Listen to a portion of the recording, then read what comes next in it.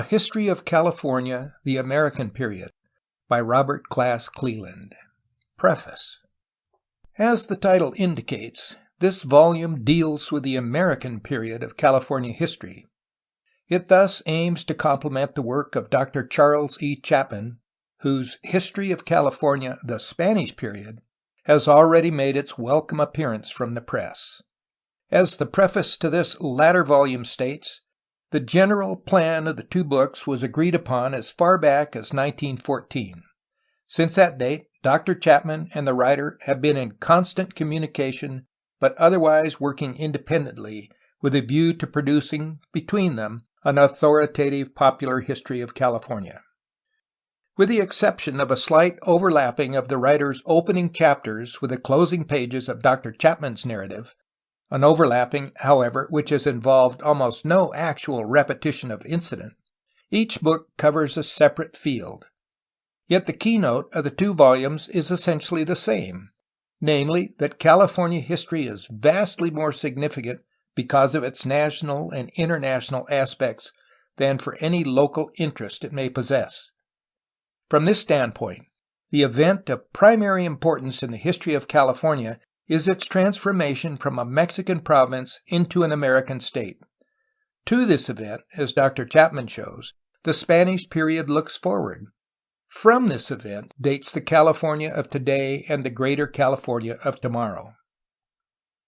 In preparing this volume for the press, the writer has had in mind three objects: to make his book conform to the canons of sound scholarship, to escape a provincial and localized point of view, and to avoid being classed with those who write for nothing so irrelevant as a reader. Part of the material used in this volume was collected as far back as 1910, when the writer began the preparation of a monograph, later published in Volume 18, numbers 1-3 of the Southwestern Historical Quarterly, entitled The Early Sentiment for the Annexation of California.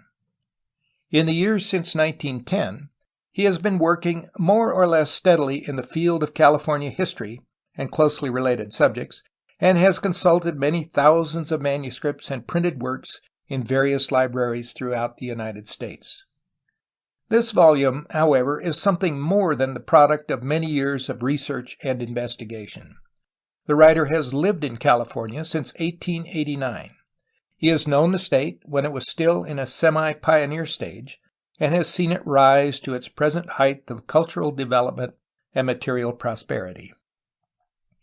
At one time or another, too, especially within the last few years, he has visited nearly every section of the state, from Imperial Valley to Humboldt Bay, sometimes traveling by railroad, sometimes by automobile equipped with camping outfit, and, best of all, sometimes with saddle horse and pack train. He has sought to familiarize himself with that vast empire of desert and mountain, thriving cities and fruitful valleys, which stretches 1,000 miles along the Pacific, from Oregon to the Mexican boundary. For that empire, which the world calls California, the writer confesses an absorbing love, and for those who laid its foundation, an abiding admiration. This book, in the last analysis, is chiefly the product of that love and of that admiration. The mechanical construction of the volume is essentially the same as that employed by Dr. Chapman. Quotations from accounts by eyewitnesses, the most interesting form of all historical literature, have been freely used, and much of the professional paraphernalia nowadays in common use among historians has been omitted. Footnotes, except in the case of Chapter 29, have been employed with restraint and elaborate bibliographical reference avoided. A short bibliographical note, however, appears at the close of nearly every chapter. These notes are self-explanatory, and, except to say that the standard historians such as Bancroft, Hittel, and Eldridge have been used throughout in the course of the narrative, require no further comment here. For an excellent critical bibliography covering the entire field of California history, one is referred to The Literature of California History, which appears as an appendix to Dr. Chapman's volume. Because of the limitations of space, it has not been possible to treat some of the important issues of California history as fully as one might wish in this volume. As an outstanding consequence, since the chief emphasis has deliberately been laid on the years preceding and immediately following the acquisition of statehood, it has been necessary to condense the account of the developments of the last half-century into the brief compass of 3 chapters. It is hoped that a more detailed discussion of the significant features of this period may sometime find place in another volume. In conclusion, it is a pleasure to express the writer's gratitude to the many persons who have aided in the preparation of this work. To the attendants of the Los Angeles Public Library, whose courtesy and helpfulness have been unfailing, he wishes to acknowledge an especial obligation. To Professors Herbert E. Bolton and Professor Herbert I. Priestley, not only for the use of materials of the Bancroft Library, but also for much personal assistance, he is likewise deeply indebted. Miss Laura Cooley of Los Angeles is especially deserving of thanks for the indexing of the volume. Percy B. Goodall and Daniel S. Hammock, friends of long standing and companions on many a Sierra camping trip, aided in the selection of the photographs appearing in the volume. Judge Grant Jackson of Los Angeles, Mrs. Mabel Kilburn Doty of San Francisco, and Dr. George Watson Cole of the Henry E. Huntington Library placed valuable manuscript material at the writer's disposal, indebtedness for which is elsewhere more specifically acknowledged. To Dr. Norman Bridge of Los Angeles, who read many of the chapters in the manuscript, and to Mr. and Mrs. Charles W. Gates of Pasadena, the writer also expresses his appreciation. Dr. Charles Edward Chapman, author of the companion volume, has given advice and assistance in ways so numerous as to make impossible any adequate expression of the writer's thanks. Lastly, to his wife Muriel Stewart Cleland, the author of this book owes the chief inspiration for whatever merit its pages may possess. Robert Glass Cleland, Occidental College, Los Angeles, California, March 10, 1922. End of preface.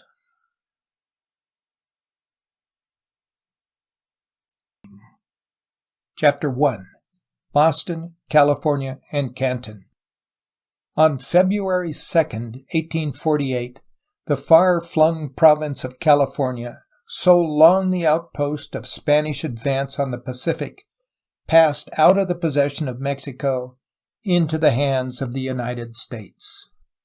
This change of sovereignty was the inevitable result of forces set in operation a full half-century before the Treaty of Guadalupe Hidalgo formally recognized an accomplished fact. The object of the chapters immediately succeeding is to explain the motives behind the long-sustained movement for the annexation of California by the United States, and to point out the numerous factors which tended to weaken Mexican control over the distant province.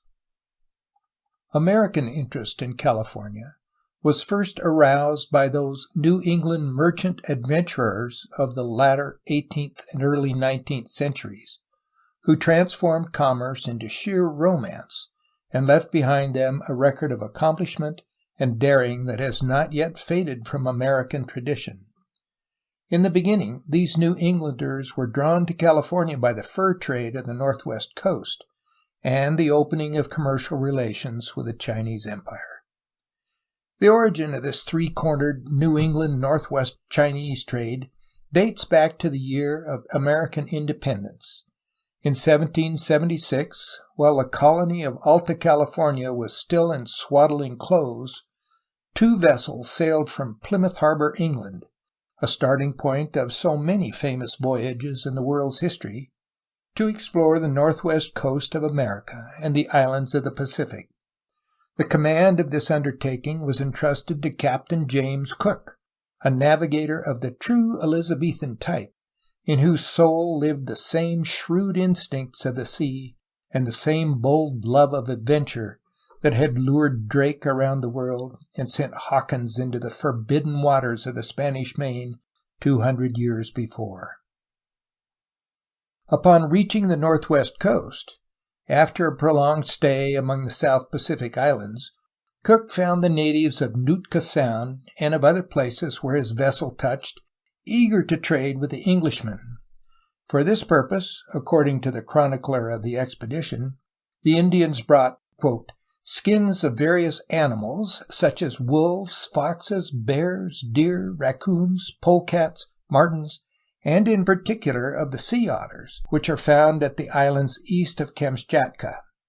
The fur of these animals, the writer continued, is certainly softer and finer than that of any others we know of, and therefore the discovery of this part of the continent of North America, where so valuable an article of commerce may be met with, cannot be a matter of indifference." End quote. The sailors bought the skins from the Indians for a few trinkets of insignificant value, and used them as bed coverings for protection against the cold of the higher latitudes.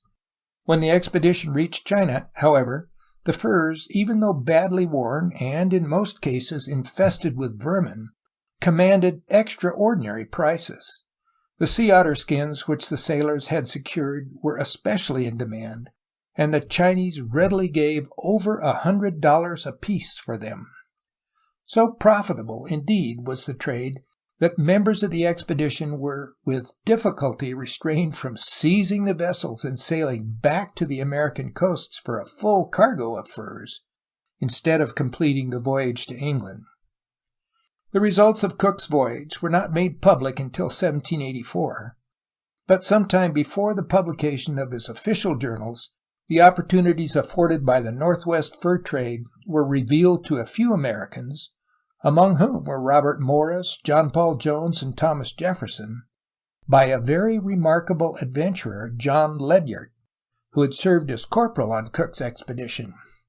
Several attempts were made to take advantage of the new field by Morris and Ledyard, but misfortune dogged the latter's steps, so that he never succeeded in reaching the northwest coast again. Before 1790, however, British and Russian traders, profiting from Cook's discovery, were visiting the coast in such numbers that the Spanish government became alarmed and made a futile effort to shut out the interlopers. The chief result of these activities was the Nootka Sound controversy and the end of Spain's policy of exclusion north of California.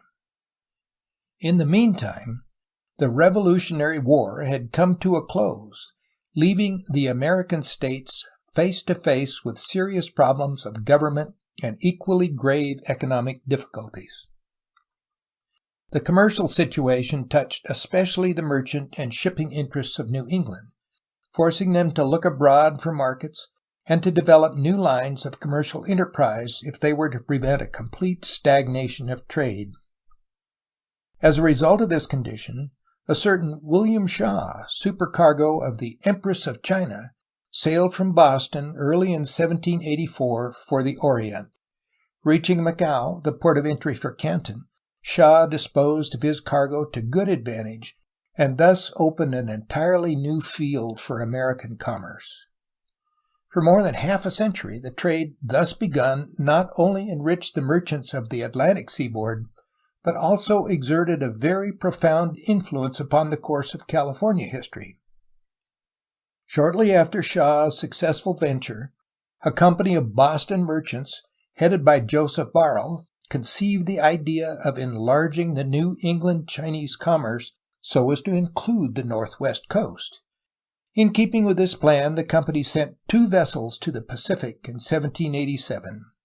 These were the Columbia, under John Kendrick, and the Lady Washington, under Robert Gray. The present narrative makes no pretense of dealing with the memorable expeditions of these 2 men, since their field of operations and discoveries touched the northwest rather than the California coast. Inasmuch, however, as these voyages ushered in the New England trade with the northwest coast and China, they had a direct bearing upon California history. In this trade, furs constituted the chief item of every cargo, and before long fur hunting ceased to be localized along the northern coast, but extended from South America to Alaska, flourishing especially off the long stretches of unfrequented seaboard and in the little-used harbors of California. Footnote: the first New England vessel to touch at a California port was the Otter, commanded by Captain Ebenezer Dorr, which put into Monterey October 29, 1796. Dorr was not a fur trader. End of footnote. Most of the furs obtained by American vessels were carried to Canton, which was then one of the chief fur markets of the world. One reason for this demand for furs among the Chinese was the lack of heating facilities in their homes, and the consequent reliance of the people upon heavy clothing to protect them against the cold, both indoors and out.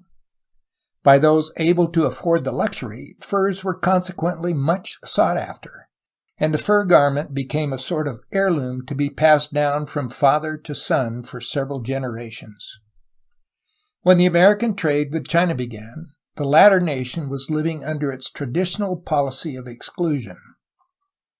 Foreign vessels were allowed to touch only at a single port, that of Macau, through which entrance was had to Canton. The trade was hedged about with all manner of additional restrictions which sprang from the pride and jealousy of the Chinese government, but from the very beginning American merchants were treated with somewhat greater favor than those of European countries. As time went on, the value of the Chinese commerce became more and more apparent to New England merchants. The Yankee navigators of those early days not only had great daring and skill in the handling of ships, but also combined with their knowledge of the sea a native shrewdness and originality in business that made them successful competitors in every branch of international commerce in which they chose to engage. In the Chinese trade, the New Englanders had a free field in which to exercise all their native ability. Disregarding custom and tradition, they inverted all the ancient rules of doing business at Canton. Once in the Pacific, the navigator felt himself superior to any law that proved inconvenient to his business. Ships' papers and names were changed to suit the needs of the moment.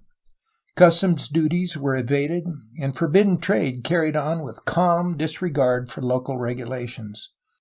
Competition with rivals of other nations and between New England merchants themselves led to secrecy in commercial dealings, constant search for new fields of enterprise, and remarkable reduction in sailing time from port to port. For the most part, the vessels engaged in the China trade were sound and well equipped. But when occasion required, a Yankee captain would take a leaky, worm-eaten craft, man it with a crew made up of broken-down sailors or deserters from other vessels, sail it halfway around the world in spite of storm and mutiny, and make his fortune on the cargo. In searching for commodities acceptable to the Chinese, the New England vessels soon left the regular channels of trade for out-of-the-way and, in many cases, previously undiscovered ports. They penetrated every nook and corner of the South Seas. The harbors of South America, California, and the Northwest were almost as well known to them as their own coasts of New England. They became familiar sights to the natives of the Malay Archipelago and the Indians of Alaska.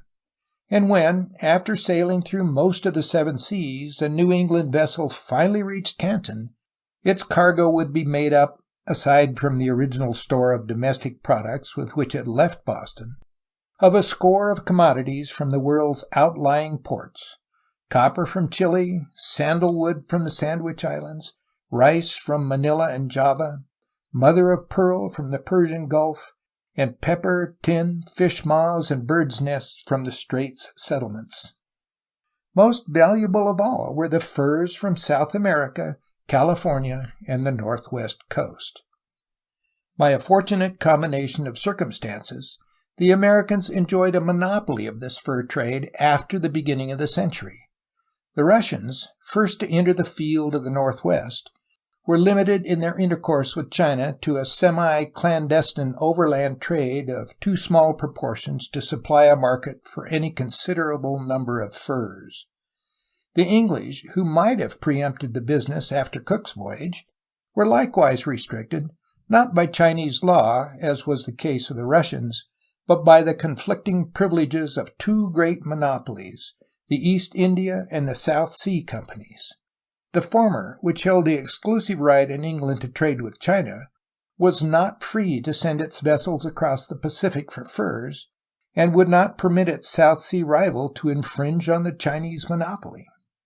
The consequence was that neither company could profit by the Northwest trade.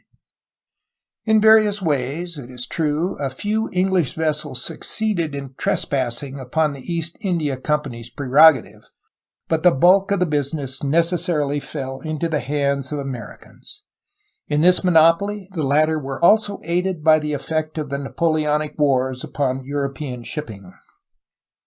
The New England traders soon entered into a mutually satisfactory arrangement with the Russian-American Fur Company, which obtained a monopoly of the Russian activities on the Pacific in 1799.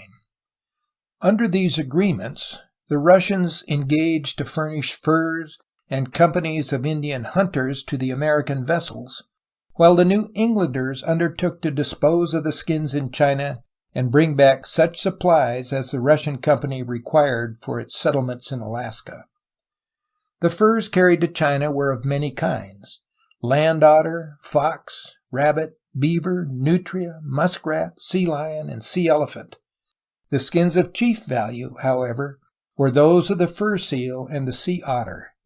The fur seals abounded along the South American coast and on the adjacent islands, and from Lower California northward to Alaska. These skins formed the bulk of most of the fur cargoes carried to China until the virtual extinction of the seal in southern waters by indiscriminate slaughter.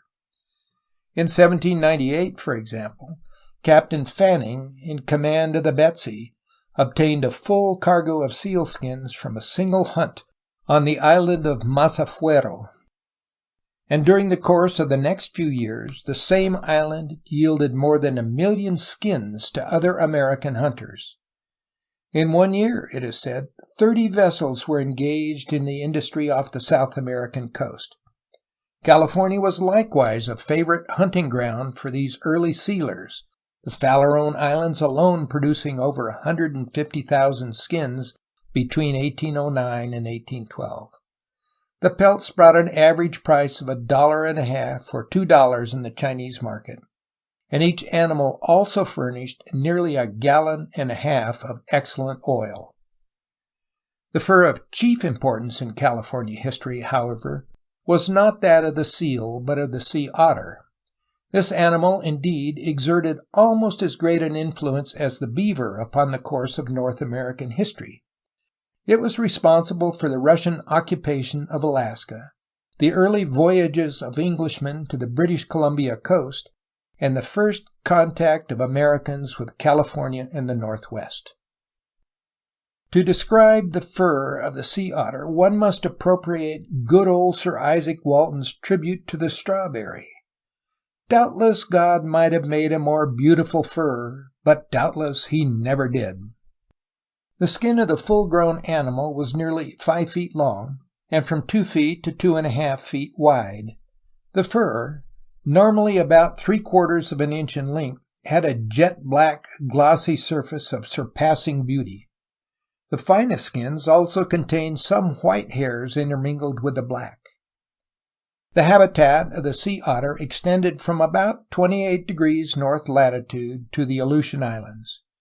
It was found in largest numbers off the coasts of Upper and Lower California, and on the islands of Cerros, Guadalupe, San Miguel, and those of the Santa Barbara Channel. The otter of these Channel Islands, in fact, yielded the most valuable fur of the entire coast from Alaska to Lower California, and the stretch of sea from Catalina to Santa Cruz was consequently a common hunting ground for American vessels. The long reaches of San Francisco Bay were also favorite haunts of the animal, and above the California line it was found in largest numbers in the vicinity of Cape Blanco, Point Grenville, and Gray's Harbor. The vessels engaged in the traffic obtained furs in various ways. On the northwest coast, most of the skins were secured by trade with the Indians. In California waters, the New Englanders both hunted on their own account and also purchased skins from the mission authorities or government officials. By an arrangement already mentioned, the Russian-American Company sometimes furnished American vessels with Kadiak Indians to serve as hunters. These hunters were brought down to the California coast, and left in small groups on the Farallone Channel or Lower California islands. From time to time the vessels then brought them supplies, or came to take off the skins already procured. Since these Indian hunters lived almost entirely upon the flesh of the animals secured, the cost of procuring furs in this way was very low. The Indians hunted chiefly from the shore, or in skin canoes called bidarkas. They sometimes used rifles in hunting, but more commonly employed nets, clubs, and spears. The use of these primitive weapons, however, resulted in a serious wastage of furs, since many of the otter, killed after a long chase, sank beneath the water and were never recovered. This difficulty was sometimes obviated by the use of a native wooden harpoon with a head some 6 or 8 inches long, to which was attached a long string. The Americans, when hunting by themselves or with Indian crews, employed a specially constructed boat known as the otter canoe. This was generally 15 feet long, 5 feet wide, and 18 inches deep. The ends were pointed, and the sides somewhat flaring. Short, thick-bladed paddles were used, because the ordinary paddle was not capable of driving the canoe through the thick beds of kelp where the otter were usually found. The crew of such a boat consisted of 3 men, 2 to paddle and 1 to shoot.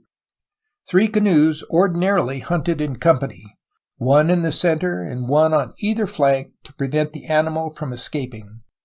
2 or 3 rifles, a little coffee, tea, and shipbread made up the equipment of each canoe. There is no way of determining the number of sea otter skins carried from the northwest coast in California to the Chinese market.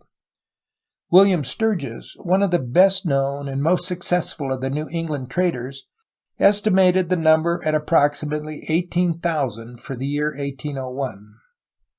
The profits from the trade were often enormous, though competition among the traders sometimes raised the price demanded by the Indians beyond all reason, or glutted the Chinese market. Vessels of from 100 to 250 tons burden usually spent between 2 and 3 years away from their home port in New England, making 1 or 2 trips from California or the Northwest to China during that time. In trading with the Indians, blue cloth, beads, knives, blankets, gunpowder, bright-colored feathers from the Sandwich Islands, or even abalone shells were exchanged for the furs. Sturgis on one voyage collected 6,000 skins, purchasing 560 in half a day with goods worth $1.50 in Boston. The same skins sold for $40 apiece in the Canton market. On his first voyage, Richard Cleland, like William Sturgis, a well-known New England trader, succeeded in purchasing from the Norfolk Sound Indians more than 300 skins at a cost of 2 yards of cotton cloth apiece. The same skins were then selling for $23 each in the Canton market. Jonathan Winship, when master of the O'Kane, bought furs for 2 cents each from the Indians of Trinidad Bay. Another fortunate navigator received $8,000 in furs in return for a rusty iron chisel. On one occasion, an investment of $40,000 returned $150,000. Again, a profit of $284,000 was obtained from an outlay of $50,000.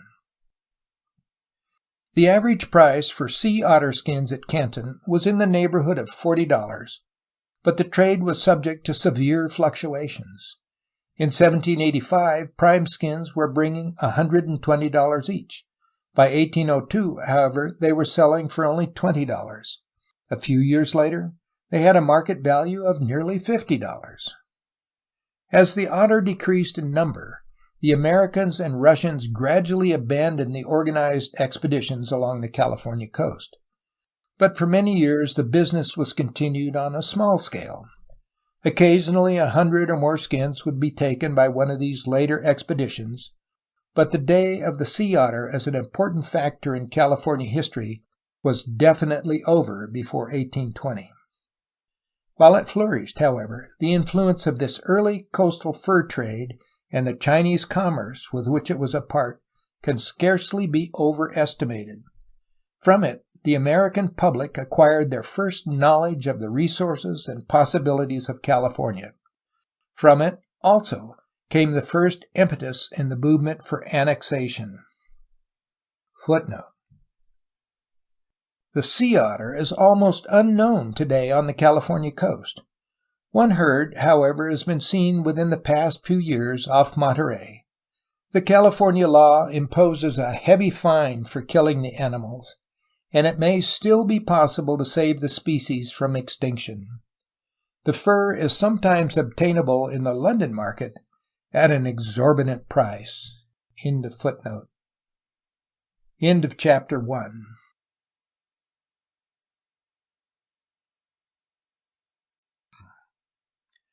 Chapter 2.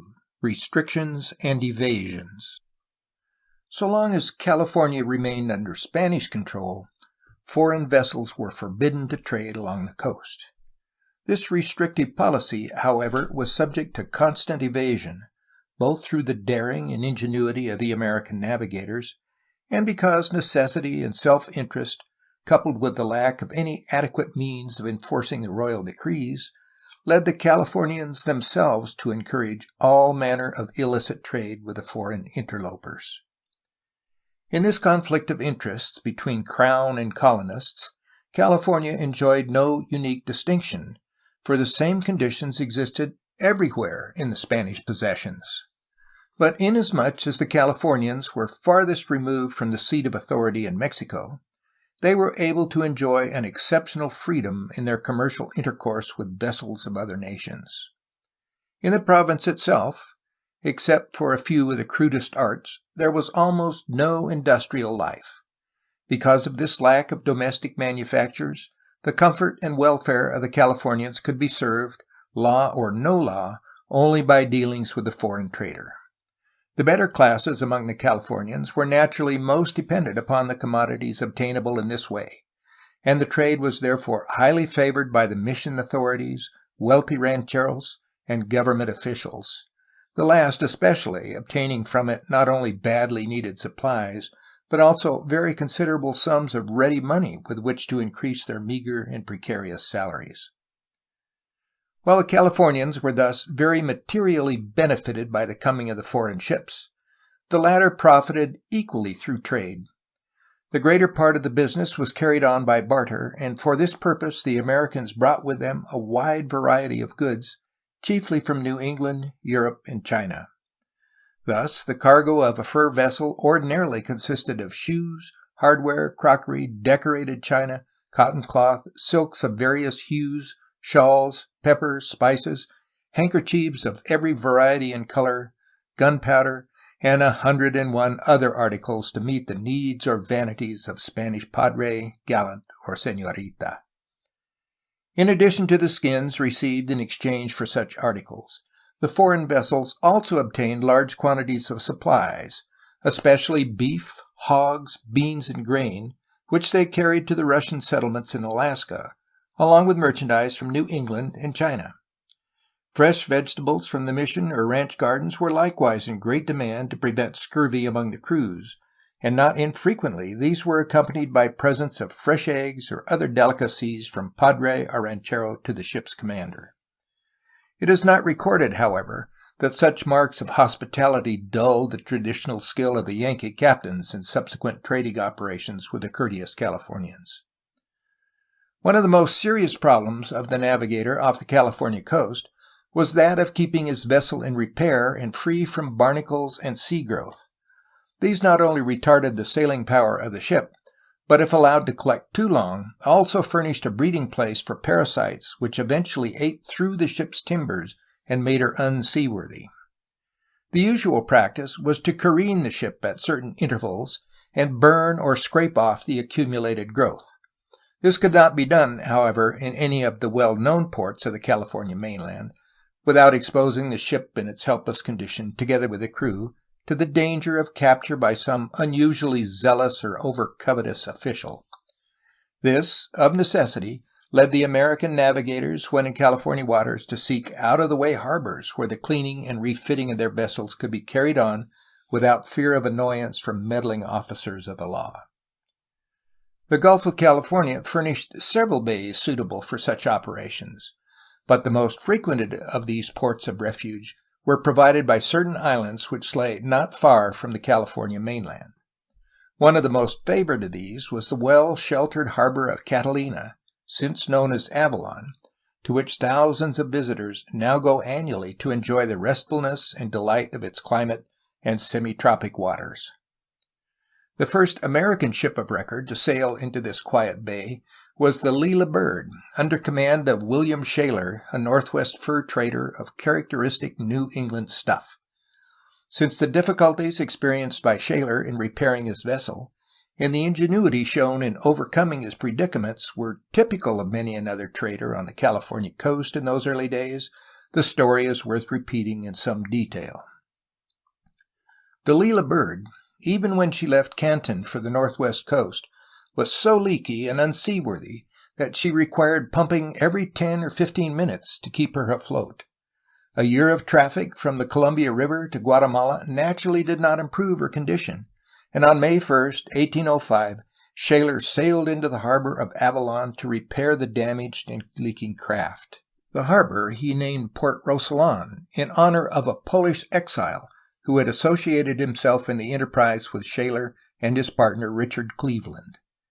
In this sheltered bay, some 20 miles from the mainland, Shaler beached the Leela Bird in perfect security and established a temporary camp on shore where he landed all the movable parts of the cargo. In these operations he was assisted by the Indian inhabitants of the island, about 150 in number. The method used in repairing the vessel can best be described in the mariner's own words. Quote, "After caulking the ship's upper works, and paying, or rather plastering them with a mixture of lime and tallow, as we had no pitch, tar, or any resinous substance on board, we careened her. We found her bottom in a most alarming state. The worms had nearly destroyed the sheathing, and were found to be lodged in the bottom planks. I was now pretty well assured of what I had long before feared, that is, that she would not carry us back to Canton. We, however, repaired the first side in a tolerable manner, and paid it with a thick coat of lime and tallow. Righted and hove out the other side, which we found far worse than the first. The keel and stern posts were nearly reduced to a honeycomb. It was necessary to heave her far out in order to apply effectually such remedies as were in our power, but unfortunately we hove her rather too far, and she upset and filled. This was a sad misfortune. It did not discourage us, however, and we went to work with a spirit and resolution to remedy it, and had the satisfaction of righting her the next day without apparently having suffered any material damage.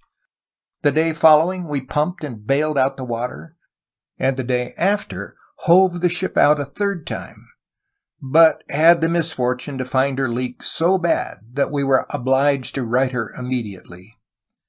I next determined to lay the ship ashore at high water, and endeavor to repair her when the tide should leave her. The experiment was tried without effect, as she buried herself so much in the sand as to put it out of our power to do anything effectual. But the greatest misfortune was that, as the tide came in again, we found the ship leak so bad that both pumps were necessary to keep her free. This demanded an immediate remedy, and as the leak was known to be aft, I ordered the mizzenmast to be cut away in order to come at it. The leak was soon discovered by this means, but so situated that we could apply no other remedy than the lime and tallow that had been previously prepared for her bottom. This, mixed with oakum, was driven down on the leak, and we had the satisfaction to see it reduced by these means to one pump by the time she was afloat. We now burnt a large quantity of lime, which we put into stiff mortar and put on the first, laying a platform of boards over it, and covering the whole with several tons of stones to keep it firmly down. This new method of stopping leaks we found to answer very well, as in the course of a few days, when the mass had consolidated, the ship made very little water." As has already been remarked, while the trade carried on by such vessels as the Leela Bird was contrary to Spanish law, few attempts were ever made by the government to stop the illegal traffic, beneficial to Californian and foreigner alike, or to confiscate the offending vessel. A few instances are recorded, however, where the unexpected took place and the innocent smuggler found himself in the toils of an almost forgotten law. On her first voyage to California, the Leela Bird, armed like most vessels of her class, got into unexpected difficulty with the commandant at San Diego. This incident occurred early in 1803. Shaler and Cleland, after reaching the Pacific by way of Cape Horn, had carried on a semi-clandestine but highly profitable trade in a number of the Spanish ports of the west coast. At San Blas, to mention a typical incident, they secured 1,600 sea otter skins, recently arrived there from California, at a price which ensured them a profit sufficiently large to cover the entire cost of the voyage. After this transaction, in which a Mexican official as well as the Americans broke the law and made a fortune, Shaler brought the Leela Bird into the harbor of San Diego. Here, or so he had heard at the Tres Marias Islands, a parcel of sea otter skins, which might be obtained advantageously, awaited his arrival.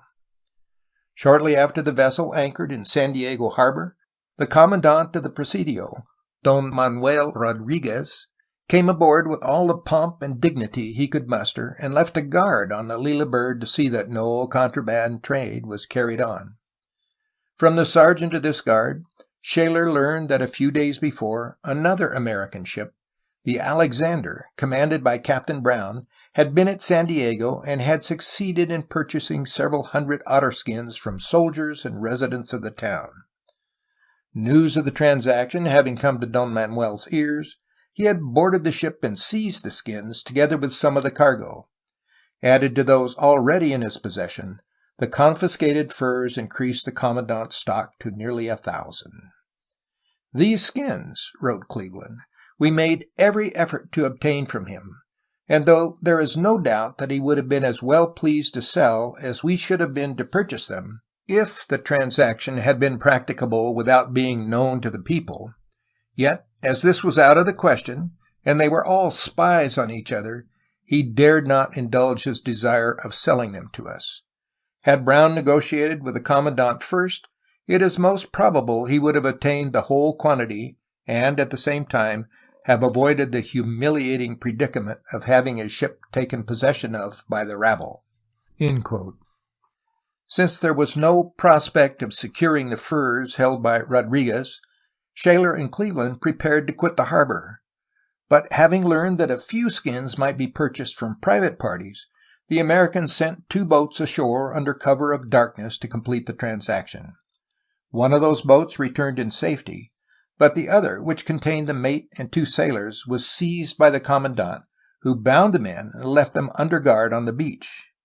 The following morning, Cleland and Shaler rescued the prisoners and regained possession of the confiscated boat.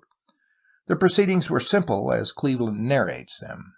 Quote, "As a preliminary step, the guard on board were disarmed and made to go below.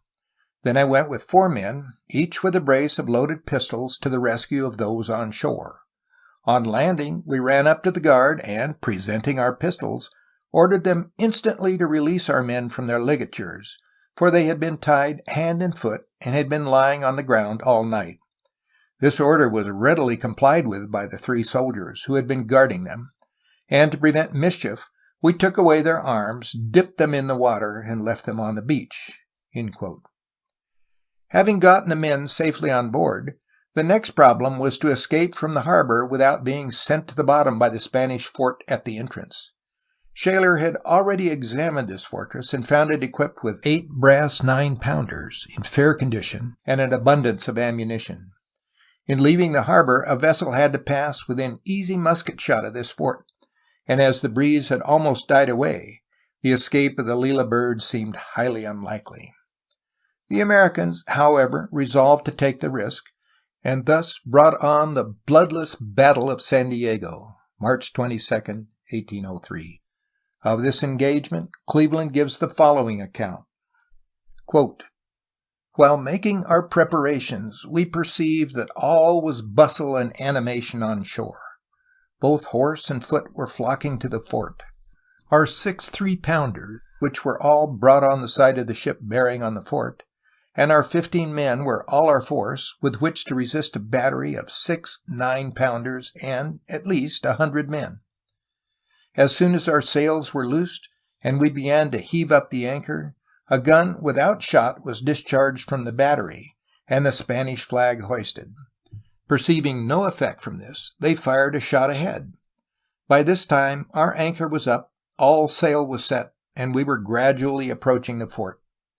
In the hope of preventing their firing, we caused the guard in their uniforms to stand along in the most exposed and conspicuous station.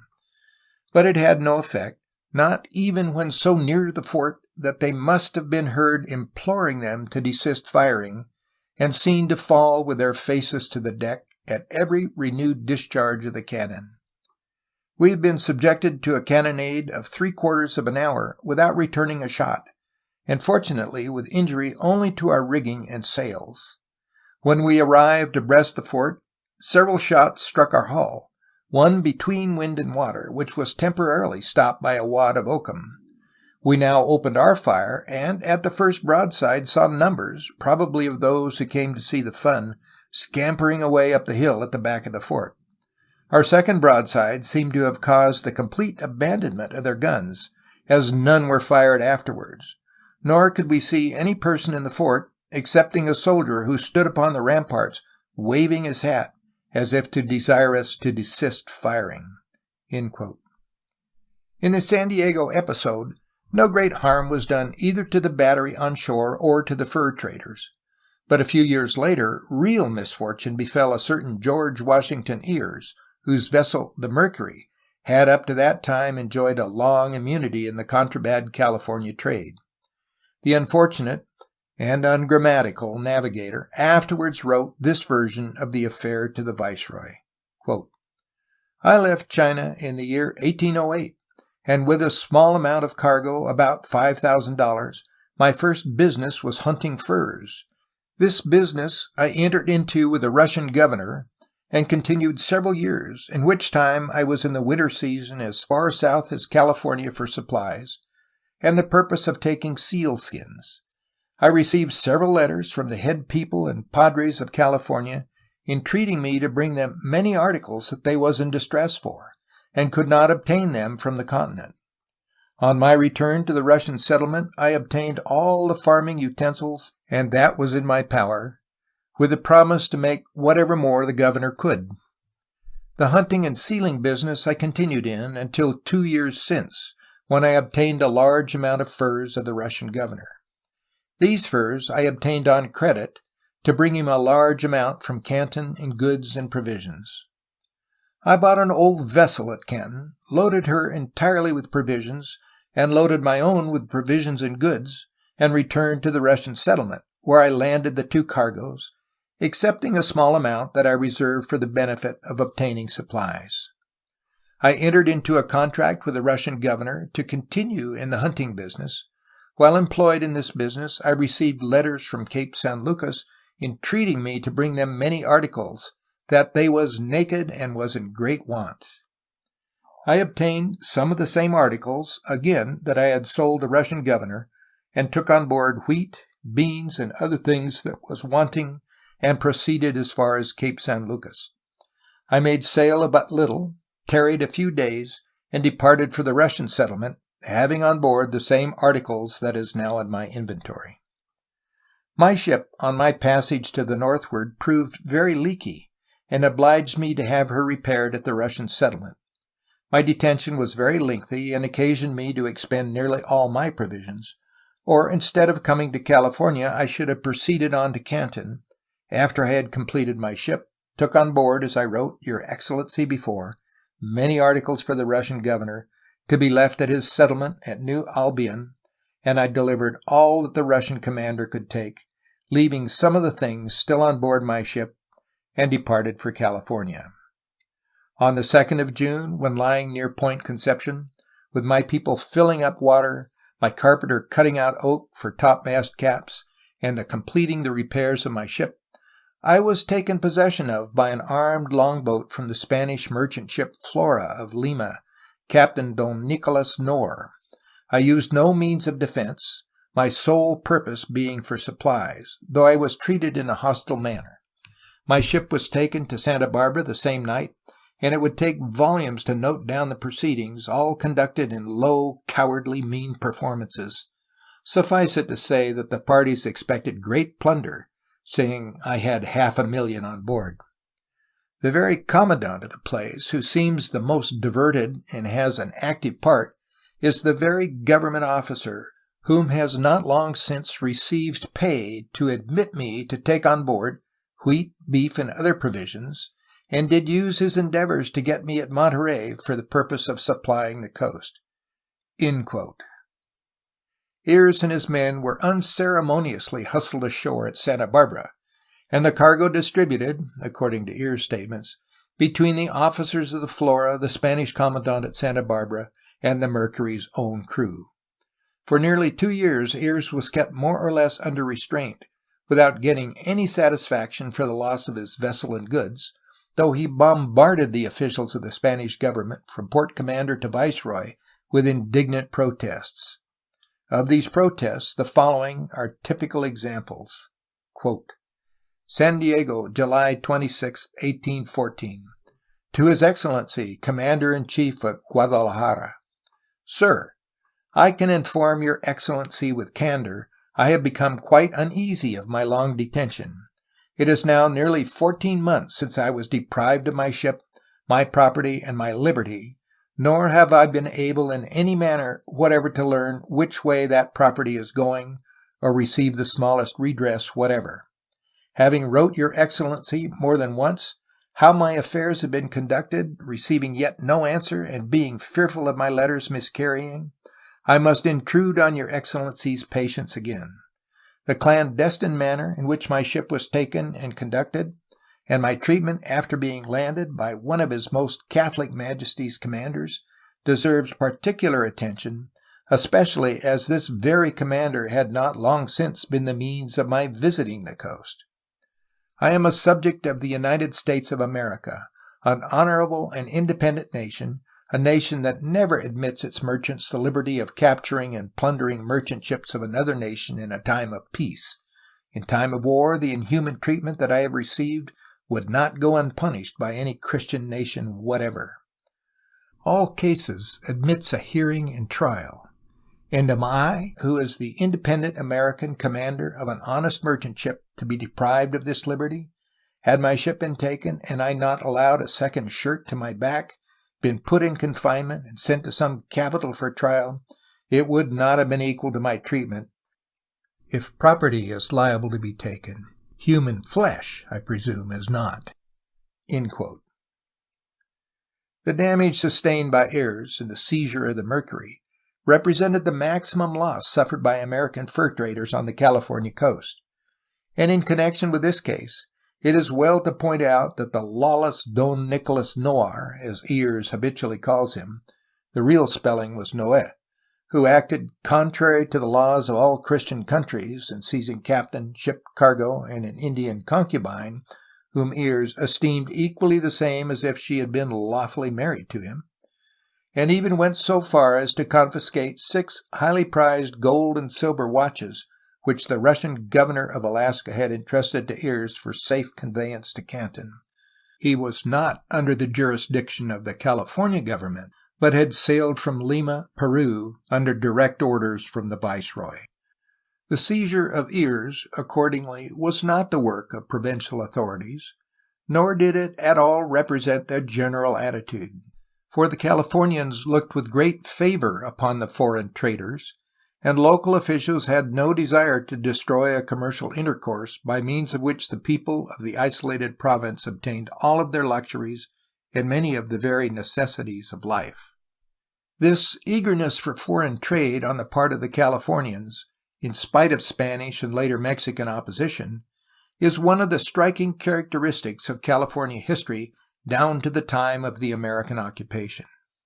The plan of the parent company to maintain control of the province by isolating it from the rest of the world was defeated, not only by the enterprise of the foreigner, but also by the refusal of the native to limit himself to the beef and grain of his own raising, or the cloth of his own weaving. This demand for more varied commodities meant a welcome to foreign ships, and with foreign traders came inevitably the extension of foreign influence in the affairs of California. End of Chapter 2.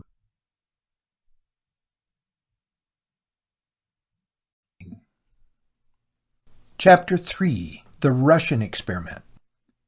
While the American fur traders were carrying on their operations in the Pacific, the danger of the Russian advance, which the Spanish crown had been fearful of for half a century, assumed new and formidable proportions. In 1811, at a time when Spain was torn by internal conflict, caught in the whirlwind of the French wars, and involved in the general revolt of her American possessions, a Russian colony was established within easy striking distance of her most valuable military and commercial asset in California, the Bay of San Francisco. The story of the advance of the Russians to the American mainland and the influence this exerted upon the Spanish occupation of California has already been told by the authoritative pen of the historian of the Spanish period. About the beginning of the 19th century, two factors materially strengthened the position of the Russians in Alaska and made them serious contenders for the mastery of the entire Northwest.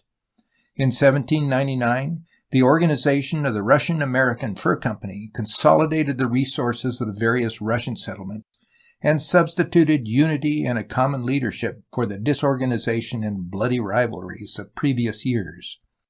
For 20 years, the company was given the entire use and control of all the coast of America between the 55th parallel of latitude and Bering Strait, together with the adjacent islands, including the Kurile and Aleutian groups. In economic affairs and in the exercise of political power, its monopoly was complete. The company furthermore enjoyed the favor of imperial patronage and numbered the emperor's family among its shareholders. The second factor to quicken Russian activities in America was the able character of the first governor of this recently organized company. This ruler, Alexander Baranov, was a man of merciless ambition, far-sighted imperialism, and driving energy. His character and use of autocratic powers gave him the title of the Little Tsar. The representatives of Baranov first came into direct contact with California through the agency of the American fur traders mentioned in the previous chapter. One of these New Englanders, Captain Joseph O'Kane, after considerable persuasion, succeeded in inducing Baranov to furnish him a company of Aleut Indians with which to hunt sea otter off the southern coasts. The expedition sailed from Canton in October 1803, and after hunting and trading along the upper California coasts, continued its activities as far south as San Quentin in Lower California. O'Kane returned to Canton in 1804 with over 1,000 otter skins and a considerable quantity of supplies for the Baranov settlements. The Russian officer who accompanied O'Kane also brought back an alluring account of the resources and possibilities of California. And from this time on, Baranov's interest in the Mexican province steadily increased.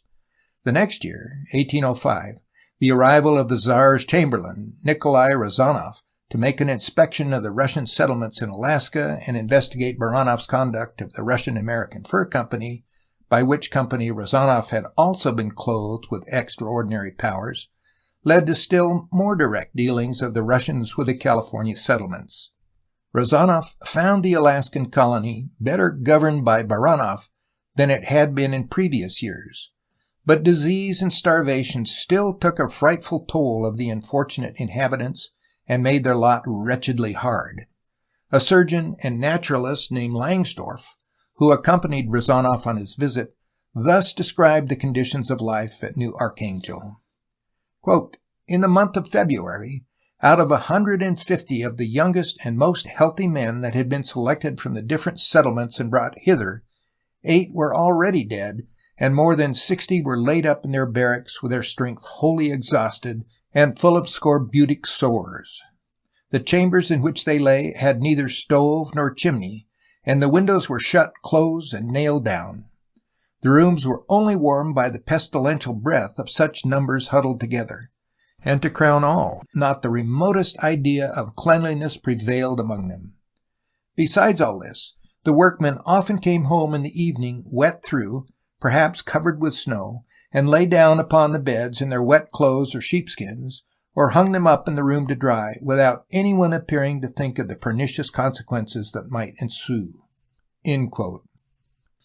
This lack of sanitary and health precautions was of minor significance, however, compared to the suffering caused by the chronic scarcity of fresh provisions and the frequent insufficiency of food of any kind. When, for any one of a dozen reasons, supplies failed to arrive from Kamchatka, the Alaskan settlements faced actual starvation, and not until 1800 was some measure of relief found in the visits of the Yankee trading ships. One of these vessels, the Juno under Captain Wolfe, arrived at Sitka in 1805. From this vessel the Russian officials first obtained a quantity of provisions, but the needs of the colony were so pressing that it was ultimately determined to purchase the entire cargo and the ship as well. The advantages of the transaction were thus described by a contemporary writer.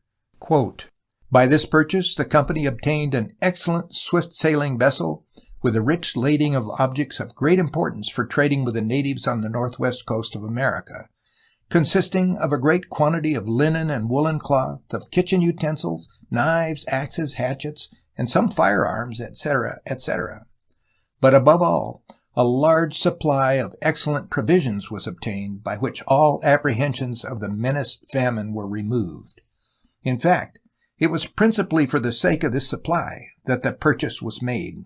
Besides a small quantity of peas, beans, butter, tallow, etc., the following substantial stores were procured: 19 casks of salted pork, each weighing 200 pounds English; 42 casks of salted beef, each of the same weight; 1,955 gallons of molasses; 2,983 pounds of powdered sugar; 315 pounds of loaf sugar; 4,343 pounds of rice; 7,392 pounds of biscuit; 11 casks of fine wheat flour, each of 170 pounds weight."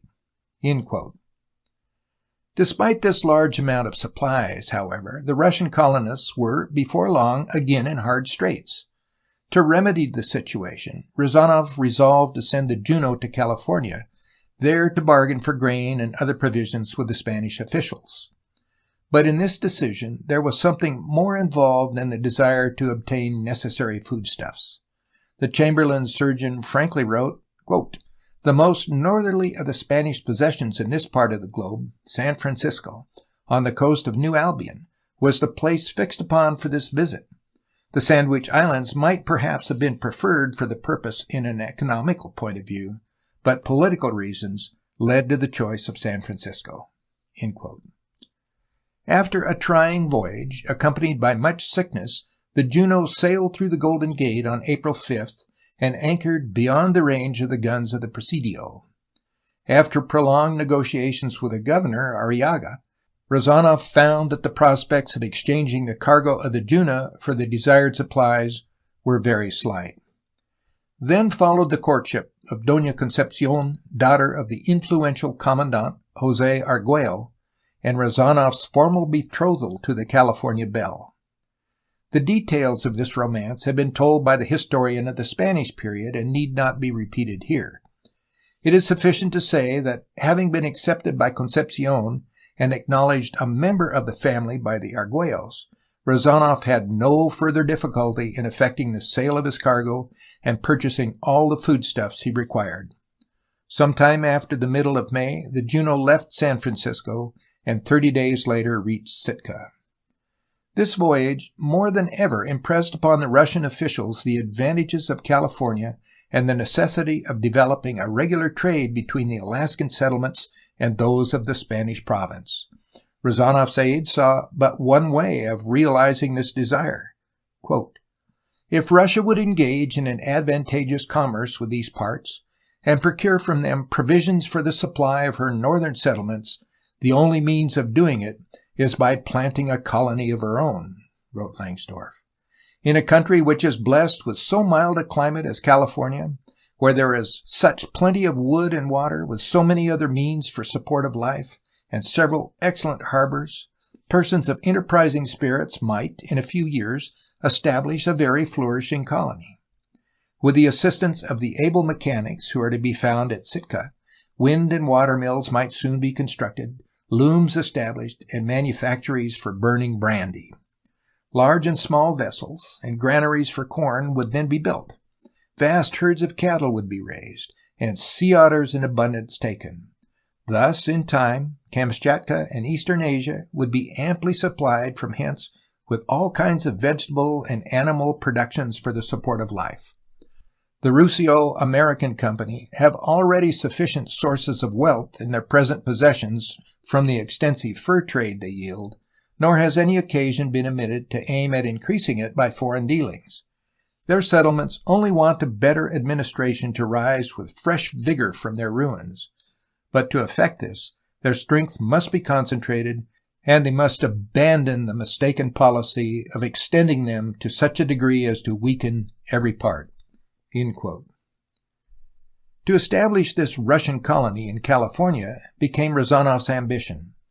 From an economic standpoint, it would not only serve as a basis for sea otter expeditions as far south as Lower California, but would also furnish the Russian settlements of Alaska and even of Kamchatka with food. As a political factor, in conjunction with another settlement to be established at the mouth of the Columbia, the California colony was even more important. In this connection, Rezanov's own words are illuminating. Quote, "If we can only obtain the means for the beginning of this plan, I think I may say that at the Columbia we could attract a population from various parts, and in the course of 10 years we should become strong enough to make use of any favorable turn in European politics to include the coast of California in the Russian possessions. The Spaniards are very weak in these countries, and if in 1798, when war was declared by Spain, our company had had a force corresponding to its proportions, it would have been very easy to seize a piece of California from 34 degrees to Santa Barbara, and to appropriate this territory forever, since the geographical position of Mexico would have prevented her from sending any assistance overland." In pursuance of the plan to plant Russian settlements on the Columbia and in California, 2 vessels were sent down to the south from Sitka in 1808. The one bound for the Columbia was wrecked, so that the Oregon enterprise came to nothing.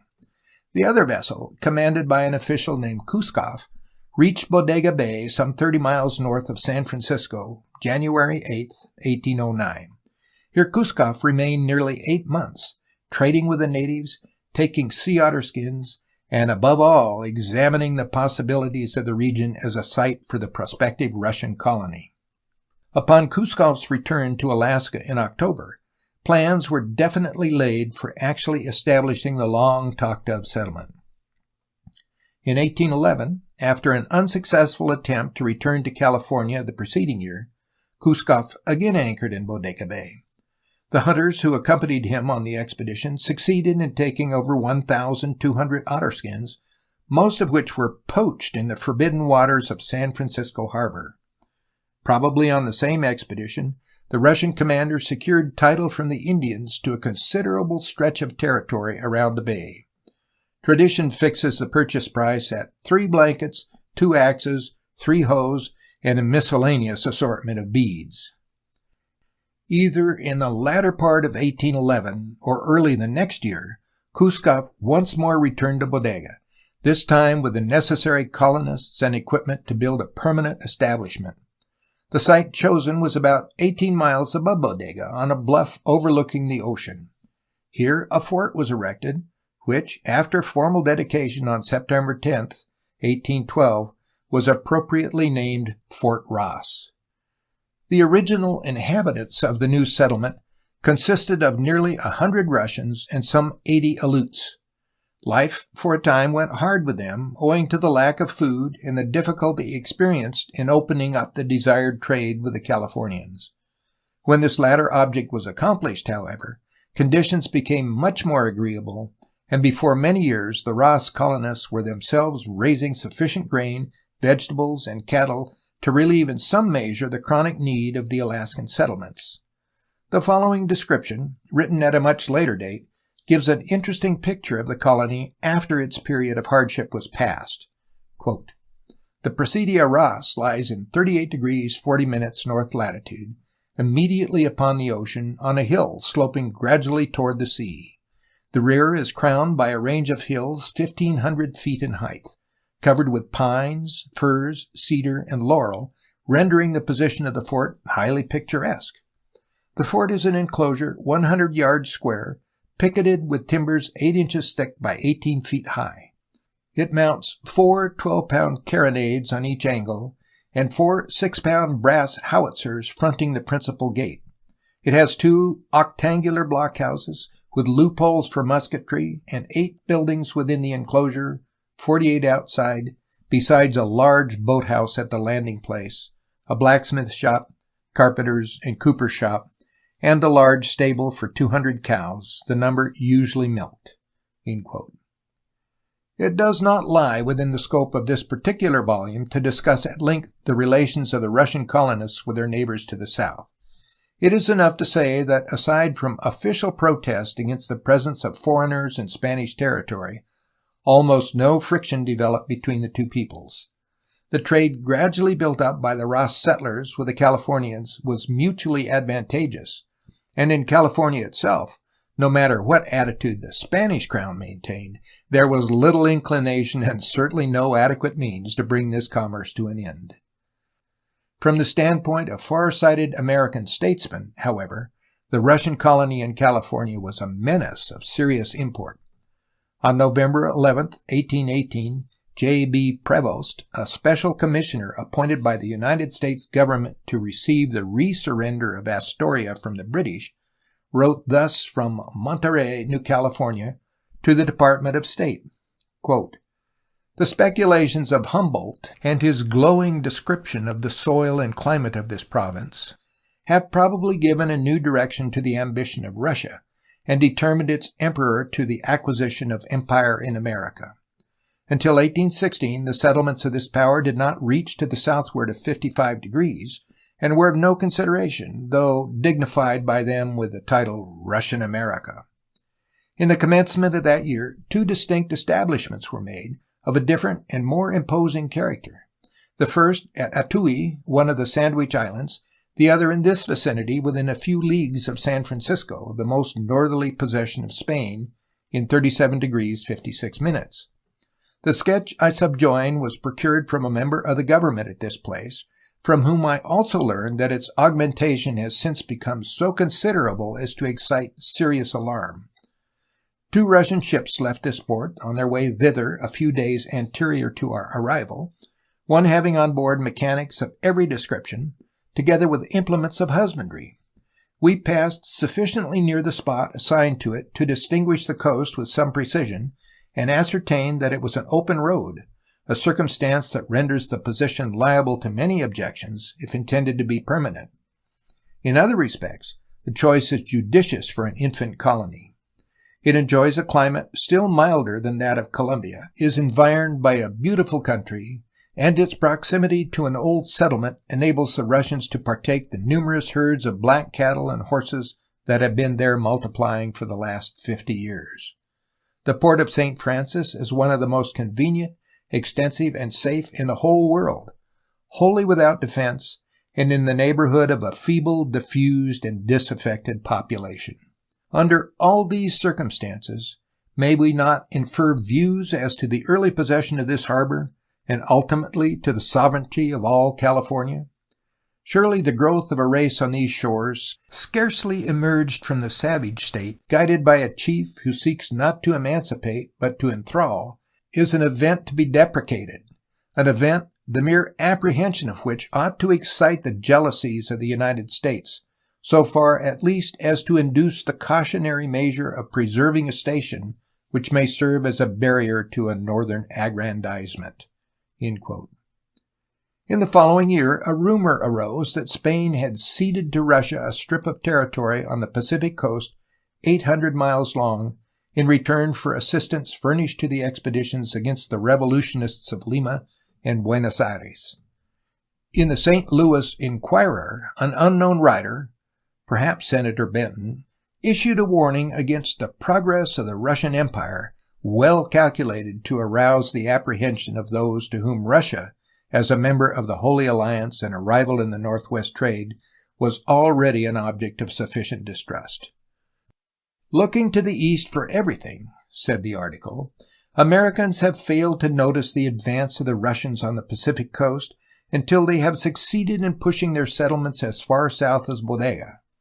Their policy is merely the extension of the policy of Peter the Great and Catherine. Alexander is occupied with a scheme worthy of his vast ambition, the acquisition of the Gulf and Peninsula of California and the Spanish claim to North America. We learn this not from diplomatic correspondence, but from American fur traders who learn it from the Russian traders now protected by the Emperor in carrying off our furs." Such warnings as those sounded by Prevost and the St. Louis Inquirer were soon echoed in the halls of Congress. On January 25, 1821, the Committee on the Occupation of the Columbia River rendered its report to the House of Representatives. In this report, Floyd, the chairman of the committee, issued the following warnings against the Russian peril.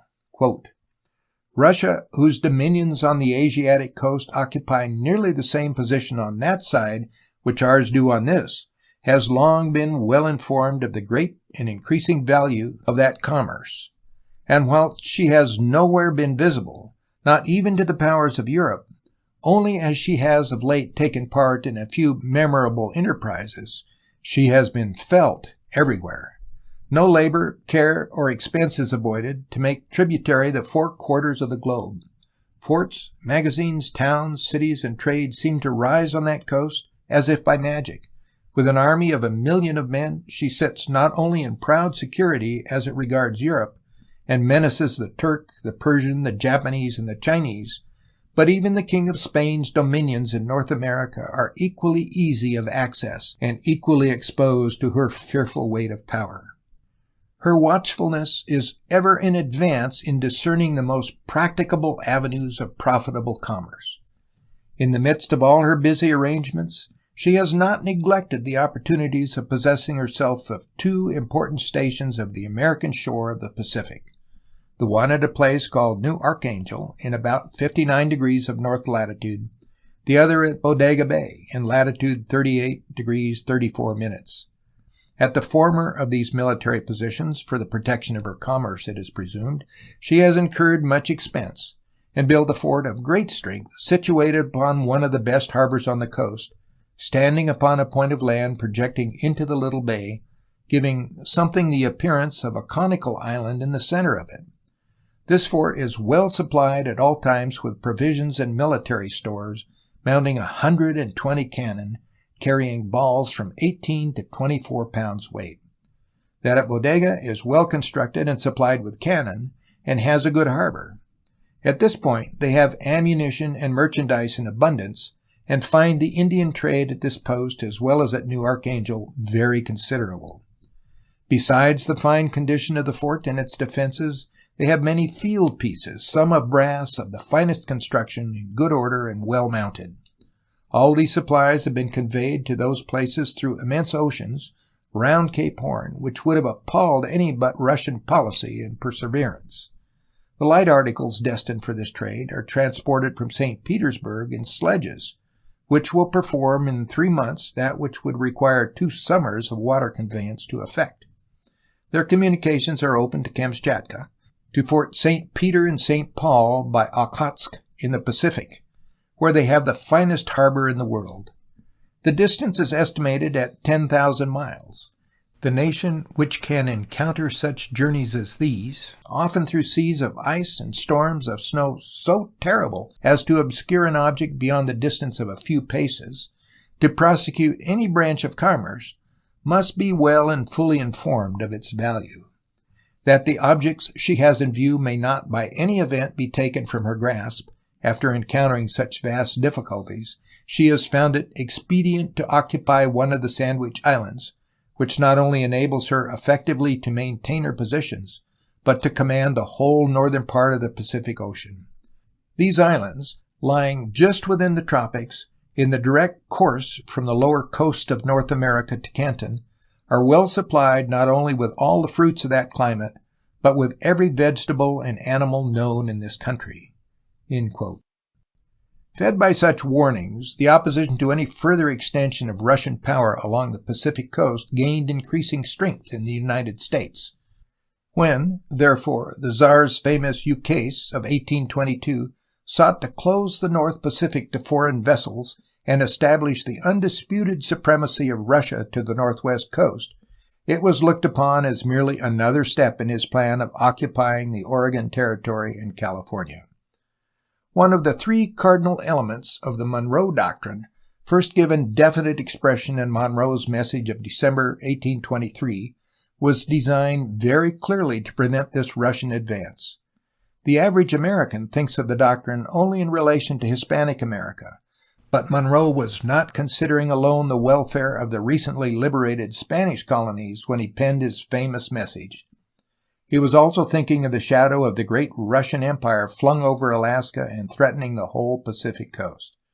The challenge of Fort Ross, with its cannon, its high palisades, its farms and herds of cattle, all tangible evidences of a permanent plan of colonization, was met by Monroe with the explicit announcement that the American continents were no longer subjects for future colonization by any European power.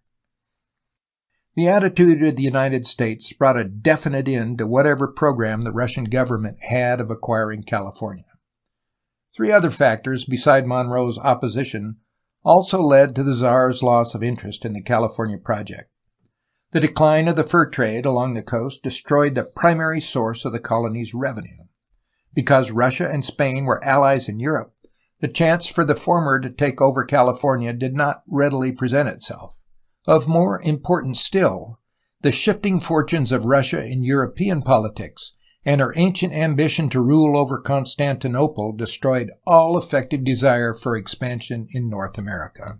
In 1824, accordingly, the Russian government agreed to limit all future settlements to the territory north of the parallel of 54 degrees 40 minutes. For nearly 2 decades more, however, the colony at Ross retained its Russian character and remained independent of Mexican control. In 1836, when a revolt of the Californians promised for a time to transform the province into an independent republic, a vague rumor was set afloat that the new government planned to seek the Tsar's protection. Such a policy, had there been any truth behind it, would have meant a dangerous revival of the Russian influence on the coast and a serious check to American expansion. There was, however, no shadow of justification for the report. In point of fact, the Russian colonists held themselves aloof from all the affairs of Californians except that of commerce. Chance foreigners who visited Ross found the inhabitants living a quiet, industrious, routine life, concerned with matters of trade and agriculture and not at all with politics. The following description, written by one such visitor shortly before the colony came to an end, gives a fair picture of the normal conditions at Fort Ross. Quote, "This establishment of the Russians seems now to be kept up principally as a pontapuy, and hereafter it may be urged in furtherance of the claims of the imperial autocrat to this country, having now been in possession of Ross and the bodega for 24 years without molestation. 2 ships annually come down for wheat from Sitka. Their cargoes are purchased in California, likewise tallow and jerked beef, for bills on the Russian-American Fur Company, St. Petersburg. These bills fall into the hands of the American traders from Boston and the Sandwich Islands, who receive these bills from the Californians as money in payment of goods. Ross contains about 400 souls, 60 of whom are Russians and Finns, 80 Kodiaks, the remainder Indians of the neighborhood who work well with the plow and sickle. All the Russians and Finlanders are artisans, wages $35 to $40 per annum. They export butter and cheese to Sitka, but few skins, seal, are now taken, no sea otters. This year the farm is much increased. 240 fanegas, equal to 600 bushels of wheat, are sown. It generally yields 12 bushels for one. Stock, 1,500 head of neat cattle, 800 horses and mules, 400 to 500 sheep, and 300 hogs." By 1840, the expense of maintaining the California colony had become a drain upon the Russian-American Fur Company too serious to be continued longer. And as the political aspect of the enterprise had long since ceased to be of any moment, the company was anxious to dispose of its holdings and withdraw entirely from the field. The following year a purchaser, both for the colony's movable property and its shadowy land claims, was found in the person of John A. Sutter. With the completion of the bargain, the settlers returned to Alaska. In this undramatic fashion, the threatened Russian control of California came to an end. It is a mistake, however, to minimize the significance of the bodega enterprise or to overlook the potential menace that it presented at one time to the future development of the United States. If the dreams of Baranov and Rezanoff had been realized, how tremendously changed the world's history might have been. End of Chapter 3.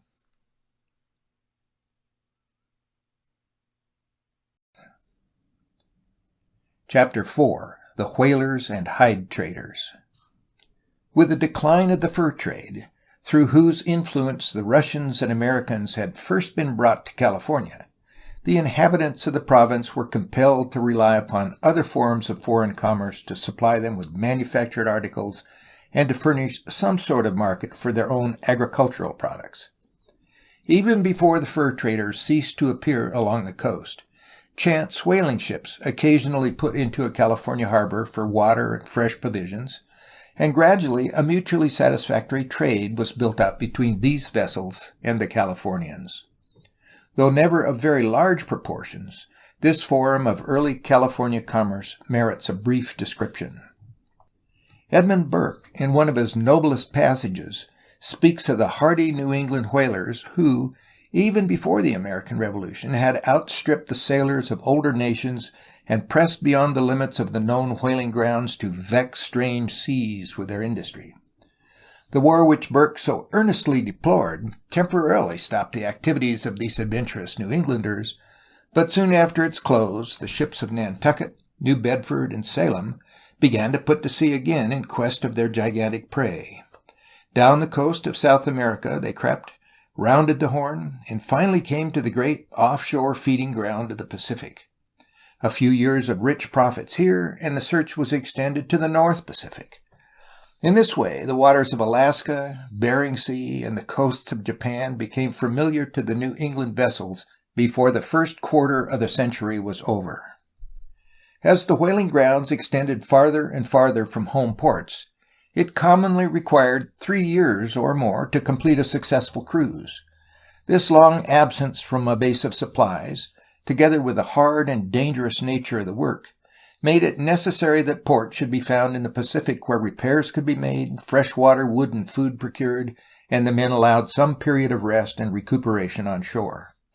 The need for these things was especially great after the vessels had completed their cargoes and were ready for the long homeward voyage around the Horn.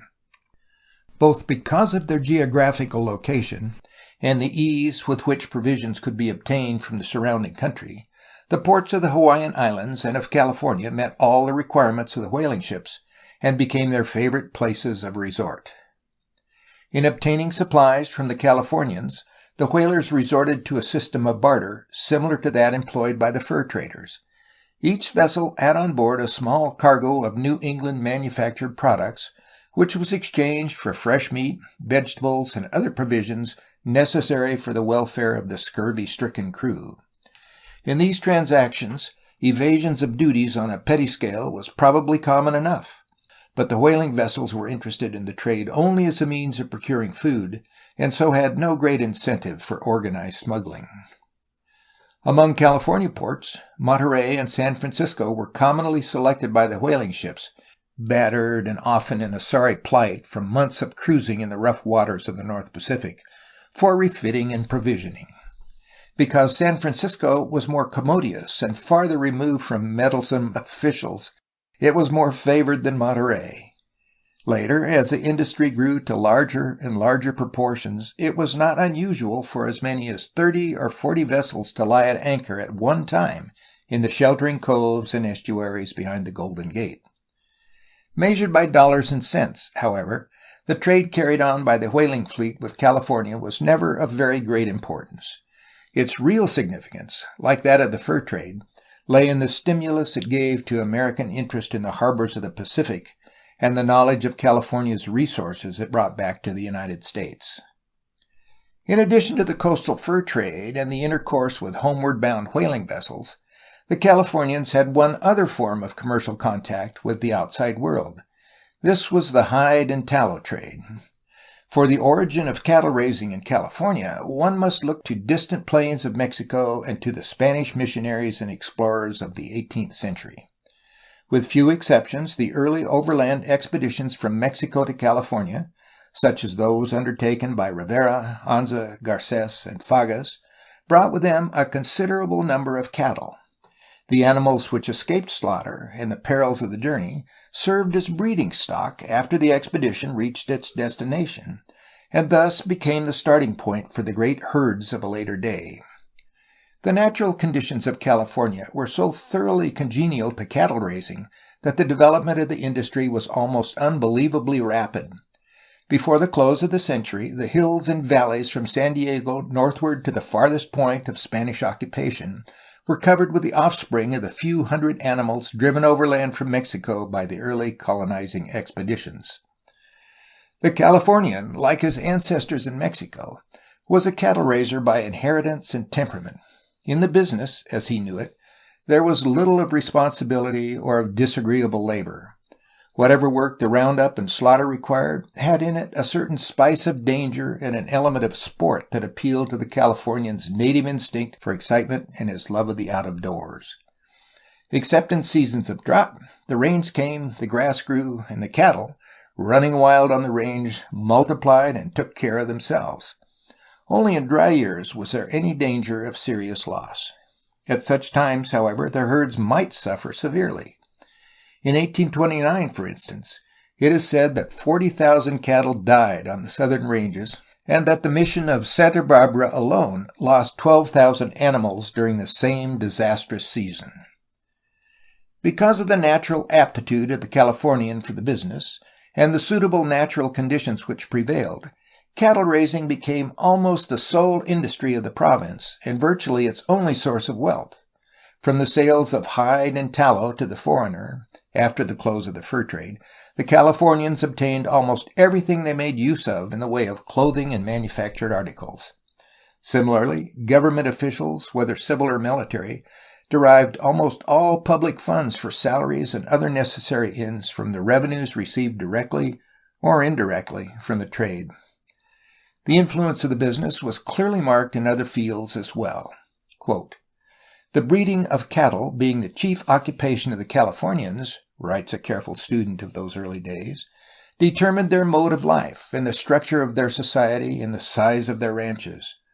Nobody wanted to own less than a league square, 4,438 acres, of land, and the government granted it away without charge, in tracts varying from 1 to 11 leagues, to anybody who would undertake to erect a house and put 100 head of cattle on the place." End quote.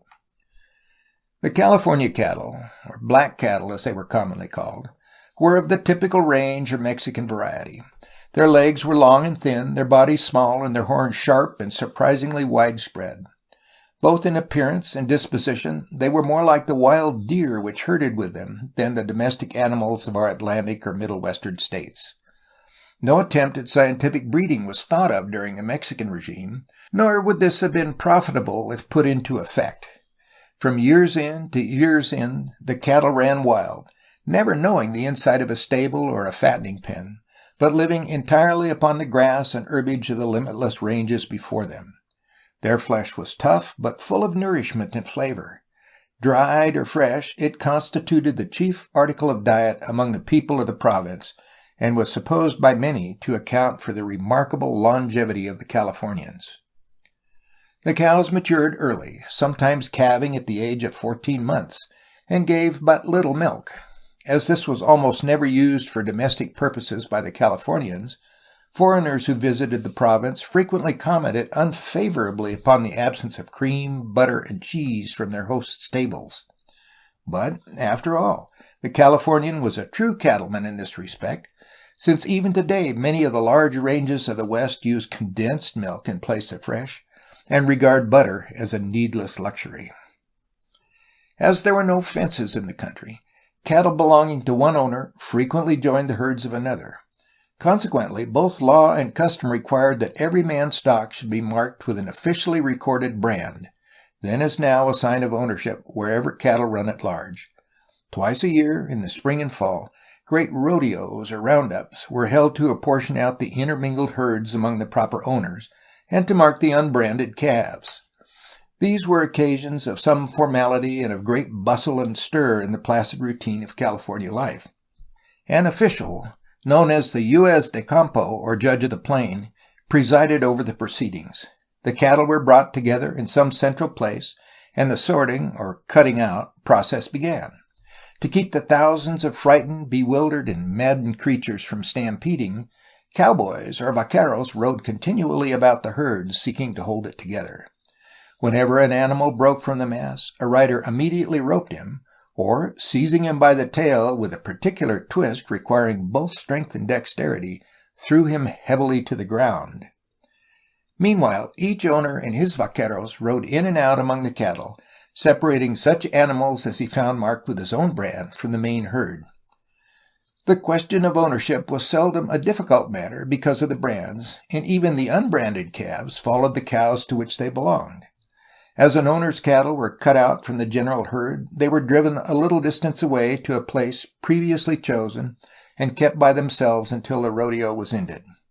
Here the rancher branded his calves and determined the number of animals he could profitably slaughter during the coming season. A roundup of this kind was one of the most picturesque events of early California life.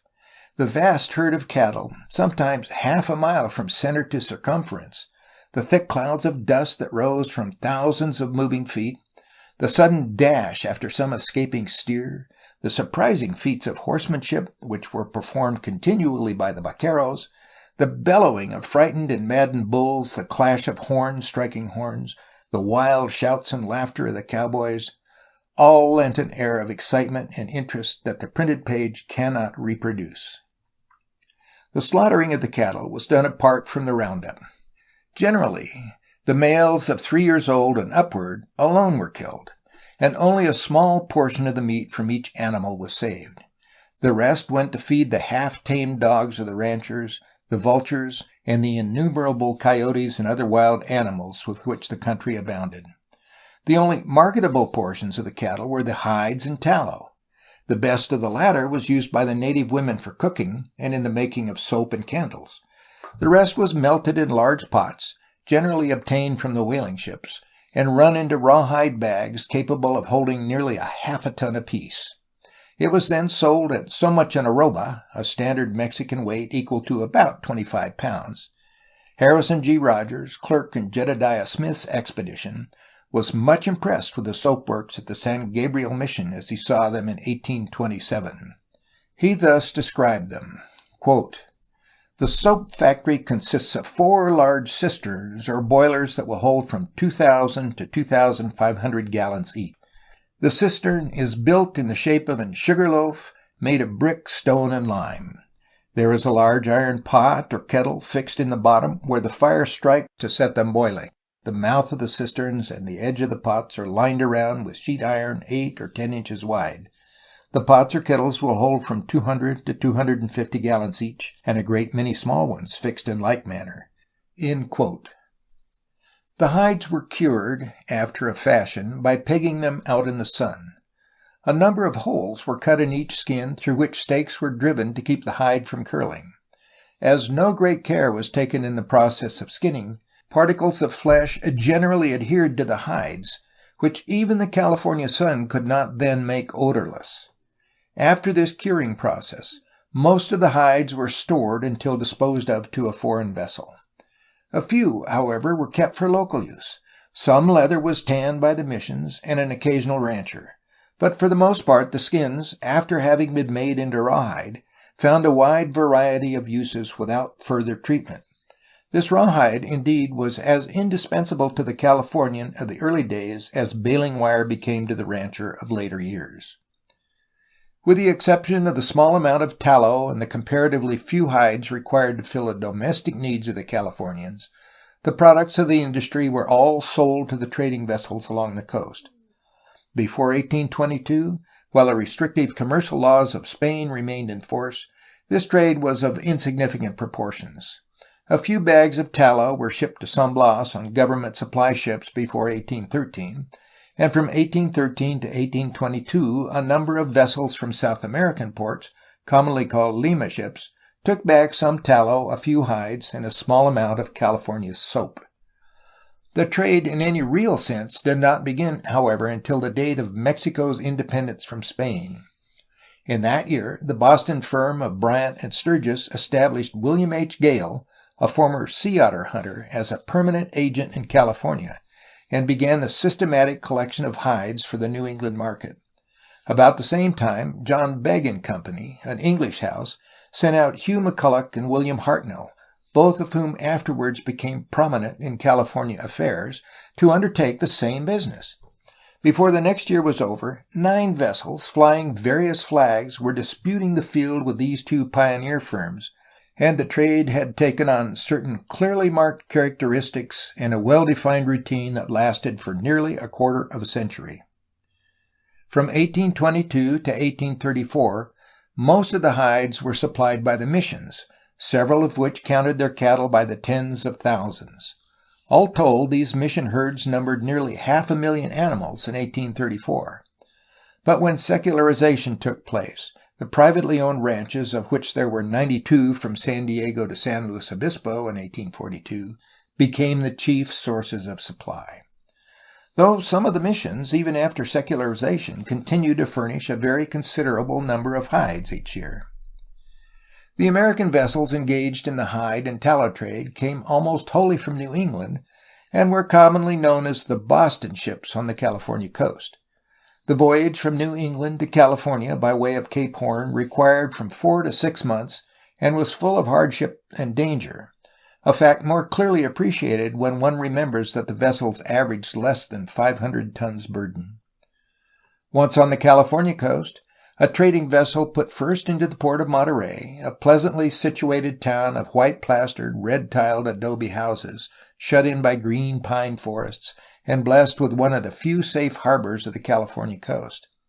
Here stood the only customs house the province could boast, where every trading vessel was compelled to enter its cargo.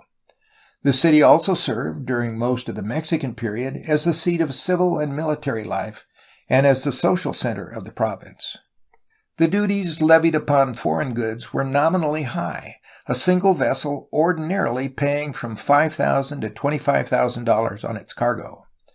As a matter of fact, however, such charges were not particularly burdensome to the foreign merchant, whatever may have been their effect upon the Californian. Once a vessel had entered its cargo at Monterey, it was free to trade along the whole California coast until its cargo was exhausted. This usually required from 1.5 years to 3 years, and in the meantime the ship's goods might be replenished clandestinely from the cargoes of other vessels which had received no trading license. Evasion of tariff charges in the fashion just described was supplemented by bribery of customs house officials or through outright smuggling, and even where duties were actually paid, such costs were shifted for the most part from the New England merchant to the Californian in the form of higher prices. The revenue derived from this trade constituted almost the sole support of the civil and military branches of the government. At least twice, namely in 1841 and again in 1845, when there were upwards of 50 vessels on the coast, the revenue so derived amounted to more than $100,000. In 1845, it came to $140,000. Normally, however, the receipts averaged less than $75,000. The vessels of many nations were represented, but more than half the number were of American register. A good many flew the Mexican flag, and others came from England, France, Germany, and the Sandwich Islands. Under such competition, 2 or 3 years were required for a vessel to obtain 20,000 to 40,000 hides necessary to complete its cargo. These were gathered in various ports, chief of which were San Diego, San Juan Capistrano, San Pedro, Santa Barbara, San Luis Obispo, and Monterey. With the exception of Monterey, these so-called ports afforded but poor protection during the winter months against sudden southeasters, and vessels taking on a cargo of hides were often forced to slip anchor and escape to the open sea to prevent being driven high and dry upon the beach. The supercargo, or shipowner's agent, arranged with the missions and ranches for the purchase and delivery of the hides to the nearest seaport. Traveling overland on horseback in advance of the ship, he passed from mission to mission and from ranch to ranch, a welcome guest as well as a commercial agent. The hides were transported to the seacoast on pack mules and in clumsy native carts with solid wooden wheels drawn by 2 oxen. Beside each animal walked an Indian driver carrying a long pointed stick with which to punch the slow-moving beast as the spirit moved him. Once arrived at the sea, the driver's work was over. The hides were dumped unceremoniously on the ground, and the Indian squatted beside the ox cart or pack mule until the sailors made ready his return load of goods. As for the hides, these were carried by the ship's crew on their heads, through surf and over stones slippery with sea moss, to the longboat which served as a means of communication between the vessel and the shore. The work was arduous and severe, but as there were no docks or wharves along the coast, no other method of loading could be devised. In the eyes of the sailors, San Pedro, with its steep landing, sticky clay soil, and long stretches of kelp-covered rocks over which the hides had to be carried, was probably the worst of the California ports. Yet more hides were taken on here than at any other landing. In exchange for his hides, the Californian obtained goods of foreign manufacture at a profit to the ship owner of some 300%. To accommodate the buyers, each ship trading along the coast was transformed into a sort of general store. Richard Henry Dana, in his 2 Years Before the Mast, a book which combines one of the best sea stories ever written with a true picture of early California life, thus describes the methods followed. Quote, "The trade room of the vessel was fitted up in the steerage and furnished out with the lighter goods and specimens of the rest of the cargo. For a week or 10 days, all was life on board. The people came to look and buy, men and women and children, and we were continually going in the boats, carrying goods and passengers, for they have no boats of their own. Everything must dress itself and come aboard and see the new vessel, if it were only to buy a paper of pins. The agent or his clerk managed the sails while we were busy in the hold or in the boats. Our cargo was an assorted one. That is, it consisted of everything under the sun.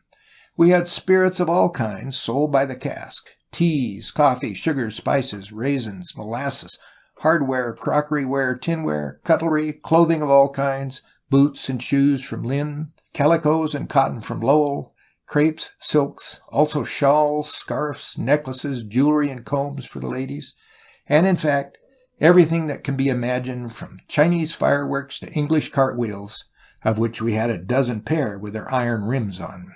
End quote. The purchases made by the Californians were paid for either in silver or in hides, which were commonly known as California banknotes along the coast, and generally averaged $1.50 or $2 in value. It was also the usual practice for ships regularly engaged in the trade to extend credit to many of their customers from one season to the next, receiving in return the promise of sufficient hides at the end of the year to cover the cost of the goods, together with exceedingly high interest charges. Rarely, if ever, did a Californian fail to repay these debts, for his code of honor did not permit of business dishonesty. Having completed a voyage along the coast, a hide ship landed the skins at San Diego.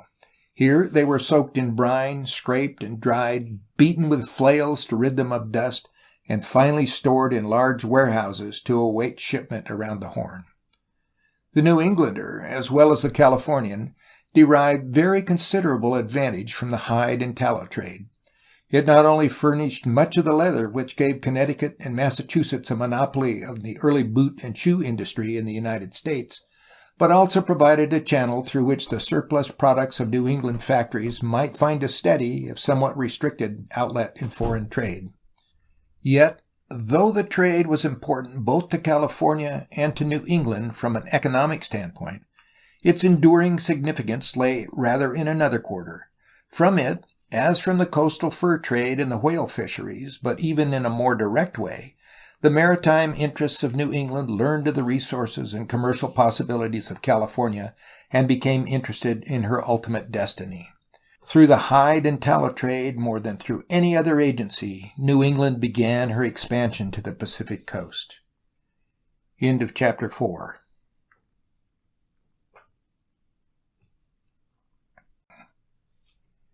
Chapter 5. Jedediah Smith, Pathfinder of the Sierras. The exploration and settlement of the trans-Allegheny West is the great epic of American history. The opening of the approaches to California is the culmination of that epic.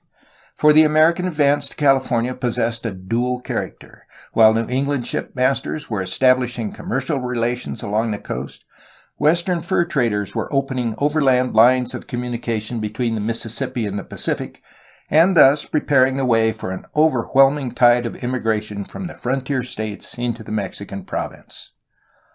The first American to reach California by overland route was Jedediah Strong Smith, a fur trader of very considerable education and of pronounced religious life. Smith was born in 1798 in the Mohawk Valley of New York, where his parents, pioneers of no mean type themselves, had moved from New Hampshire a few years before. As a boy, Smith came in touch with the fur traders of Canada and the Northwest through a position as clerk on one of the freight boats of the Great Lakes. Not many years later, when about 20 years of age, he went to St. Louis, then the very center of Western activities, and began his career as a fur trader and explorer. Smith's first expeditions, in company with such men as David E. Jackson, William Ashley, Andrew Henry, and Thomas Fitzpatrick, carried him through the regions drained by the central Missouri and the Yellowstone, and even as far west as the Columbia and the Great Salt Lake. This, however, was but the apprenticeship of his career. His real work as a pathfinder began in the summer of 1826, when, at the head of a party of 15 men, he set out to explore the unknown region lying between the Great Salt Lake and the California coast. From the geographic standpoint, the exploration of this portion of the trans-Rocky Mountain West was of the utmost importance, for American knowledge of the country was still almost as hazy and indefinite as it had been 100 years before. Early in the century, Lewis and Clark had opened a transcontinental route to the Pacific by way of the Missouri and the Columbia, and had thus prepared the way for further exploration of the Northwest by the fur traders. Pike's expedition had served a similar purpose for the Southwest, and already the Santa Fe trade had begun to link the Mexican settlements along the upper Rio Grande with those of the Americans in Missouri. But the region known as the Great Basin, from the Snake River to the Colorado and from the Rocky Mountains to the Sierras, as well as the great inland valleys of the Sacramento and the San Joaquin, lay unexplored by American adventurers and unknown to American geographers. It was the task of Smith and his 15 men to do for this region what Lewis and Clark had done for the Northwest, and what Pike had accomplished in Colorado and New Mexico a few years before. As already explained, Smith was a fur trader. His associates in the business were men who represented all that was best in the profession. Their real business, in fact, was not so much the taking of furs as the extension of American influence throughout the wilderness. They were the empire builders of the West. Foremost among them was William Henry Ashley, explorer extraordinary and recognized leader of the fur hunters in the Rocky Mountains. Two others, of equal ability and scarcely less reputation, were David E. Jackson and William L. Sublette. The last two mentioned trappers had rendezvoused at the Great Salt Lake in the summer of 1826. Here they were joined by Ashley and Smith, coming from St. Louis with a supply of goods for the Indian trade. At this rendezvous, Ashley disposed of his share of the business to his 3 partners, and it was under the direction of this newly organized firm of Sublette, Jackson, and Smith that the expedition to California was undertaken.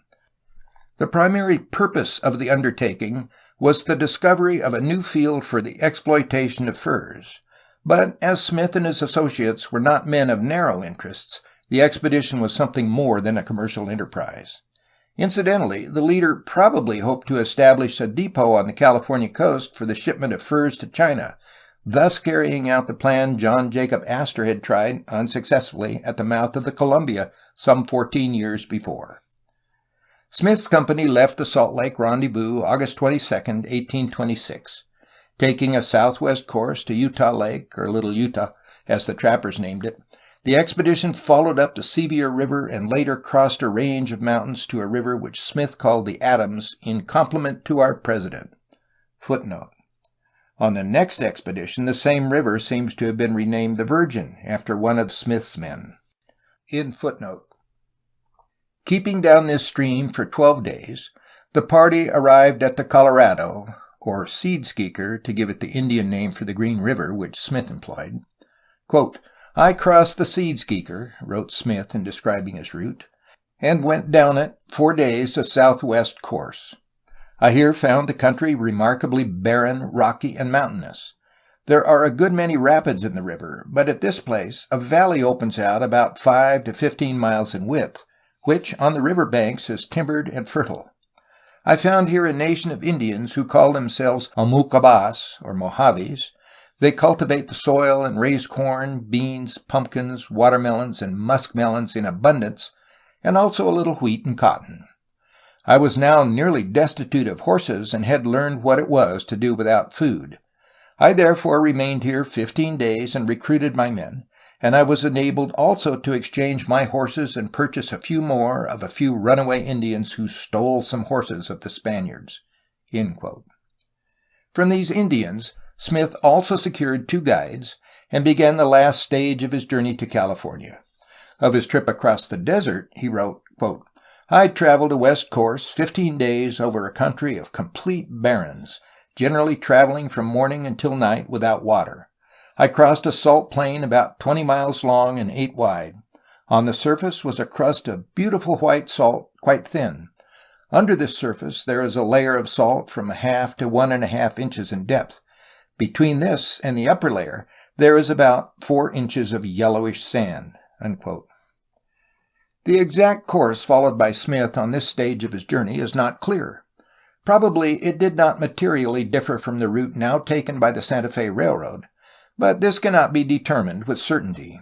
He at length crossed the Sierra Madre Range through the Cajon Pass and reached the fertile plains of California in the vicinity of the present site of San Bernardino.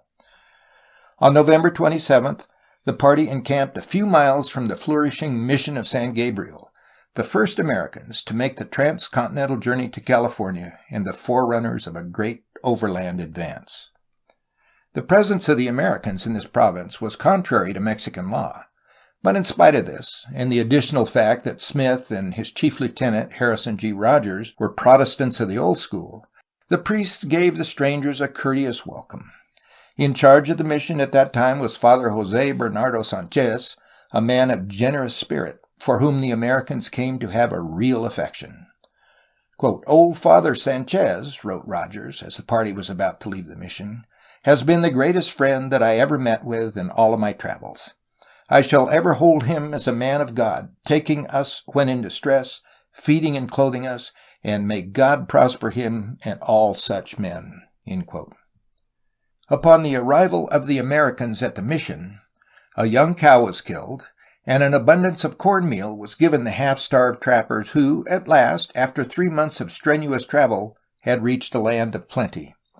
A few days later, Father Sanchez presented Smith with 64 yards of cloth, out of which he and his men, by this time almost naked, made themselves shirts. Smith and Rogers, as leaders of the company, were shown additional courtesies by the mission priests. Most of these Rogers found to be very jovial, friendly gentlemen, remarkably appreciative of good liquors, and not much given to asking embarrassing questions. The mission itself, then at the height of its prosperity, made a deep impression upon the American trappers. Rogers wrote of it as follows, quote, "The mansion, or mission, consists of 4 rows of houses forming a complete square, where there is all kinds of mechanics at work. The church faces the east and the guardhouse the west. The north and south line comprises the workshops. They have large vineyards, apple and peach orchards, and some orange and some fig trees. They manufacture blankets and sundry other articles. They distill whiskey and grind their own grain, having a water mill of a tolerable quality. They have upwards of 1,000 persons employed, men, women, and children, Indians of different nations. The situation is very handsome. Pretty streams of water running through from all quarters, some thousands of acres of rich and fertile land as level as a die in view, and a part under cultivation, surrounded on the north with a high and lofty mountain covered with grass. Cattle, this mission has upwards of 30,000 head of cattle, and horses, sheep, hogs, etc. in proportion. They slaughter at this place from 2,000 to 3,000 head of cattle at a time. The mission lives on the profits." Unquote. After remaining at San Gabriel 10 days, waiting to hear from the governor to whom he had written upon his arrival at the mission, Smith set out for San Diego to make his peace with the Mexican officials in person and to obtain permission for his men to stay in the province. The rest of the company remained at San Gabriel during Smith's absence under the command of Rogers. The latter equally deplored his ignorance of Spanish and the condition of his garments. These, he says, were so torn and dirty that they gave him a very grotesque appearance when seated at table amongst the dandies with their ruffles, silks, and broad clothes. Otherwise, however, Rogers' life at the mission was all that could be desired. He had an abundance to eat and drink, spent much of his time in hunting with the mission fathers, and watched with never-failing interest the varied activities around him. One day he attends a wedding. Again, he superintends the making of a large bear trap to set in the priest's orange garden to catch the Indians when they come up at night to rob his orchard. On another occasion, he defends his Calvinistic creed against the Catholic doctrines around him, and on New Year's Day, 1827, he delivers an address to the Reverend Father of the San Gabriel Mission, setting forth in surprising detail the early missionary activities of the Christian Church, and enriched by a lengthy quotation from Justin Martyr. Truly, Harrison G. Rogers, the fur trader, was a man of parts. While Rogers was thus variously occupied, the men were becoming restless. A number of them were engaged by Father Sanchez to cut cordwood for his coal pit, and others found temporary service with one of the hide and tallow ships taking on a cargo at San Pedro. On January 6th, most of the company attended a celebration at the mission in honor of the Feast of the Epiphany. Rogers thus describes what took place. Quote, "Church held early as usual. Men, women, and children attend. After church, the ceremonies as on Sunday. Wine issued abundantly to both Spaniards and Indians. Music played by the Indian band. After the issue of the morning, our men, in company with some Spaniards, went and fired a salute, and the old padre gave them bread, wine, and meat as a treat. Some of the men got drunk. James Reed and Daniel Ferguson commenced fighting, and some of the Spaniards interfered and struck one of our men by the name of Black, which came near terminating with bad consequence. So soon as I heard of the disturbance, I went among them, and pacified our men by telling what trouble they were bringing upon themselves in case they did not desist, and most of them, being men of reason, adhered to my advice." James Reed, however, a troublemaker on numerous occasions, whom Smith had been compelled to flog shortly after reaching San Gabriel, was too far gone to heed Rogers' admonitions. Instead, that same day he came, quote, "very abruptly into the priest's dining room while at dinner, and asked for aguardiente or brandy. The priest ordered a plate of victuals to be handed to him. He ate a few mouthfuls and set the plate on the table, and then took up the decanter of wine and drank it without invitation, and came very near breaking the glass when he set it down. The padre, seeing he was in a state of inebriety, refrained from saying anything." Unquote. No further incidents of such an unseemly nature occurred, however, while the party remained at the mission. In the meanwhile, Smith was having considerable difficulty in his dealings with Governor Echeandía at San Diego. The Mexican law very definitely forbade the presence of foreigners in California without proper passports, and these the governor was not willing to issue on his own responsibility. After nearly a month of negotiation, however, and the presentation of 8 fine beaver skins, Smith secured the necessary papers. In his efforts he was greatly aided by Captain Cunningham, an American shipmaster in command of the Courier, a hide and tallow vessel then lying at San Diego. Echeandía's concessions, given with reluctance and suspicion, were far from fulfilling all that Smith desired. he had requested permission to lead his party northward from San Gabriel through the settled portions of California, between the Coast Range and the sea until he reached the Russian colony at Bodega. But this Echeandía refused to permit, and would only allow the Americans to return unmolested over the route by which they had come. Making the best of the situation, Smith returned to San Gabriel on January 10th, coming from San Diego to San Pedro as a guest of Captain Cunningham on the Courier. The next few days were spent in purchasing horses from the ranches near Los Angeles, repairing saddles, and arranging equipment for a renewal of the journey. Finally, on Thursday, January 18th, the party set out. The horses, some 68 in number, were only half broken, and before the cavalcade had gone half a mile, the animals began to run, strewing the contents of the packs along the way for a distance of 8 or 10 miles. Among the articles so unceremoniously lost were 12 dressed skins which Smith had received as a parting gift from Father Sanchez. The first night's camp was made near an Indian farmhouse 4 miles northeast of the mission, where the party had spent the night of November 27th. From this point, their course lay eastward along the edge of the Sierra Madre Mountains, following closely what is now the foothill boulevard so popular with Southern California motorists. The party reached an outlying ranch of the San Gabriel Mission near the entrance to the Cajon Pass. Camping a short distance from this ranch, the trappers spent several days breaking the still unruly horses and making final preparations for the long journey through the wild and unknown country ahead. In spite of Echeandía's instructions, Smith had no intention as yet of quitting California. The route along the coast might be closed to him by the governor's orders, but east of the mountains there was neither Mexican law nor Mexican soldier to dispute the passage of the American trappers. Smith therefore turned northward when he reached the desert entrance of the Cajon Pass, followed the Sierra Madres to the junction of the Coast Range and the Sierra Nevadas, and entered the southern end of the great San Joaquin Valley, either by the Cajon Pass or the Tehachapi. Traveling leisurely down the valley, which he found inhabited by large numbers of Indians, very backward in civilization, living only on acorns, roots, grass, and fish, armed only with bows and arrows, but in no way hostile or dangerous, Smith and his men came at length to one of the numerous rivers which flow into the valley from the Sierras. This was probably the Stanislaus or the Merced, but here again the record is too incomplete to fix the matter definitely. Smith called this stream the Huimilcha, after an Indian tribe which lived beside it. Here he trapped a short time, finding a few beaver, elk, and deer, and antelope in abundance. He then endeavored to cross the Sierras and return to the Great Salt Lake. Nothing definite is known as to the pass through which Smith sought to lead his men on this occasion.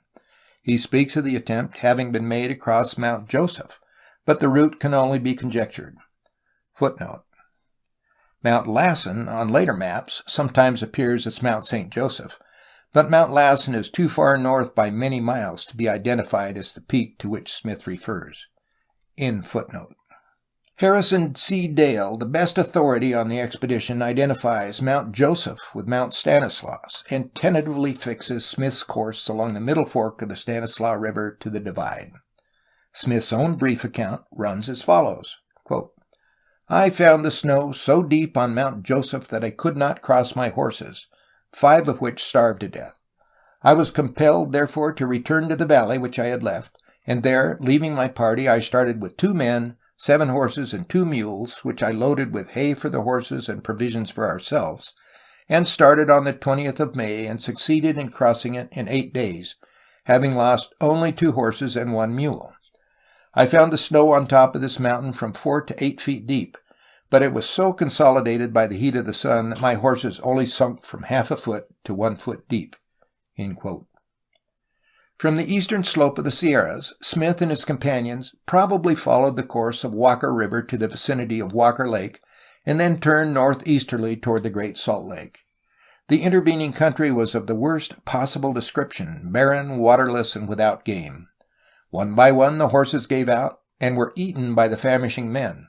The scanty water holes were frequently 2 days apart. The Indians they encountered were hopelessly degraded, living on grasshoppers, lizards, and roots. More dead than alive, the 3 men, with but 1 horse and a mule left out of the 9 with which they had started from the San Joaquin, at length reached the southwest end of the Great Salt Lake, 20 days after leaving the Sierra Nevadas. Smith's explorations in California did not cease with this first expedition. At the Salt Lake, he met his partners, Jackson and Sublette, and remained with them about a month. Here, a new party of 19 men was organized, and Smith set out, July 13, 1827, to rejoin the hunters he had left on the Wimulcha. Following his original route, he reached the Mojave villages without serious mishap. But here, disaster overtook him. For 3 days, the Indians traded with the trappers and appeared as friendly as on Smith's first visit. But on the 4th, when the company had become separated in crossing the Colorado, they fell upon the Americans, killed 10 of their number, and forced the remainder to abandon most of their belongings and flee by forced marches across the desert. The stricken party reached the San Gabriel mission after 9 days and a half of desperate hardship. Smith, obtaining such supplies as he could at the mission and leaving 2 of his men behind, hurried forward into the San Joaquin Valley and rejoined the company he had left on the Wimulcha the preceding May. Footnote. The 2 young men left at San Gabriel were Isaac Galbraith and Thomas Virgin.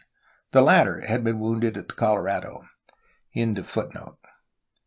The condition of the united party was far from satisfactory.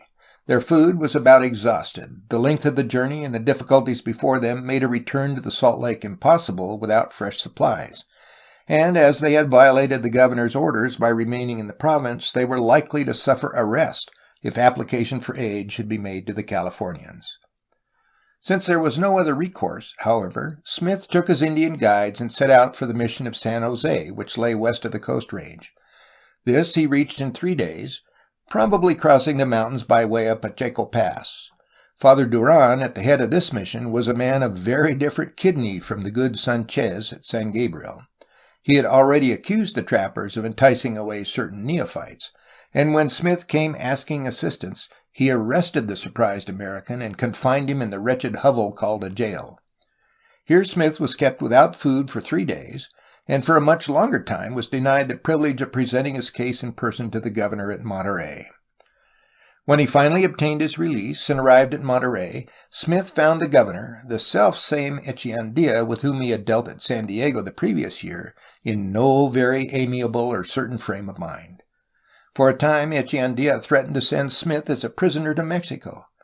But at length he was prevailed upon by several American ship captains, whose vessels were then in port, to permit the Americans to secure needed supplies and leave the country in peace. In return for this concession, Smith gave a bond for $30,000 to ensure his actual departure from the province. In the meantime, Smith's men had abandoned their camp in the San Joaquin and traveled northward, finally arriving at San Francisco, badly in need of food and clothing. Their situation was relieved by a German merchant named Henry Vimond, who had recently established himself on the California coast. Smith next attempted to secure additional recruits for his company from among the English and American residents in California, but the Mexican authorities intervened to prevent him. The agreement between Smith and Jedediah stipulated that the Americans should leave the Mexican settlements within 2 months. There were many good reasons for delaying their departure beyond this time, but the trappers, being experienced and well acquainted with Spanish generosity, were afraid to take further risks and so began to move slowly northward along the Bonaventure or Sacramento River.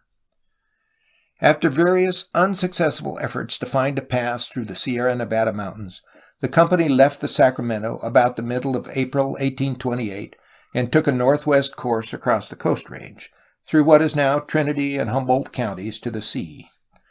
This portion of the route was rough and difficult in the extreme, as the writer of this volume from his own experience can feelingly testify. The pack horses were often scattered and lost in the thick brush. Others had to be abandoned because of fatigue or injury. Sometimes they tumbled off the makeshift trails and were cut and bruised by the jagged rocks. Day after day the record of hardship and danger remained the same. But of these trials, a single entry from Rogers' diary must serve as an illustration. On May 14, 1828, he wrote, quote, "We made an early start, directing our course as yesterday northwest, and traveled 4 miles and encamped on the top of a high mountain, where there was but indifferent grass for our horses. The traveling amazing bad. We descended one point of brushy and rocky mountain where it took us about 6 hours to get the horses down, some of them falling about 50 feet perpendicular down a steep place into a creek. One broke his neck. A number of packs left along the trail as night was fast approaching, and we were obliged to leave them and get what horses we could collected at camp. A number more got badly hurt by the falls, but none killed but this one that broke his neck." Through this broken and inhospitable country, Smith and his men painfully made their way until on the 8th of June they reached the seacoast slightly above the mouth of the Klamath River. Several Indian tribes previously unknown were encountered during this stage of the expedition, and a considerable number of furs collected. But food was scarce, and game neither very plentiful nor in good condition. This, coupled with the difficulty of the route, sapped the strength of the men and made them recognize more clearly than ever the dangerous nature of the venture upon which they had entered. Thus, a note of pathos appears in the prayer Rogers records in his journal under the date of May 23rd, when the company were in the thick of these troubles. Quote, "O God," he wrote, "may it please Thee in Thy divine providence to still guide and protect us through this wilderness of doubt and fear, as Thou hast done heretofore, and be with us in the hour of danger and difficulty, as all praise is due to Thee and not to man. O do not forsake us, Lord, but be with us and direct us through." From their camp near the mouth of the Klamath, the company followed the coast northward, keeping close to the sea, sometimes indeed traveling along the beach until they came to the lower stretches of the Umpqua River. On this stage of the journey, many horses were lost, either in fording streams, 23 in 3 days was the record, or through other accidents. Some, too, were killed by the Indians. Game was not overly abundant, but a number of furs, including a few of the sea otter, and some food, chiefly berries, fish, and dried eels, were secured from the Indians. Moreover, Smith learned from the Umpqua Indians that the Willamette River, with its open path to the Columbia, which meant safety and an end to hardship, lay only a short distance away. But the greater part of the company were destined never to reach this river. On July 14th, the Monday morning, Smith left his men when breakfast was over to trace out a route for the day's journey. In his absence, the Indians, who had previously been most friendly, suddenly attacked the camp, killing all but 2 of the trappers. Among the victims was the chronicler of the expedition, Harrison G. Rogers, as thorough a Christian gentleman as Smith himself.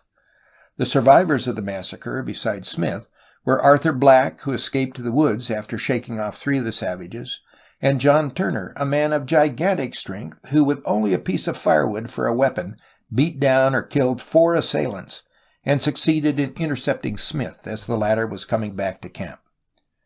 Ignorant of Black's escape, Smith and Turner made their way to the Hudson's Bay post at Vancouver, where Black had arrived the previous day. Here they were received with every kindness by Dr. John McLaughlin, factor in charge, who immediately sent an expedition which recovered nearly all the furs and property Smith had lost. Since the latter had no means of transporting the restored furs, McLaughlin very generously purchased them from him at the market price, about $20,000 in all. Smith and Black remained at the Hudson's Bay post throughout the winter, but Turner shortly joined a trapping expedition under McLeod and returned to southern Oregon, where the massacre, from which he had so recently escaped, had taken place. For many years after this, Turner made his home in the same region, and is credited with having opened the cattle trade some years later between the Columbia and the Sacramento valleys. He also aided in the rescue of the Donner Party in 1846. With the coming of spring, Smith and Black set out to rejoin Jackson and Sublette, who were then trapping in the Snake River country. The reunion of the 3 trappers took place at Pierre's Hole on the western side of the Teton Mountains, after a separation of nearly 2 years. During this time, Smith had covered an immense stretch of the country, nearly all of which he was the first to explore.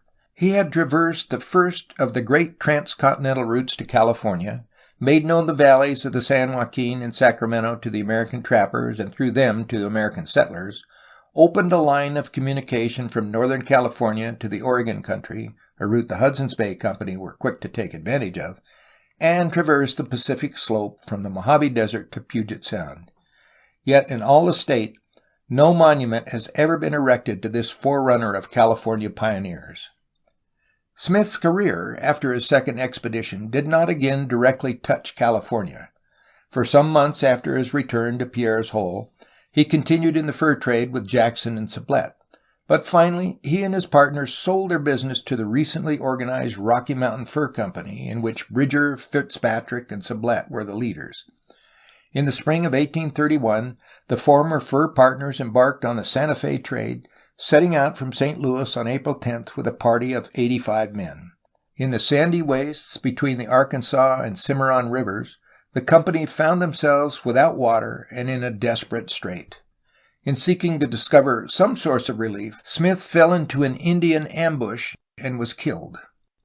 He was a brave leader, a Christian gentleman who made religion an active principle from the duties of which nothing could seduce him, an explorer as well as a fur trader, and the true Pathfinder of California history.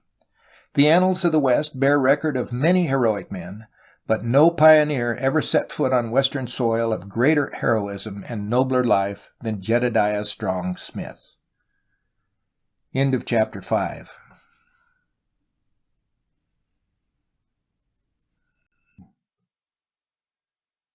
Chapter 6. James Ohio Pattie, Fur Trader and Explorer. Between the time of Jedediah Smith's arrival in California on his first expedition and the massacre of his men on the Umpqua, another company of Americans were making their painful way overland to the Pacific. The story of this party, like the story of Smith and his companions, will always remain one of the stirring epics of California history and of Western adventure.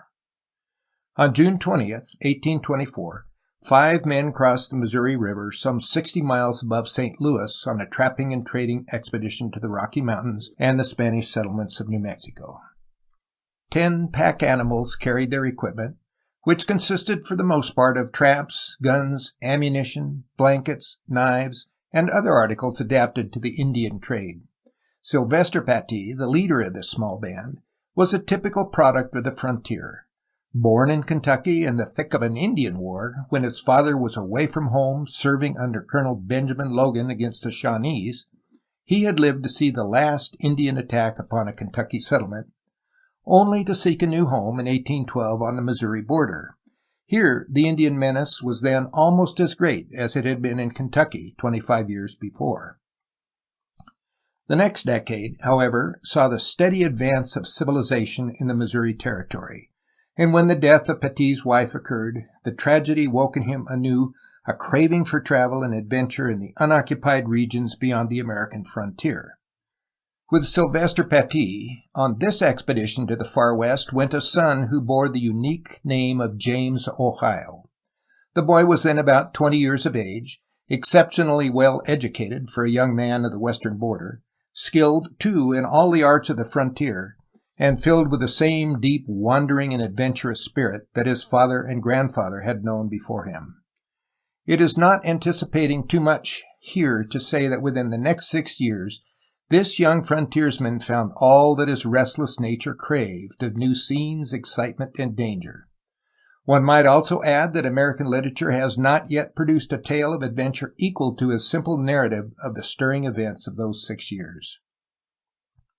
Checked at Council Bluffs in their plan to trap on the upper Missouri, the Pattie Company joined a larger expedition en route to New Mexico to engage in the Santa Fe trade.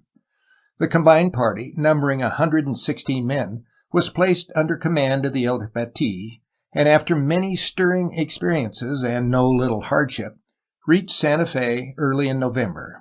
Almost immediately, they were called upon to take part in the pursuit of a marauding band of Indians who had laid waste to the outlying Mexican ranches and carried off a number of captives.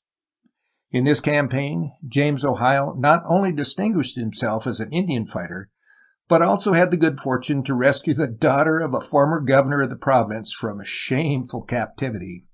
He thus won the lasting friendship and gratitude of an influential family. After this novel introduction to New Mexico, the career of the Patties became a succession of exciting episodes, hairbreadth escapes, and distressing misfortunes.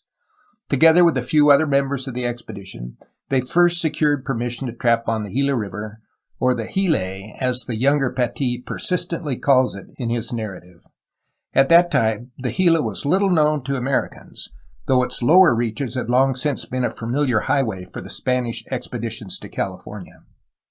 Passing down the Rio del Norte, the little company of trappers turned westward at Socorro, and after 100 miles of travel came to the copper mines of Santa Rita, which the Spaniards had opened in 1804.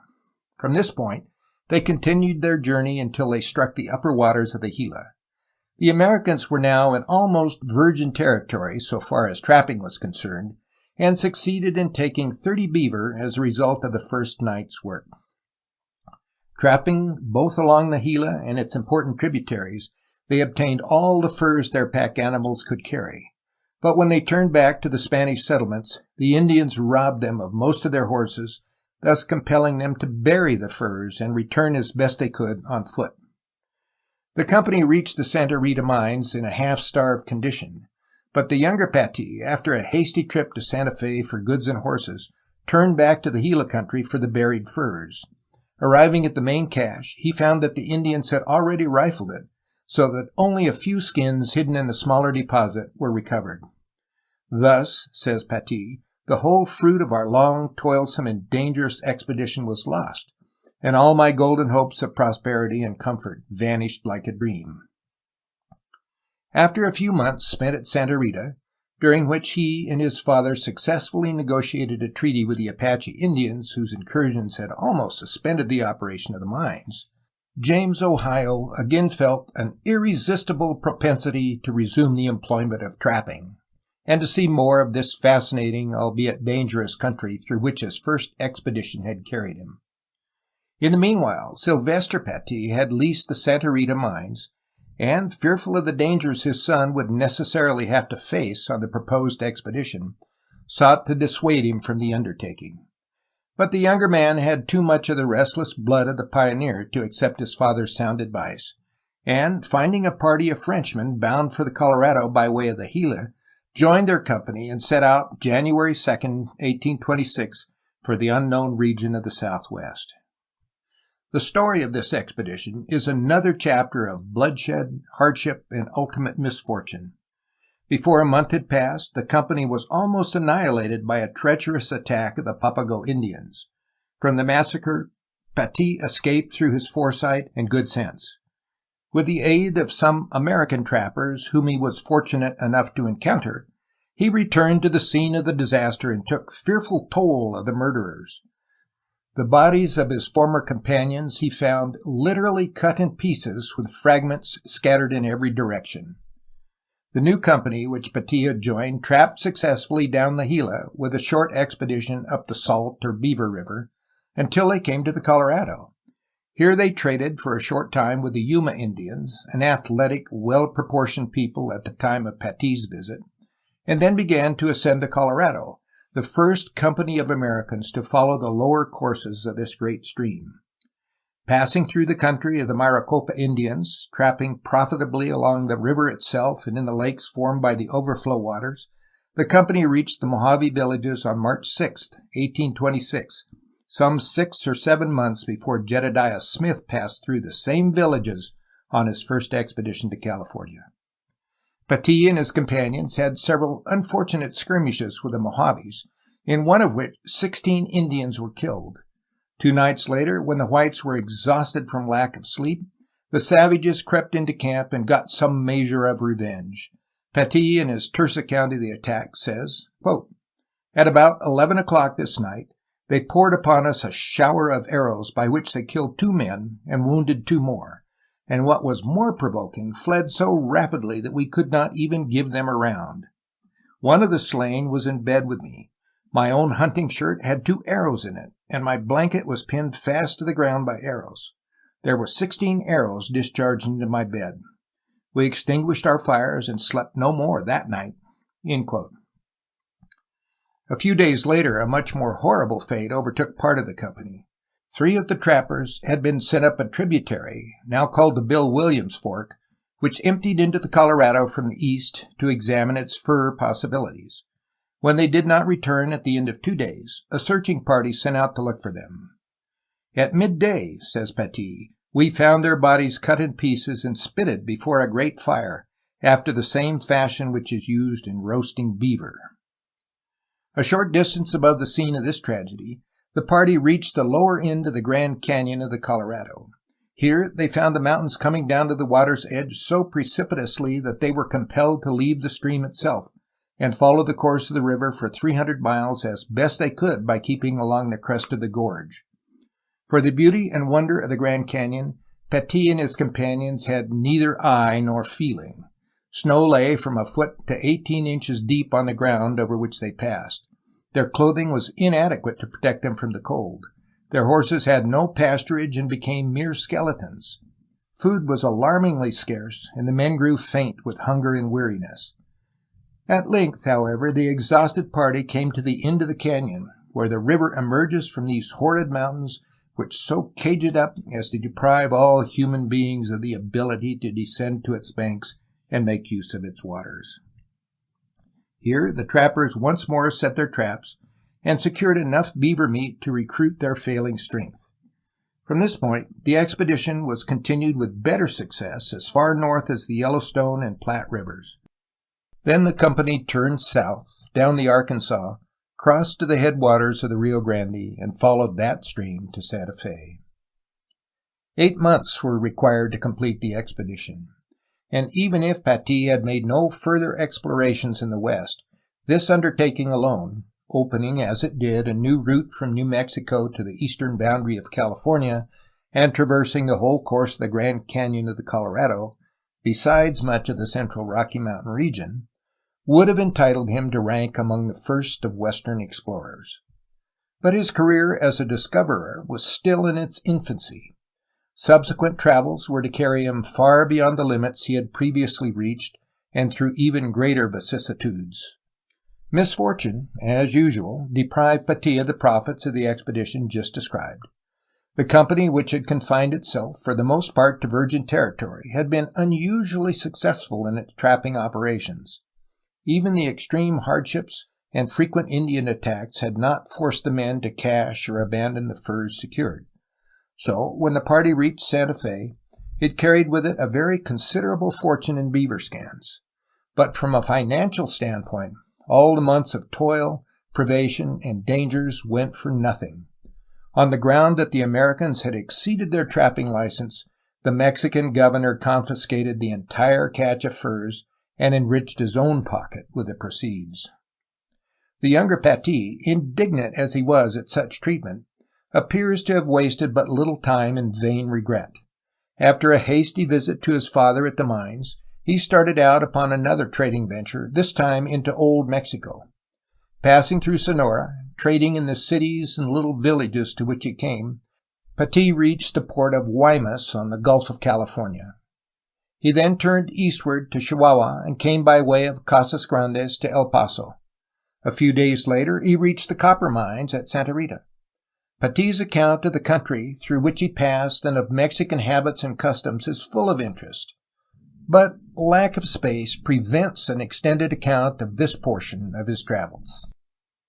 After his return to Santa Rita, the adventurous Pattie remained a short time with his father. On a hunting trip in the vicinity of the mines, he had an unpleasant experience with a wounded grizzly. Pattie was lying behind a large rock, not far from a precipice which he had failed to notice as the bear charged. Then things began to happen. "I waited," he says, "until the horrible animal was within 6 feet of me. I took true aim at her head. My gun flashed in the pan. She gave one growl and sprang at me with her mouth open. At 2 strides, I leaped down the unperceived precipice. My jawbone was split upon a sharp rock, on which my chin struck at the bottom. Here I lay senseless. When I regained recollection, I found my companion had bled me with the point of his butcher knife, and was sitting beside me with his hat full of water, bathing my head and face. My companion had cut a considerable orifice in my arm with his knife, which I deemed supererogation, for I judged that I had bled sufficiently at the chin." Despite this experience, however, the restless explorer found life at Santa Rita too stationary and unruffled to be any longer endured. So, with 15 companions, he set out on another trapping expedition along the Puerco River. Here, a brush with the Mescaleros, a hostile band of Apaches, all but finished his wanderings forever. One of his company was killed, and he himself painfully wounded in the hip and breast by Indian arrows. To extract the arrowheads, it was necessary to resort to a rude bit of surgery, with one of the trappers acting in the capacity of surgeon. Some minutes were required to complete the operation, and of the wound in his hip, Pattie wrote that the spike could not be entirely extracted, for being of flint, it had shivered against the bone. Shortly after the return of the party to Santa Rita, a twofold disaster overtook the Patties. One of their highly trusted employees had absconded with $30,000, leaving the Americans almost bankrupt, and before they had recovered from this blow, a decree of the Mexican government closed the mine at Santa Rita and forced them to fall back upon their beaver traps for a livelihood. It was this dual misfortune which was responsible for their eventual arrival in California. Securing a license from the governor of New Mexico to trap in Chihuahua and Sonora, the two Patties, with about 30 American companions, left Santa Fe September 23, 1827, for the Gila River. After trapping down this stream as far as the Beaver or Salt River with indifferent success, the company decided to extend its operations to the Colorado. Friction and disagreement, however, were already threatening the success of the expedition, and in order to create a more compact organization, each man signed an agreement that any member who deserted or left the company should be shot. Minor cases of insubordination, for which a form of jury trial was provided, were punishable by a fine of $50, payable in beaver skins. In spite of these precautions, however, dissension developed to such an extent that the company shortly divided into two parts. One of these, consisting of the Patties and 6 others, continued down the Gila until they came to the Colorado. Their first night's encampment on this river brought disaster. The Yuma Indians, aided by the inky blackness of a heavy storm, drove off all the trappers' horses and left them in a desperate situation. Finding pursuit of the thieves a mere waste of time, the Americans destroyed the Yuma village and set about building enough canoes from the cottonwood trees, which grew in large numbers along the river bottom, to transport themselves and their furs as far as the Mexican settlements which they were led to believe existed near the mouth of the Colorado. The voyage down the river from the Yuma villages for a time was delightfully free from hardship and the whims of misfortune. Day after day the little band floated along the circuitous channel of the lower Colorado, setting their traps nightly, and sometimes taking as many as 60 beaver between sunset and sunrise.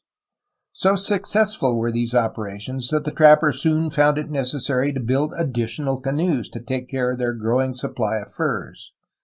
The Indians with whom they came into contact were simple-hearted, friendly beings who had never before seen an American or known the use of firearms. At length, as the journey continued, the river ran through a low, marshy country where the beaver skins were of poor quality and had almost no value. Here also the little company, only one of whom had ever before been within sight of salt water, had its first experience with the Gulf tide. This, sweeping up the river one night, inundated the low-lying ground where the hunters had pitched their camp. A few days later, the voyagers found the tide too strong and the waters too rough for further travel downstream, and so turned back up the river. This was early in February, when the Colorado had already begun to rise, and by the 10th of the month, further progress against the current became impossible. Since they could now neither go up nor down the Colorado, the only way of escape for the trappers was to abandon the canoes, bury the furs, and strike overland for the Spanish settlements on the coast. The weary journey across the lower California desert began February 16, 1827. Each man carried his rifle, 2 blankets, and a considerable quantity of dried beaver meat. The loose, hot sand and lack of water soon reduced the company to very deplorable straits, a condition which, fortunately, was relieved by the discovery of an Indian village and a plentiful supply of fresh water. After leaving this hospitable spot, the sufferings of the Americans were again renewed. The most desperate expedients were resorted to relieve the terrible desert thirst. 2 of the company, with swollen tongues and ghastly, shrunken eyes, lay down in the shade of a little bush to die. The air seemed to sear and scorch the tissues of the lungs, and the dazzling sand caused a temporary blindness not unlike that produced by the glare of northern snows. A few hours more, and none of the party should have survived. But at this critical moment, when Sylvester Pattie and an elderly companion had already been left to perish, the remainder of the company reached the edge of a mountain and found a clear, running stream of water. Saved from death by this discovery, the company, with the help of Indian guides, came at length to the Dominican missions of Santa Catalina on the headwaters of the San Quintin River in Lower California. The authorities of this mission were suspicious of the Americans and accorded them but shabby hospitality. At length, word having been sent to the governor of Alta California of the presence of the Americans in the province, they were ordered to report under guard to San Diego. Here, after having been relieved of their arms, the trappers were brought before the governor, the self-same Echeandía with whom Smith had had his dealings only a few months before. Doubtless, the arrival of this second party of foreigners, following so closely upon the heels of Smith's two expeditions, caused Echeandía much genuine alarm for the safety of California. He had also reason to fear a severe reprimand from his superiors in Mexico unless he employed harsh measures against the intruders. So, without much ado, the governor, making the absurd charge that the Americans were spies of old Spain, clapped the entire company into the miserable San Diego jail, and proceeded to deal out to them the ill usage ordinarily accorded Mexican prisoners from that day to this.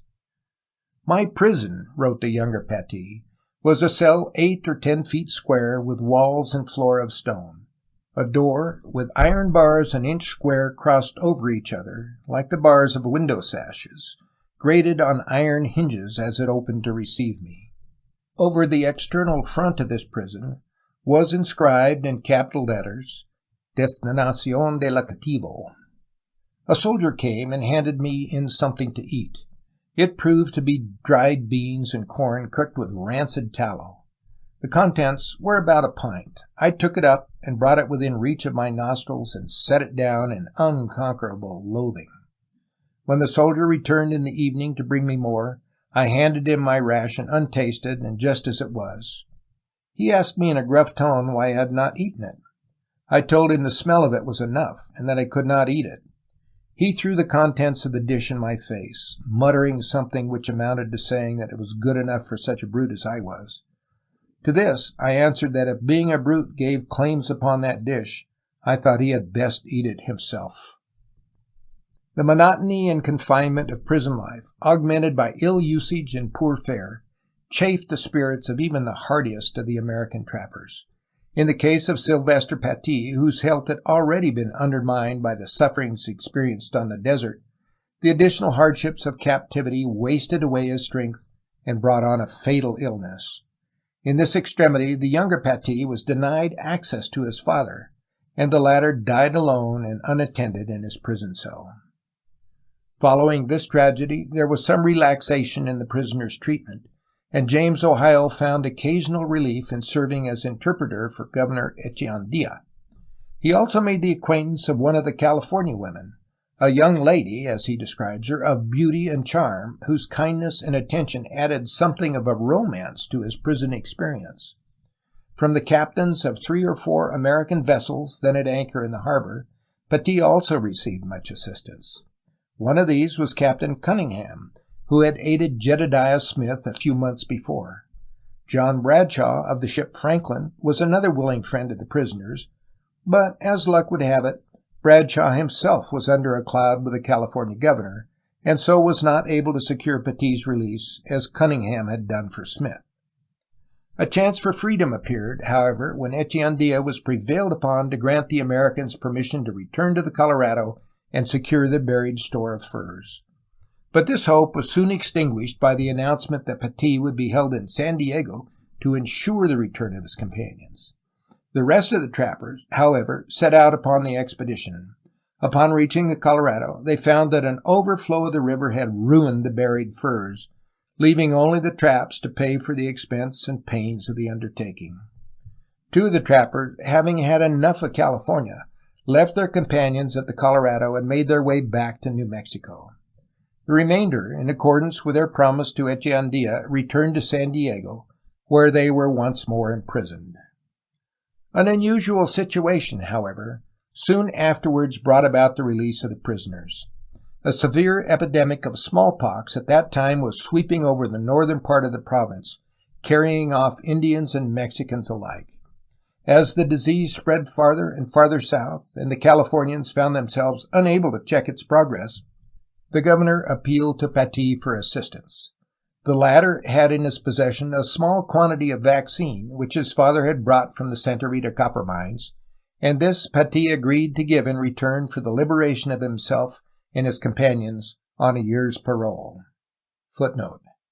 Pattie's supply was, of course, augmented by virus from inoculated patients.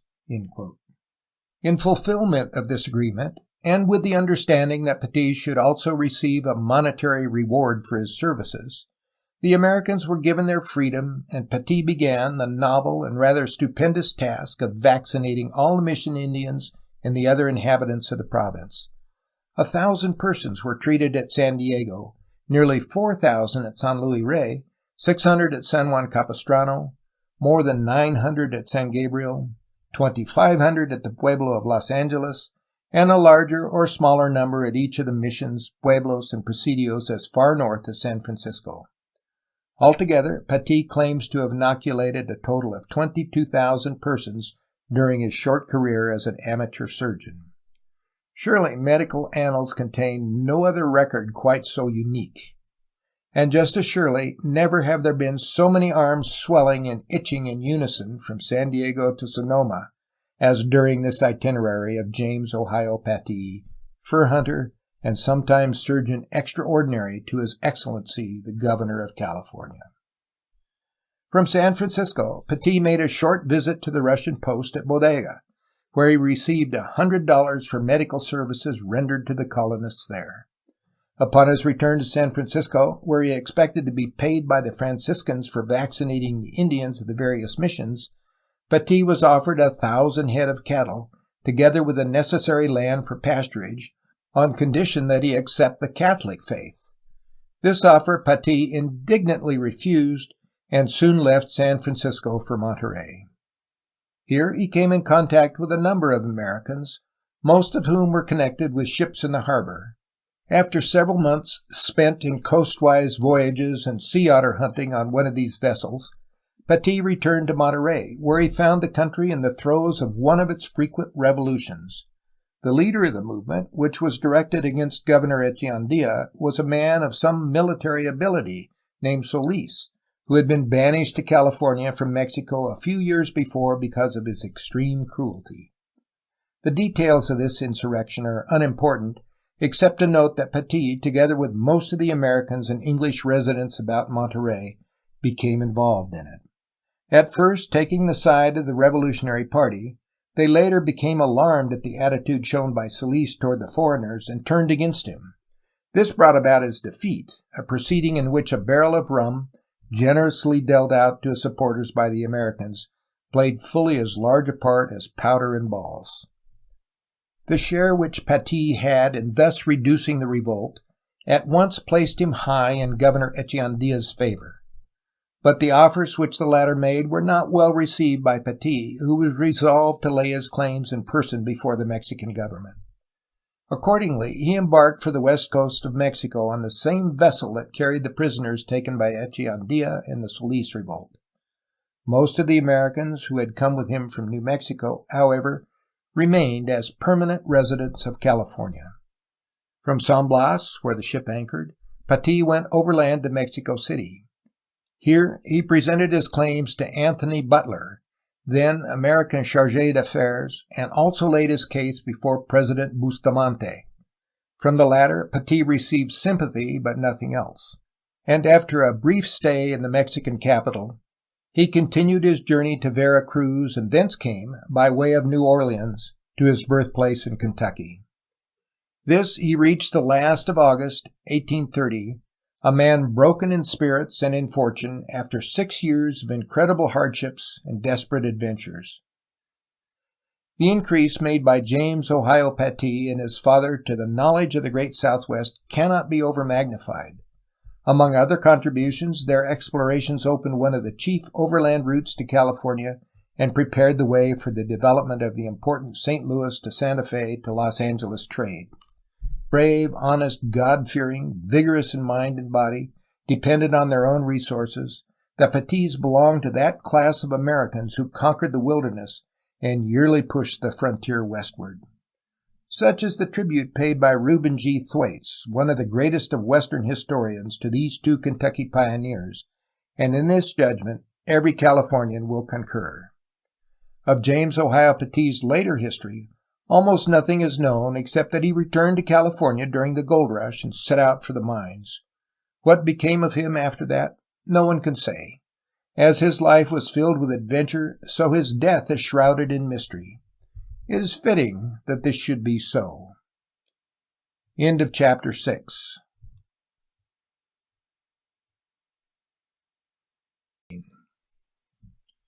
Chapter 7. The Successors of Smith and Pattie. The arrival of Smith and Pattie companies ushered in a decade of singular importance in California history.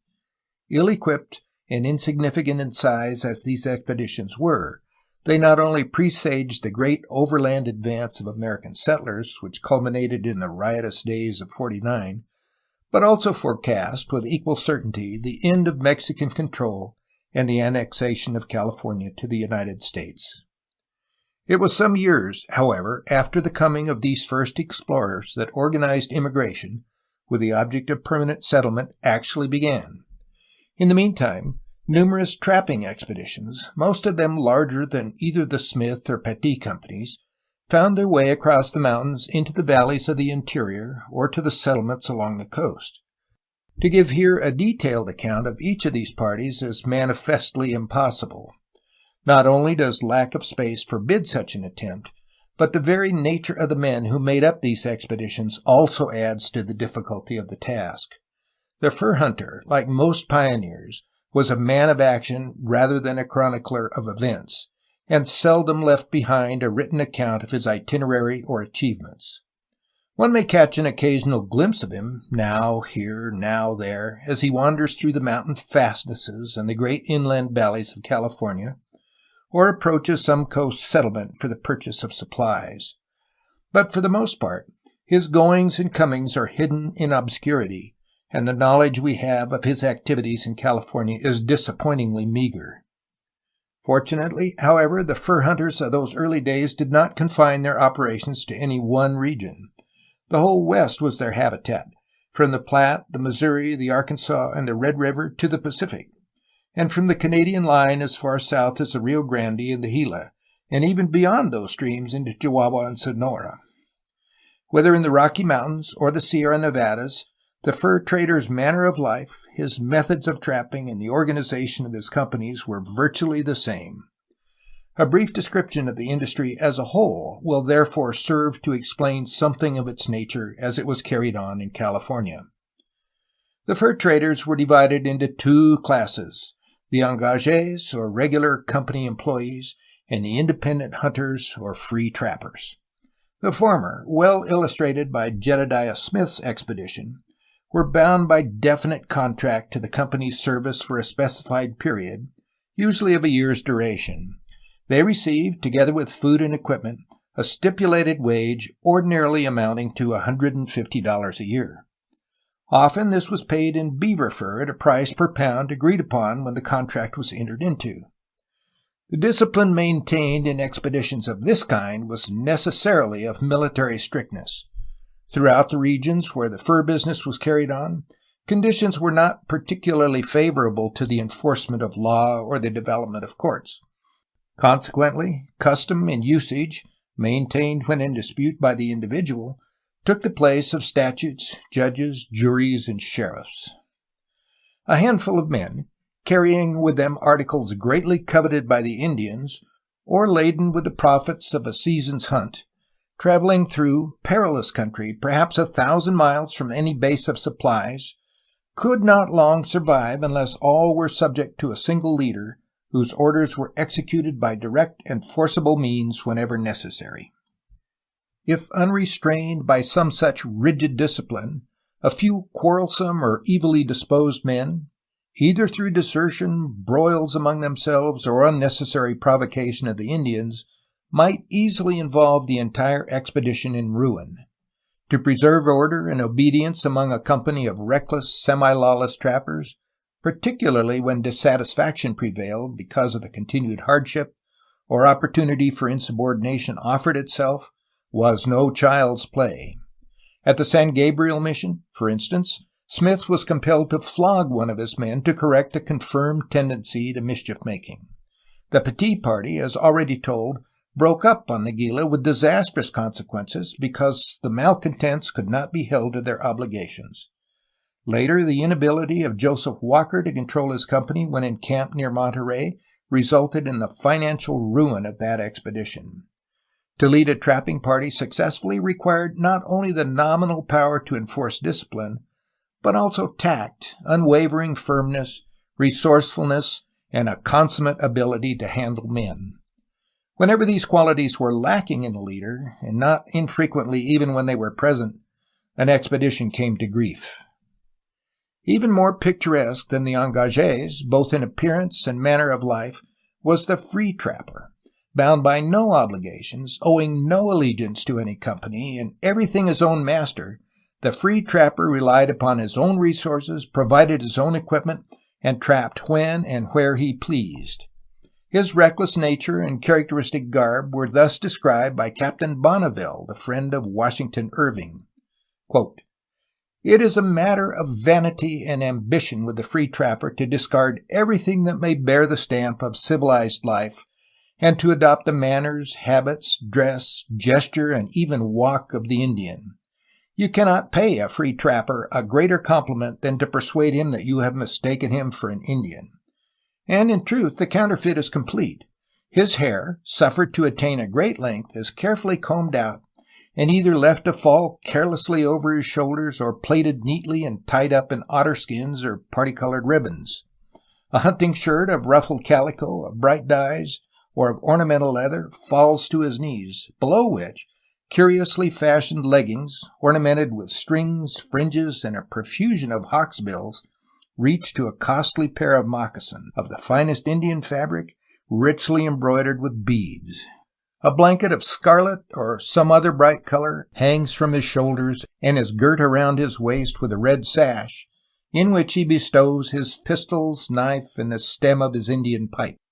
His gun is lavishly decorated with brass tacks and vermilion, and provided with a fringed cover, occasionally of buckskin, ornamented here and there with a feather.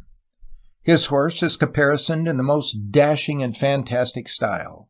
The bridles and crupper are weightily embossed with beads and cockades, and head, mane, and tail are interwoven with an abundance of eagle's plumes which flutter in the wind. To complete this grotesque equipment, the animal is bestreaked and bespotted with vermilion or with white clay." Unquote. In the decade from 1830 to 1840, both engagés and free trappers came into California, the latter probably in somewhat larger numbers than the former. Several of the expeditions were also composed of both types, for the free trappers not infrequently joined themselves temporarily, for purposes of protection or other advantage, to a regularly organized party. In such cases, special arrangements were made to cover the matter of equipment and wages. Most trapping companies were divided into messes of 6 men each. One member of each mess served as cook for the other 5, and in return received his proportionate share of the furs taken by his companions. Each trapper, besides his saddle horse, had at least 2 pack animals to carry his equipment and furs. His arms consisted of a rifle, 1 or more pistols, a hunting knife, and generally a small axe or tomahawk. The rifle usually carried resembled the famous Kentucky squirrel rifle, but was of a somewhat larger bore. The fur chiefly sought after, from the Rocky Mountains to the Pacific, was that of the beaver. These skins sold in the mountains for an average price of $5 or $6 each. So universal indeed was their use that they served as an accepted medium of exchange in place of money throughout the West. They were carried in bundles or packs weighing from 80 to 100 pounds apiece. Frequently, trappers were compelled to cache their surplus provisions, equipment, or furs because of some threatened danger or exigency of the route. When such an emergency arose, a pit was secretly dug in a dry and sheltered place, and the sides and the bottom lined with branches, canvas, or even stones. After the articles had been carefully stored away, a covering, as nearly waterproof as possible, was placed over the cache. Every trace of labor was then removed and the ground made to look as though it had never been disturbed. In spite of the most skillful precautions, however, and especially when the cache was made under the stress of danger or in urgent haste, marauding Indians, wild beasts, or unexpected floods frequently destroyed the buried stores, thus causing serious financial loss and not infrequently bringing the unfortunate trappers face to face with starvation. It will be recalled that the Patties, along with many other disasters, suffered at least twice in this regard, once when the Indians rifled their cache on the Gila, and again when high water ruined the furs they had buried on the banks of the Colorado. In addition to the furs taken by members of an expedition through their own trapping operations, large numbers of skins were also obtained by trade from the Indians. To meet the demands of this Indian trade, as well as to supply the personal needs of the trappers themselves, every well-equipped expedition carried with it a wide variety of merchandise, of which the following list, adapted from Chittenden, furnishes a typical illustration. The prices were those prevailing in the mountains. Quote, gunpowder at $1.50 a pound, payable in beaver skins. Scarlet cloth at $6 a yard. Beaver traps at $9 each. Finger rings at $5 a gross. Copper kettles at $3 a pound. Tobacco, blankets, files, coffee, dried fruit, washing soap, sugar, handkerchiefs, awls, horseshoes, buttons, cotton goods, calicos, axes, beads, looking glasses, and a dozen similar articles at corresponding prices. Not least in the catalog, whether in the estimate of the Indians and trappers or in the profits which it brought, or the demoralization which it accomplished, was a liberal supply of rum. This was always of remarkable potency and sold at a minimum price of $13 a gallon. A majority of the western trappers came from Virginia, Kentucky, and Tennessee, and had behind them an ancestry and early training which fitted them thoroughly for the peculiar and dangerous work of their profession. For the most part, they were a rough, reckless lot if judged by the present-day standards of society, but among them could also be found men of education, refinement, and high moral character. Drunkenness and gambling were the chief vices, indulged in so freely when the trappers met at the annual rendezvous that the entire proceeds of a year's hard work were usually squandered in a few days of riotous and unrestrained debauch. Naturally, with such men, the accepted standards of morality did not obtain. Shut off from women of their own race, they formed connections with Indian squaws, sometimes, but not often, dignified by the tribal marriage ceremony, or, in the extreme southwest, found the free and easy virtue of the Mexican women in natural keeping with their own desires. The life, as a whole, was full of hardship, loneliness, and an almost unbelievable element of risk. Danger was everywhere, and death usually came in unexpected and violent forms. Trappers died in brawls among themselves, and from starvation, thirst, snowslide, flood, and accidents of many kinds. They were mangled beyond recognition by grizzly bears or crushed under the hooves of buffalo herds. They were killed by Indians, sometimes in pitched battle, sometimes in sudden surprise attack as they lay sleeping under the open sky. Often they fought their last grim fight in some lonely canyon or upon the banks of a quiet stream, single-handed against hopeless odds, or, most fearful of all, faced fire and torture at the hands of their Indian captors. The perilous nature of the business might, indeed, be shown from the experiences of almost every trapping expedition that crossed the western plains, but a single illustration must suffice. Of the 116 men who started for Santa Fe in the company which included the Patties, only 16 remained alive at the end of the first 12 months. With all its dangers, however, the life of the trapper had about it a compelling fascination that seldom allowed a man, upon whom its spell once rested, to forego his love of wilderness and mountains. So when furs decreased and the business became no longer profitable, the trappers turned to other lines of frontier activity. They became Indian agents and government scouts, or went into mining and cattle raising. Later, many of them found service in the overland mail companies, and a few survived to help with the construction of the first transcontinental railroads. The trappers who reached California between 1830 and 1840 followed, in the main, 3 or 4 fairly well-defined routes. The most northerly of these led from the Columbia Basin into the Sacramento Valley, and was probably first used by expeditions sent out from the Hudson's Bay post at Vancouver after the escape of Smith and his 2 men from the Umpqua massacre. The earliest of these, led by McLeod and guided by Turner, one of Smith's companions, reached the Sacramento in 1828 and succeeded in taking a large number of skins. A second, under command of the famous Peter Skeen Ogden, crossed over from the Snake River and spent 8 months on the Sacramento and San Joaquin, returning to Vancouver laden down with furs. A number of other expeditions during the decade followed the same route, finding the Sacramento and its tributaries, such as the Feather and the American Fork, rich in beaver and comparatively easy of access. While Hudson's Bay employees and a few American trappers were finding their way into California by means of the Oregon route, 2 other trails, both of which had their starting point in the quaint old town of Santa Fe, were being opened up by fur hunters operating in the Southwest. The importance of Santa Fe during this period of California history is not easily overestimated. Here, from about 1825 on, centered the trading and trapping life of the Southwest.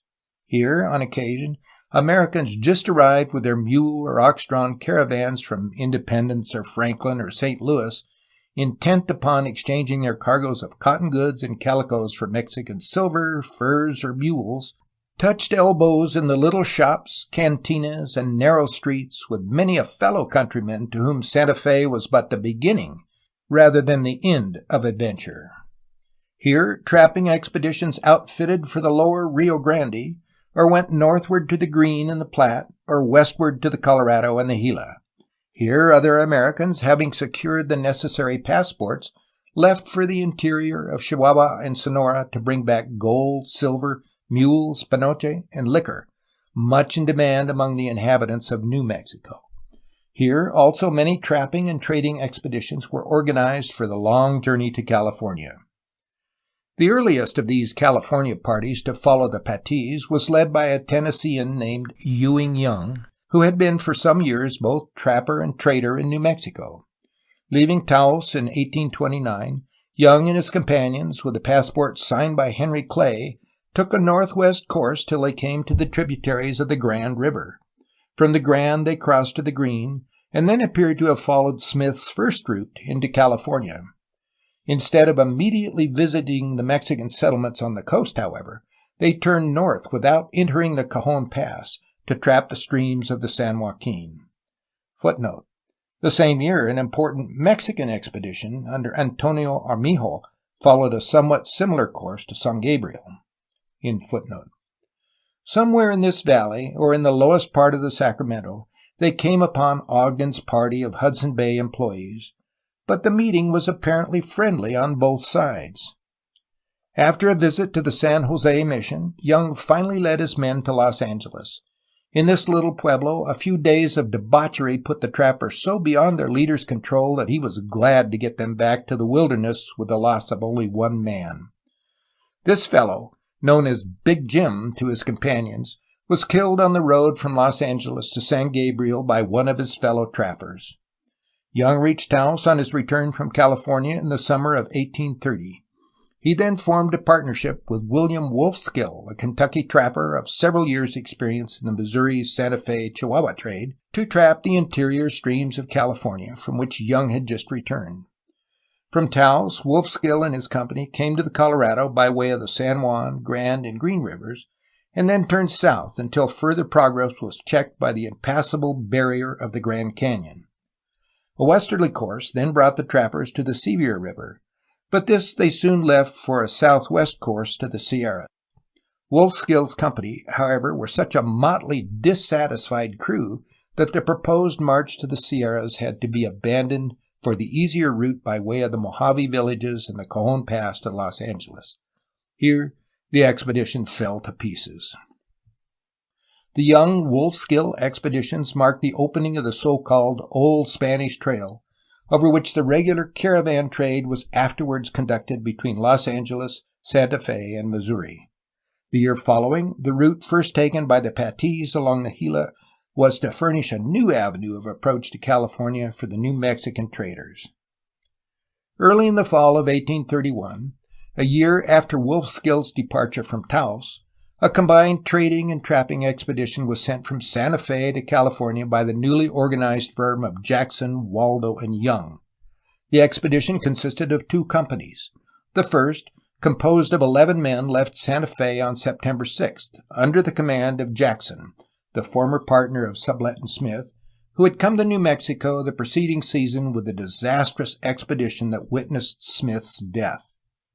It was proposed that Jackson's party should proceed directly to California and there purchase a large number of mules to be driven back to Missouri and Louisiana. For this purpose, 5 of the pack animals of the expedition were laden with silver pesos. While this was the first undertaking of its kind to embark for California, the buying of mules in Sonora and Chihuahua for the Western American states was a recognized branch of the Santa Fe trade, and Jackson merely proposed to extend the plan to California. Following Petit's old trail through Albuquerque, Santa Rita, and along the Gila to the Colorado, Jackson's party crossed what is now the Imperial Valley to the mission of San Luis Rey, and thence continued to San Diego.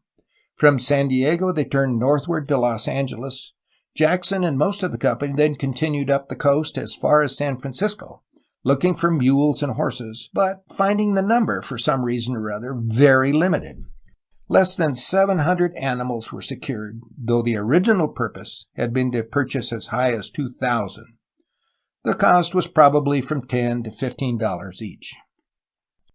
The second section of the expedition, under the command of Ewing Young, left Santa Fe only a few days behind the Jackson party.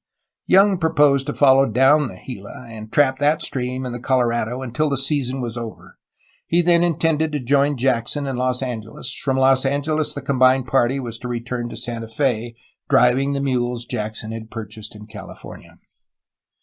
The 2 partners met at Los Angeles, in keeping with this agreement, about April 1, 1832, but neither could claim more than indifferent success. Jackson's failure to secure the desired number of mules and horses has already been noticed. Young, through a combination of misfortunes, had little to show in the way of beaver skins for his stay on the Colorado and the Gila. The original plan of the expedition was therefore abandoned.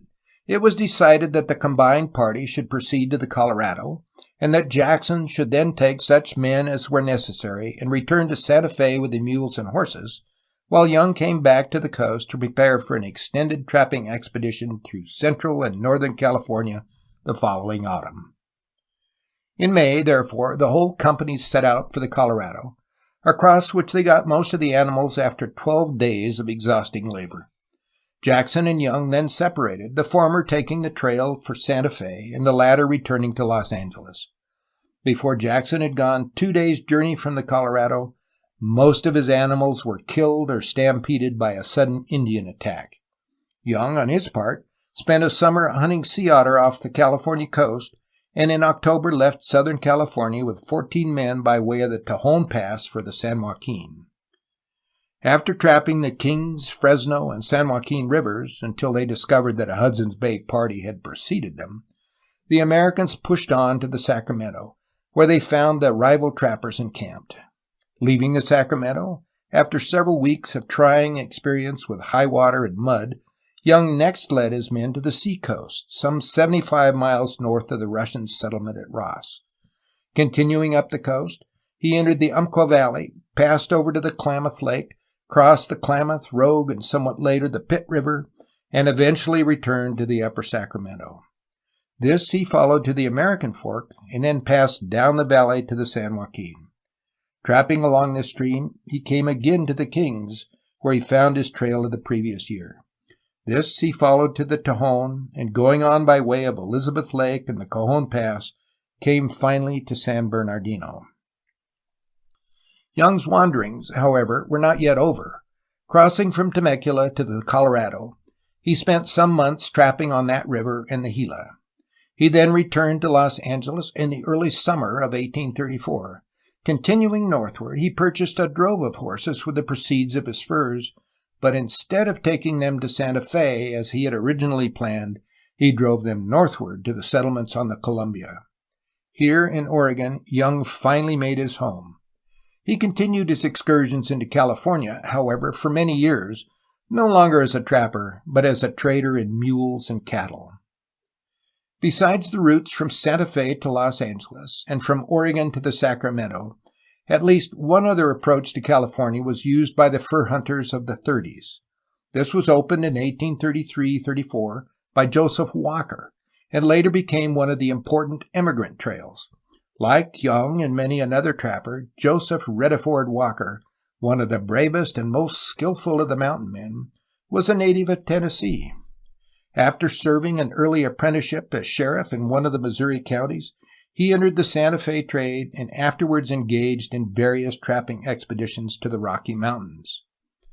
As a result of the reputation which he had thus gained, Walker was selected by Captain Bonneville, whose story was afterwards given to the world by the vivid pen of Washington Irving, to serve as one of his chief lieutenants when he undertook his western expedition. On July 24, 1833, Walker left the main command under Bonneville on the Green River, and with 35 or 40 men started westward to explore the territory beyond the Great Salt Lake. Passing the lake, the company struck the headwaters of the Humboldt, or Mary's River, and followed this to its sink. The experiences of the party from this point on are thus described by Washington Irving. Quote, "The trappers continued down Ogden's River until they ascertained that it lost itself in a great swampy lake to which there was no apparent discharge. They then struck directly westward across a great chain of California mountains intervening between these interior plains and the shores of the Pacific. For 23 days they were entangled among these mountains, the peaks and ridges of which are in many places covered with perpetual snow. Their passes and defiles present the wildest scenery, partaking of the sublime rather than the beautiful, and abounding with frightful precipices. The sufferings of the travelers among these savage mountains were extreme. For a part of the time they were nearly starved. At length they made their way through them, and came down upon the plains of New California, a fertile region extending along the coast with magnificent forests, verdant savannas, and prairies that looked like stately parks. Here they found deer and game in abundance, and indemnified themselves for past famine." Unquote. The exact course taken by Walker's company across the Sierra is still a matter of conjecture. Some authorities identify it with a familiar route along the Truckee, which came into general use a decade later. Others hold that the trappers remained east of the mountains until they came to the stream now known as Walker River, and followed this to the crest of the divide. George Nidever, himself a member of the expedition, states that the route down the western slope lay through a valley between the Merced and the Tuolumne rivers. Footnote. Walker's tombstone bears the inscription, "Camped at Yosemite, November 13, 1833." In footnote. But whatever the route, the Tennessee trapper deserves the distinction of being the first American to cross the Sierra Nevada proper into California. Footnote. Smith, of course, crossed the Sierras before Walker, but he made the passage from west to east. In footnote. Because of the discoveries made on this and later expeditions, he ought also to be ranked with Smith and Pattie as one of the greatest of California explorers. After reaching the San Joaquin Valley, the Walker party traveled southward a short distance, and then turned westward to the coast.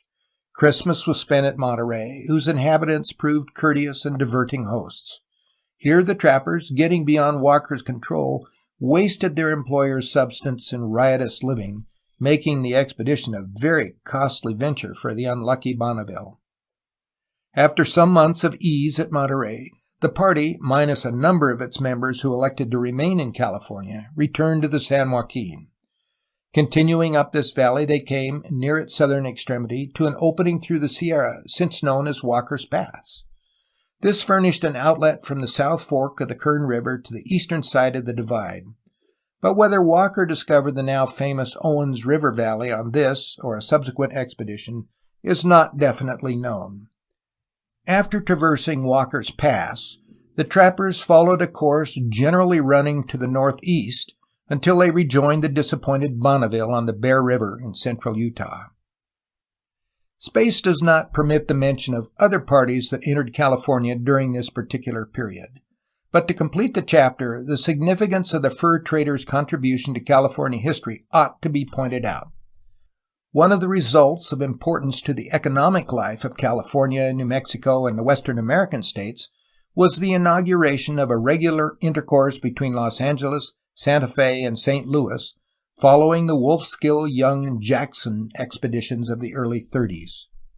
The route along which the Los Angeles-Santa Fe caravans passed, known as the Old Spanish Trail, paralleled very closely the present line of the Santa Fe Railroad. The trade was conducted by means of pack trains, which made the round trip once each year.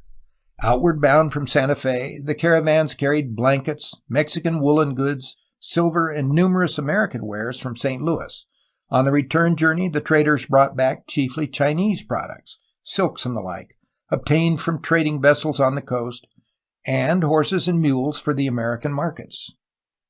Another significant effect of the fur trade was to increase the foreign population of California. Many of the fur hunters fell under the spell of the province and made it their permanent home. This class of Americans, rivaling those who came by sea in point of number, though settling in many parts of the province, were especially numerous in the region about Los Angeles. Many of these, like Wolfskill, J.J. Warner, Isaac Williams, William Workman, Jacob P. Lease, to mention only a few, were men of excellent character and faithfully served the interests of their adopted country. Others were citizens of a different type, instinctively daring and lawless, contemptuous, like most Westerners, of Mexican control and authority, always heavily armed, clad in a half-savage costume, and undeterred by the most formidable barriers of mountains and desert from entering the province, the American trapper naturally became a source of fear and annoyance to the California officials. He was often in difficulty with Mexican citizens or members of his own race, and sometimes even united with the Indian horse thieves of the interior to drive off horses and other livestock from the coast ranches. In several of the numerous revolutions which kept the course of California politics from running smooth, he was also an important factor. On such occasions, whim alone seems to have determined his choice of sides, and not infrequently he transferred his allegiance from one party to the other with calm disregard for previous affiliations. Furthermore, he cherished the scarcely concealed expectation that someday he and his companions would overthrow Mexican control entirely and take the destiny of the province into their own hands. A third result of the fur trade was to familiarize the settlers of the western states with the easy conditions of life in California and to acquaint them with the undeveloped resources of the Pacific slope. The reports and tales brought back by returned trappers quickly found their way into local newspapers and were circulated from mouth to mouth until a fever of interest in California spread from community to community all along the American frontier. The fur hunters, also, having opened up overland avenues of approach to the Pacific, became guides for subsequent immigrant parties along these routes, and even made possible the success of government exploring expeditions such as that of John Charles Fremont across the Sierra. Joseph Walker, Kit Carson, and James Bridger, to mention only a few of the more familiar names, all learned the routes and passes to California while engaged in the fur trade. Thus, before government, explorer, pioneer settler, or gold seeker crossed the Sierra into California, came the forerunner of all, the fur hunter of the far west. End of Chapter 7.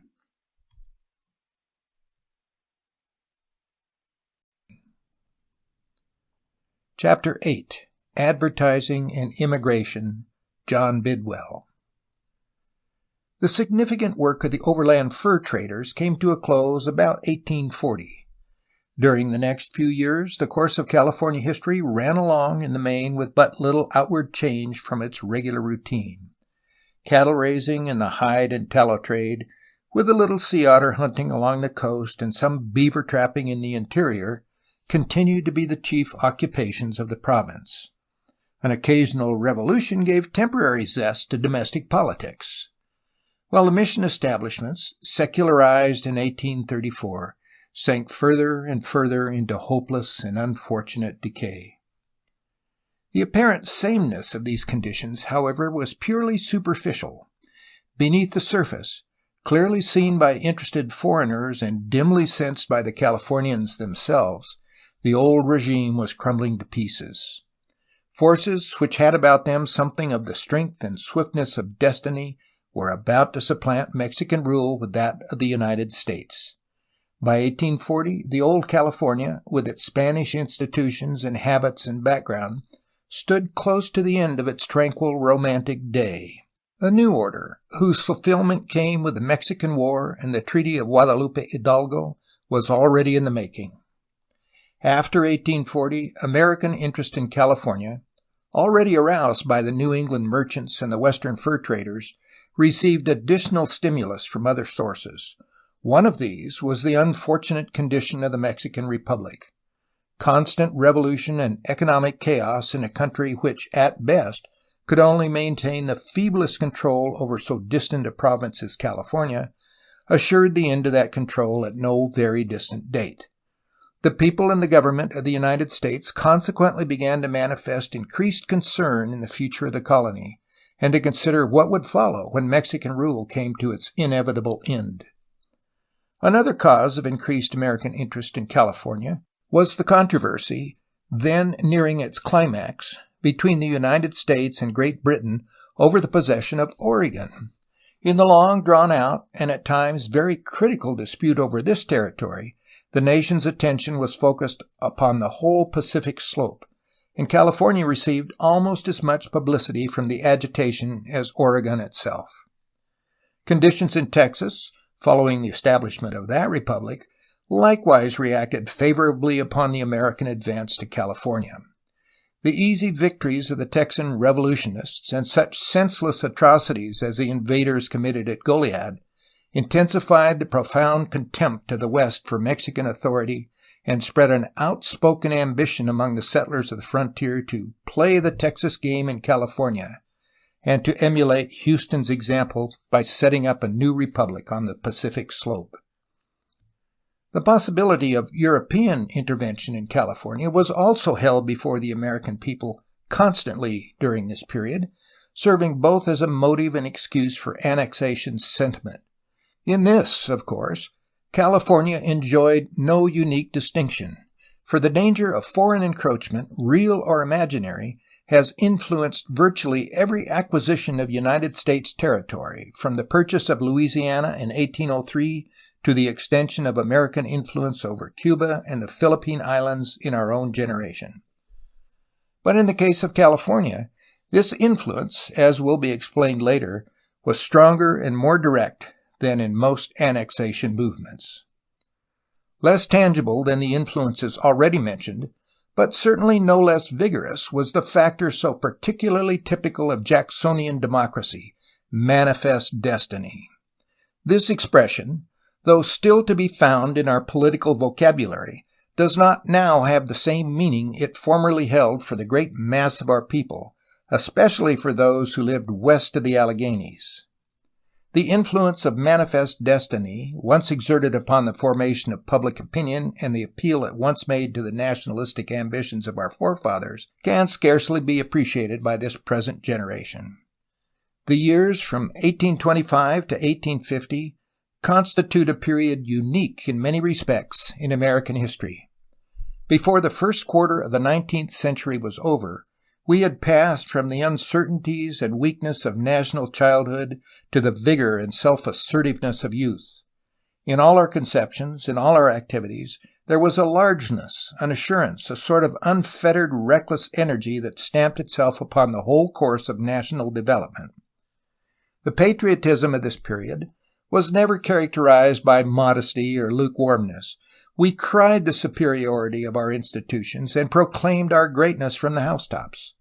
Yet, if our patriotism appeared boastful and smacked of primitive crudeness, it was never insincere. The generation that knew Henry Clay and Andrew Jackson was never chargeable with this, however its lack of restraint might offend the more refined taste of our own time.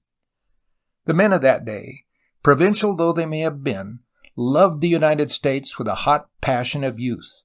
They cherished no illusion that democracy or freedom could live under any other form of government. They held an implicit faith which acted upon them with the force of some deep religious conviction in the unbounded future of the American nation. The expansion of the United States to the Pacific, the establishment of continent-wide boundaries, the absorption of California, the development of untold natural wealth that lay idle and neglected, the control of the Oriental trade, this was the program that Manifest Destiny enjoined on the American people in 1840. Some historians have found the program difficult of justification. Its influence, however, no one will deny. Still another factor of primary importance in the annexation of California was the beginning of organized immigration from the western states shortly after 1840. The significance of this movement, which of itself under normal conditions would have led to the acquisition of the province by the United States in the course of a few years, has been obscured by two events that struck directly across its course. The first of these was the Mexican War. This altered the whole aspect of California conditions and hastened by several years, few or many no one can say, the end of Mexican rule. The second was the gold rush of 1849, a migration of such stupendous proportions and so rapidly accomplished that the regular processes of settlement were completely submerged in it and lost sight of. The pre-war, pre-gold rush immigration, however, ought to be given a prominent place in the state's history. Not only was it a significant factor in arousing American interest in California, but it also furnished the basis for Polk's later diplomatic and military policy in the province. Above and beyond this, these first pre-pioneer settlers completed what the fur hunters had begun in the exploration of overland routes to the Pacific. What forces lay behind this early emigration from the border states across so many hundreds of miles of unknown wilderness? What motives compelled men and women to leave a settled society and established homes and set their faces westward toward a land they had never seen and a people who spoke an alien tongue? The answer is simple. The same forces and the same motives, with little variation, that led the western pioneer across the Alleghanies and from the Alleghanies to the Mississippi and from the Mississippi into Texas, explain the coming of the first American settlers across the Sierra into California. The frontiersman, once the Alleghanies were crossed, was never at ease, never satisfied in a permanent abode. He wanted elbow room, wide separation from his nearest neighbor, freedom from the restraints of society, a region in which game was abundant, and a place where he could do as he pleased. To obtain this freedom, he must always keep ahead of his more gregarious fellows, and as they advanced, he retreated farther and farther into the west. The career of Daniel Boone, moving from Virginia to Kentucky and from Kentucky to Missouri, is characteristic of this type of pioneer. The expression often ascribed to the old Kentuckian may indeed be apocryphal, but it aptly expresses the attitude of the class to which he belonged. "I first moved to the woods of Kentucky," Boone is reported to have said. "I fought and repelled the savages and hoped for repose. Game was abundant and our path was prosperous, but soon I was molested by interlopers from every quarter. Again I retreated to the region of the Mississippi, but again these speculators and settlers followed me. Once more I withdrew to the licks of Missouri, and here at length I hoped to find rest. But I was still pursued, for I had not yet been 2 years at the licks before a damned Yankee settled down within 100 miles of me." The successors of Boone on the frontier, troubled as they were by the encroachment of the damned Yankees and of other undesirables from the effete regions east of the Mississippi, after 1840 began to look to the Pacific coast as a place of escape. The hard times of Van Buren's administration stimulated this instinctive land hunger and craving for new scenes among the back settlers. In the meantime, a very effective publicity campaign was directing their attention specifically to California. The booster, indeed, is no recent product of the Golden State. Long before the advertisements of railroads, chambers of commerce, and modern real estate dealers began to attract tourists from the East and Middle West, the charms and advantages of California were widely heralded throughout the United States. Most of this early publicity dealt with the climate of California, the abundant supply of game in the province, the natural resources it possessed, and the wonderful agricultural possibilities that were to be found on every hand. Along with such an appeal went a picture, scarcely less inviting to the adventurous Westerner, of the military weakness of the province and the decadent state of its inhabitants. To enable one to appreciate the effects of such advertising upon prospective immigrants and the American public as a whole, a few quotations, chosen almost at random from the literature of the time, must be given. So far as there is any record, the first American publicity agent for California was Captain William Shaler, whose narrative, appearing in 1808, has been referred to at some length in a preceding chapter of this volume. Shaler's detailed description of the many advantages of California closed with a frank appeal for annexation. At great expense and considerable industry, he wrote, the Spaniards have removed every obstacle out of the way of an invading enemy. They have stocked the country with a multitude of horses, cattle, and other useful animals. They have spread a number of defenseless inhabitants over the country whom they could never induce to act as enemies to those who should treat them well. In a word, they have done everything that could be done to render California an object worthy the attention of the great maritime powers. The conquest of this country would be absolutely nothing. It would fall without an effort to the most inconsiderable force. James Ohio Pattie was another enthusiast over California's possibilities, albeit his praises did not extend in the slightest degree to the Californians themselves. Those who traverse the province, he wrote, if they have any capability of perceiving and admiring the beautiful and sublime in scenery, must be constantly excited to wonder and praise. It is no less remarkable for uniting the advantage of healthfulness, a good soil, temperate climate, and yet one of exceeding mildness, a happy mixture of level and elevated ground and vicinity to the sea. Among other accounts that made the name of California widely known during these years was Richard Henry Dana's 2 Years Before the Mast, first published in 1840. The author, who came to the California coast as a common seaman on one of the hide and tallow vessels, portrayed in his narrative the life and customs of the Californians with an accuracy unsurpassed by any of his contemporaries. Incidentally, the book had about it a fascination of style that immediately gave it wide circulation and an established place in American literature. One of his chapters Dana concluded with the following paragraph, quote, such are the people who inhabit a country embracing 400 or 500 miles of seacoast, with several good harbors, with fine forests in the north, the waters filled with fish, and the plains covered with thousands of head of cattle, blessed with a climate than which there can be no better in the world, free from all manner of diseases, whether epidemic or endemic, and with a soil in which corn yields from 70 to 80-fold. In the hands of an enterprising people, what a country this might be. End quote.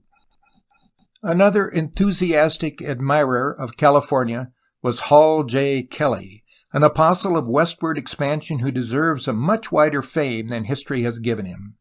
Kelly, indeed, had within him a sort of missionary zeal, the essence of which was the settlement of the Pacific slope by American citizens. His travels, extending over a number of years, carried him through much of the country west of the Rockies and gave him first-hand knowledge of the conditions on the Pacific. While most of his active work was devoted to Oregon, his interest in California showed itself repeatedly in lecture and published article, for he was an indefatigable advertiser of the whole West.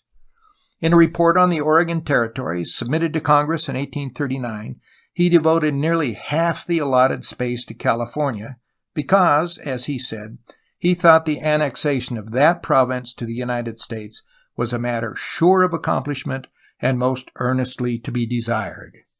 He concluded his description of the territory with this fervent wish, quote, "When I remember the exuberant fertility, the exhaustless natural wealth, the abundant streams and admirable harbors, and the advantageous shape and position of high California, I cannot but believe that at no very distant day a swarming multitude of human beings will again people the solitude, and that the monuments of civilization will throng along the streams whose waters now murmur to the desert, and cover those fertile vales whose tumuli now commemorate the former existence of innumerable savage generations." End quote. To the praise voiced by Dana, Kelly, and others of this period, Thomas Jefferson Farnham, whose accounts of Western scenes and experiences ran through many editions, added his extravagant commendation. The style of Farnham had in it too much of the spread eagle to be particularly attractive to the present generation, but this made his publications all the more attractive to the readers for whom he wrote. The trans-Allegheny settlers of Farnham's day were not admirers of restraint. They liked the exaggerated, the highly colored literature, as in everything else, and accordingly found Farnham's Life and Adventures in California a book decidedly after their own tastes.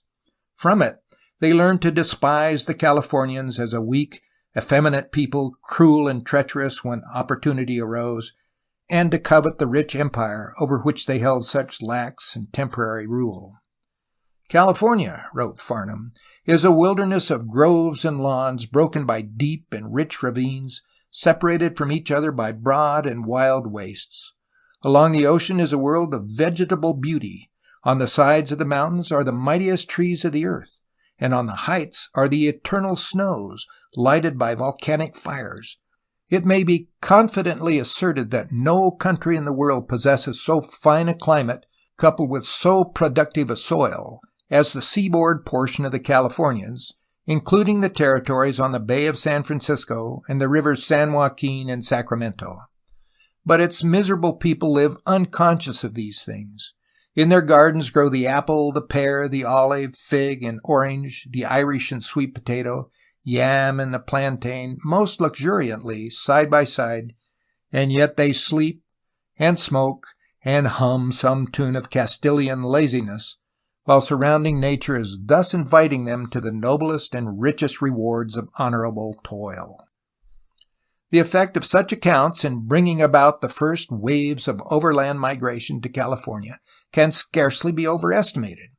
Year by year, publications of this kind, some of which will be spoken of elsewhere, increased in number, and their influence was continually supplemented by newspaper articles, magazines and lectures, or reports of returned travelers and explorers. Through these agencies, the people of the United States were taught to look upon California as a land of infinite promise, abounding in agricultural and commercial possibilities, so full of game that thousands of elk were annually slaughtered for their hides and tallow, rich in timber, blessed with a perfect climate, inhabited by an effeminate, unambitious people, and ruled over by an inefficient government. To the Western settler, such a picture presented an irresistible appeal.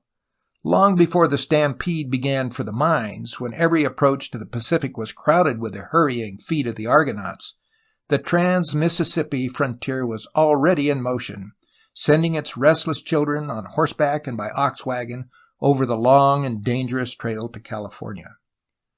The first of these organized emigrant parties to start for California left the western frontier barely 80 years ago. How rapid has been the course of American development! It originated in Platte County, Missouri, where the settlers had been aroused to such a high pitch of enthusiasm for the venture that they formed an organization called the Western Immigration Society for the purpose of enlisting recruits and providing a systematic program for the expedition. The immediate responsibility for this California fever lay at the door of a trapper named Rubidoux, recently arrived from the coast with marvelous reports of what he had seen and learned. Rubidoux, who appeared to be a calm and considerate man, so impressed his Platte County hearers that he was asked to speak before a large assembly of interested settlers. At this meeting, Robideau described California as a land of perennial spring and boundless fertility. Innumerable herds of cattle and wild horses, he said, dotted the hillsides and grassy plains. Oranges and other fruits grew in profusion. The authorities were friendly toward Americans, and the people the most hospitable on the globe. To an ague-racked member of the Assembly, whose idea of paradise was a land free from chills and fever, Robideau gave the following assurance, quote, "There never was but one man in California who had the chills. He was from Missouri and carried the disease in his system. It was such a curiosity to see a man shake with the chills that the people of Monterey went 18 miles into the country to see him." End quote. The effect of such descriptions upon minds already eager for change can readily be imagined. Robideau's experts were supplemented by letters from Dr. John Marsh, an American resident of California who had reached the coast with one of the Santa Fe trapping expeditions in the 30s. Marsh had taken up a large ranch near Mount Diablo, where he acquired a very considerable reputation and became one of the most influential foreigners in the province.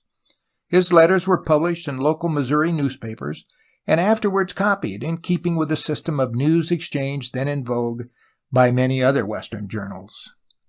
The Western Emigration Society was also itself responsible for much propaganda in favor of the California movement. It corresponded with possible immigrants as far off as Kentucky, Indiana, and Arkansas, and collected information relating to routes, methods of travel, and the status of foreigners in the province. Eventually, the Society circulated a pledge that bound its signers to meet the following May at Sapling Grove, in what is now eastern Kansas, suitably equipped and armed, ready to start for California. This pledge had not been in circulation a month before 500 signatures were obtained for it. Before spring came, however, this first enthusiasm had materially cooled. Landowners and merchants of Platte County, looking with some dismay on the threatened exodus of so many of the county's inhabitants, set about countering the movement with a good deal of vigor. Discouraging reports began to appear regarding the difficulties of the route and the hazardous nature of the undertaking. Ugly stories were also circulated of the treatment Americans were receiving at the hands of California officials, and more effective still, sober second thought on the part of those at first so ready for the journey seriously undermined the work of the California enthusiasts. Accordingly, instead of the 500 who were counted upon to make the party, not more than 69 put in an appearance at the rendezvous, and only one of these had signed the original pledge of the Immigrant Society. This was John Bidwell, a young man who had but recently come to Missouri from Ohio in search of health and a livelihood. The California venture so fired his interest that he became one of the chief organizers of the expedition and stuck by the project in the face of every discouragement. The same enthusiastic, determined spirit was later to bring him influence and a well-deserved honor in the land toward which he now set his face. Not inaptly has John Bidwell been called the Prince of California Pioneers. The company which met at Sapling Grove in May 1841 to take up the long journey to California could scarcely be described as an efficient organization. None of them were experienced mountain men or familiar with the first essentials of travel in the far west. Their ignorance of the route can best be described in Bidwell's words, quote, "We knew that California lay west, and that was the extent of our knowledge. Some of the maps consulted, supposed to be correct, showed a lake in the vicinity of where Salt Lake now is. It was represented as a long lake, 300 or 400 miles in extent, narrow, and with 2 outlets, both running into the Pacific Ocean, either apparently larger than the Mississippi River." End quote. So prevalent was this conception of Western geography that Bidwell was advised to take tools along with which to construct canoes for the navigation of one of these rivers from Salt Lake to the Pacific. To the difficulty of ignorance was added the further complication of poor leadership. John Bartleson, who hailed from Jackson County, Missouri, had been chosen company commander by popular vote, but it was understood that this choice was necessary to prevent the withdrawal of himself and his supporters, and the consequent disintegration of the party. The problems of the journey were intensified still more by the presence of 15 women and children in the company. Each member of the party supplied his own equipment, his own wagons and animals, his own provisions and arms. The motive power was furnished by horses, mules, or oxen, as the individual chose. Food was limited to the essentials, flour, sugar, salt, coffee, and the like, but each person was supposed to have enough to satisfy his own needs. Money was almost entirely lacking, so much so indeed that the entire party possessed less than $100 in actual cash. Doubtless the expedition would have come to early ruin had it not been fortunate enough to secure, for the part of the way at least, the services of two very useful men, Thomas Fitzpatrick, the famous Rocky Mountain trapper, and Father De Smet, pioneer Catholic missionary bound for the Flathead Indians of Idaho. So long as such assistance and leadership were available, the untrained emigrants got on with little difficulty. From the vicinity of Westport, the modern Kansas City, they pursued a northwest course to the Platte. This they followed to the South Fork, along which they continued until a ford allowed them to pass to the other branch of the main stream. Following the North Platte, they came at last to Fort Laramie in what is now eastern Wyoming. Later they passed Independence Rock and turned to take the Sweetwater to the Rockies. Crossing through the South Pass, the party followed the Little and Big Sandy to Green River, changed their course here somewhat to the northwest until it closely paralleled the present route of the Oregon Short Line, crossed the divide between Bear and Green Rivers at the head of a tributary of the latter stream named Ham's Fork, and so came to Soda Springs, not many miles from the modern city of Pocatello, Idaho. Up to this point, the journey had been marked by no extraordinary hardships. Of course, the immigrants had experienced difficulties and much hard work, especially in getting wagons through a country where wheeled vehicles had only once gone before. Nearly 10 years earlier, Sublette had taken a loaded wagon to the Green River rendezvous and brought back a fortune in furs. Time, however, had obliterated nearly every trace of his passage, though here and there the faint mark of a wheel was still to be seen by the emigrant party. A false alarm of Indian attack, not without its ludicrous side. A cyclone that threatened total destruction but passed harmlessly by. The never-ending wonder of the buffalo herds which blackened the plain for several days' journey as far as the eye could reach. The loss of one man by gunshot wound, and of 4 others who turned back or stopped on the way. The nightly encampment with the wagons coupled together to make a hollow square. The inconveniences or pleasurable excitements of each day's march. The shifting scenery, the gradual change from prairie to uplands. The sight of snow-clad mountains in the distance. And then the slow passage of the Rockies, till the old life became a thing of the past and a new land lay unfolded before them. Thus, in brief, the first stage of the journey was passed. At Soda Springs, the second stage of the expedition, distinguished chiefly by hardships and privation, began. Here Fitzpatrick and De Smet turned northward to Fort Hall and the Flathead Indians. Along with them went 32 of the emigrants, who preferred to seek an outlet to the Pacific by way of the Columbia, rather than risk the unknown route to California. Among this number were most of the married men with their families, but at least one brave woman, Mrs. Benjamin Kelsey, and her little daughter remained with the original party. Of such stuff and heroism was the pioneer motherhood of California. Without the aid of skilled leadership, the company, now reduced to less than half its original number, started from Soda Springs on its determined quest for California. The route over which they must go was unknown except by hearsay, even to Fitzpatrick. Jedediah Smith and Bonneville's men, as already narrated, had some time before crossed the desert region between the Sierras and Salt Lake, but no one knew exactly where. 4 of the emigrants, who went to Fort Hall for information, could obtain no more satisfactory instructions than to bear as nearly west as possible after leaving the lake. If they went too far south, they were told, they would reach a desert region and die for lack of water. If too far north, they would lose themselves in a broken, desolate country where more than one trapping party had met an unknown fate. With this indefinite and disheartening information to guide them, the party, already 100 miles from Soda Springs when the 4 men who had gone to Fort Hall rejoined them, set out for the Sierra. Their journey across the Utah and Nevada wastes was one of unbroken hardship. The salt plains bewildered and almost famished them. On several occasions they traveled 24 hours without water. The mirage misled them with the most pitiless deception of which nature is capable. Finally, because it was necessary to make all possible haste in reaching the Sierra before winter set in, they abandoned their wagons and much of their baggage and packed the remainder on such animals as remained alive. Their saddles were hastily made and the animals untrained to the business, and the immigrants unskilled in the very difficult art of balancing a load and holding it in place with a sling and hitch. Confusion followed the first experiment. The pack slipped, and the animals became frightened and scattered the baggage to the four winds. Even when by degrees the loads were put on a little more securely, delays were frequent, and as the oxen could not keep up with the faster walking mules and horses, the company became scattered along the whole extent of each day's march. Luckily, the Indian tribes through which the expedition passed were inoffensive creatures, or the entire party would have been wiped out. Reaching the Humboldt River, the company, many of whom were now on foot, pressed on down the stream until Bartleson and 8 others on horseback one day deserted the main band and struck out by themselves for California.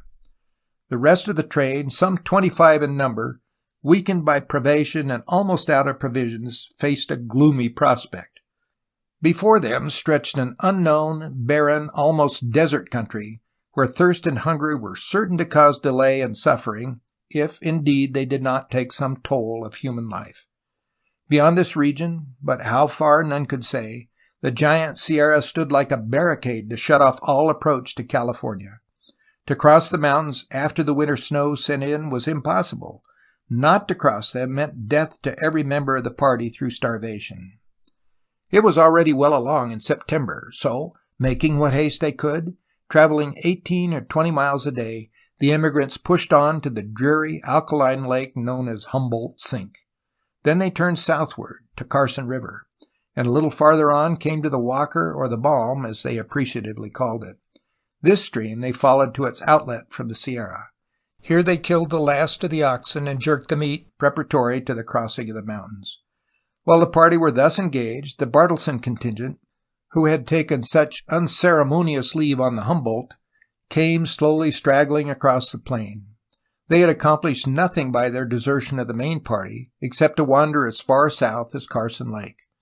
Most of them, moreover, were suffering the unpleasant effects of an ill-advised diet of diseased fish and piñon nuts, and were in a serious condition.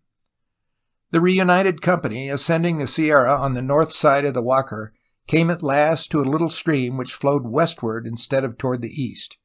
This proved to be the headwaters of the Stanislaus, one of the largest tributaries of the San Joaquin. The course of the river through the mountains was too rough and precipitous to furnish an easy route of travel.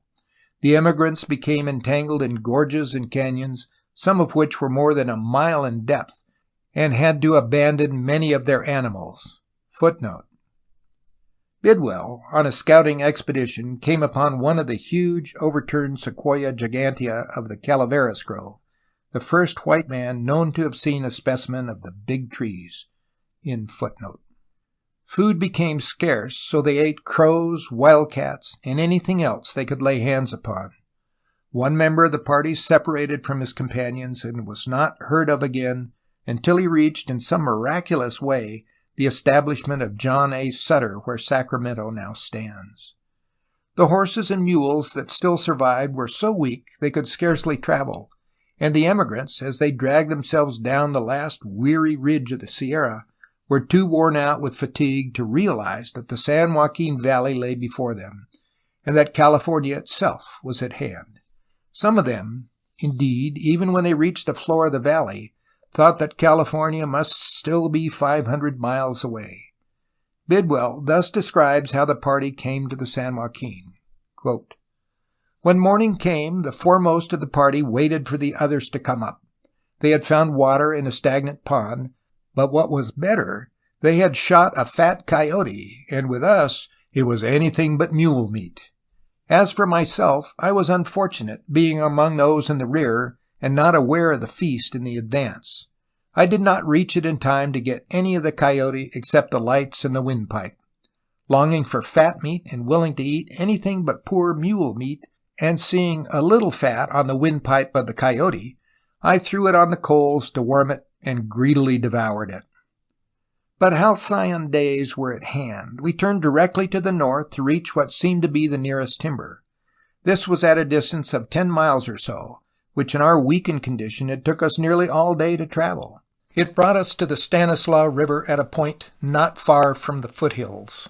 Here the rich alluvial bottom was more than a mile wide. It had been burned over, but the new grass was starting up and growing luxuriously but sparsely, like thinly sown grain. But what gladdened our eyes most was the abundance of game in sight, principally antelope. Before dark we had killed 2 of them and 2 sandhill cranes, and besides there was an abundance of ripe and luscious wild grapes. Still, we had no idea that we were yet in California, but supposed we had yet to cross the range of mountains to the west."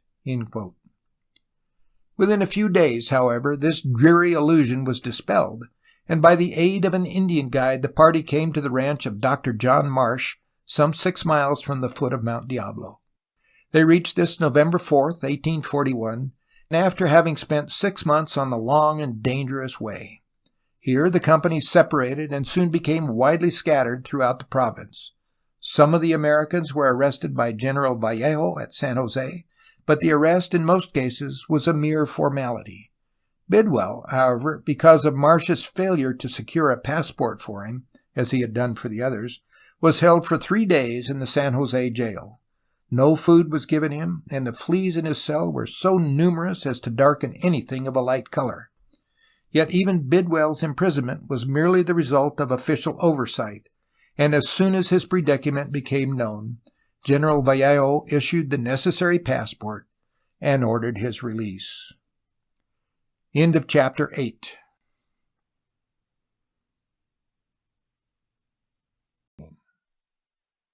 Chapter 9. Immigration and Tragedy, the Donner Party. A number of the Bidwell party, shortly after their arrival on the coast, found their way northward to the recently erected settlement of New Helvetia in the Sacramento Valley. This establishment, semi-military and semi-feudal in character, was founded and ruled over by John A. Sutter, one of the most interesting figures of early California history. Sutter was born of Swiss parents in the Duchy of Baden in the year 1803. When a little over 30 years of age, he came to the United States and lived for a time with one of his countrymen in Indiana. A year or 2 later, he drifted on to St. Louis, where he engaged in an unsuccessful trading venture to Santa Fe. After this, he joined a trapping party to the Rocky Mountains and subsequently pushed on to the Pacific by way of the Columbia. By this time, Sutter had conceived the plan of founding a colony in California. Sailing to the Sandwich Islands, he secured some aid from Americans resident there and a few Kanakas to assist him in the undertaking. He at length reached the California coast by way of Alaska in 1840 and secured permission from Governor Alvarado to carry out his project. At that time, the Sacramento Valley, while known to the Californians, was neither fortified nor settled. The Indians, both in the valley and in the surrounding mountains, had long been a menace to the ranches on the coast, upon which they made frequent raids, driving off large numbers of horses and cattle almost with impunity.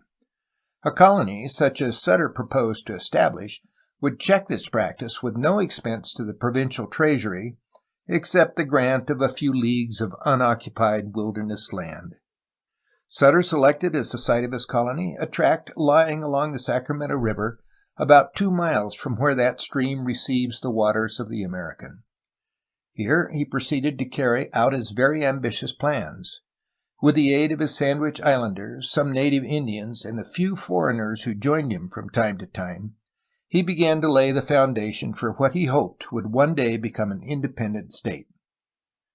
Not long before the arrival of the Bidwell contingent, Sutter had bought out the Russian colony of Bodega, securing through his purchase a good deal of valuable personal property, some very shadowy land claims that brought him nothing but trouble, and an ever-pressing debt for nearly $100,000. Among the most useful of the Russian effects were a small launch, a considerable number of horses and cattle, and some 40-odd pieces of ordnance of many types and sizes, and all of it in various stages of dilapidation. This artillery, however, was probably superior to anything possessed by the regular forces of the province, and gave Sutter a very considerable military prestige. Within a few years, indeed, he was not only able to make himself master of the surrounding Indian tribes, but also to defy any attempt the California officials might make to oust him from his position. And while Sutter's relations with the government were generally of the most friendly character, it was clearly seen, both in Mexico and in California, that his control of the frontier made him a potential menace to all local authority. A very pretentious fort added to Sutter's security and gave New Helvetia a decided military character. This fort was a quadrangular structure built of adobe brick. It mounted 12 guns and could shelter 1,000 men. An armed garrison was regularly maintained, sentries were on guard continually, and military drill was held each day. In addition to Sutter's military activities, he displayed a vast amount of energy in more peaceful endeavors. To care for the ever-growing needs of his colony, and especially to meet the pressing demands of his Russian debt, he branched out into a great variety of pursuits and tried all sorts of experiments, most of which impoverished rather than enriched him. He planted a large area to wheat, built a flour mill, diverted water from the American River for irrigation purposes, grazed large herds of cattle and horses, sent hunters into the mountains and along the rivers for furs and elk skins, set up a distillery, began the weaving of coarse woolen blankets, ran a launch regularly for freight and passengers between his settlement and San Francisco Bay, employed nearly all foreigners who came to him for work, whether he needed them or not, trained the Indians to useful occupations, at times chastised the thieving, war-inclined tribes which the Spanish Californians could not subdue, administered justice as an official of the provincial government, and, in short, made his colony the nucleus of all activity, whether political or economic, in what was then the only settled portion of interior California. In addition to these varied activities, with their decided local and personal interest, Sutter contributed in a much larger way to the making of California history through his aid to American immigration. Few people today realize how large a part this hospitable, visionary, and provident land baron of the Sacramento played in the American advance to California. His fort occupied the most strategic position in all northern California, so far as the overland trails were concerned, and became the natural objective for parties crossing the Sierra by the central and northern routes, or coming into the province by way of Oregon. At Sutter's, these immigrants, exhausted and half-starved as many of them were, found shelter, food, and clothing, and an opportunity to learn something of the new land and people to which they had come. More than one company, caught in the mountain snows, was saved from destruction by a rescue party sent from Sutter's fort. The situation of the latter also made it impossible for the California authorities, had they been so inclined, to check or turn aside the stream of overland migration. The passes and trails of the northern Sierras lay open to American frontiersmen so long as Sutter maintained his position on the Sacramento. The arrival of the Bidwell-Bartleson Company at Marsh's Ranch ushered in, as already noted, the period of organized immigration to California. Almost contemporaneous with the coming of this party, some 25 immigrants, recruited partly in Missouri and partly from American residents in New Mexico, reached Los Angeles by way of the Gila and the Colorado. This company was known, from the names of its leaders, as the Workman Rowland Party, and while Bidwell and his companions for the most part settled along the north coast of Monterey or in the Sacramento Valley, the immigrants who came from Santa Fe established themselves in the south. Here, many of them, like Rowland and Workman, the leaders, and Benjamin D. Wilson, the first mayor of Los Angeles under American rule, acquired large grants of land upon which they dwelt in entire harmony with the California authorities and became respected citizens of the province. Other parties were not slow to follow the lead of Bidwell and of Rowland. In 1843, a company consisting of 30 or 35 members reached New Helvetia from the Willamette Valley traveling by way of the Rogue River, Shasta, and the Sacramento. The original expedition, of which these California immigrants were only a part, left Independence, Missouri in 1842 and reached the Columbia over the Fort Hall route in October. Here, however, the constant rains, for which Oregon has long enjoyed a distinctive reputation, proved too much for over 50 of the party, who consequently sought a somewhat less saturated climate farther to the south. Indian difficulties and other discouragements, however, disheartened about a third of the California contingent, who turned back near Rogue River, leaving their companions to finish the journey as best they might. The company, though thus considerably reduced in number, arrived at Sutter's Fort early in July after one or two serious encounters with hostile natives. Once at New Helvetia, the immigrants immediately drifted apart, some going to the coast, some taking up land in the Napa Valley where Yount, one of the trappers of Pattie's party, had settled, and others finding employment with an American named Stephen Smith, who had begun the construction of the first steam grist and sawmills in California, near the old Russian settlement of Bodega. The leader of this company, Lansford W. Hastings, was something more than an ordinary settler. Like Hall J. Kelly, he was a Pacific Coast enthusiast, a propagandist, almost a professional organizer of Western immigrant parties, and a descriptive writer of unusual ability. For several years he was engaged in presenting the attractions of California to the American people and in leading companies from the western states across the Sierra. Not only was he familiar with most of the established overland routes, but even added his contribution to the work of the explorers in opening up a more direct way, known as the Hastings Cutoff, from the Great Salt Lake to the Humboldt. Following the expedition of 1843, Hastings became involved in the Mormon plan of sending a colony to the coast. Moreover, from beginning to end, his mind was busy with a scheme to bring about the independence of the province and to set up a republic on the Pacific. The model he set for himself in carrying out this program was Sam Houston of Texas. A second expedition to reach California in 1843 was the so-called Childs-Walker Party. This company, consisting at first of approximately 30 men, besides a considerable number of women and children, left Independence, Missouri under the command of Joseph B. Childs, a former member of the Bidwell-Bartleson Party of 1841. After a short stay in California, Childs had returned to Missouri for the express purpose of organizing a new company for the overland trip, and the party he led out of Independence was chiefly the result of his efforts along this line. The company, somewhat better equipped than most expeditions, carried their belongings in wagons instead of on pack animals. With them, they took not only ordinary household goods, but also heavy furniture, farming utensils, and even a complete outfit for the erection of a sawmill on the Sacramento. Leaving Independence in May, they followed the usual route to Fort Hall, which they reached without special incident. Here, however, the company divided. A small party, consisting only of men under the command of Childs, turned northward to Fort Boise for supplies, while the main expedition pursued a more southerly course under the guidance of Joseph R. Walker, the trapper who had first entered California 10 years before. The men under Childs reached Sutter's Fort without serious mishap, though unfortunately little is known of the incidents of this part of the journey.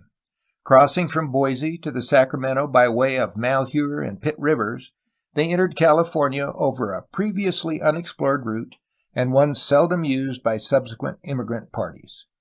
The main company, following the lead of Walker, crossed from Fort Hall with their heavily laden ox wagons to the Humboldt River.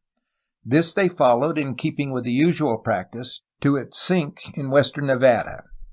Thence, turning south, the party struck Walker Lake, but made no attempt to follow the route by which the Bidwell party had crossed the Sierra 2 years before.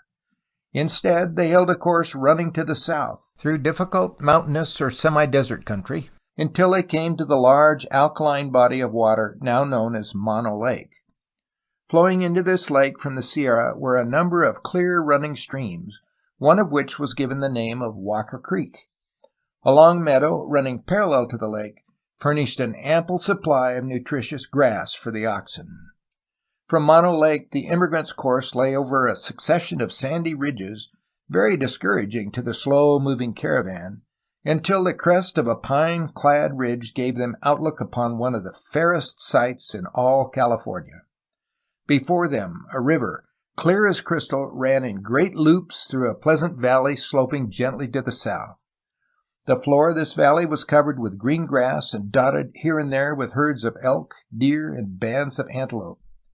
To the left, as the emigrants looked down the course of the valley, rose a range of brown-gray mountains almost devoid of trees and other vegetation, but with an occasional snowbank clinging to the sides of some unusually high peak.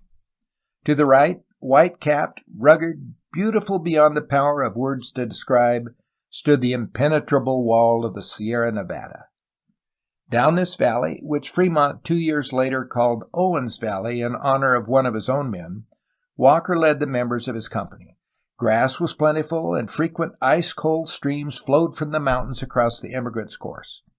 As the caravan neared the lower end of the valley, however, the way became more difficult. Wide sandy stretches impeded their progress, and boulder-strewn tongues shot out from the base of the mountains, forcing the wagons to make many tedious detours.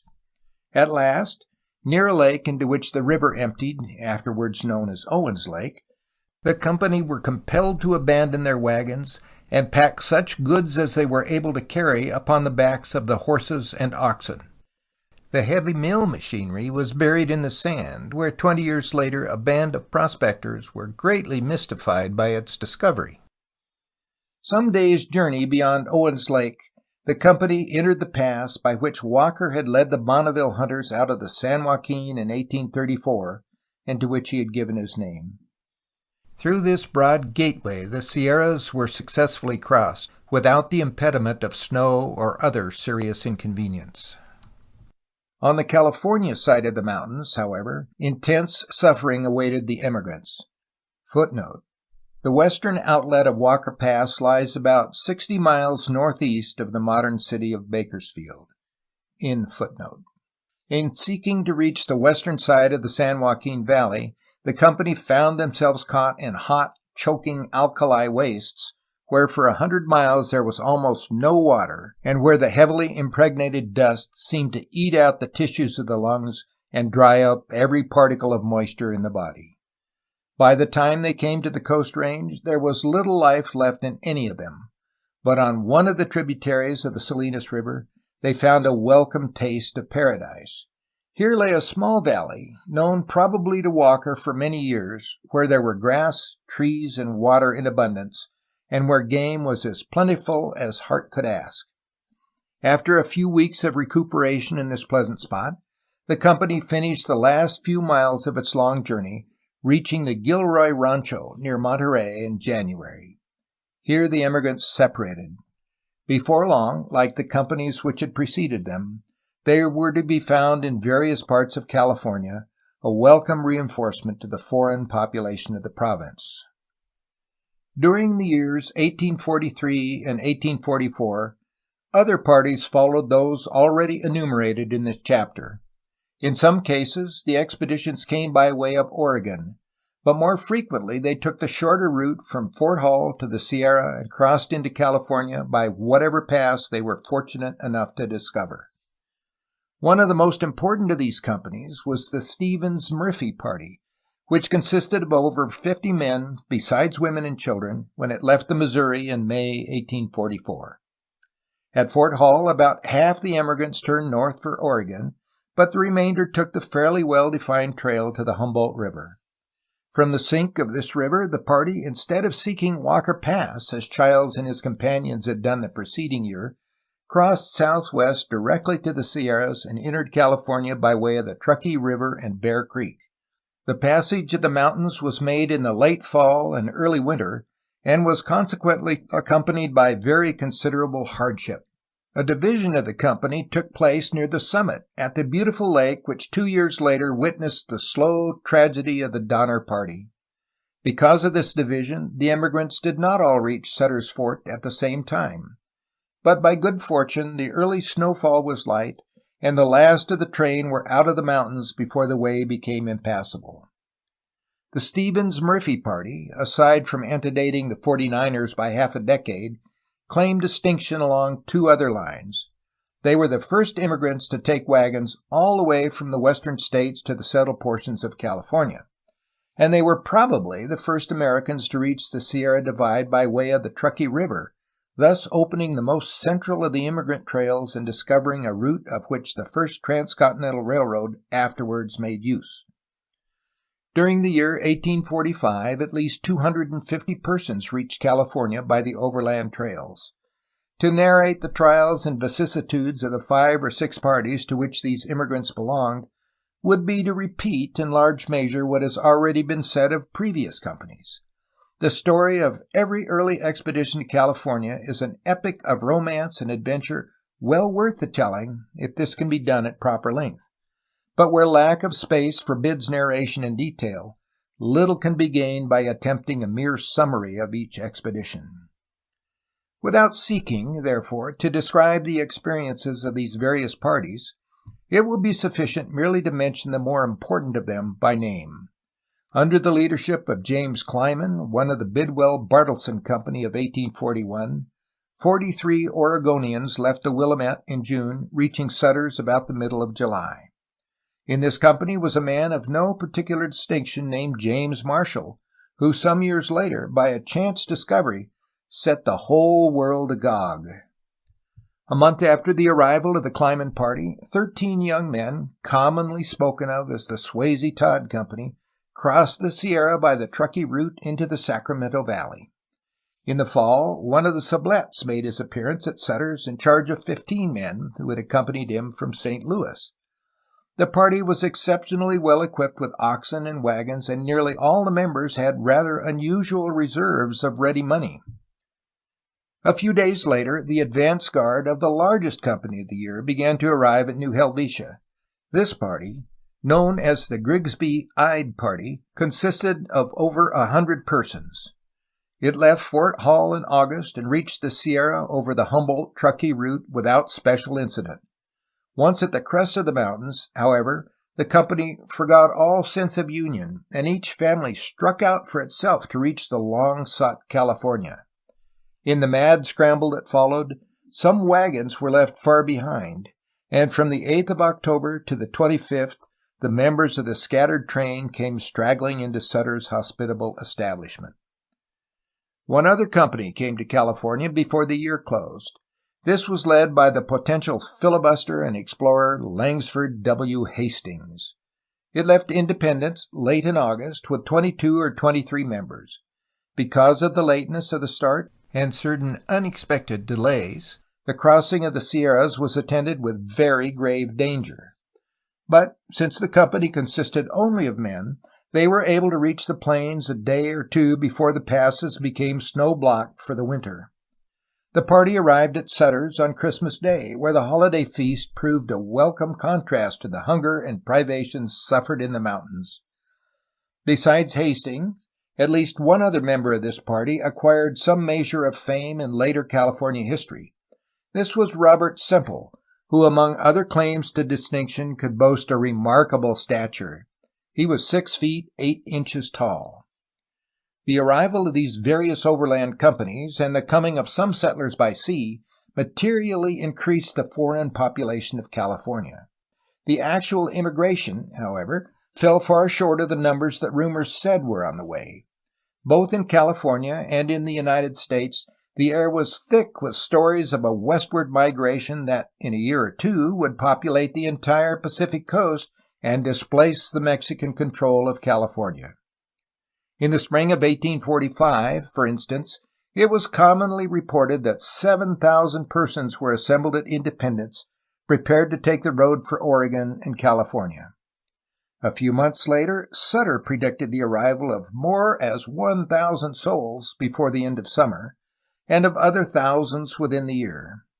Well-informed American residents of the province also thought that 2,000 or 3,000 of their countrymen would be in California before the close of 1846. At various times, more exaggerated rumors spread along the coast that 10 or 20,000 immigrants were already westward bound, and a far-visioned editor of the New York Sun foretold the coming of 100,000 persons by the spring of 1846. Behind these estimates, exaggerated as they appear, were a number of sober facts that gave color to all but the most fanciful of the predictions. Not only was actual immigration assuming considerable proportions, but several forces, quietly working to stimulate the settlement of California by Americans, gave every indication of early success. The United States government, through its exploring expeditions, furnished invaluable information to prospective immigrants and also lent a semi-official encouragement to the American settlement of the province. More important still, the active propaganda begun some years before by American residents of California to draw settlers to the coast was now at flood tide, and its effects were everywhere evident throughout the American states. Some of the propagandist literature in 1845 and 1846 was in book form, a type best represented by Alfred Robinson's readable and widely circulated Life in California. The author had been for many years a resident agent of the Boston firm of Bryant and Sturgis, and though the volume first appeared anonymously, it was known to have been written by someone thoroughly familiar with California life.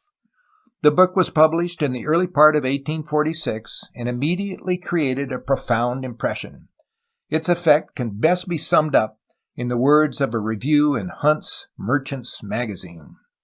"When we reflect," said the writer of the article, "that the superb region of California is adequate to the sustaining of 20 millions of people, has for several hundred years been in the possession of an indolent and limited population incapable from their character of appreciating its resources, that no improvement can be expected under its present control, we cannot but hope that thousands of our fellow countrymen will pour in and accelerate the happy period, which work before us assures us cannot be far distant, when Alta California will become part and parcel of our great confederation.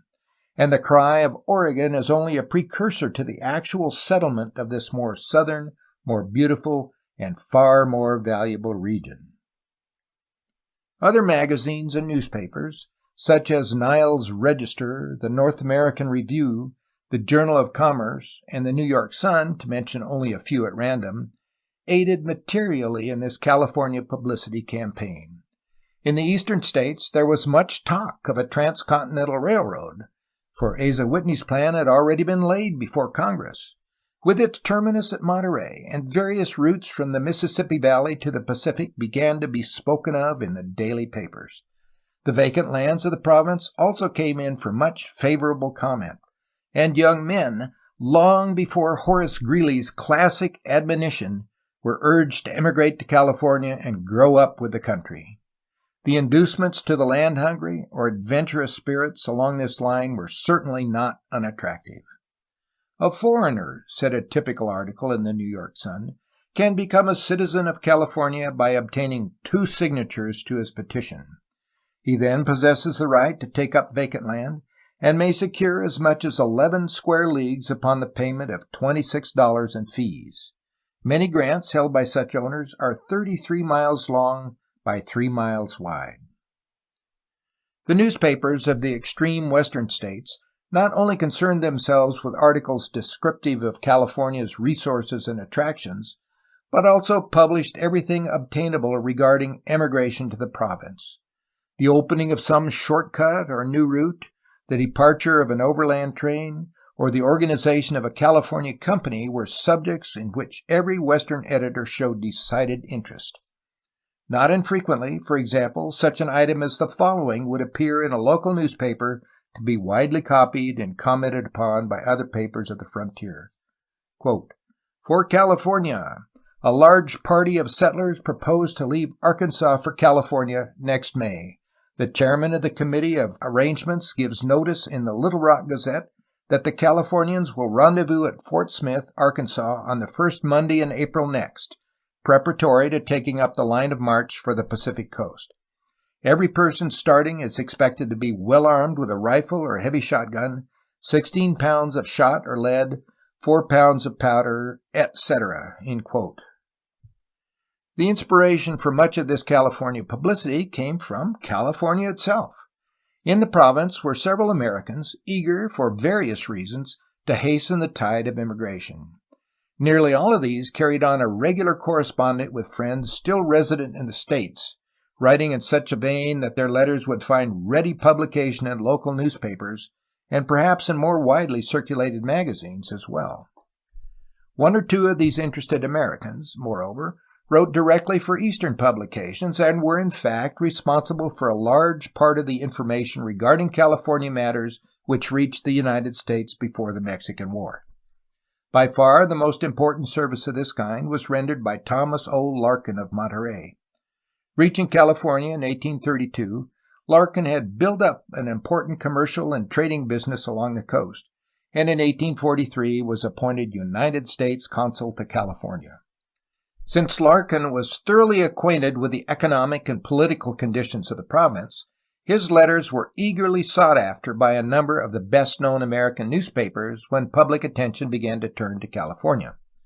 The New York Sun made him a regular correspondent, and the New York Herald, the Journal of Commerce, and the Boston Advertiser all published his letters at frequent intervals. Of the practical nature of Larkin's articles from the settler standpoint, the following serves as an illustration. Quote, "Immigrants leaving Independence for the Pacific should furnish themselves, if a family of 5 or 6 persons, with 1 good wagon, 4 or 5 yoke of oxen, 3 or 4 cows, 3 horses, and to each grown person 250 pounds of flour, 150 pounds of bacon, 30 pounds of coffee, 50 pounds of sugar, 20 pounds of rice, 2 good blankets, and a few cooking utensils. Every male person over 14 years of age should have 1 good rifle, 10 pounds of powder, 20 rounds of lead, 2,000 percussion caps, and a good horse. On arriving on the banks of the Sacramento and finding a convenient piece of land that the emigrant can occupy, he should begin sowing wheat from December to February, beans, peas, and corn in April or May, and should also procure for himself cows 2 years old, worth from $4 to $5, young bulls at $2 or $3, 30 or 40 mares at $5 or $6, a stallion at $15 or $20, and a few sheep at $2 apiece. 100 young cows will produce from 70 to 90 calves between the 2nd and 12th months. From $1,000 to $1,500 in cash will start an enterprising man in breeding animals for a California farm. In a few years, the settler may find purchases for produce from among the immigrants and throughout the country. In time, he will find a market in the Sandwich Islands, Northwest Coast, San Blas, Mazatlan, and elsewhere. Wheat produces from 40 to 50-fold under the most imperfect cultivation. The Spanish padres for many years obtained 100-fold at some of the missions. 180-fold was once gathered at the mission of San Jose. Wild oats and mustard cover the country, the former from 3 to 4 feet high, the latter so high and compact that it is impossible for a traveler to find his horses when they stray among it. Rye and buckwheat have not been proved. Hemp was raised by former padres. Cotton has been proved to advantage, but no quantity has been planted. Every kind of vegetable yet planted has produced well. Apples, pears, quinces, and peaches are common all over California. In parts of the country there are limes, oranges, almonds, figs, and walnuts. Plums and cherries have not yet been introduced. Grapes of the very best quality are found in the greatest abundance in different sections of the country. Latitude south of 34 degrees produces the best. With imperfect means, good wine could be produced and distilled. The climate of California is surpassed by no other. The lowest rate of the thermometer in the shade at Monterey in 1845 was 44 degrees, the highest 86 degrees. From 60 to 70 is the common rate throughout the year." End quote. Besides this campaign of education, the American residents of California found at least one other field for their activities. It will be recalled that Fort Hall occupied a most strategic position on the route of travel from Missouri to the coast. Here the trail to the Pacific divided, one branch leading on to Oregon, while the other ran to California. Most of the western immigrants started from the Missouri with Oregon as their objective, but at Fort Hall they were sure to meet discouraging reports of the northern country and of the route thither. California, on the contrary, they heard spoken of only in glowing terms, and as a consequence, many a settler changed his destination from the Columbia to the Sacramento. In this method of obtaining recruits, the efforts of the California enthusiasts were supplemented by the officials of the Hudson's Bay Company at Fort Hall, who wished to keep the Northwest Territory unoccupied as long as possible. Naturally, the Oregon supporters did not take kindly to the arrangement, and accordingly organized a committee to counteract the California propaganda. The publicity which California received during 1845 and the early part of 1846 was expected, as already indicated, to bear large fruit. Nor is there any question but that these expectations would have been in large measure realized had the Mexican War not altered the whole course of California history and temporarily diverted the stream of immigration. Even before the outbreak of this conflict, apparently well-founded rumors spoke of the planting of a great Mormon colony west of the Sierra. And, after the opening of hostilities, more than one company of determined settlers pushed their way across the mountains. To this period belongs, in many respects, the most tragic story of California annals. In the early spring of 1846, a party of nearly 100 persons, organized chiefly in Sangamon County, Illinois, by George and Jacob Donner and James F. Reed, left Independence, Missouri, on the trail to California. On the road, this company was joined by several smaller detachments, until at one time it consisted of nearly 200 persons. Nothing occurred on the route of unusual incident until the immigrants reached Fort Bridger. Here, after 4 days of discussion, the party divided, the larger number of immigrants going by way of Fort Hall, while the remainder, 87 in all, decided to take the newly discovered Hastings Cutoff along the south side of the Salt Lake, reuniting with the Fort Hall route on the Humboldt. With the larger company, all went well. Following the somewhat longer but well-known, clearly defined route, they reached California in safety and without noteworthy hardship. The smaller company, with George Donner in command, met with no such fortunate escape. In seeking to reach the south side of the lake, so many formidable obstacles were encountered that nearly a month of precious traveling time was lost, and the strength of men and animals alike so seriously reduced as to render progress for the rest of the journey extremely slow. Autumn was already at hand before the company left the vicinity of the lake to cross the wide intervening desert and the Sierra Nevada into California. So late in the season, the passage of the mountains was accompanied by extreme risk, when a slight mischance might easily turn into overwhelming disaster. Among the Donner immigrants, conditions were ripe for such an eventuality. The stock was worn out, food was scarce, and the nerves of men and women frayed almost to the breaking point. Criticisms and quarrels, at least one of which resulted in a dismal tragedy, became the accepted order. Through misfortune and inefficiency, so many cattle were lost that wagon after wagon had to be abandoned, and many of the women and children compelled to walk. 1 or 2 deaths occurred, and the whole caravan was on the verge of starvation when they were met, near the present site of Reno, Nevada, by a relief party sent out by Sutter at the request of 2 members of the expedition who had gone on ahead to secure aid. Under favorable conditions, the food thus obtained would have carried the immigrants across the Sierra. But a few days' delay to rest the cattle and an early fall of snow prepared the way for the final tragedy. Late in October, the company had succeeded in reaching a camp on Prosser Creek, 3 miles from the modern Truckee City. Here the snow caught them before its normal time.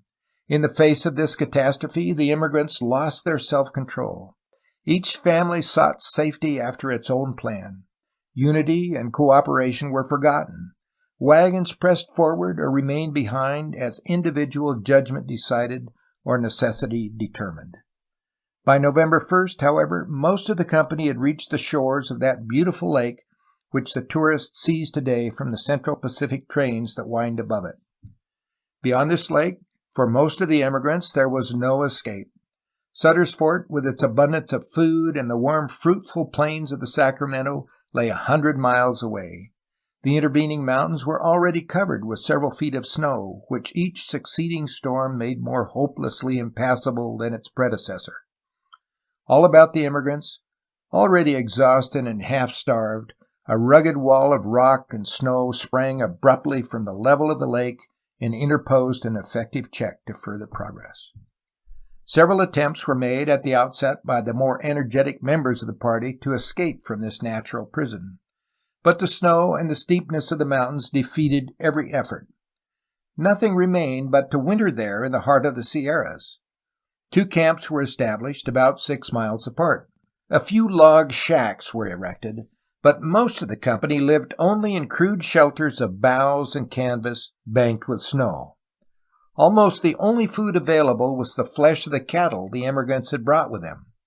It was agreed that these should all be killed and the meat carefully husbanded for the long months ahead.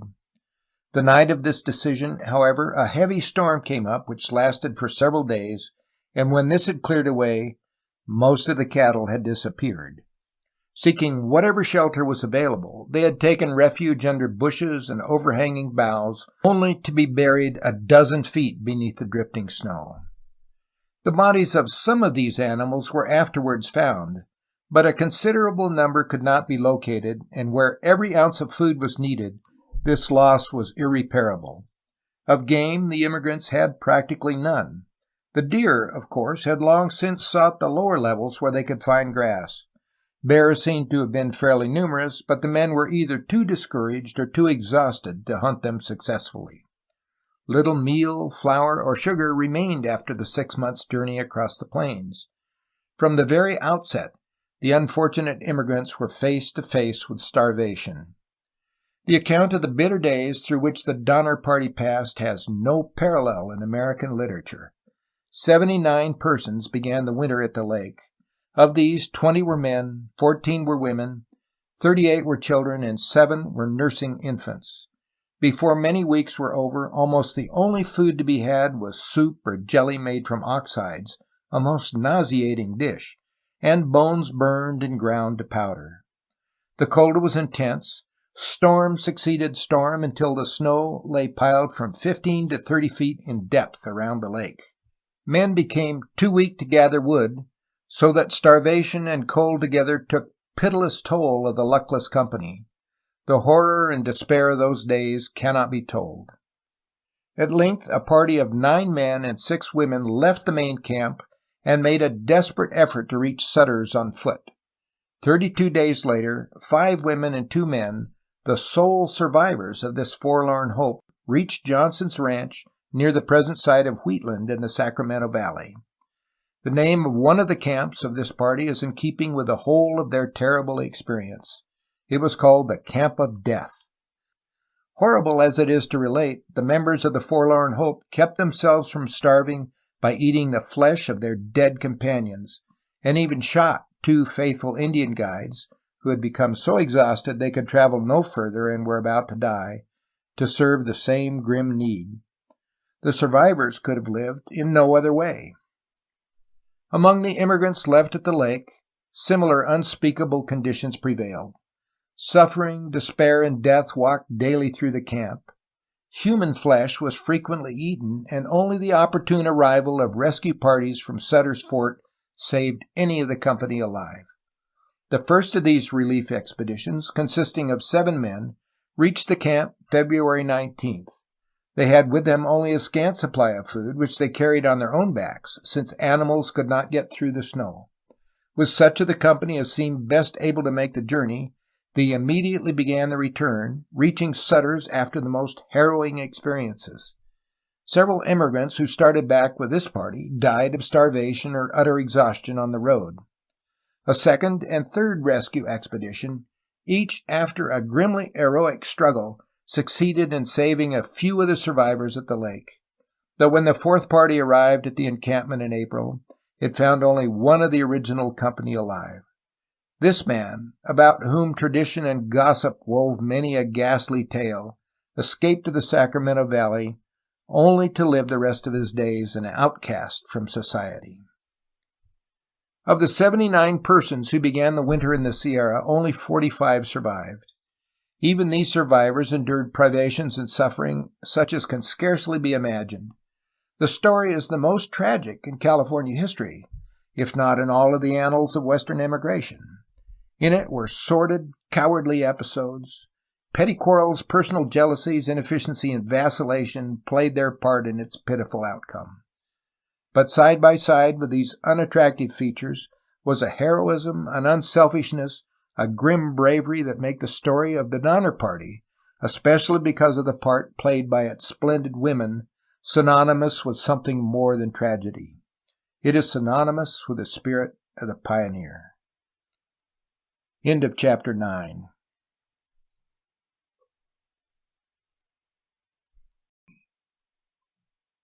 Chapter 10.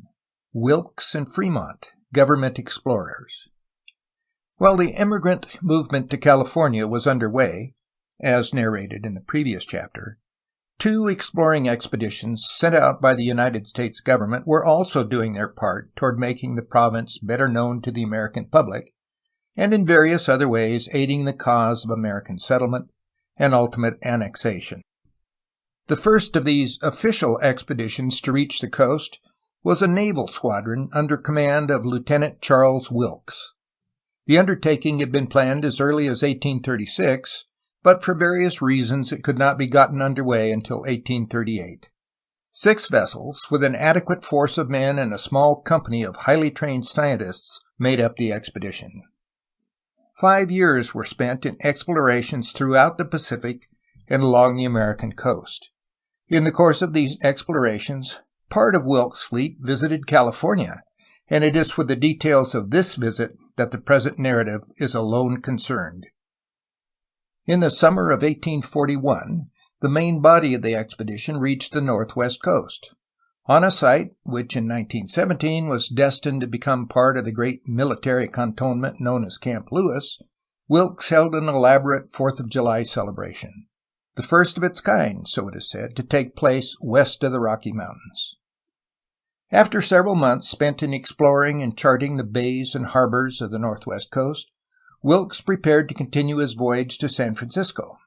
In the meantime, however, 17 men were detached from the main expedition to travel overland to California.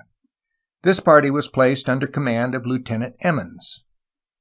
A number of dissatisfied Oregon settlers, hoping to find conditions more to their liking in Mexican territory, also joined the company, but Emmons afterward found their presence more a source of discord than of added strength.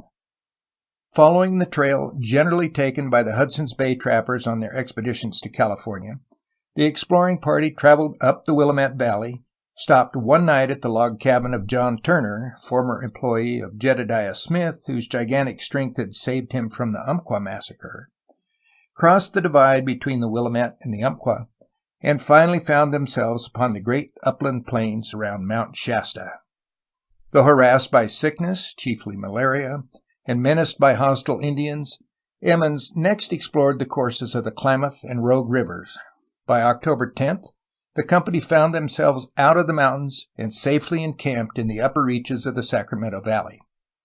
Traveling southward, they reached the Feather River on the 17th of October, and on the 19th came to Sutter's Fort. A few days later, the company rejoined the main command at San Francisco.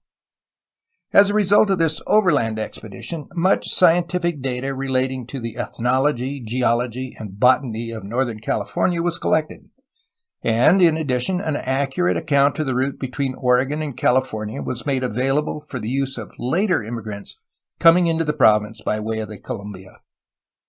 While the Emmons party was making its way from the Willamette to the Sacramento, Wilkes had come by sea to San Francisco. Here he spent much time in charting the bay and in visiting nearby points of interest. A small party under command of Lieutenant Ringgold also made an extensive survey of the Sacramento, going by launch and canoe to the head of navigation. Wilkes, as commander of the expedition, confined his own activities to the more settled regions around the bay. Frequently availing himself of the hospitality of the Californians, and traveling from Sonoma and the Napa Valley to the mission of Santa Clara and the pueblo of San Jose, He succeeded in learning much about the social and economic life of the people, and in getting an insight, especially valuable to his government in later years, into the political condition of the province. As an enthusiast for California, Wilkes was somewhat of a disappointment. His report called attention to many shortcomings of the province and abounded in criticisms. The Californians were not cleanly or energetic enough to meet his approval. The priests were too much given to liquor. The winds of the Bay region proved extremely disagreeable, and the economic life of the province appeared most primitive and crude. In spite of these drawbacks, however, there were certain redeeming features which, even in Wilkes' eyes, made California a prize of great value. Among these were the wide diversity of soil and the adaptability of the province to agriculture and cattle raising. The province's greatest asset, however, was the Bay of San Francisco, which Wilkes regarded as one of the finest, if not the very best, harbor in the world. It could easily be defended, he continued, and was ample enough to receive the combined naval forces of Europe.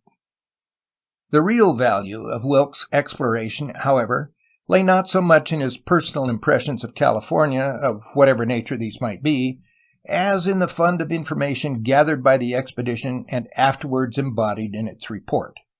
The material relating to California was of many kinds.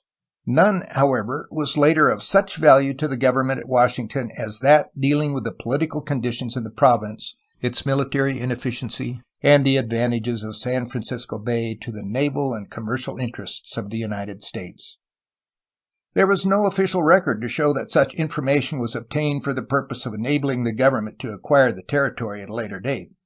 On the other hand, one may well question whether the report, current among American residents of California, that Wilkes' visit was directly connected with the program of annexation, lacked entirely a sound foundation. On June 10, 1842, after completing their long and memorable voyage, the vessels under Wilkes' command dropped anchor in New York Harbor, thus bringing to an end one of the most successful scientific expeditions ever sent out by the United States. By a singular coincidence, the same day that witnessed the return of this naval expedition also saw a small party of western frontiersmen, likewise acting under government authority, start from the last outpost of American settlement on a long overland journey of discovery and observation to the Pacific coast. The company, though organized on a very insignificant scale compared to the Wilkes expedition, was destined to acquire lasting fame in Western annals. It was the first exploring expedition of John C. Fremont. A detailed description of this particular undertaking does not properly belong in the history of California, since the expedition itself did not enter Mexican territory. Inasmuch, however, as it marked the beginning of Fremont's career as an explorer and became the starting point for his subsequent activities in California, a brief account of the enterprise becomes necessary. The party, composed chiefly of Creole and Canadian voyageurs, was organized as a military command and sent out under the direction of Colonel J. Albert, Chief of the Corps of Topographical Engineers of the United States Army. In this branch of the service, Fremont held a commission as second lieutenant. His right-hand men in the undertaking were Charles Prouse, a well-trained scientist of German birth, a professional hunter named Maxwell, and the noted guide and Indian scout Kit Carson. The expedition outfitted at St. Louis late in May and traveled by steamer 400 miles up the Missouri to a point near the mouth of the Kansas River known as Choteau's Landing. From a trading post of the same name, some 12 miles farther on, the overland march began.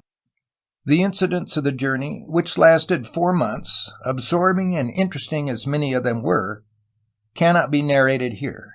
From a geographical standpoint, the expedition was important chiefly because of the careful surveys Fremont made of the route through the South Pass and the detailed knowledge he secured of the Rocky Mountains. From a historical standpoint, the chief significance of the undertaking lay in the stimulus it gave to Oregon and California emigration, and to the training it afforded Fremont and his men for their later and much more difficult explorations in Oregon and California. Some 8 months after the close of his first western venture, Fremont organized a second expedition to explore the far west.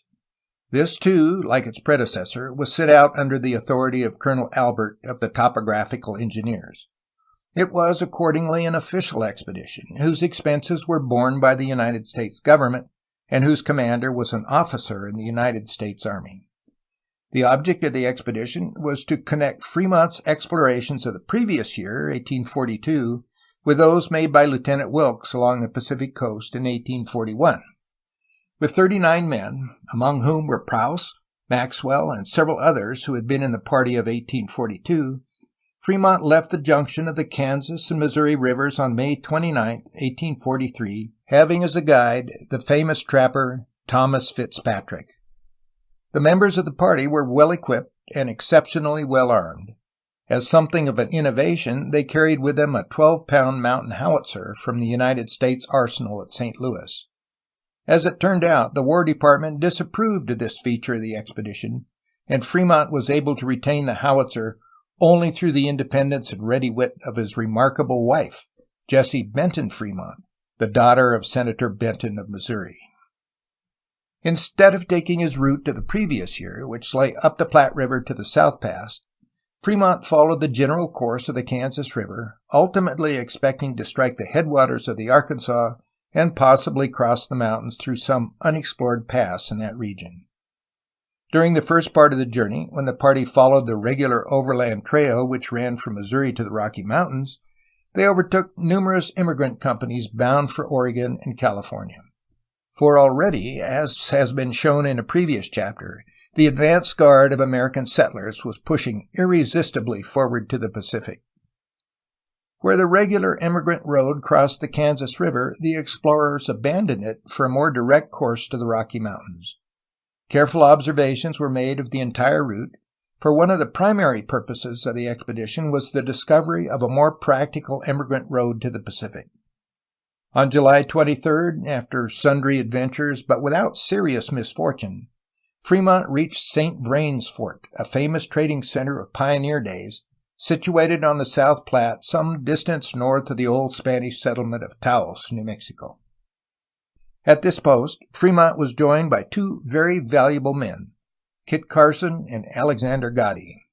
He then proceeded northward over a very difficult route until he came to the South Pass about 300 miles from St. Vrain's. At this point, the company again took the well-traveled road to Oregon, which they had left several months before at the crossing of the Kansas. In Bear Valley, they came upon a large immigrant company bound for the Columbia, and a little while afterward, turning aside from the direct road to Fort Hall, they arrived at the Great Salt Lake. After exploring one of the islands of the lake, which the leader and a few of his companions reached at considerable risk in a frail rubber boat, Fremont made his way to Fort Hall. Here the company was divided. Part of the men returned to the Missouri settlements, while the remainder set their faces westward to the Pacific. Not far from Fort Hall, this latter party came upon the fresh wagon tracks of a very considerable band of emigrants. This proved to be the main division of the Childs Company, which, under the leadership of Joseph Walker, had abandoned the regular Oregon Trail at Salt Lake to take the hazardous and little-known southern route to California by way of Mono Lake and Walker Pass. After the usual difficulties of western travel, but otherwise without noteworthy incident, Fremont and a small advance party reached the Whitman settlement on the Walla Walla toward the latter part of October. From this outpost of civilization, the company traveled on down the Columbia to the Dalles. Here Fremont left the greater part of his men under Carson's command to prepare for the homeward journey, while he, with a few companions, went on to Fort Vancouver by canoe. At Fort Vancouver, the Hudson's Bay officials received the Americans with marked cordiality and rendered them every possible assistance in their preparation for the return journey. Consequently, when Fremont left for his camp at the Dalles, he carried with him not only badly needed supplies for his expedition back to the United States, but also warm admiration for the courteous British commander, Dr. McLaughlin. The formal object of Fremont's expedition, namely the connection of his first explorations with Wilkes' survey, had now been realized, but the most important results of the undertaking were yet to be accomplished, Instead of returning over the route by which he had come, Fremont mapped out a new course for the homeward journey. This involved a long swing to the south and an exploration of the territory known as the Great Basin, which lay between the Rocky Mountains and the Sierra. Thence the return was to be made to the headwaters of the Arkansas. The choice of this new route not only allowed a general survey of a very vast and little-known area, but also afforded an opportunity to investigate three specific objects. The first of these was Klamath Lake, from which the Sacramento River was supposed to flow. The second was Mary's Lake, lying between the Great Salt Lake and the Sierra. And the third was the Buenaventura River, a mythical stream appearing on many authoritative maps of the period, which flowed from the Rocky Mountains into the Bay of San Francisco. The return journey was begun on the morning of November 25, 1843. At this time, there were 25 men in the party. Riding and pack animals numbered more than 100, and several head of cattle were driven along for food. The mountain howitzer likewise still remained part of the equipment. From the latter part of November until January 18th, the party followed the general course outlined by Fremont before leaving the Dalles. From the Klamath Lake onward, however, travel became increasingly difficult. Mary's Lake was not to be found, nor the eagerly looked-for Buenaventura. Food grew scarce. Horses and mules became exhausted or were so badly lamed by the rough going as to be of little service. Even the men lost spirit in the face of hardship and uncertainty. In this dilemma, Fremont decided to abandon the route previously chosen through the Great Basin and turn westward across the Sierra to the Sacramento. While this change of itinerary was probably born of necessity, there is every reason to believe the American commander welcomed it with enthusiasm, since it gave him a legitimate excuse to visit California, a region which had already aroused keen interest and perhaps shadowy ambitions in the eager mind of the explorer. The passage of the mountains, begun as it was in the very dead of winter, was accompanied not only by the greatest of difficulties, but also involved the gravest risks. On the eastern side, the Sierra rises much more abruptly from the plains than on the west. Consequently, the little company, after only a few days of travel, found itself struggling through heavy snowdrifts and shut in on every hand by lofty ranges. The howitzer, which had been so much an object of concern to the War Department when the expedition left St. Louis, at last had to be abandoned. Progress in the ordinary fashion became impossible. Rudely constructed snowshoes and sheds were next resorted to, and in this way the baggage was carried forward a few laborious miles each day. On the path thus made, the enfeebled animals next followed as best they could. Some of the men became snowblind, and all were greatly reduced in strength because of lack of food and the strenuous exertions they were called upon to make. Except for a few hours near midday, the cold was severe. The snowfields grew deeper and more impassable with each day's march, and at times a way had to be beaten through the drifts with mauls to enable the animals to travel. Had the spirit of the men been less resolute, or the leadership at all wavering, disaster must have overtaken the entire party.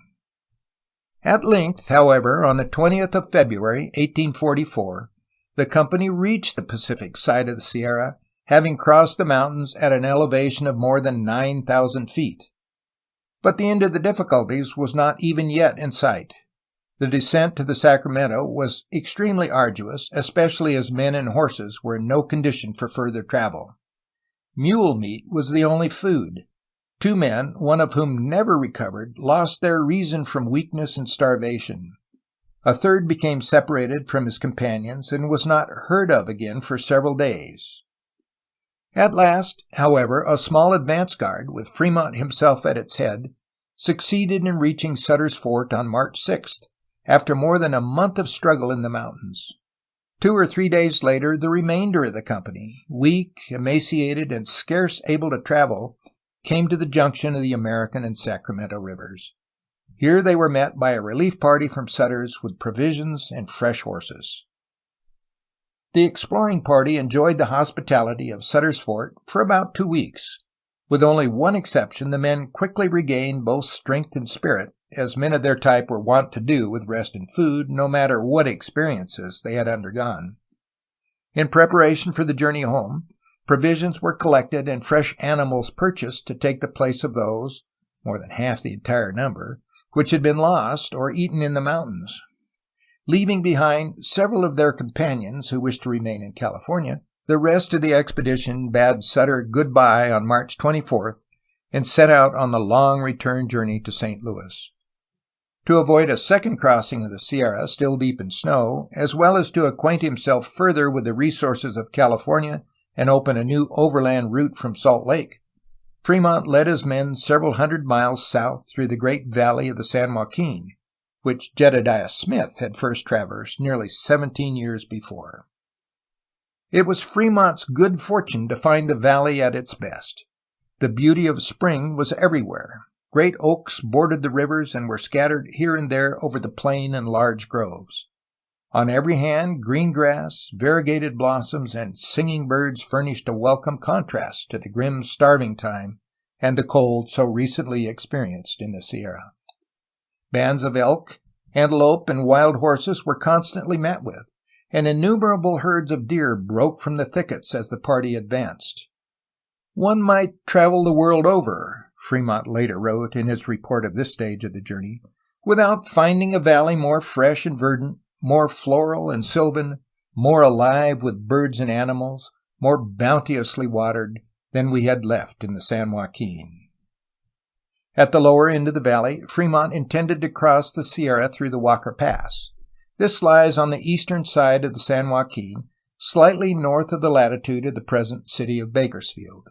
Instead of reaching this pass, however, the Americans fell in with a Christian Indian from the San Fernando Mission, who led them either through the Tejon or the Tehachapi Pass, both of which lie much further south and somewhat west of Walker Pass.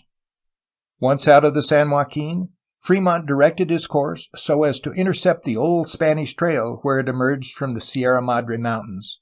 In carrying out this design, he followed, in the opposite direction, the general course of the route over which Jedediah Smith had led his men from the Cajon Pass into the San Joaquin on his first expedition.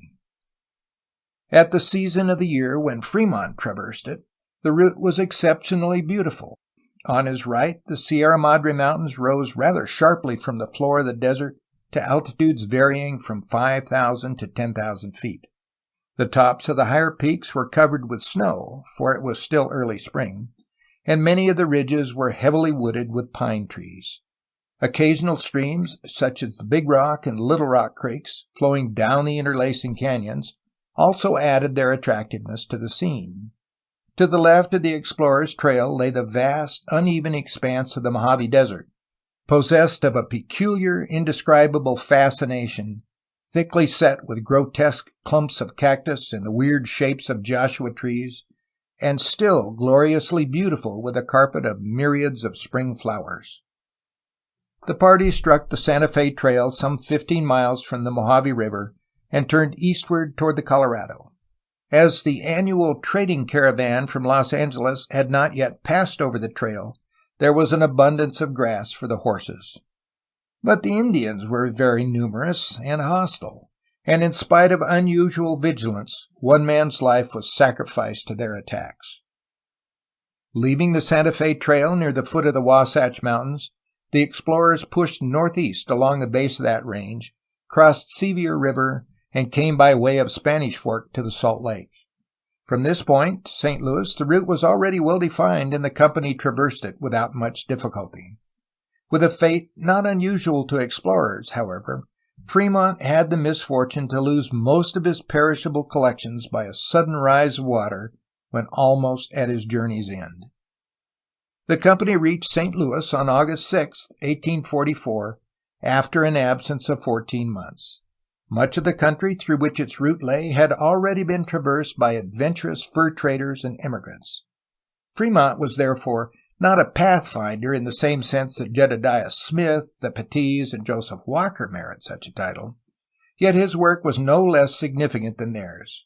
If they were the more genuine explorers, he was much more the scientist, and his descriptions and observations, whether of routes, topography, Indian tribes, or flora and fauna, were much more systematic and valuable than theirs. In addition to his scientific training, which so admirably fitted him for collecting and systematizing all sorts of information relative to the country through which he passed, Fremont had two other valuable assets for an explorer: an eye for beauty and a rare command of the English language. The account of his expedition, which was first published in 1845 under government direction, testified to his ability along both of these lines. The report met with instant popularity and quickly ran through 4 editions. No part of it was so eagerly sought after as that which dealt with the routes to California and described so vividly the attractions of the province. Of all the literature of the period, one may safely say no publication was more effective in influencing the popular imagination and turning the restless tide of immigration westward than the fascinating, adventurous, and highly scholarly narrative of John C. Fremont, California enthusiast and government explorer. End of Chapter 10.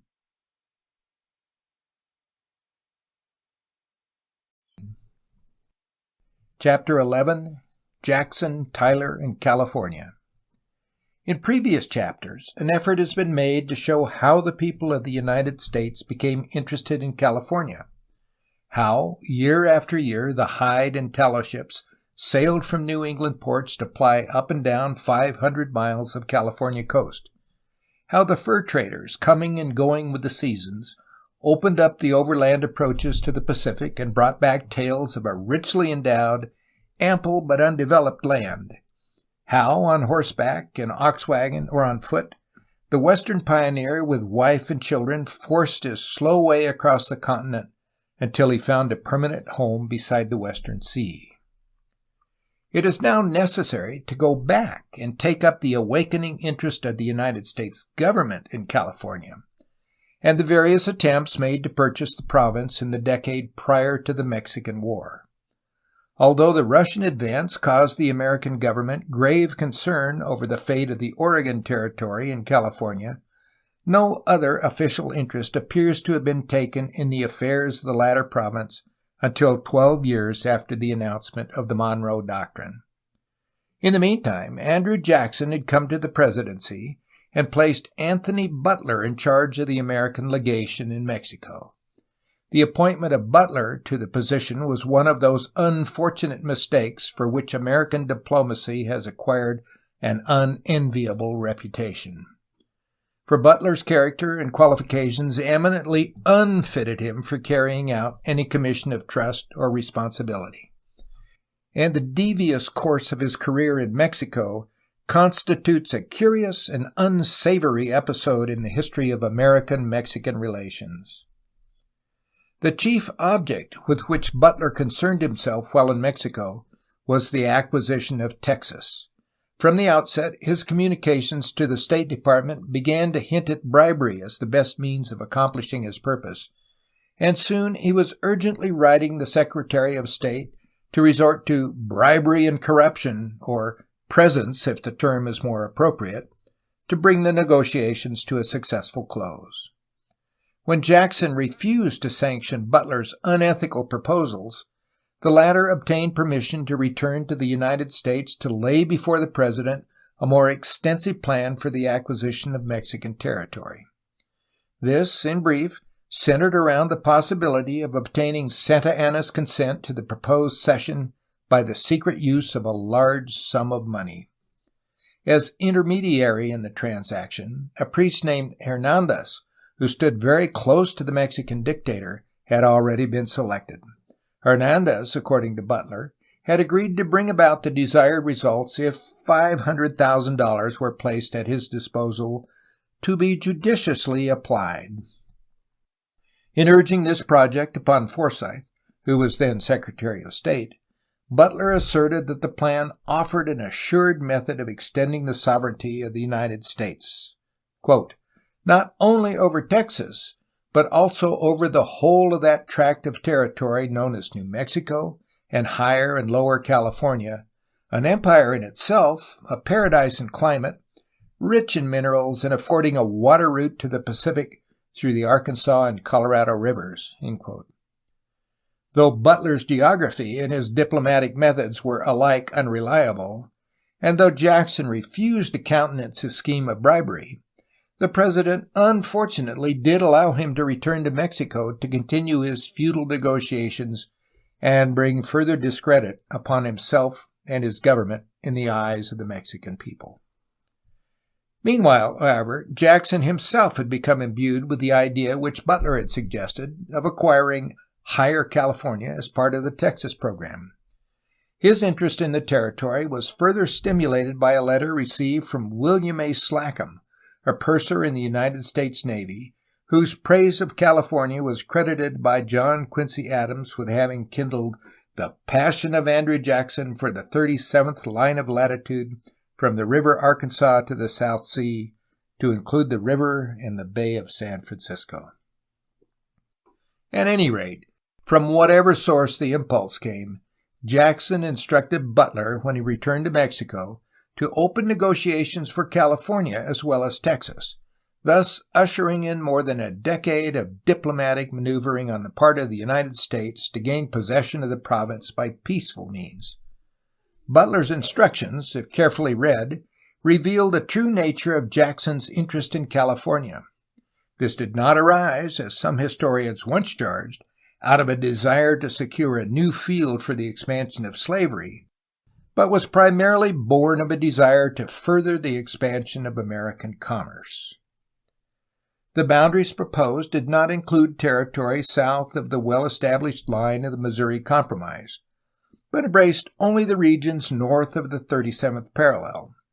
The great object was the Bay of San Francisco, which had been, quote, represented to the president as a most desirable place of resort for our numerous whaling vessels engaged in the whaling business in the Pacific, far superior to any of which they now have access. End quote. The mastery of the Pacific was thus, in fact, Jackson's aim, not, quote, a bigger pen to cram with slaves, unquote. The price which the United States would be willing to pay for the desired region was not specified in Butler's instructions, but rumor later fixed it at $500,000. For various reasons, the bargain was never consummated, if indeed it was ever brought to the attention of the Mexican government. Butler was soon recalled and a better man sent to take his place. For 6 long years, however, as John Quincy Adams wrote, he had mystified Jackson with a positive assurance that he was within a hair's breadth of his object and sure of success, while Jackson was all the time wriggling along and snapping at the bait like a mackerel after a red flag. End quote. The conception of Andrew Jackson wriggling along and snapping at the bait like a mackerel after a red flag would not likely occur to any other than Adams' sarcastic imagination. But even Jackson at last came to understand the character of the diplomat he had sent to Mexico, and at a later date, with his usual directness of speech, he branded Butler a liar in whom there was neither truth, justice, nor gratitude.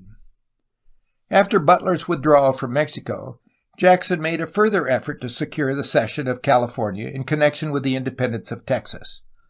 In the Jackson papers preserved in the Library of Congress, one may see the rough draft of a proposal Jackson drew up to submit to Santa Anna when that illustrious general was in Washington seeking to arrange for the mediation of the United States between Mexico and Texas after his disastrous defeat and capture in the Battle of San Jacinto.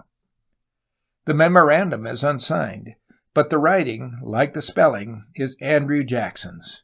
It reads as follows, quote, if Mexico will extend the line of the United States to the Rio Grande, up that stream to latitude 38 north, and then to the Pacific, including North California, we might instruct our minister to give them $3.5 millions and deal then as it respected Texas as a magnanimous nation ought, to wit, in the treaty with Mexico secure the Texans in all their just and legal rights, and stipulate to admit them into the United States as one of the Union.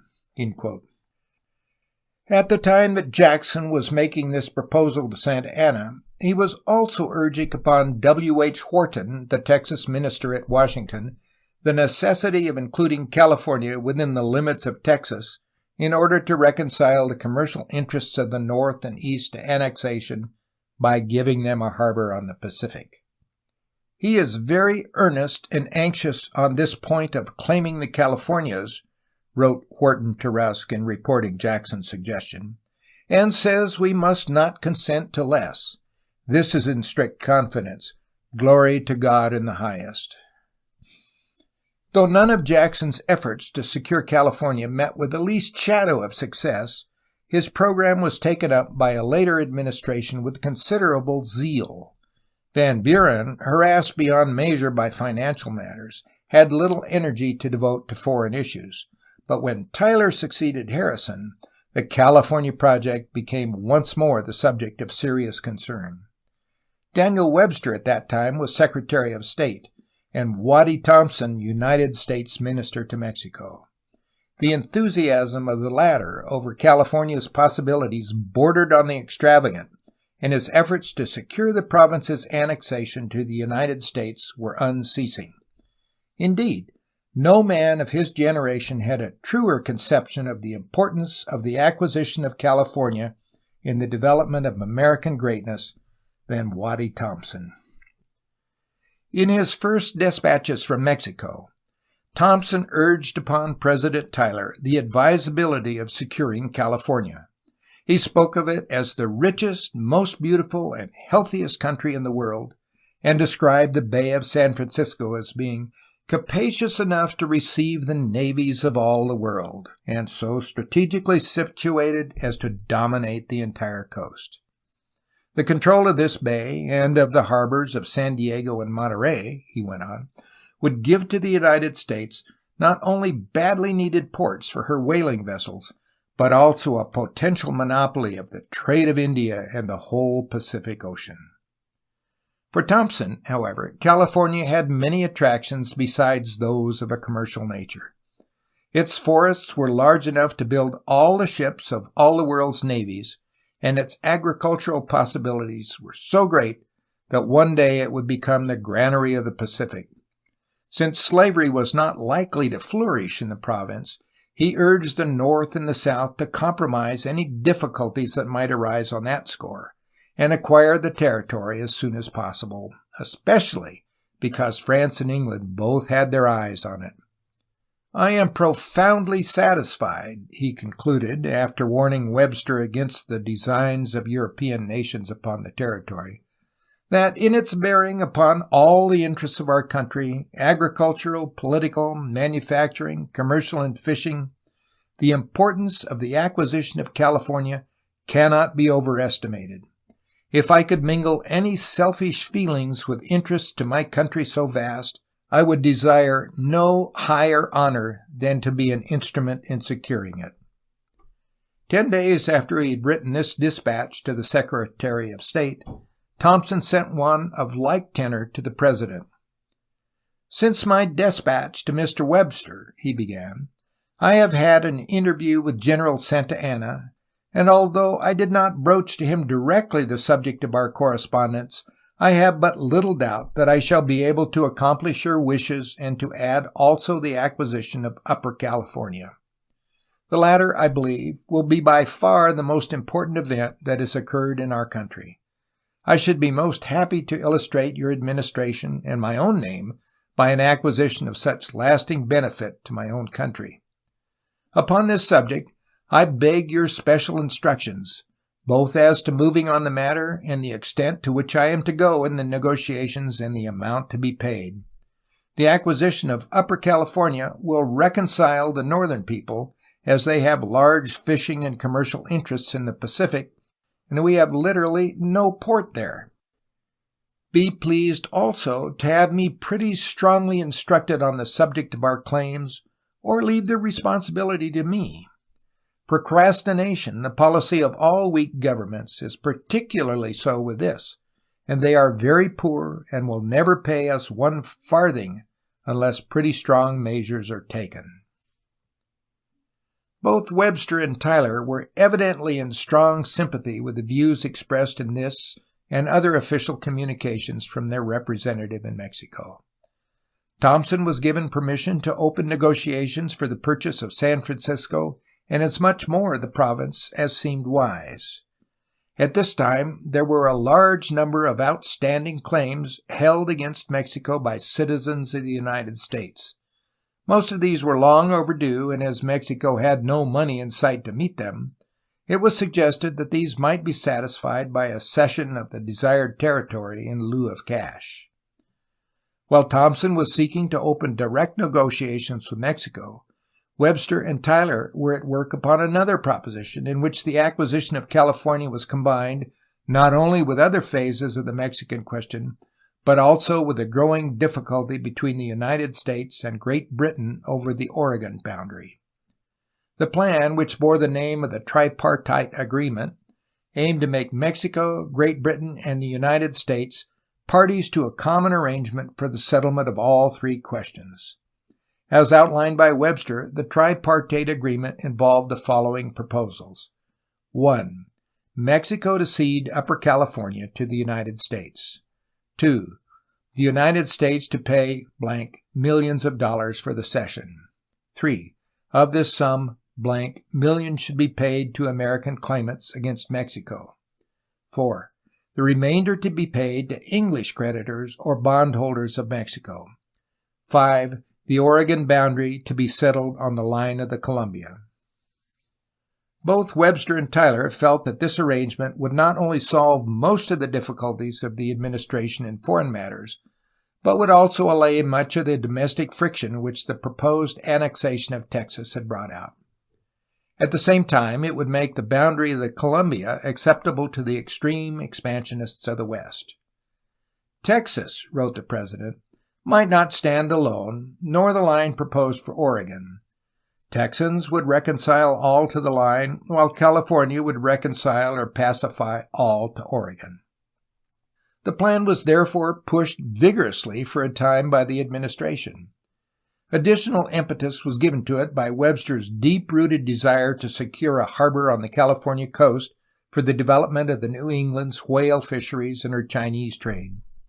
It was even proposed that he should head a special mission to Great Britain to carry through the program. But this plan never materialized, and for a time, also, direct negotiations with Mexico were rendered useless because of the seizure of Monterey by Commodore Jones of the United States Navy. When the excitement created by Jones' act had somewhat abated in Mexico, Thompson made one or two tentative efforts to bring forward the California project, but in these he saw little chance of success unless Santa Anna, then filling his usual role as dictator, should become involved in war with England and cede California to the United States to keep it from falling into British hands. Thompson returned to the United States in the early part of 1844. About the same time, Webster resigned his position as Secretary of State, and Abel P. Upshur came in to take his place. The latter, in turn, after only a few months of service, was killed by an explosion on the USS Princeton, leaving John C. Calhoun to manage the affairs of state. By this time, the administration was so thoroughly involved in the Texas issue that it had little opportunity for other matters of foreign concern. And where the acquisition of California is mentioned at all in the diplomatic correspondence of the period, it is generally linked with the subject of the annexation of Texas. So far as Mexico was concerned, moreover, in whatever negotiations were carried on, there was one insurmountable barrier in the way of the sale of California. The difficulty was clearly stated by Duff Green, one of Calhoun's special agents charged with the negotiating for Mexican territory. "I am convinced," he wrote the secretary, "that it is impossible to obtain the consent of the government to the cession to the United States of Texas, California, or any part of the public domain of Mexico whatever. In the midst of a civil conflict where each party is seeking pretenses to murder and confiscate the property of their opponents, and where the principle is maintained that it is treason to sell any part of the public domain to the United States, it is worse than folly to suppose that either party can alienate any part of Texas or California." Green was plainly right in his diagnosis of the situation, But most Americans, eager for territory and cognizant of Mexico's need of funds and the easy virtue of her officials, were slow to grasp the simple fact that any administration, even so much as suspected of a willingness to sell Mexican territory to the United States, was inviting certain overthrow and probable execution at the hands of rival factions backed by an outraged and excited people. This was the barrier that Butler could not surmount in his attempts to purchase California. Similarly, it wrecked the hopes of Thompson, Greene, Shannon, and every other American representative sent to Mexico before Polk overthrew it by the stern recourse of war. While Tyler was vainly but hopefully seeking to purchase California, the interests of our government in the province was being shown in other ways. One of these was the seizure of Monterey by Commodore Jones, to which reference has already been made. The details of this affair, which antedated the performance of Sloat and Stockton by 5 years, were briefly as follows. Toward the close of 1841, Abel P. Upshur, then Secretary of the Navy, having received a request from American residents in California for some form of naval protection along the coast, had increased the size of the Pacific Squadron and placed it under command of Thomas F. Catesby Jones. The relations of Mexico and the United States at that time were quite normal, that is to say, they were strained almost to the breaking point. Early in September 1842, Jones, then in the harbor of Callao, Peru, received a dispatch from John Parrott, American consul at Mazatlan, on the west coast of Mexico, which led him to believe that war had actually broken out between the two nations. Having been without advices from Washington for 9 months, and of course lacking an opportunity to communicate with his home government, the American commander, after consulting with the United States charge at Lima and the higher officers of his fleet, acted upon his own responsibility in the crisis. There appeared, moreover, to be a need of imperative haste if an English fleet under Admiral Thomas was to be forestalled in the seizure of California, for rumor had it that Mexico, having declared war upon the United States, was about to cede the province to Great Britain for safekeeping. Alarmed by these reports, Jones made all speed from Callao to Monterey, entering that port on October 19th with the frigate United States and the sloop Cyane. Here he found neither the British fleet nor sign of warlike preparation. Most of the garrison were off at work in the fields. Fort and guns were in their usual state of decay, and the ammunition was about gone. Everything, indeed, was quiet, peaceful, and normally dilapidated. Jones immediately summoned the authorities to surrender, a demand which naturally excited a good deal of surprise and consternation, since no one on shore had heard of any breach between Mexico and the United States.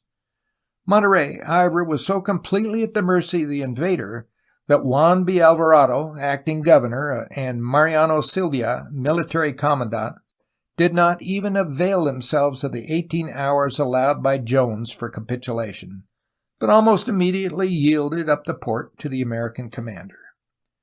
The latter took possession of the city, raised the American flag, cautioned his men against any outrages upon the inhabitants, issued a proclamation inviting the Californians to accept peaceably the sovereignty of the United States, and then began to investigate the report of war between the two countries upon which he had acted. The next day, becoming convinced that the United States and Mexico were still at peace, and that his seizure of Monterey was premature, to say the least, Jones restored the city to its former rulers, lowered the American flag, and made formal apology for his unintentional offense against international law. So far as the Montereyans were concerned, this opera bouffe affair called forth little, if any, ill feeling against the United States or American residents of California. Indeed, Jones and his command seemed to have met with unusual hospitality at the hands of the supposed enemies after the town had been restored to Mexican control. In other quarters, however, the floodgates of indignation and oratory were loosened in a way that Mexican officials alone understand. When news of Jones's act reached Governor Micheltorena, recently arrived from Mexico, and even then 2 days' march from Los Angeles on an inspection tour of the northern part of the province, the latter's patriotic fervor immediately rose to the occasion. To the Secretary of War and Marine he thus described his conduct in the face of such an outrage. Quote, "I wished myself a thunderbolt to fly and annihilate the invaders, but 110 leagues intervened between them and me, and my forces were all infantry. On the following day, the 26th, I began my march with my troops, of whose enthusiasm I cannot say too much. North and south of my headquarters, everything was in motion, and the fever of patriotism which I excited with energetic heat beat quickly, as you will see by document 9. We thus marched for 2 hours, during which my soul was wrapped in ecstasies at the flattering prospect of a speedy and certain victory." At this juncture, rudely breaking into Micheltorena's ecstatic dream, a courier arrived with the news that Jones had restored Monterey and retired to his vessel. This sudden change of front, if we may believe Micheltorena's official statement, was not altogether pleasing to the governor, who gave it a far different explanation from that offered by Jones. "So His Excellency Mr.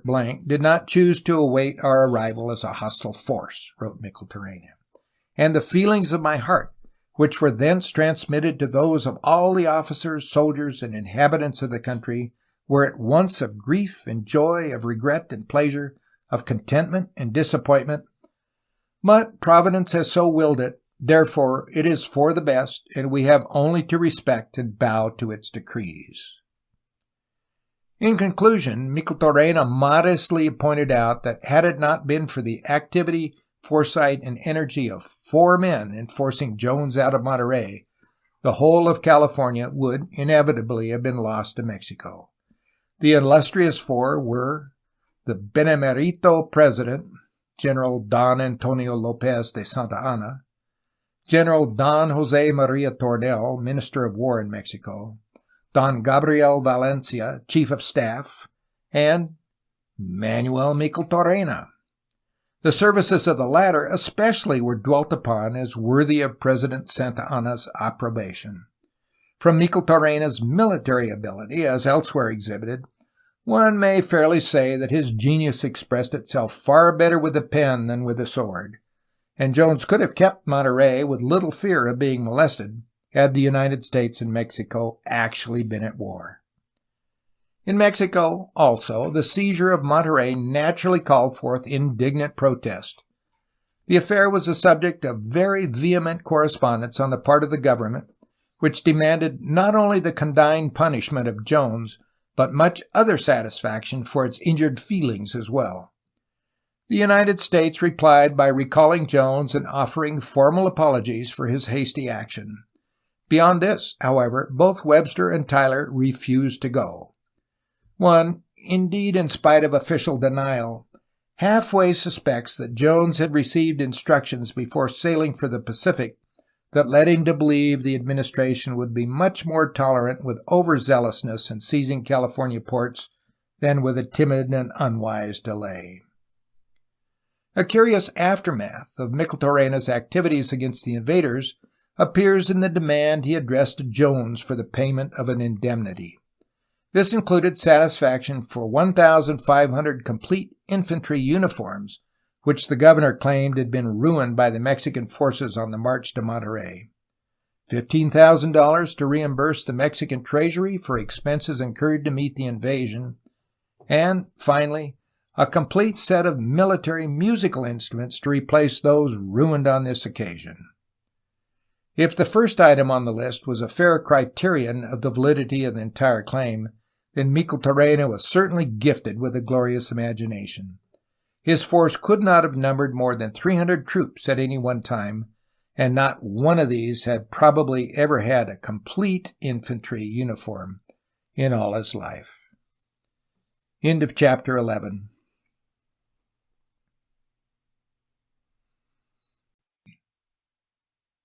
Chapter 12.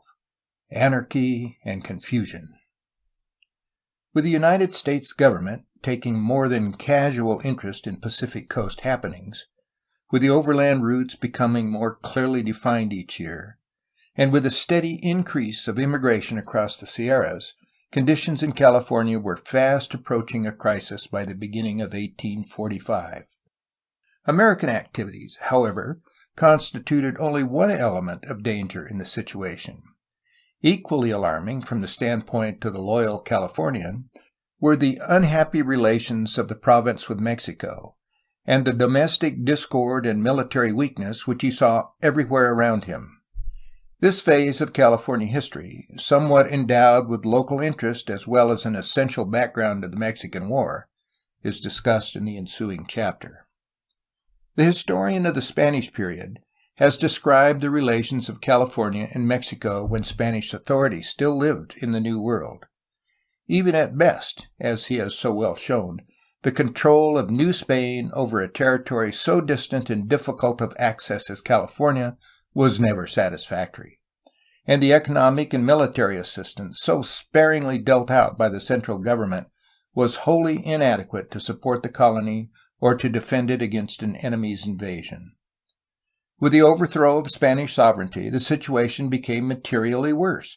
Mexico, torn continually by internal revolution, financially exhausted, striving desperately to maintain her own autonomy, and helpless, as in the case of the Texas Revolution, to preserve herself from dismemberment, had little energy to devote to California, and neither money nor troops to send there in case of need.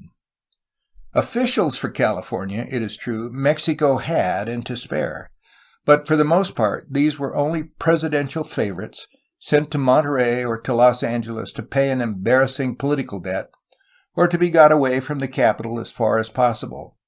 Men of low motives and inferior talent, supposed to recruit their fortunes as best they could from the revenues of the province. For these evidences of maternal affection on Mexico's part, the people of California showed a total lack of respect and even a rude dislike, which frequently vented itself in successful revolution, almost as frequently, indeed, as a Mexican governor had the temerity to venture into the province. To go into the details of all such revolts would require much more space than their importance justifies. Two, however, may be described as typical of the rest. About midsummer of 1836, Mariano Chico, governor of California for a few brief weeks, quit the territory for the latter's good, leaving behind him an unsavory reputation and a disputed question of succession. His place was taken by Nicolas Gutierrez, already filling the position of military commandant, who had come from Mexico some years before to make his political fortune in California. The native leaders naturally viewed this new arrangement with little favor. Personal ambitions and resentment against Mexico alike made them hostile to the new administration. This combination, coupled with the instinctive Hispanic-American tendency to revolt at more or less regular intervals, with or without provocation, led shortly to the outbreak of civil war. The leaders in the movement, which ostensibly broke out over questions of revenue and official etiquette, were Juan B. Alvarado, inspector of the Customs House, and a member of the Provincial Diputación, a man of considerable ability and wide popularity, and José Castro, a former governor of California, and also José Antonio de la Guerra. Alvarado's uncle, Mariano Vallejo, at that time the dominant figure in provincial affairs north of Monterey, was also urged to join the revolt. He could not be persuaded to play an active part in the rebellion, but lent it some measure of passive support and profited by its success. From the standpoint of numbers, the force which Castro and his companions were able to muster was insignificant, but it had three things in its favor. It outnumbered the 50 men Gutierrez had at his command by more than 2 to 1. Its members, temporarily at least, were ardently patriotic, while the enemy were inspired only by a desire to live and be at peace. And, most effective of all, in its ranks was a motley troop of foreigners. Americans, Englishmen, Frenchmen, trappers and sailors, rough fellows for the most part, eager for excitement and much more skillful in the use of arms than the Californians of either side.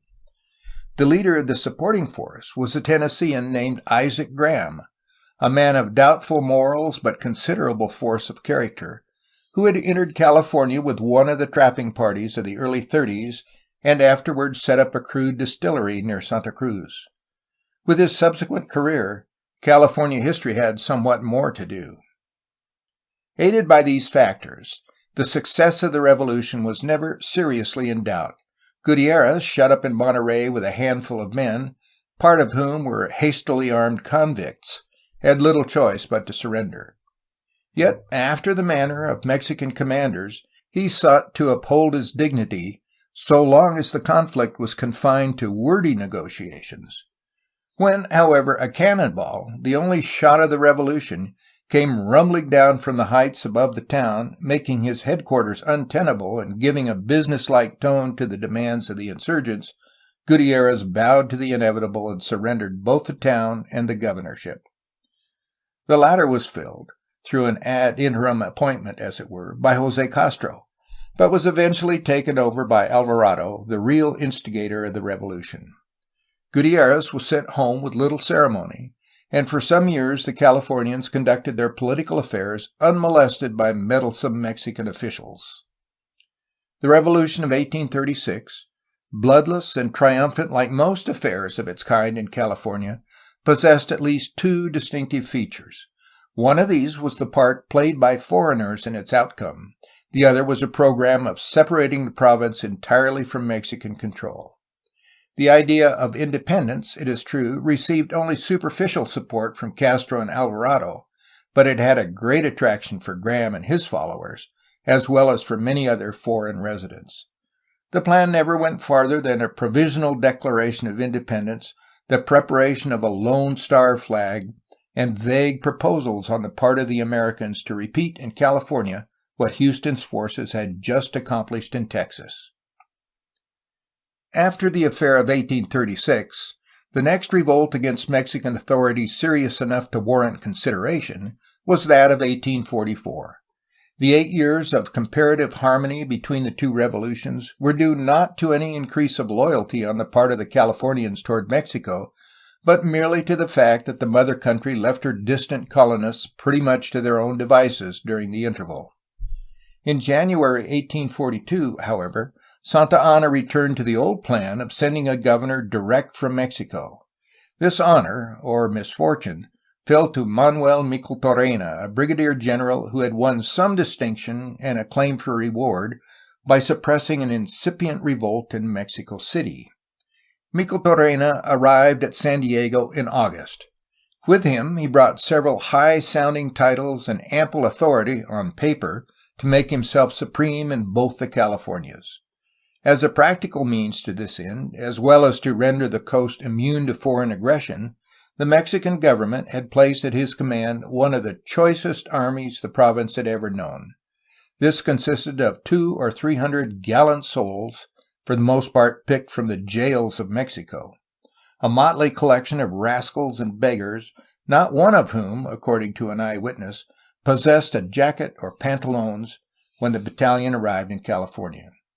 Instead, each soldier trusted to a miserable ragged blanket to cover his filth and nakedness. Long before this aggregation reached California, rumor had preceded them, causing as near a panic among the philosophic Californians as they were capable of experiencing. Yet, bad as this advanced reputation was, Micheltorena's troops in the main lived up to it. They stole, intimidated peaceful citizens, and made themselves generally obnoxious. Many years before, a despairing California governor had written to the viceroy regarding certain newly arrived immigrants from Mexico that their absence from the colony for a couple of centuries at a distance of 1,000,000 leagues would prove beneficial to the province and redound to the service of God and the glory of the king. No words could better have expressed the sentiment of the Californians toward Micheltorena's precious vagabonds. Nearly 2 years elapsed, however, before armed resistance was made to the new governor's rule. But in the meanwhile, Castro and Alvarado, with a few others, busied themselves in preparation for revolt. In November 1844, a number of these conspirators openly proclaimed against the usurper from Mexico.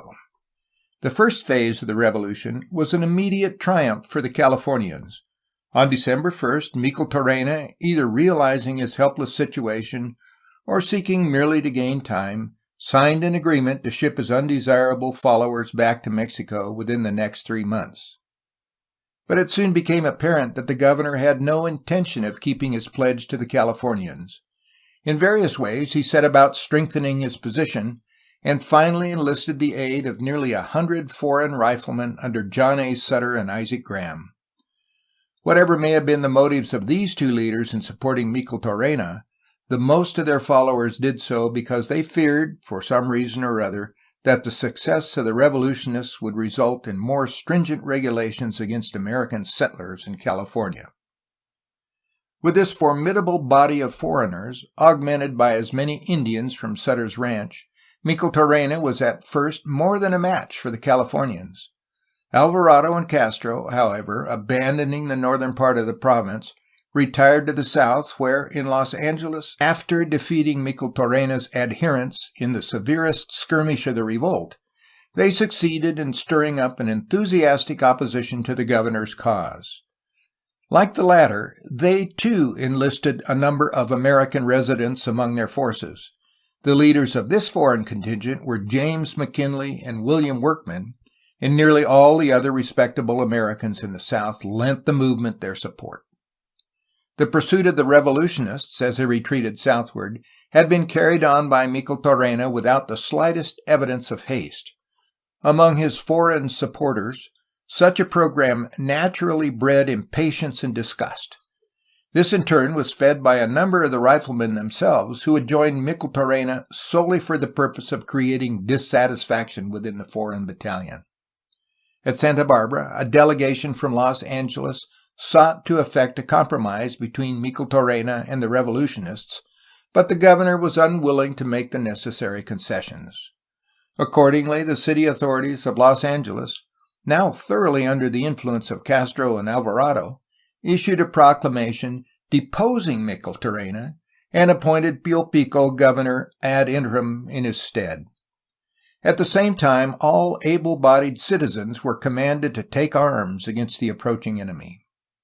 Near Ventura, there were some minor skirmishes between the Micheltorena forces and an advanced guard under Castro, but the latter, without having either inflicted or suffered much injury, retired before superior numbers to the revolutionary headquarters in Los Angeles.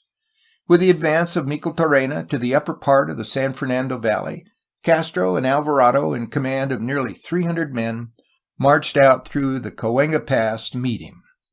Later, they were reinforced by Pio Pico with perhaps 100 additional troops. The battle was joined on the banks of the Los Angeles River about noon, February 20th, 1845. It was an artillery engagement at comparatively long range, and was carried on very briskly until sundown by the 5 small cannon which constituted the ordnance equipment of the two armies. In this fighting, the foreign contingent of neither faction took part, and when the casualties were accounted for after the half-day's bombardment, it was found they consisted of 2 horses killed on one side and a mule wounded on the other. After this sanguinary encounter, which was followed the next morning by a brief and bloodless skirmish near the Verdugo Ranch, Micheltorena was ready to capitulate. The next month he left California with most of his ragged followers. The grievances of the native inhabitants against Mexico, however, were only temporarily alleviated by the governor's withdrawal. Relations with the parent government still continued unsatisfactory and full of friction. One of the difficulties partially responsible for this condition was the lack of adequate means of communication between the colony and the mother country. Only 3 routes between California and Mexico were available, and all of these were inconceivably tedious and full of hardship. The voyage from San Blas or Mazatlan to Monterey required many weeks and was nearly always attended by storm and sickness. Mexican vessels were scarce, and the foreign traders commonly lengthened the voyage by running from the west coast of Mexico to the Sandwich Islands before touching at a California port.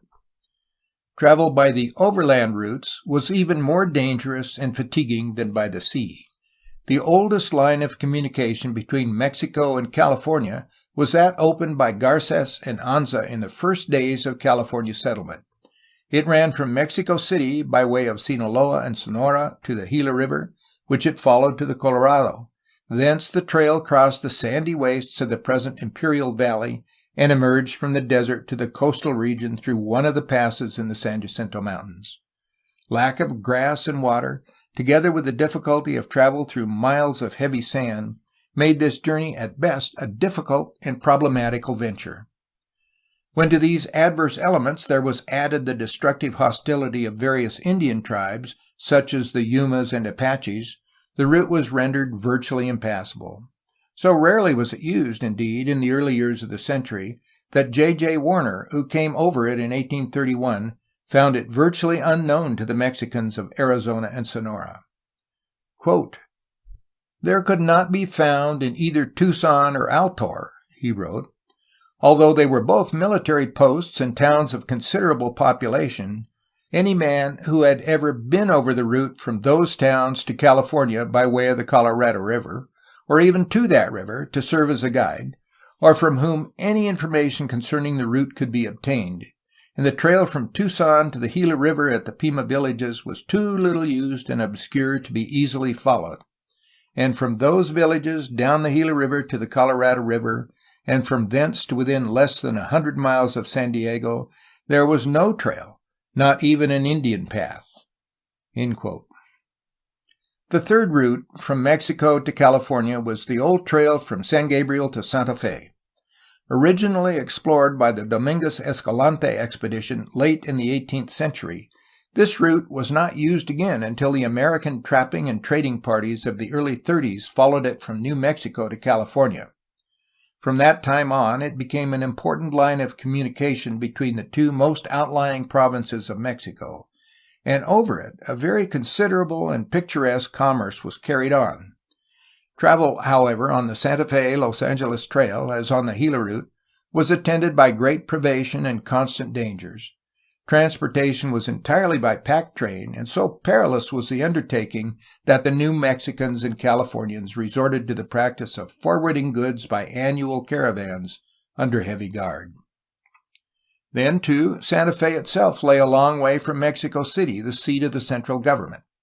From Santa Fe southward by the old Chihuahua Road, travel was also beset with difficulties and Indian menace, so that, whether by sea or by land, by the Anza route or the newer Spanish Trail, communication between California and Mexico was exceedingly irregular and uncertain. As a result of these conditions, the colony inevitably drifted away from the parent country. Mutual sympathy and understanding were impossible. The Mexican government knew little of current happenings in California, and received official dispatches from Monterey or Los Angeles only once or twice a year. The California Deputy and the National Congress heard from the province with even less regularity and, of course, had only the vaguest notions of what was going on among his constituents.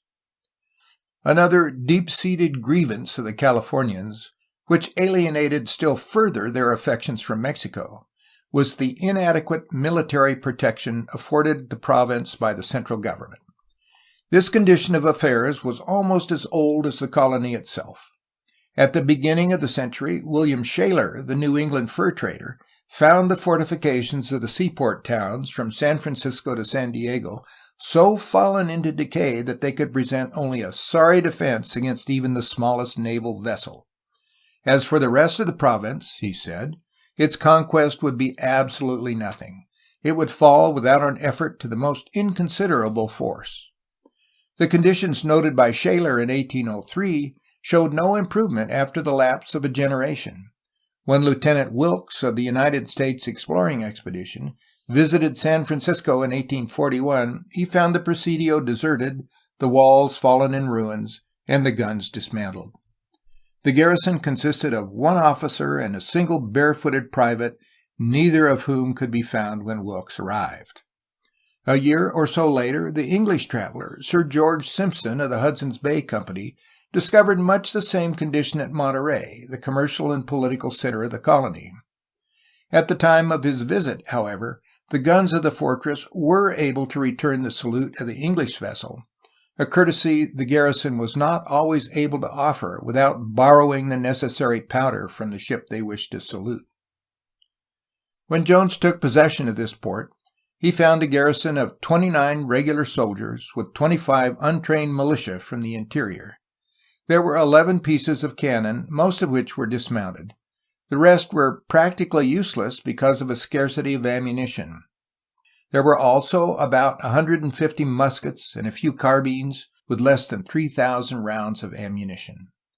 The fortifications, according to the California officer in command, were of no consequence, as everybody knows. The regular army, entrusted with the defense of California from Sacramento to San Diego, a distance of some 600 miles, consisted of less than 600 men. More than half of these were Mexican troops, much feared and hated by the Californians. A native militia was also supposed to be available in time of war, but while this theoretically was composed of about 1,000 men, scarcely 1/10 of that number could actually be counted on in case of need. The effectiveness of even this small force was reduced by half, since it was divided between the northern part of the province and the south. From the naval standpoint, the protection afforded California by Mexico was even more ridiculous. The single vessel maintained by the government on the coast, a mere apology for a coasting cruiser, was described as an old cranky craft, not mounting a single gun, and so badly manned that she was unable to make any progress when beating against the wind. This utter lack of protection for their interests, and the apparent indifference on the part of the Mexican government for the welfare of the province, led to bitterness of feeling and a steadily growing policy of independence among the Californians. With almost no regard for the home government, they made their own laws, collected and spent their own revenues, chose their own officials, and obeyed Mexican regulations only as their fancy chose. Unfortunately, as this breach between Mexico and her colony widened, friction also developed among the Californians themselves. Even at that early date, the North and South were jealous of each other, nor had these relations been improved by the removal of the capital from Monterey to Los Angeles. The former still kept the customs house and treasury, and remained the military headquarters as well as the center of social life. Los Angeles, however, became the seat of the civil government, which was thus separated by nearly 400 miles from the fiscal and military headquarters. Between the northern and southern leaders there was also much of personal dislike. Pio Pico, who was the dominant figure of Los Angeles, had been elected governor to succeed Micheltorena, while Jose Castro, one of the northern representatives, was chosen military commander. Bad blood soon developed between these two. Charges and countercharges, in keeping with the Mexican custom, flew thick and fast. Each official, summoning his partisans to aid, set out to save the republic by overthrowing his opponent. And in the meantime, the government almost ceased to function. Justice was no longer administered, the finances became utterly demoralized, and the army, such as it was, degenerated still further into an undisciplined, unpaid, unequipped rabble. The confusion and uncertainty in the political affairs of the province, which almost amounted to anarchy, coupled with a lack of protection to life and property and the feebleness of Mexican control, changed very radically the mental attitude of the more conservative Californians. Most of them came to realize the hopelessness of the situation and gradually prepared themselves for an inevitable change. What this change should be, there was as yet no common agreement. Some favored independence, some a protectorate under France or England, and some advocated annexation to the United States. The foreigners in the province, on their part, were united in a desire to separate from Mexico. Most of them favored union with the United States. A few stood out for independence, and the English inhabitants naturally advocated the establishment of British sovereignty. The merchants and long-established foreign residents generally favored the separation movement because of the danger for property rights and the uncertain business conditions under Mexican rule. The newly arrived and more restless American immigrants saw in the situation an opportunity to hasten manifest destiny along the proper road. Incidentally, they perhaps expected to derive some excitement and a little personal profit from the process. Such, in the main, was the internal situation of California when James K. Polk, disciple of Andrew Jackson, Scotch Presbyterian, and avowed expansionist, came to sit in the president's chair. To him, we owe the Mexican War and the annexation of California. By what strange irony of fate has history ranked this man among the minor presidents? End of chapter 12.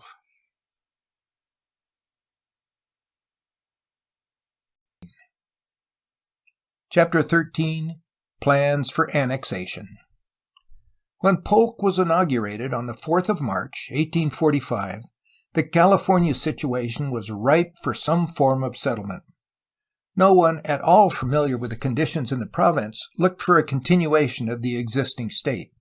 A change was inevitable, and before he assumed office, Polk had determined what that change should be. So far as he was concerned, the issue was already settled. California was to be annexed to the United States. Polk soon announced this purpose to the cabinet. To carry out the program of annexation, there were several possible methods. The simplest of these was acquisition by purchase, a plan which Jackson and Tyler had already tried, but without success. If this should fail again, there was next the ever-growing spirit of revolt among the Californians against Mexican rule, an attitude which might be used to great advantage by the United States. Or, if the Californians themselves could not be relied upon to bring about the desired object, there was still a sufficient body of Americans in the province, eager for adventure, restless under native rule, contemptuous, it must be confessed, of Mexican authority, holding to manifest destiny creed in its most exaggerated form, and inspired by the easy success of the Texas Revolution, to wrest California from its Mexican rulers and place it under the protection of the United States. If none of these measures should succeed, or if they proved too slow to meet the emergency, there was always the last resort of war. Polk's first move in the California issue was a direct offer to purchase the province from Mexico. One cannot understand the negotiations by which he sought to accomplish this purpose without some knowledge of the existing political situation across the border. Revolution was then the normal condition of Mexico. At least 17 such movements had taken place in less than a quarter of a century. Presidents held their position in a purely tentative fashion, never sure from one sunrise to the next whether the night would see them still in office or exiles from the country. Under such conditions, when hostile factions were ever waiting an opportunity to stir up an inflammable people to overthrow the existing administration, a Mexican president's first care was to stay in office and give his enemies as little material for revolutionary propaganda as possible. His decisions on public questions and matters of policy were necessarily based on this primary consideration. Another difficulty, however, confronted every Mexican president, and one always of pressing necessity. This was to find sufficient funds with which to run the government, or to speak more plainly, sufficient funds with which to hold his followers in line and keep them from going over to the opposition. The two considerations just mentioned had always to be taken into account when the United States sought to negotiate for California. A desperate need of money, the hopelessness of making Mexican rule effective in California, and perhaps a desire to establish more cordial relations with the American government prompted more than one president to dispose of the province. On the other hand, something of national pride, the ill-concealed opposition of European governments to American control of California, a traditional antipathy to the United States, and above all, the perfect realization that any cession of territory, no matter what the circumstances, would lead to popular retribution for such an act of sacrilege, compelled the repudiation of every offer. Common sense and an eager desire for ready cash were thus both alike outweighed by the fear of revolution. This dilemma, which confronted every Mexican president with whom negotiations for California were undertaken, was not appreciated by the Washington government. American officials, with a fixed determination to acquire the territory, knowing how little it actually benefited the Mexican government, aware of the chronic bankruptcy of the latter's treasury, and somewhat acquainted with the devious course of Mexican politics, could not understand why their oft-repeated offers to purchase the province were so consistently declined. When Polk opened his negotiations, the situation in Mexico was normally unsettled. In December 1844, a revolution had deposed Santa Anna for various high crimes and misdemeanors and placed General Herrera in the presidency. In June of the next year, Santa Anna was banished from the country and took up his residence at Havana. From this point of vantage, he kept a watchful eye on the political situation in Mexico, and, when conditions favored, entered into those secret negotiations with the United States which resulted in his return to power after the outbreak of the Mexican War. In the meanwhile, President Herrera was encountering a few perplexities of his own. A dangerous rival had arisen in the person of General Paredes, while a dozen lesser opponents were also in the field. The national treasury was bare of funds and the army without pay. Congress was daily becoming more hostile, and the press noisily denounced the administration for its Texas policy. Various bills were passed to remedy the economic and military situation, but as these were accompanied by prohibitions on the sale of national territory, the only source of revenue available, they served to intensify rather than to relieve Herrera's troubles. Diplomatic relations between the United States and Mexico had been broken off with the annexation of Texas, but Herrera was suspected of seeking to restore them, and also of a willingness to recede from the position the Mexican Congress had taken with regard to the lost province across the Rio Grande. Paredes, skillfully playing upon the popular mind and also undermining the president's control of the army, was only waiting a favorable opportunity to unseat his rival and assume control of the government himself. Such were the internal conditions of Mexico and the impossible position occupied by Herrera when Polk brought forward his program of purchasing California. The first step in this plan was, of course, the reestablishment of diplomatic relations with the Mexican government. This in itself was a difficult undertaking because of the embarrassing effect it was sure to have upon the tottering Herrera administration, but Polk had reason to believe, through information received from William S. Parrott, an American dentist resident in Mexico who had been appointed confidential agent of the United States government, that Herrera was willing to take the risk of receiving an American diplomat. In this opinion, Diamond and Black, United States consuls at Veracruz and Mexico City respectively, concurred. Accordingly, with the consent of his cabinet, Polk appointed John Slidell of New Orleans, a man familiar with Mexican conditions and acquainted with the Spanish language, to undertake the negotiations. Quote, "One great object of this mission, as stated by the President," wrote Polk in the never-failing journal in which he daily recorded alike the significant and trivial events of his administration, "would be to adjust a permanent boundary between Mexico and the United States, and that in doing this the minister would be instructed to purchase, for a pecuniary consideration, Upper California and New Mexico." He said that a better boundary would be the Del Norte from its mouth to the Paso, in latitude about 32 degrees north, and thence west to the Pacific Ocean, Mexico ceding to the United States all the country east and north of these lines. The President said that for such a boundary the amount of pecuniary consideration to be paid would be of small importance. He supposed it might be had for 15 or 20 millions, but he was ready to pay 40 millions for it if it could not be had for less. In these views the cabinet agreed with the President unanimously. If the report that Jackson had offered only 500,000 for the better part of the same territory only 10 years before were true, it is apparent that California real estate was rapidly rising in value. It was intended that Slidell's mission should be kept a profound secret. This was highly desirable both to protect the Herrera administration and also to prevent Great Britain and France from delaying or defeating the negotiations. In spite of every precaution, however, the news of Slidell's coming preceded him to Mexico, and with it went the sinister rumor that he had at his command $1 million with which to bribe President Herrera. The latter, therefore, was in a sorry predicament when the American minister landed at Veracruz. To receive him and open negotiations meant a direct bid for revolution. To reject him not only meant the loss of a great financial opportunity, but also an affront to the United States that might easily lead to war. In this dilemma, Herrera chose the latter course. Slidell was refused recognition on purely technical grounds, for which there was no other justification than Herrera's fear of being overthrown.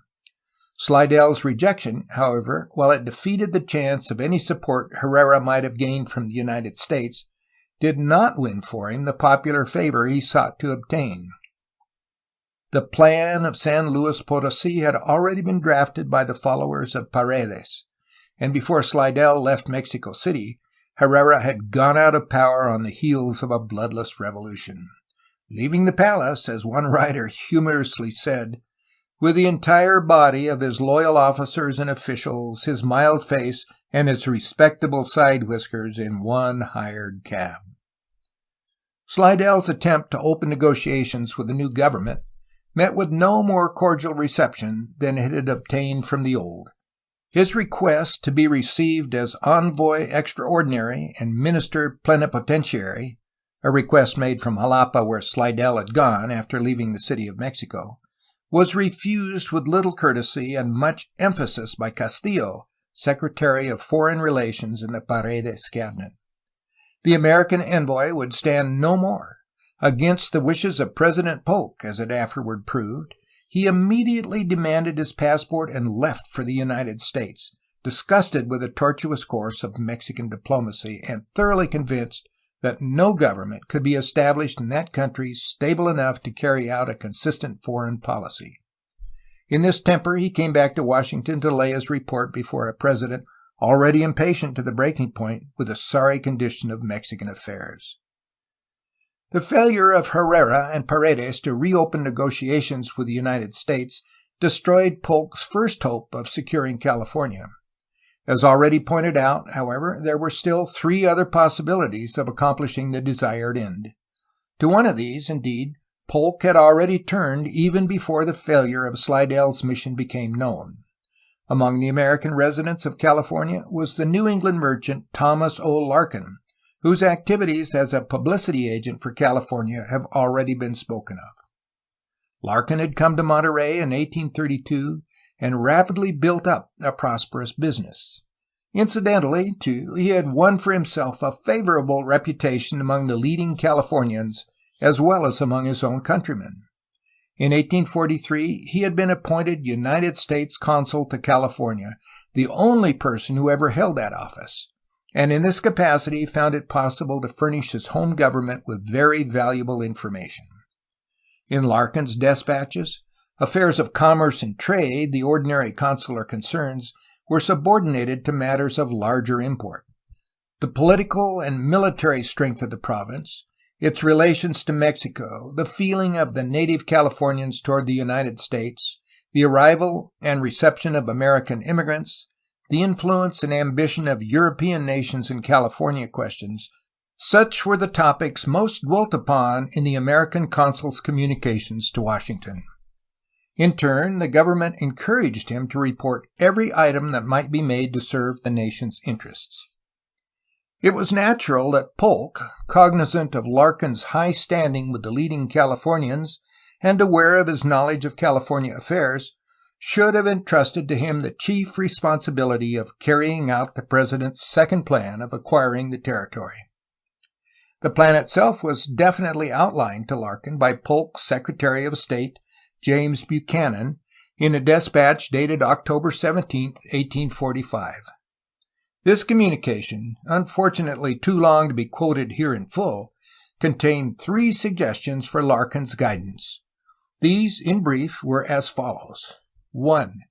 Though the United States would not foment a revolution in California, Larkin might assure the Californians that his government would play the role of protector in case they sought to separate from Mexico. 2. Should any attempt be made to transfer California to a European power, the United States would prevent the cession. 3. To carry out the plans of the administration more effectually, win the friendship of the Californians for the United States, and thwart the activities of European nations, Larkin was appointed the President's confidential agent and virtually instructed to use his own discretion in handling the situation. 2 copies of this dispatch were forwarded to Larkin. One went by sea and reached California early in 1846. The other was entrusted to Lieutenant Archibald H. Gillespie, a confidential agent of the United States government, who traveled across Mexico in the disguise of an invalid merchant seeking help. Fearing capture at the hands of the Mexicans, Gillespie destroyed his copy of the document after memorizing its contents. A 3rd copy of the dispatch was sent to Slidell to guide him in his negotiations with the Herrera administration. The whole tenor of Buchanan's letter convinced Larkin that the President expected him to prepare the way for the peaceful annexation of California by the United States. He accordingly began systematically to carry out his mission. In the province at that time, there were a number of Americans who had married California women and become Mexican citizens. To several of the most influential of these, men like Don Abel Stearns of Los Angeles, John Warner of San Diego, and Jacob Leese of Sonoma, he wrote confidentially of his new position, urging them to aid him in his program of winning over the Californians. Stearns, the dominant foreigner in the South, he appointed his secret assistant to manage the business in and around Los Angeles. To a number of the native leaders in the North, with whom he stood on intimate terms, Larkin also revealed the general character of Polk's instructions. As these men were already weary of Mexican rule, it was not difficult to secure some measure of support for the idea of independence, especially as Larkin held before them the promise of substantial reward from his own government. The real difficulty was not their affection for Mexico, but the inclination on the part of some to look to Great Britain instead of to the United States for aid. Those known definitely to favor the American program were urged by Larkin to attend the various juntas which were then being held to meet the existing crisis in California affairs, and to bring their influence to bear upon the decisions of those bodies. These efforts of the American consul gave promise of success. Several of the principal Californians came over definitely to Larkin's position, and one of these, General Castro, as influential as any man in the province, even went so far as to draw up a short history of his plans for declaring California independent in 1847 or 48, as soon as a sufficient number of foreigners should arrive.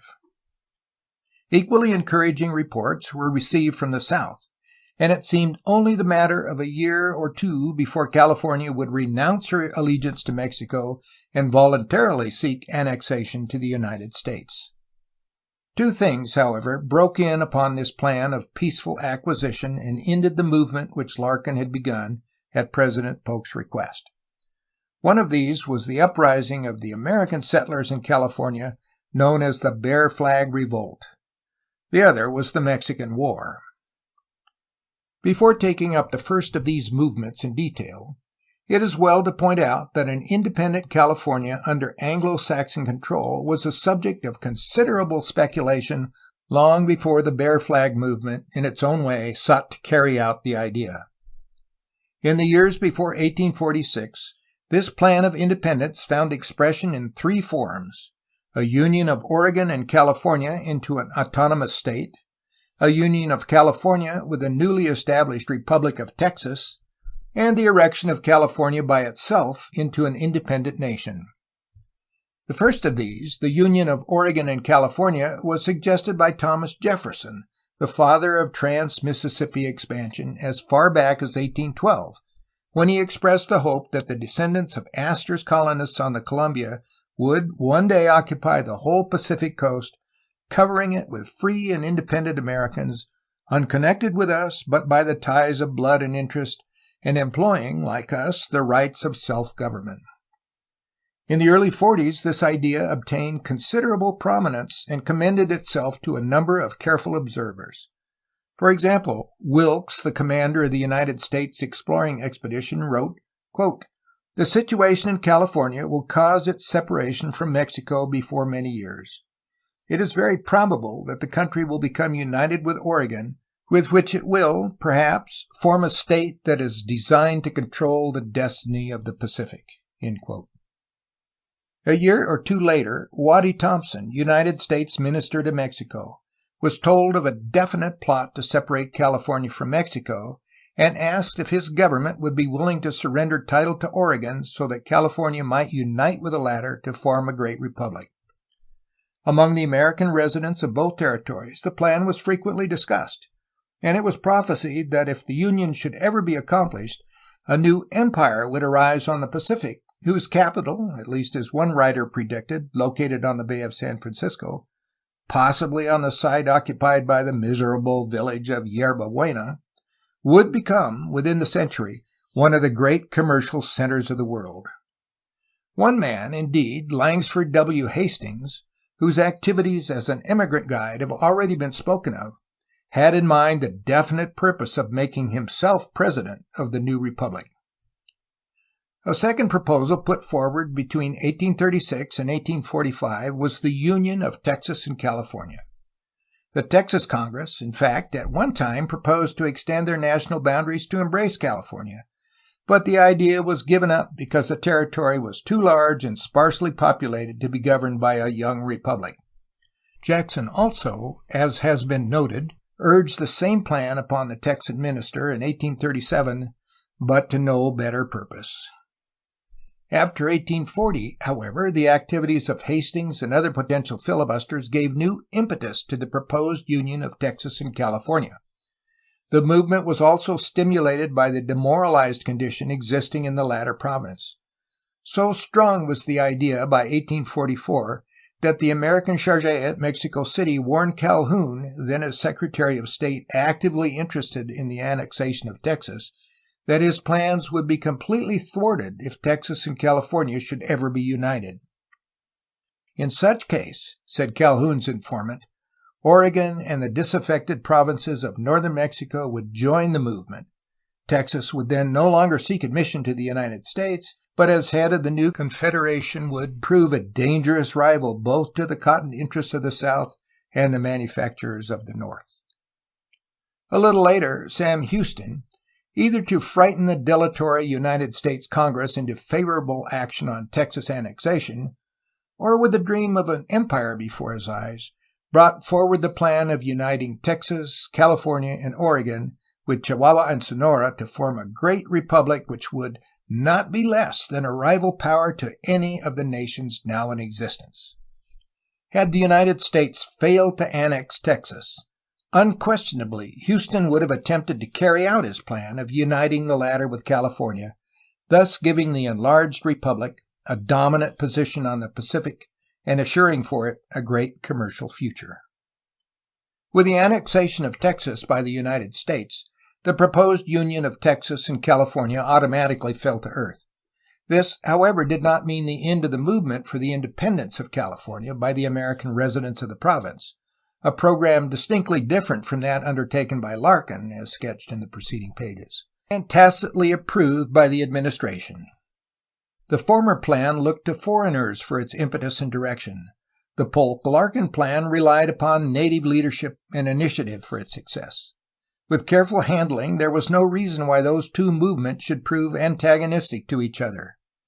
But too great haste by the Americans, the most of whom, of course, were ignorant of the program Larkin had set on foot, or disregard on their part for the feelings of the Californians, would certainly drive the latter back into the arms of Mexico, defeat the project of a peaceful separation from the home government, and bring about civil war, not between California and Mexico, but between Americans and Californians. End of chapter 13.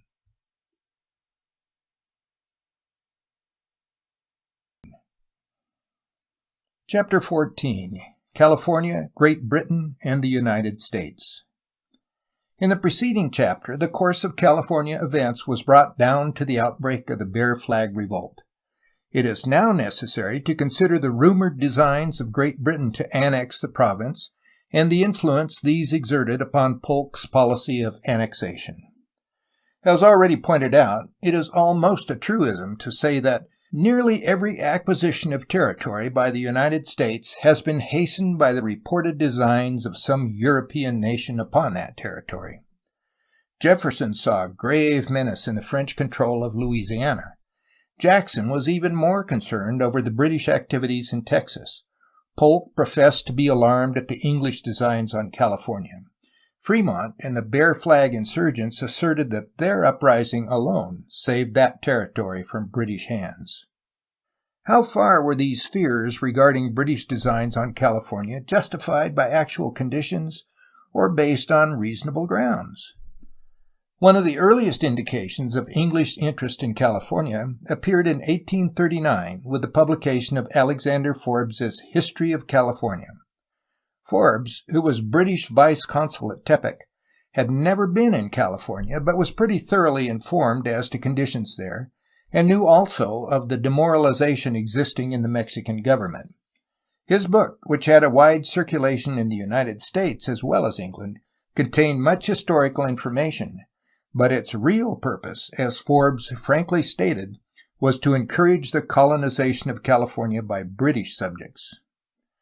The author went even so far as to outline in considerable detail a plan for the cession of the province as a means of satisfying a debt of $50 million represented by Mexican bonds in the hands of English investors.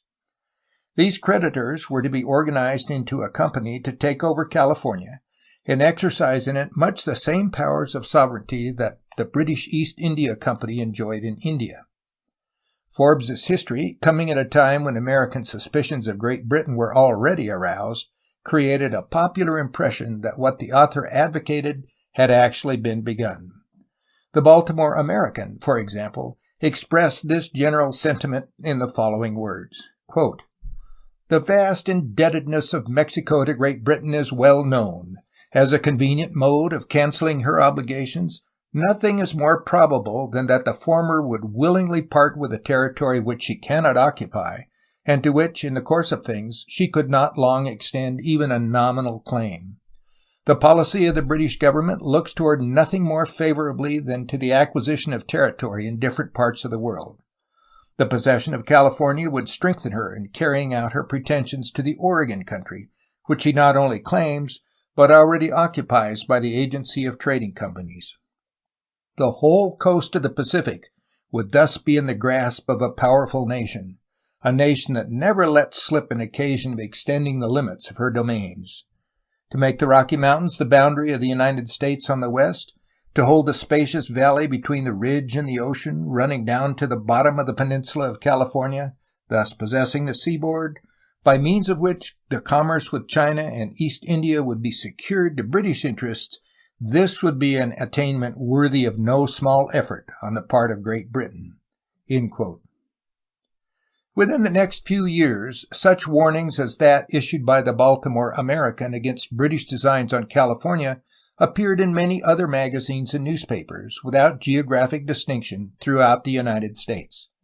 As the tension between the two countries increased during Tyler's administration and the public mind became more and more inflamed with anti-British feeling, these warnings grew both in number and intensity until in January 1846, even the American Whig Review, one of the most thoughtful journals of its day, frankly declared that the purpose of England in California was so inconsistent with the interests and safety of the United States that this country could not permit its accomplishment under any circumstance. Much more significant than the popular fear of English domination in California during these early years was the genuine anxiety prevalent in government circles lest British officials should defeat the American plans for annexation and set up some form of British control that would shut the United States away from the Pacific and fix the Rocky Mountains as the westward limit of her development. The suspicion of British designs served as the background for much of American policy toward California and Mexico for some years prior to 1846. Its influence appears certainly as early as 1842, when Commodore Jones, overzealous for the interests of the United States, seized the port of Monterey. As described in a previous chapter, this action was due to the erroneous belief that war between Mexico and the United States had actually broken out. The haste with which Jones moved, however, was not so much to forestall Mexico as to checkmate the secret plans of England. In explaining his intended course, the American commander, while on his way to Monterey, wrote the Secretary of Navy as follows, quote, "The Creole affair, the question of the right of search, the mission of Lord Ashburton, the well-founded rumor of a cession of the Californias, and lastly the secret movement of the English naval force in this quarter, have all occurred since the date of your last despatch. Consequently, I am without instructions upon what I consider a vital question to the United States, namely the occupation of California by Great Britain under a secret treaty with Mexico." End quote. Jones was by no means the only one in government circles who looked askance at the California plans of European nations. From Mexico City, Waddy Thompson, the American minister, insistently called the attention of the State Department to the menace of British and French aggression in California, and urged this as an additional necessity for the annexation of the province by the United States. In fact, nearly every letter Thompson sent, whether to Webster or to President Tyler, carried this note of warning. Quote, "I have information on which I can rely," he wrote under date of July 30th, 1842, "that an agent of this government is now in England negotiating for the sale, or what is precisely the same things, the mortgage of Upper California for the loan of 15 millions. In my first despatch, I glanced at the advantages which would result to our country from the acquisition.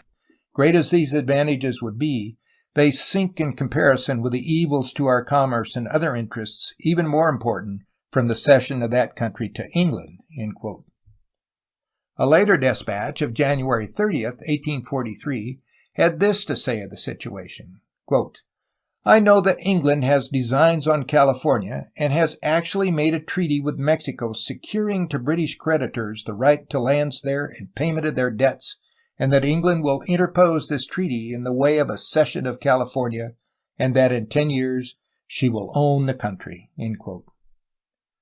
Thompson's successors in charge of the American legation in Mexico, without exception, emphasized, as he had done, the danger of British control in California. For example, in October 1844, Duff Green, Calhoun's confidential agent in Mexico, wrote to his superior in the following vein, quote, "Permit me to call your attention to the mortgage on the Californias." In a previous paragraph, Green fixed the amount of this mortgage at $26 million. "I am told that it contains a condition that if the money is not paid in 1847, the creditor shall take possession of the country. The British Consul General here is agent of the creditors. I have endeavored to obtain a copy of the deed, but cannot do it without paying $1,500 or $2,000 for it. Permit me to say that it is important that you should obtain this through our minister here or in London, as the possession of California will necessarily command the settlements on the Columbia." End quote. Soon after this, rumor of a new plan for ceding California to Great Britain through secret negotiations between Santa Anna and the English minister reached Calhoun from Shannon, who was then in charge of American interests in Mexico. Santa Anna had just experienced one of his numerous reverses. A revolutionary party, after overturning the government, had seized his person and taken from him a number of compromising documents. The new administration had published certain parts of these documents to discredit Santa Anna with the Mexican people, and laid the rest in secret session before Congress. Quote, "From a portion of this correspondence," wrote Shannon, "the fact has been disclosed that a negotiation was going on between President Santa Anna and the English minister for the sale and purchase of the two Californias. The English minister has no doubt in this manner acted under instructions from his government. It may therefore be assumed that it is the settled policy of the English government to acquire the two Californias. You are aware that the English creditors have now a mortgage on them for $26 millions." End quote. The reports of English ambitions, which reached Washington and the American public from Mexico, were amply supplemented by direct information from the Pacific coast. The upshot of the situation is not difficult to understand. By 1845, there were few Americans, either in their own country or in California, who were not honestly convinced that the fate of the Trans-Rocky Mountain West lay in the balance between the United States and Great Britain. The same conviction prevailed in official circles and grew stronger as the months passed on. Two questions next demand an answer. To what extent were these reports of British purpose based on substantial fact, and how far were they believed and acted upon by President Polk in his California policy? The first question can be answered with a fair degree of definiteness. At the time the California situation was approaching a crisis, the government of Great Britain, for once in its long history, had become temporarily satiated with colonial possessions and was not keenly enough interested in California to engage in an active campaign for annexation. This did not mean, however, that the persistent rumors of British plans were mere products of the American imagination, manufactured as annexation propaganda, or the result of national hysteria. For as a matter of fact, every report of this kind of any consequence had behind it sufficient truth to justify its acceptance by the American public. The warning so frequently voiced that Mexico planned a cession of California to England to cancel or guarantee her debt to British creditors rested upon an official agreement entered into in 1837. Under the terms of this arrangement, English holders of Mexican bonds, instead of being paid in cash, a commodity with which Mexico lived in chronic want, were to be given land, of which Mexico had an infinite supply for colonization purposes. In speaking of this plan, the British minister to Mexico, Sir Richard Pakenham, after calling attention to the impossibility of colonizing other portions of Mexico, wrote as follows in the summer of 1841, quote, "I believe there is no part of the world offering greater natural advantages for the establishment of an English colony than the province of Upper California. While its commanding position on the Pacific, its fine harbors, its forests of excellent timber for shipbuilding as well as for every other purpose, appear to me to render it by all means desirable from a political point of view that California, once ceasing to belong to Mexico, should not fall into the hands of any power but England, and the present debilitated condition of Mexico and the gradual increase of foreign population in California render it probable that its separation from Mexico will be effected at no distant period." End quote. The project urged by Pakenham from Mexico City, as previously stated, was one of the chief grounds of American anxiety. Another was the presence of the Hudson's Bay Company in the province. This company was not only sending trapping parties down from Oregon, but had recently established a regular trading post at San Francisco and was seeking large grants of land from California government, while its employees were cultivating farms, building mills, and otherwise showing their intention of making the company's occupation permanent. That this interest in the political future of California was not a mere figment of the American imagination is clearly seen in the following extract from a letter written by Sir George Simpson, the powerful head of the Hudson's Bay Company, who was then on tour around the world. Incidentally, the letter was designed for the eyes of the British cabinet. It was written from Honolulu in March 1842, after Simpson's visit to the San Francisco station. In it, he said of California, quote, "The country, from its natural advantages, possessing as it does the finest harbor in the northern Pacific in the Bay of San Francisco, and capable as it is of maintaining a population of some millions of agriculturalists, might become invaluable to Great Britain as an outlet to her surplus population, as a stronghold and protection to her commerce and interests in these seas, and as a market for her manufactures.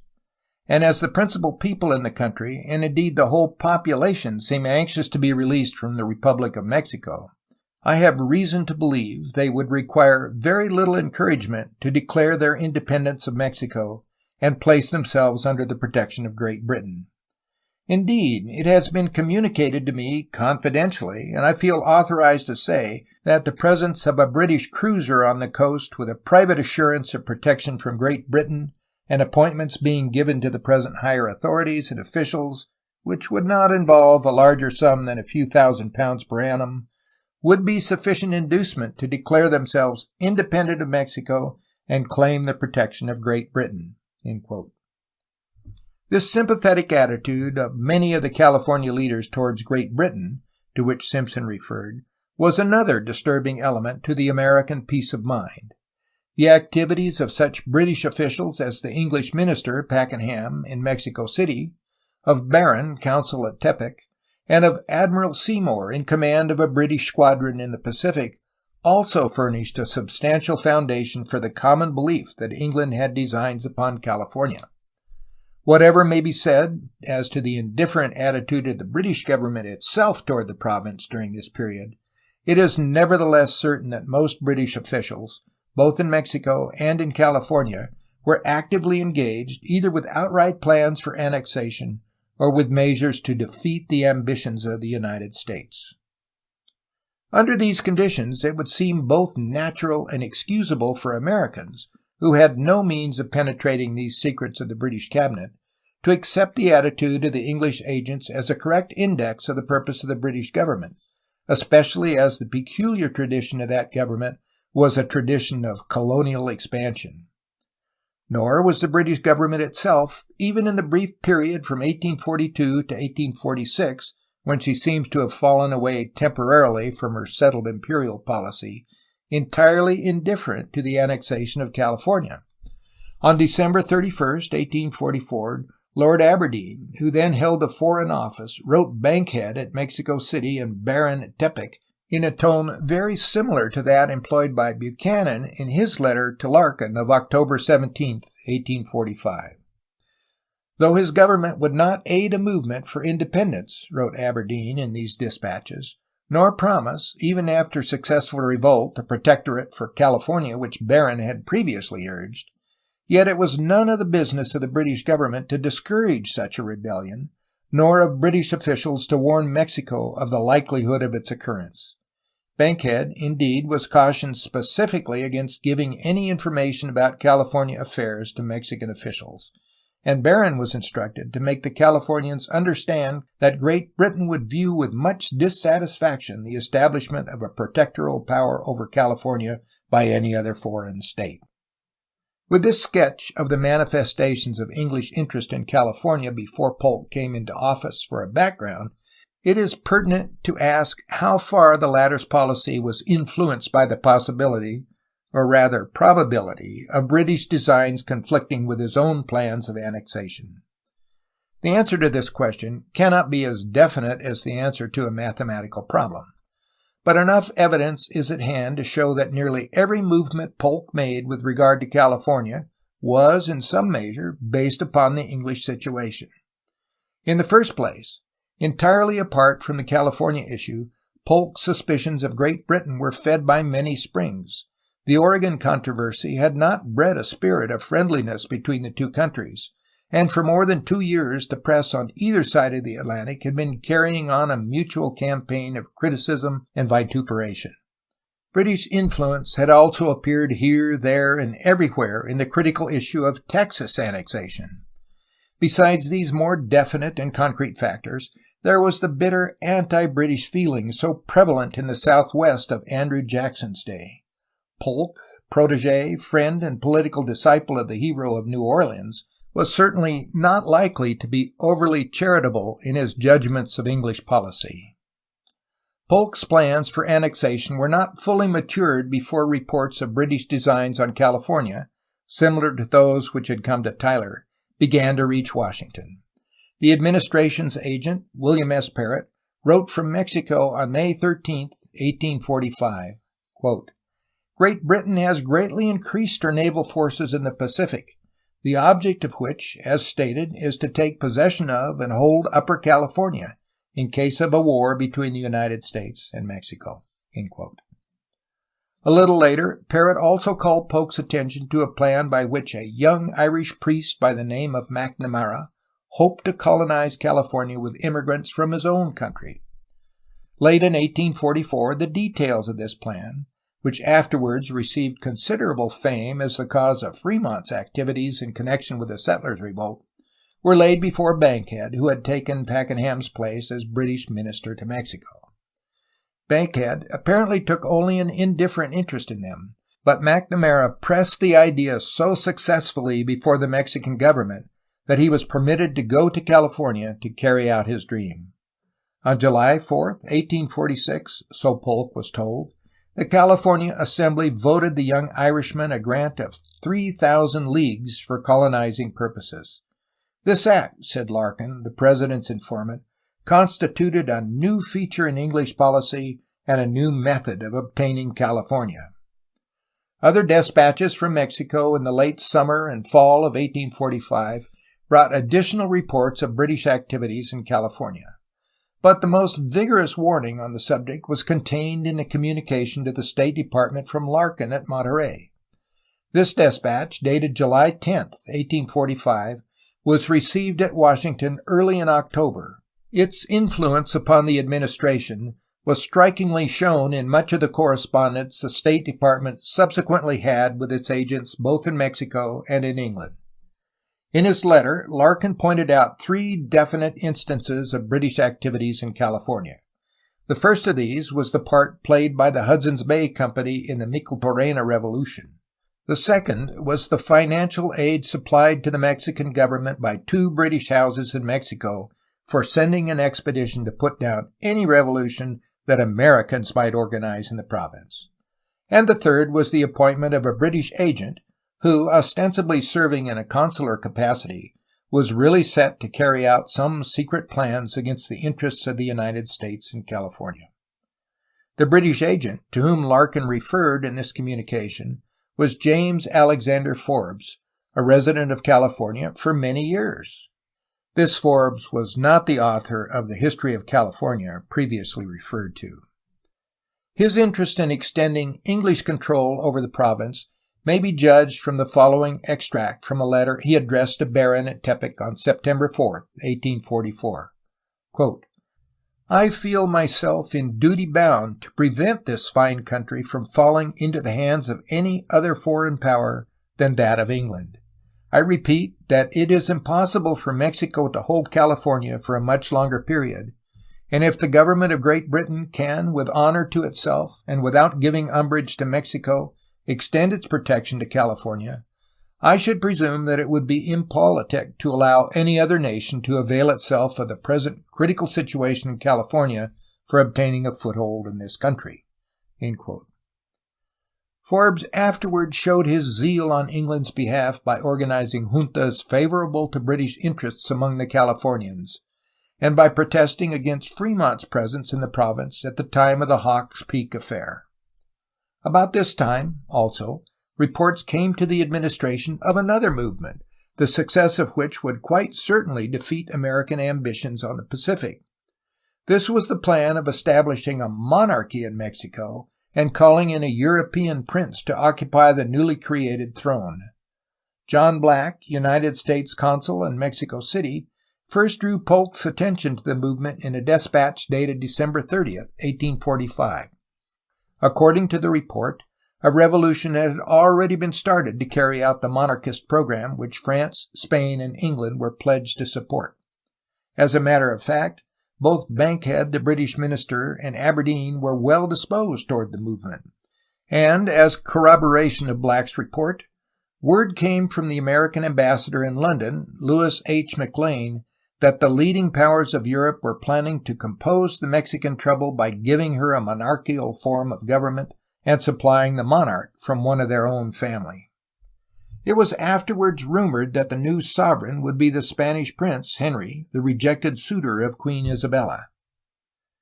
What McLean and Black had written was further confirmed by dispatches from Diamond, American consul at Veracruz, and later by reports from John Slidell. The chief object in setting up this monarchy, according to semi-official information, was to defeat the Texas and California programs of the United States by European intervention. While these various reports were reaching Washington, and the British agents in Mexico were vigorously urging the importance of the California situation upon their home government, the Mexican representatives in London were anxiously seeking English aid to defeat the program of the United States. The British cabinet, by this time bravely over its indifference to the fate of California, was almost as eager as Mexico to find some course of action which, while not involving war, would effectively block American expansion on the Pacific. The Mexican representative in London, who bore the interesting name of Murphy, believed that if the Oregon question were once adjusted and England could secure the slightest cooperation from France, she would not balk even at the use of force to prevent California from falling into American hands. Various plans were brought forward by the British and Mexican diplomats under which England, while remaining nominally at peace, might be made the custodian of California, especially in case of war between Mexico and the United States. One of these called for the cession of 50 million acres of land in the province to a British company. Another, proposed by Lord Aberdeen, involved the establishment of an independent government in California, which should be recognized by Mexico and guaranteed by England and France. In California, also, affairs were progressing in a way to give increasing reason for uneasiness to the American government, could they have been fully known.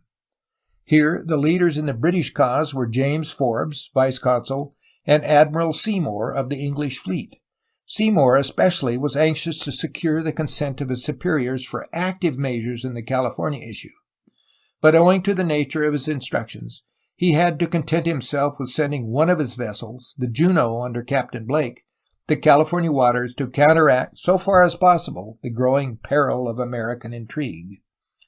Blake carried out his orders, with the aid of Forbes, to the best of his ability, working especially to influence Pio Pico and other southern leaders against the idea of an American protectorate.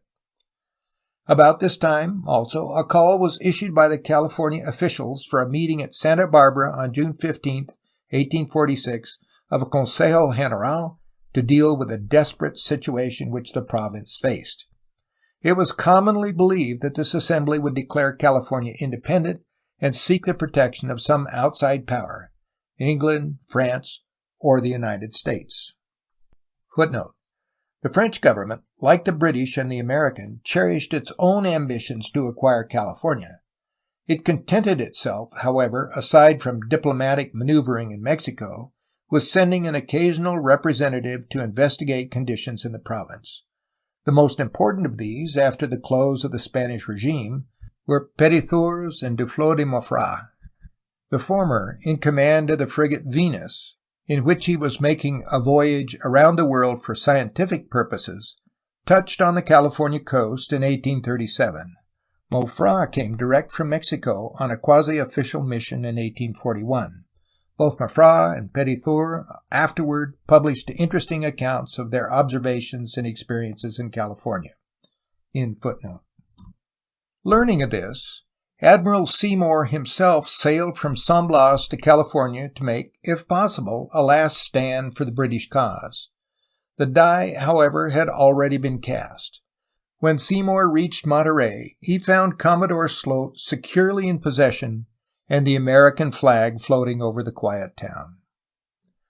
Enough has already been said to show that President Polk had ample reason for believing that England was determined to possess California. While there is no direct evidence to show that he deliberately brought on the Mexican War as a means of defeating this contingency, by hastening American occupation of the province, there is at least sufficient grounds to make such reasoning wholly logical. And whether one is warranted in going quite so far as to say that the report of British activities in California led the administration to turn from a waiting policy, which gave every evidence of eventual success had the English factor been removed, to one of immediate conquest, there at least runs through all the diplomatic correspondence of the time an insistent note of alarm over this threatened danger.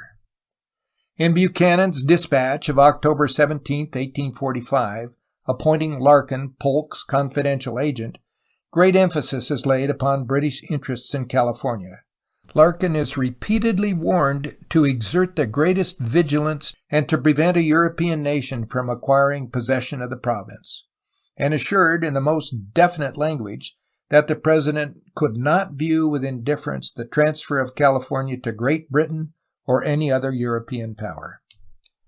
Similarly, Maclean, the American ambassador at London, was told that a great flame would be kindled throughout the Union should Great Britain obtain a cession of California from Mexico or attempt to take possession of that province. Slidell, having been informed that the United States would use every means to prevent California from falling into European hands, was instructed to ascertain whether Mexico had any intention of ceding it to France or England, and to exert all his energies to prevent an act which, if consummated, would be fraught with danger to the best interest of the United States. In Polk's public utterances, also, this fear of English advance into the province found a foremost place. Indeed, it became the distinct motive for his reaffirmation and enlargement of the Monroe Doctrine, one of the first steps, incidentally, by which that famous policy has grown to its present significant position. And certainly there was no trace of hypocrisy in Polk's words when he thus wrote at the close of the Mexican War regarding the acquisition of California. Quote, "The immense value of the ceded territory does not consist alone in the amount of money for which the public lands may be sold. The fact that it has become a part of the Union and cannot be subject to a European power constitutes ample indemnity for the past." End quote. One wonders, indeed, what might have been the effect upon the destiny of the United States if, during those critical months preceding the Mexican War, a more imperialistic cabinet had come into power in England and a less resolute man had been President of the United States. End of chapter 14.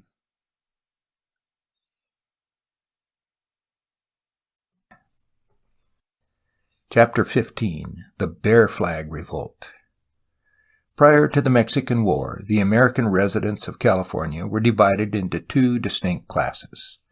In Monterey and other coast ports, and in the interior around Los Angeles, were many American merchants and some landholders who had become closely identified through business relations, friendship, or even marriage with prominent California families. Many of these Americans, indeed, had become naturalized Mexican citizens. Such men might regard the Californian as inefficient in government and neglectful of great economic opportunities, but they neither despised him as an individual nor feared him as a ruler.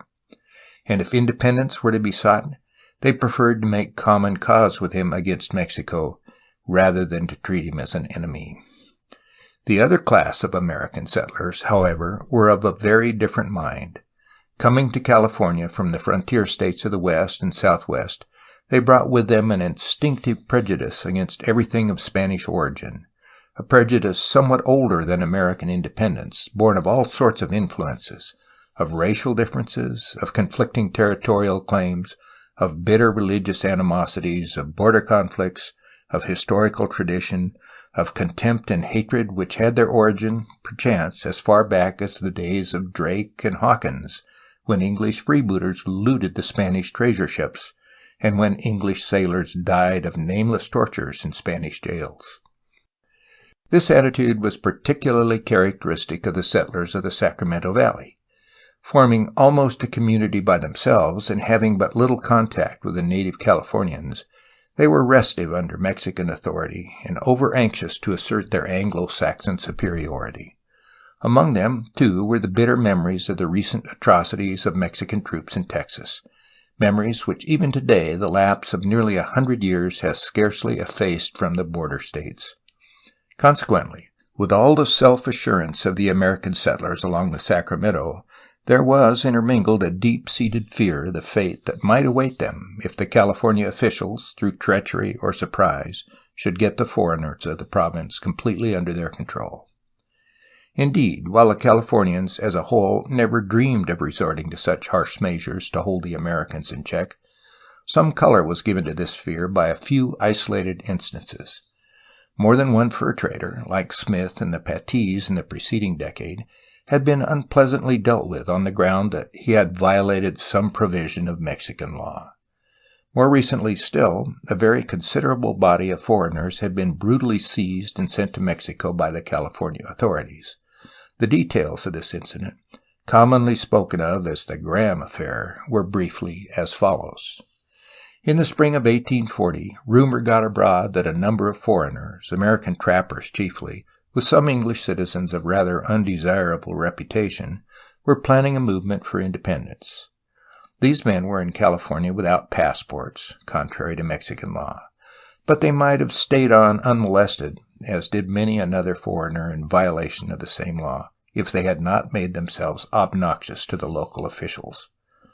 Typical of the lot was Isaac Graham, the Tennessee trapper, whose name has already appeared in these pages in another connection. Like many another American of his calling, Graham had little regard for the dignity of California law, and probably less respect for those empowered to administer it. He had also intermeddled with local politics and acquired considerable fame for his participation in the Revolution of 1836.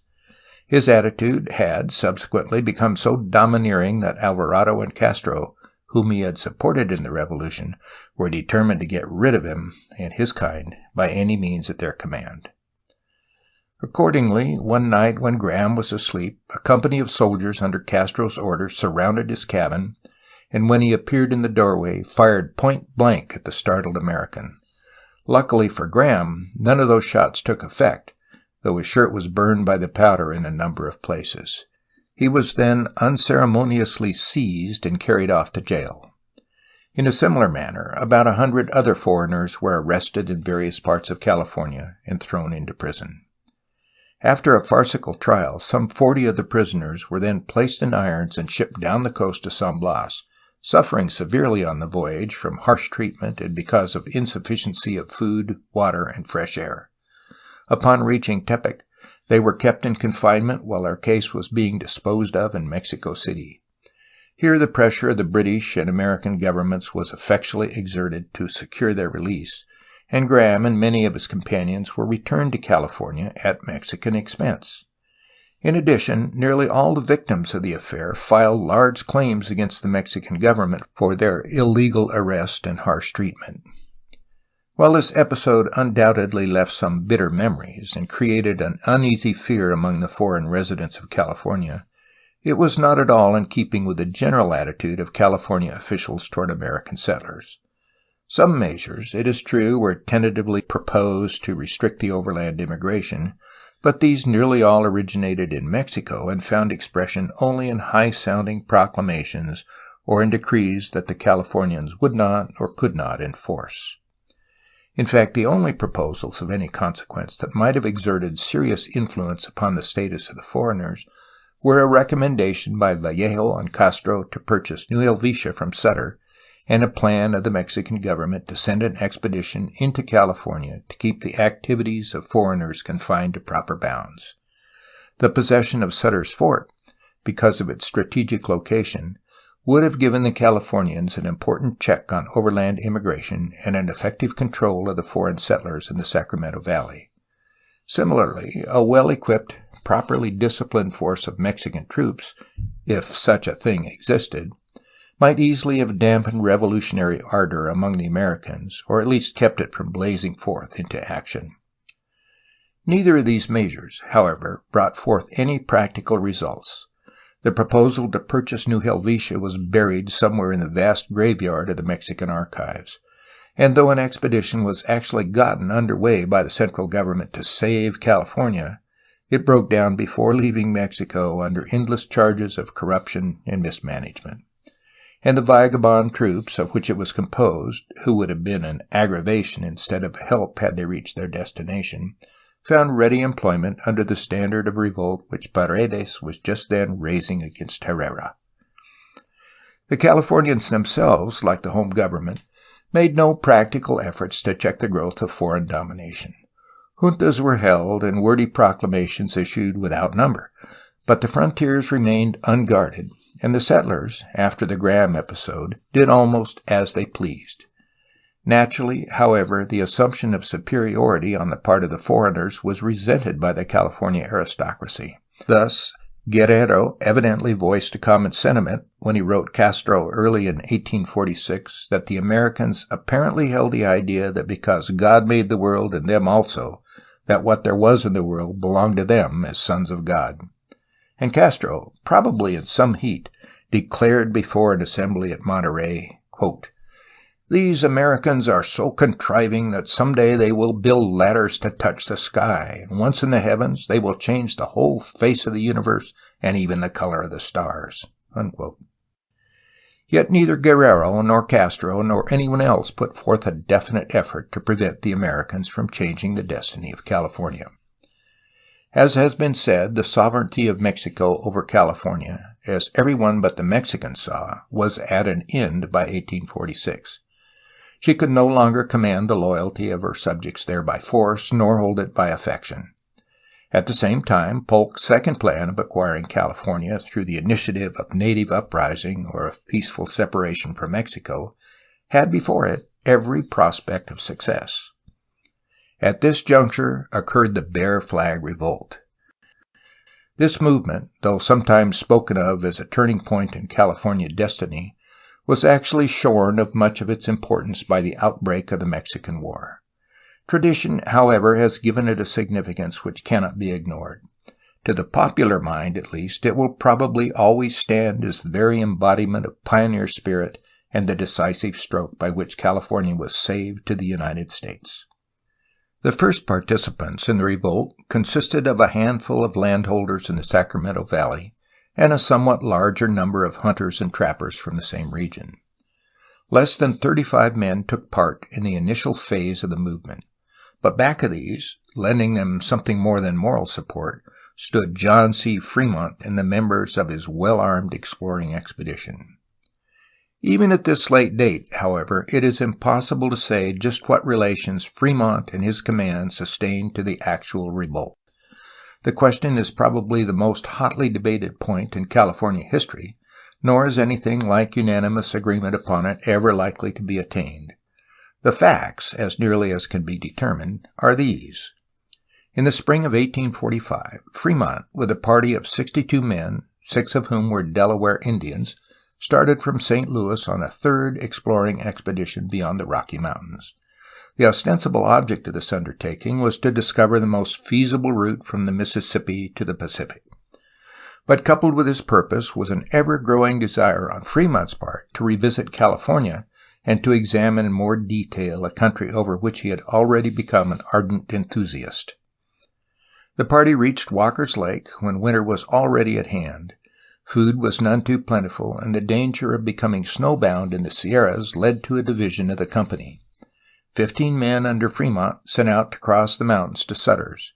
The main body of the expedition, under command of Joseph Walker, skirted the mountains southward, intending to cross from Owens Valley into the San Joaquin through Walker Pass. It was understood that the two parties should come together again as soon as Fremont could procure supplies from Sutter's establishment and make his way to the southern end of the San Joaquin. The rendezvous was fixed at a stream known to the explorers as the River of the Lake. Crossing the Sierras without noteworthy incident, Fremont secured the needed supplies from the obliging Sutter and then hurried on to the appointed meeting place with the company under Walker. Reaching the banks of the Kings River, which he took to be the stream agreed upon as the meeting place, and finding no signs of the other party, Fremont waited several days, vainly hoping for Walker's appearance, and then retraced his way to Sutter's. Leaving his men here with instructions to proceed later to Yerba Buena, Fremont accompanied Leidesdorff, the United States Vice Consul, to Yerba Buena and Monterey. At Monterey he was entertained by Larkin, from whom he learned much concerning the conditions in California. On the 29th of January, while Fremont was still at Monterey, Prefect Manuel Castro pointedly inquired of Larkin what American soldiers were doing in the province without permission from the California officials. Footnote. In his note, Castro referred only to the members of Fremont's company, which by this time was encamped at Yerba Buena, and made no reference to the larger party under Walker, whose presence in the province was as yet unknown to the Californians. End footnote. Fremont replied to Castro's communication in a frank, conciliatory manner, explaining that his expedition was purely scientific in its character, and that most of his men had been left in the unsettled interior of the province, while he and a few companions had come to Monterey merely to purchase badly needed supplies for a continuation of their explorations to Oregon. These assurances, which were afterwards reiterated to Alvarado, quieted, temporarily at least, the uneasiness of the Californians, and they accordingly gave Fremont permission to winter in the province, provided he kept his men away from the coast settlements. While Fremont was thus occupying his time at Monterey, Walker and his command were encamped on the Kern River, many miles south of the Kings, wondering what had become of their lost commander and the provisions he had gone in search of when the two companies separated east of the Sierras. After 3 weeks of fruitless waiting, Walker then moved northward, expecting to find Fremont at Sutter's Fort. Upon reaching the Calaveras River, however, Walker learned from a chance hunter that Fremont was in the Santa Clara Valley, whither he had gone from Monterey, intending to return to the San Joaquin on another search for Walker. And here the two companies came together about the middle of February 1846. The combined force then temporarily encamped on the Laguna Rancho south of San Jose. After only a short stay in this locality, the party began to move leisurely toward the coast, and after crossing the Santa Cruz Mountains by way of Los Gatos, went into camp in the Salinas Valley, some 20 or 25 miles from Monterey. It is not certain what course Fremont intended to pursue from this point onward. There is some reason to believe that he planned to travel down the coast to Santa Barbara, or perhaps spend a few weeks until the Oregon route should be clear of snow in the little valley of the Coast Range near Salinas, which had seemed so like paradise to the half-starved immigrants of the Childs Walker party a few years before. But whatever his purpose, he seems to have had no thought that the presence of the company near Monterey would be construed as a violation of his understanding with the California officials. The Americans were surprised and then considerably angered, therefore, when peremptory orders came from the authorities at Monterey to leave the province immediately or take the consequences. Fremont, though perhaps technically in the wrong, refused to obey this blunt demand, and moving his camp to the top of a nearby hill, known as Hawk's Peak, prepared to resist whatever force the Californians might bring against him. The expected attack, however, did not develop. There was a good deal of bluster and the mustering of a considerable force by the Californians, but inasmuch as the demonstration was probably gotten up chiefly to satisfy the Mexican government, or to quiet the protests of the British vice-consul against the presence of the Americans in California, no actual hostilities took place. Fremont, after waiting some 3 or 4 days, withdrew under cover of darkness from his fortified position and started for Oregon by way of the San Joaquin and the Sacramento. While the Hawk's Peak affair in itself amounted to little, its results were most unfortunate. The distrust and antipathy of Fremont's company toward the Californians were greatly increased, and the feelings of the latter were correspondingly ruffled and outraged. Among the American settlers in the Sacramento, also, the incident created much excitement, and it was persistently rumored that the government had planned to expel or seize all foreign residents of the province. In this sense, at least, the episode was one of the most direct causes of the Bear Flag Revolt. Not long after the Hawk's Peak episode, a messenger from Washington reached Monterey. This was Lieutenant Archibald H. Gillespie of the United States Marine Corps, to whom reference has already been made as the bearer of a copy of Buchanan's dispatch to Larkin, and as a confidential agent of the American government. Though Gillespie had destroyed Buchanan's letter, he had brought most of his other papers through unharmed. Among these was a packet of letters for Fremont from Senator Thomas H. Benton, Fremont's influential father-in-law. After a stay of only 2 days at Monterey, Gillespie hastened on to Yerba Buena, where he remained a short time with the American vice-consul, W. A. Leidesdorf, and then set out to overtake John C. Fremont. The latter, after reaching the San Joaquin, had moved northward at a leisurely pace, reaching the Klamath Lake region about the middle of May. Here Gillespie overtook the party, and besides delivering to Fremont the Benton letters, acquainted him with the nature of Larkin's confidential appointment and the purposes of the Polk administration, so far as Gillespie himself understood them. It was not at all strange that the information and despatches brought by Gillespie caused a radical change in Fremont's plans. Instead of continuing his route to the Columbia, he resolved on an immediate return to California. This course was dictated by common sense and lay plainly in the line of duty. Incidentally, it coincided with Fremont's own desires. But had it been otherwise, he could scarcely have gone serenely on his way to Oregon, knowing that events in which his government was vitally concerned were rapidly coming to a crisis in California, and that his presence there might change the destiny of the province. Fremont has been pretty severely handled by his critics for this abrupt return from Oregon. He himself testified that he was led to believe through certain enigmatic and obscure passages in the letters from Benton, passages written, he says, in a prearranged code, that California was in imminent danger of slipping into British hands and that the administration expected him to act on his own initiative to forestall such an eventuality. Whether Fremont was right or wrong in this interpretation of the situation is really immaterial. The true justification for his return to California lay not in what he read between the lines of Benton's letters, but in the simple fact that a trusted agent of the United States government, the confidential representative of the State Department and of the President himself, had traveled post-haste more than 500 miles from San Francisco to Oregon through a dangerous and almost unbroken wilderness to overtake the exploring party and urge its return to the Mexican province. Unless Gillespie made this journey for his health, or out of mere whim, or for some other ridiculous purpose, Fremont had no option in the matter. It was his unmistakable duty to turn back to California. When Gillespie and Fremont reached the Sacramento after a serious brush with the Klamath Indians, they encamped at the Marysville Buttes above the junction of the Feather and Sacramento rivers. Here, rumors came to them of intended hostilities by the Californians against the American residents in the valley. There may or may not have been truth in these reports, but even if the intentions of the native leaders had been unfriendly, it is doubtful, owing to the confusion in the provincial government, if they could have made any serious move against the foreign settlers. Naturally, however, the Americans viewed the situation with a good deal of concern, especially as a hostile demonstration against Fremont in the Hawks Peak affair was still vividly before them.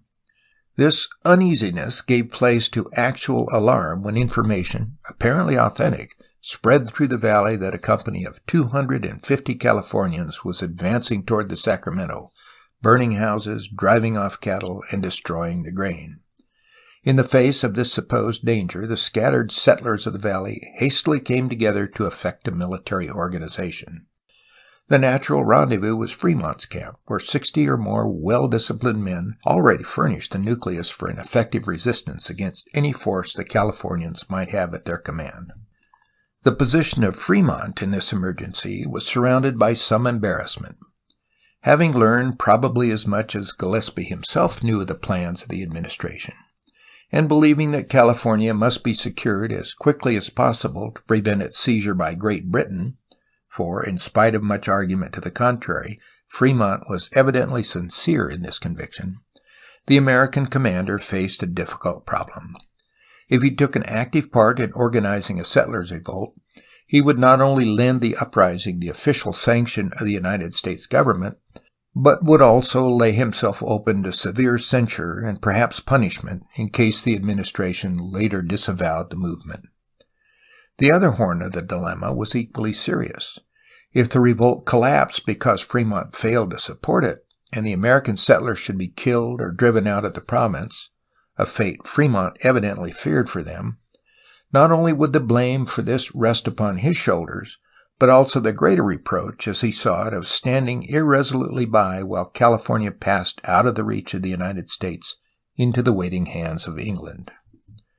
Fremont's course in the emergency has been the object of both unreasonable criticism and of exaggerated praise. He did not save California by his presence in the Sacramento, nor did he take an active part in the first stages of the Bear Flag movement, but he did make the latter possible by giving it his moral support and by secret promises of aid if his assistance should be required. How far he was actually responsible for fomenting the revolt is one of those disputed points on which there is no possibility of agreement. Putting all partisanship aside and acknowledging that personal ambition probably played its part, the fair-minded historian must still acknowledge that Fremont, viewing the situation in the light of what he knew of California conditions and believing that President Polk had determined upon the acquisition of California, pursued a perfectly natural and not altogether blameworthy course. Unfortunately, claims later made on his behalf were far beyond his actual performances, and his reputation suffered much in consequence. The first hostile act of the Bear Flag uprising was the seizure of a band of horses which were being driven from Sonoma to the Santa Clara Valley for the use of General Castro. Rumor reached the Americans at Fremont's camp that these animals were to be employed in the threatened expedition against the settlers of the Sacramento. Encouraged doubtless by Fremont, about a dozen men under the leadership of Ezekiel Merritt started out to intercept the drove. They succeeded without the slightest difficulty in surprising the small guard under Francisco Arza and took from them the greater part of the horses. These they brought back to Fremont's headquarters, which in the meantime had been moved farther down the Sacramento. No blood was shed in this encounter, nor were the Californians aware that anything more serious than a robbery had taken place. The next step was of more significance. Encouraged by their success against Arza and realizing that they had already gone too far for halfway measures, Merritt's company turned their attention to the capture of Sonoma. Originally established to check the Russian advance, this settlement, with the exception of New Helvetia, which was only nominally under California control, had become the leading political and military center of the province north of Monterey. Sonoma's chief claim to importance arose from the fact that it was home of Mariano G. Vallejo, in many respects the most dominant figure among the Californians. Toward Americans, Vallejo had always shown the kindliest feeling and was already pretty thoroughly committed to Larkin's plan of independence.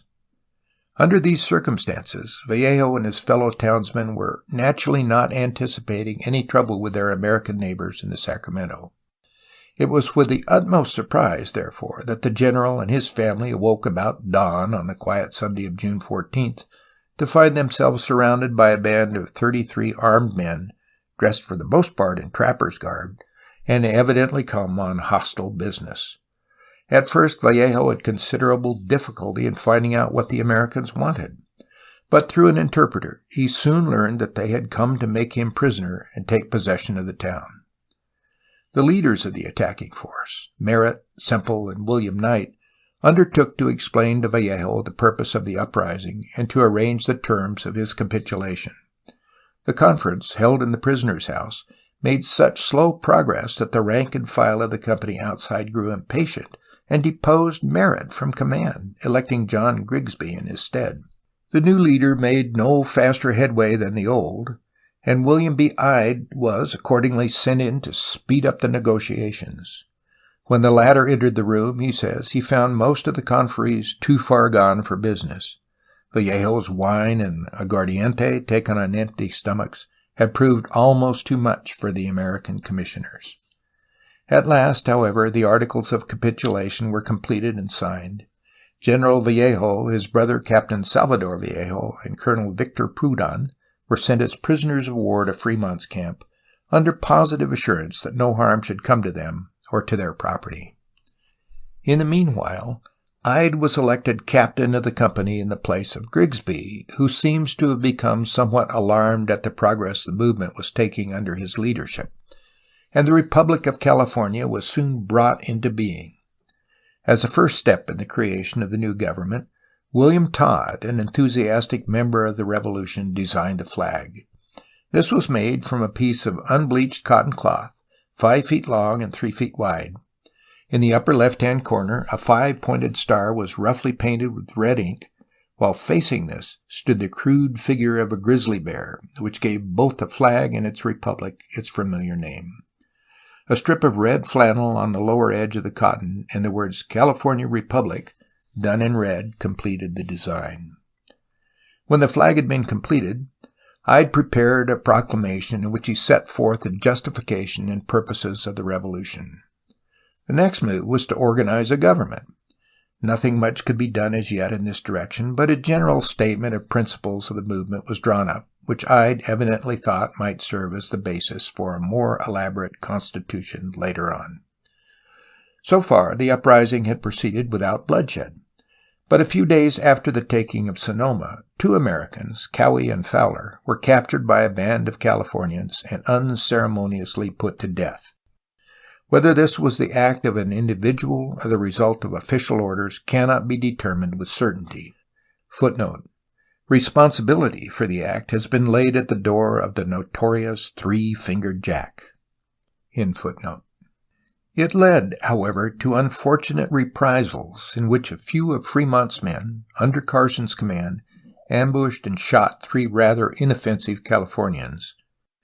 As the movement progressed, the force under Ide received considerable reinforcement from settlers in the Sacramento and around San Francisco Bay. Fremont, having resigned his commission in the United States Army, also openly joined the uprising, thus lending to it the effective support of his highly skilled company and strengthening the idea, already nearly universal, that the United States government was behind the whole affair. The Californians, in turn, were doing their utmost to subdue the revolt. It had been necessary first for Castro and Pico to compose their differences, which in fact had already reached the stage of civil war, and then, after issuing the appropriate proclamations, without which no Californian could commence a serious undertaking, to muster the inadequate provincial forces against the American revolutionists. Castro, whose headquarters were fixed at Santa Clara, succeeded in putting an army of 160 men into the field. These were divided into 3 divisions, only one of which, that led by Joaquin de la Torre, ever made contact with the Americans. This was in the nature of a surprise skirmish which occurred between Petaluma and San Rafael. In it, one of the Californians was killed by American fire. In the south, Pico, still somewhat in doubt as to the purity of Castro's motives, sent out one fervid appeal after another to his fellow citizens to rise in arms against the vile Americans. Quote, "Fly, Mexicans," he wrote in one of the most lurid of these proclamations, "fly, Mexicans, in all haste in pursuit of the treacherous foe. Follow him to the farthest wilderness. Punish his audacity. And in case we fail, let us form a cemetery where posterity may remember to the glory of Mexican history the heroism of her sons.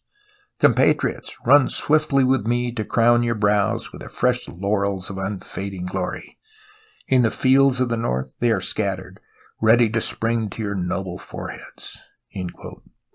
In spite of such appeals, however, both the citizenry of Los Angeles and of Santa Barbara, where Pico was then located, met the emergency with such indifference that when the governor marched north to form a junction with Castro, he had at his disposal only about 100 men. The 2 California leaders, so long bitter rivals, met with a show of friendship at the peaceful ranch of Santa Margarita near the mission of San Luis Obispo. What they might have done against the revolting Americans will always remain a matter of conjecture, for by this time the Bear Flag was a thing of the past. Its activities had been superseded by agencies of greater magnitude. The news of war between the United States and Mexico had at last reached California. What place should the Bear Flag movement have in California history? It was neither authorized by President Polk nor in keeping with his California policy. It put an end to Larkin's hope of a peaceful annexation, and it was unquestionably responsible for much of the ill will among the native inhabitants which later made necessary the forceful conquest of the province. It was never a general movement among the Americans in California, many of whom condemned it out of hand, but was confined to a limited area and carried out largely by trappers instead of by permanent residents. It did not save California from falling into British hands, nor hasten its acquisition by the United States. This much the historian must now admit. Yet the sarcastic criticism so often passed upon the movement and those who participated in it, since Bancroft and Royce set the fashion, is entirely out of place. Merritt, Semple, Ide, and their companions, it is true, had no respect for California law and institutions, and too little acquaintance with the conditions in the province. They were also in no actual danger at the hands of Castro before the seizure of Sonoma, though they had substantial reason to think that they were. They could not know the actual plans of their government for acquiring California by peaceful means, but they did know that a deep-seated conviction prevailed throughout the United States that annexation must sometime, somehow, be brought about. If, at the outset, the movement was only a local affair with no very definite purpose or plan of procedure, yet it soon gave promise of a much larger proportions. If its actual accomplishments were of little importance, this was only because the outbreak of the Mexican War made its further progress unnecessary. Had this war not come when it did, there is every reason to believe that the Bear Flag Revolt would have brought to a successful conclusion the third method of securing California, that is, by the agency of an armed uprising among the American settlers in the province. In such case, Ide or Fremont might have stood out as the creator of a new republic, the Sam Houston of the Pacific Coast. End of chapter 15.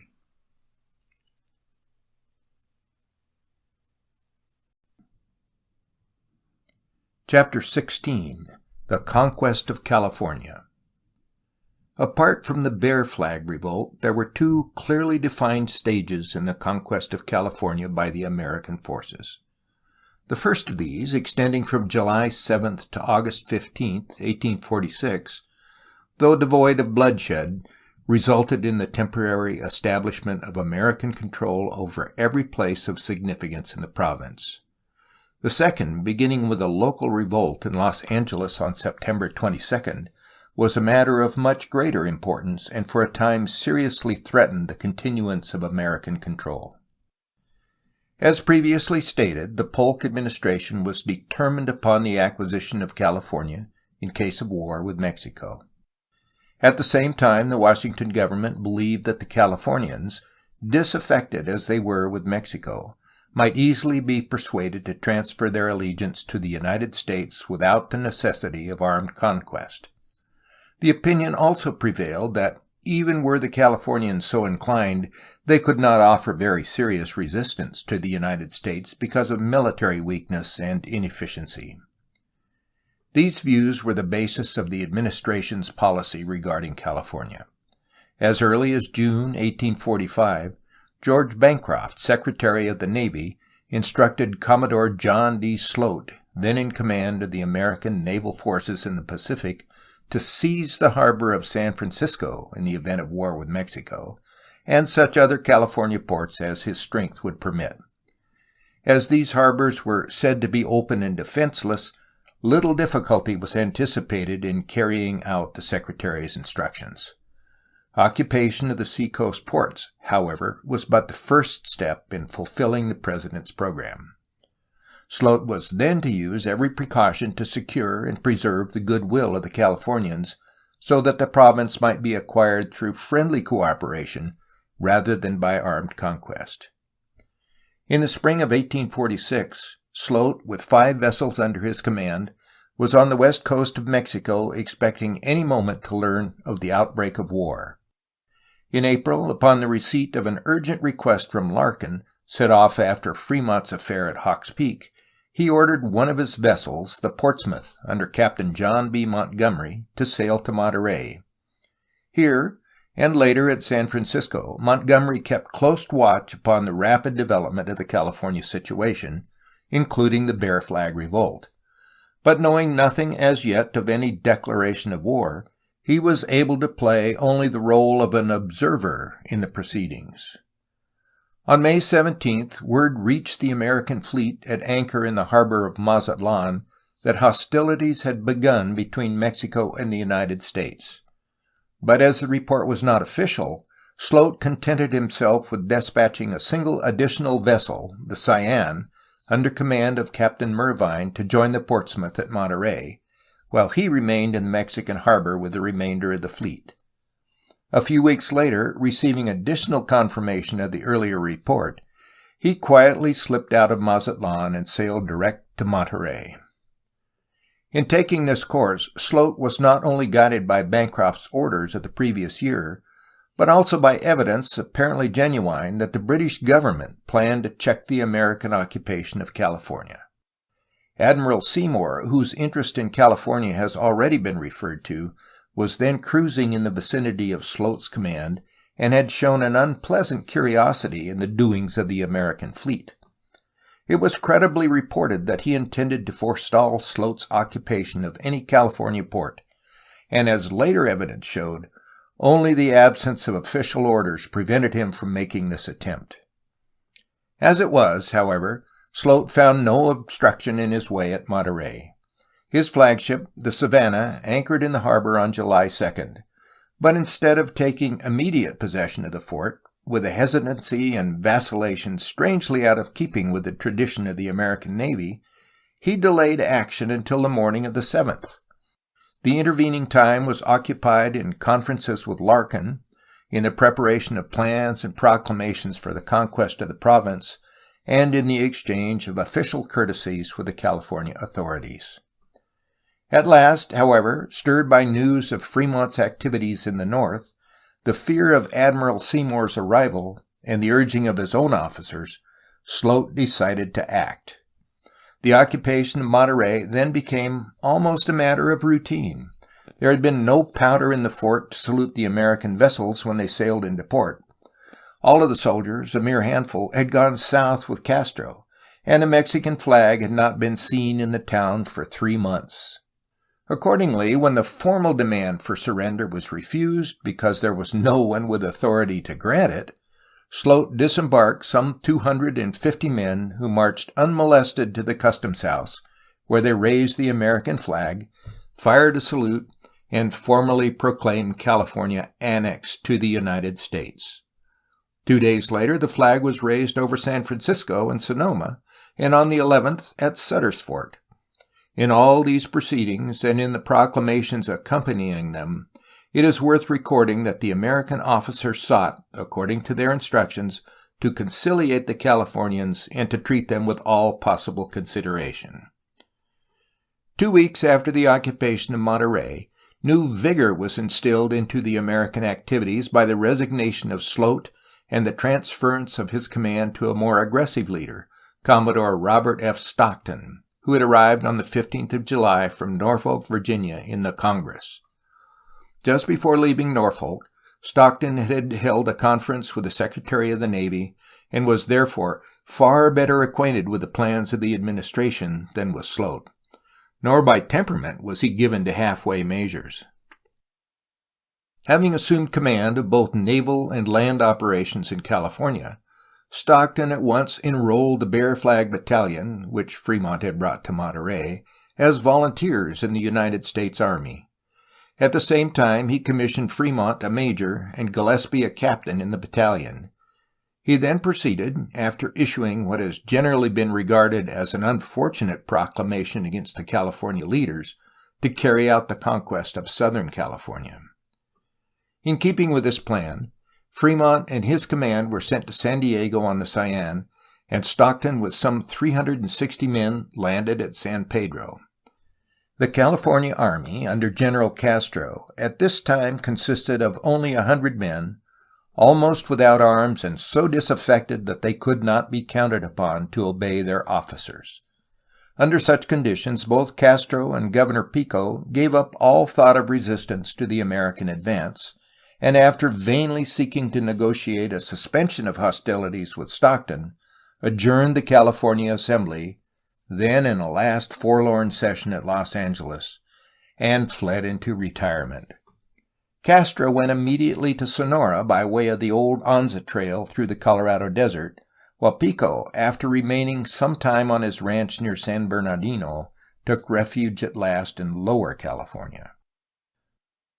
Deprived of these two leaders, the Californians made no resistance, either to Stockton's advance upon Los Angeles from San Pedro, or to Fremont's expedition northward from San Diego.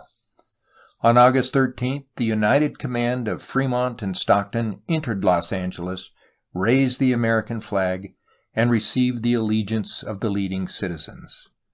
4 days later, Stockton proclaimed the province a territory of the United States. The first phase of the conquest, except for a few minor episodes, was completed. It had been accomplished without loss of life and distinguished by no very exciting incidents. Footnote. From this statement, of course, the Bear Flag movement is excluded. As has been shown, it was not properly a part of the conquest by the United States government. In footnote.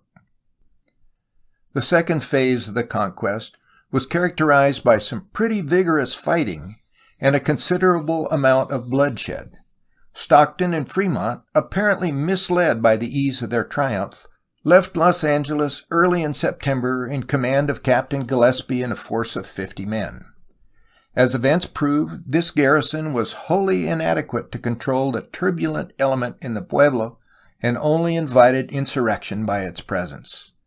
Gillespie himself was lacking in tact, while the population over which he ruled had always been distinguished for an unusual readiness to revolt.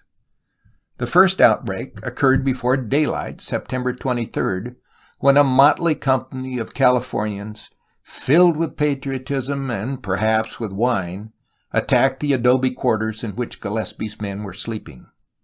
The party was led by Serbulo Varela, a frequent disturber of the peace even when Los Angeles was under native rule, and his followers belonged to the semi-outlaw class of California society. The attack was easily repulsed, but when Gillespie the next day sought to arrest the offenders, he found a revolution of no mean proportions already underway. Before the end of 24 hours, he and his men were surrounded by a force of several hundred Californians, and the revolt was in full swing. As leaders of the movement, several of Castro's former officers, all of whom had given their parole not to take up arms against the United States, now came forward. Chief of these were José María Flores, José Antonio Carrillo, and Andrés Pico. The success of the movement, which all things considered was quite surprising, was due, however, not so much to the ability of these leaders as to the popular enthusiasm which supported it and to the swiftness with which the revolutionists carried out their operations, a swiftness made possible by the superior horsemanship for which the Californians had long been noted. The first victory of the uprising occurred while Gillespie was shut up in Los Angeles. About a score of Americans under command of B.D. Wilson, hearing that the country was up in arms, took refuge with Isaac Williams, one of the early Santa Fe traders who had settled on the Chino Rancho some 25 miles east of Los Angeles. On September 26th, this party was surrounded by a force of 70 mounted Californians and compelled to surrender after a short skirmish in which one of the Californians was killed and several of the Americans wounded. The success of this engagement greatly encouraged the Californians in their attack upon Gillespie. The latter, who had taken up his position on what was afterwards known as Fort Hill, back of the old Plaza Church, was in a serious predicament. His supplies were cut off, and a force overwhelmingly superior to his own kept him continually invested. The nearest assistance to which he could look was at Monterey, approximately 400 miles away, and the route over which a courier had to pass, even should he elude the besieging force, lay through a country where every native inhabitant must be counted upon as an enemy. These difficulties, however, did not prevent one of Gillespie's men, John Brown, or Juan Flaco, Lean John as he was commonly known, from carrying the message for aid to Commodore Stockton, who was not at Monterey, as Gillespie supposed, but at San Francisco, 100 miles beyond. Leaving Los Angeles at 8 o'clock on the evening of September 24th, with a short message from Gillespie written on cigarette papers and concealed in his hair, unarmed and equipped only with spurs and riata, Brown successfully passed the enemy lines. He was pursued, however, by 15 Californians, but escaped from them by jumping his horse, already mortally wounded, across a 13-foot ravine. 2 miles more, and the horse died. Lean John walked 27 miles to the ranch of an American, where he secured another horse with which he reached Santa Barbara. From here, obtaining fresh horses as he could, he rode almost continuously until he arrived at Monterey on the evening of the 29th. Up to this time, according to the report of an eyewitness of his arrival, Brown had had neither rest nor sleep since leaving Los Angeles. He slept 3 hours at Monterey, then pushed on to San Francisco, which he reached either late on the 30th or early the next morning. The distance covered was over 500 miles. Brown's actual riding time was less than 5 days. It is a record not easily matched. Upon receipt of Gillespie's message, Stockton at once ordered Captain Mervine to sail for San Pedro in the Savannah with 350 men. At Sausalito, however, the relief ship encountered such a heavy fog that progress was impossible for several days, and Mervine did not reach San Pedro until the 7th of October. As it proved, however, even without this delay, Mervine's assistance would have been too late. On the 30th, even before Lean John's arrival at San Francisco, Gillespie had realized the hopelessness of his position and accepted the only chance of escape by surrendering to the California commander. Under the terms of the agreement, the Americans were allowed to withdraw unmolested to San Pedro without the loss of flags or weapons. Here they were under pledge to embark immediately upon a merchant vessel then in the harbor. But Gillespie, hoping for the arrival of one of Stockton's fleet, delayed this feature of the agreement for 4 days after his arrival at the harbor.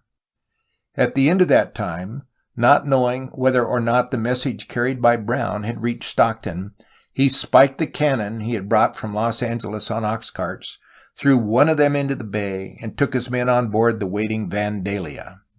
Here Mervine found him when the Savannah reached San Pedro on the 7th. At 6 o'clock on the morning following Mervine's arrival, some 300 men, including Gillespie's command, disembarked from the vessels and prepared to march against Los Angeles. For the first 4 or 5 miles, the mounted Californians, who were present in considerable number on the hills surrounding the landing place, made no serious attempt to retard the American advance, but confined their efforts to a few volleys at long range. Captain Mervine's force, however, found that they had entered upon something very unlike a holiday. Quote, "Our march," wrote Lieutenant Robert C. Duval, one of the officers under Mervine, "was performed over a continuous plain overgrown with wild mustard, rising in places to 6 or 8 feet in height. The ground was excessively dry, the clouds of dust were suffocating, and there was not a breath of wind in motion. There was no water on our line of march for 10 or 12 miles, and we suffered greatly from thirst." End quote. Residents of Southern California can appreciate how this October day, surcharged with electricity and tolerably hot, and without the faintest breeze, except perhaps a few dry puffs from the Mojave Desert, sucked away the spirits and reduced the energy of the marching troops. So great was the exhaustion that a halt was called at 2:30 in the afternoon, and camp made for the night on the old Dominguez Rancho, some 15 miles from San Pedro. The Californians by this time had become more threatening, and were forming on a hill or plateau overlooking the American camp for a sudden onslaught. To prevent this maneuver, part of the Americans charged the enemy formation. But inasmuch as the Californians withdrew before their opponents came within effective rifle range, there was no damage done on either side. No further excitement arose until about 2 o'clock the next morning. Then the Californians succeeded in bringing up a small cannon with which they sent a single shot into the American camp. A detachment sent out by Mervine to capture the gun found no trace of it or of those who had fired it, but the next day it reappeared in a most effective and unpleasant fashion. Camp was broken about 6 o'clock on the morning of the 9th, and the march begun again toward Los Angeles. As the Americans got under way, they found the Californians drawn up on either side of the road to dispute their advance. The force, numbering about 120 men under command of José Carrillo, were well mounted and armed with carbines and lances. The guns were of various grades of effectiveness. The lances were 8-foot willow poles tipped with blades beaten out of files and rasps. In spite of their homemade appearance, these lances were ugly weapons in the hands of skillful horsemen. The real strength of Carrillo's company, however, lay in the little cannon which the Americans had vainly sought to capture during the preceding night. This was a bronze 4-pounder, known as a pedrero or swivel gun. It had long done duty on the Los Angeles Plaza before the coming of the American forces in the firing of salutes and in the celebration of holidays. When news of Stockton's approach reached the pueblo, at the time of his first occupation of the town, an old Mexican woman with the pride of her people, or so the story goes, had resolved to save at least one thing from the hands of the Americans. She accordingly hid this gun in the tules near her house, only to dig it up again when Gillespie retreated to San Pedro. The piece was mounted on the front axle of an overland wagon in such a way that the range could be obtained by raising or lowering the tongue.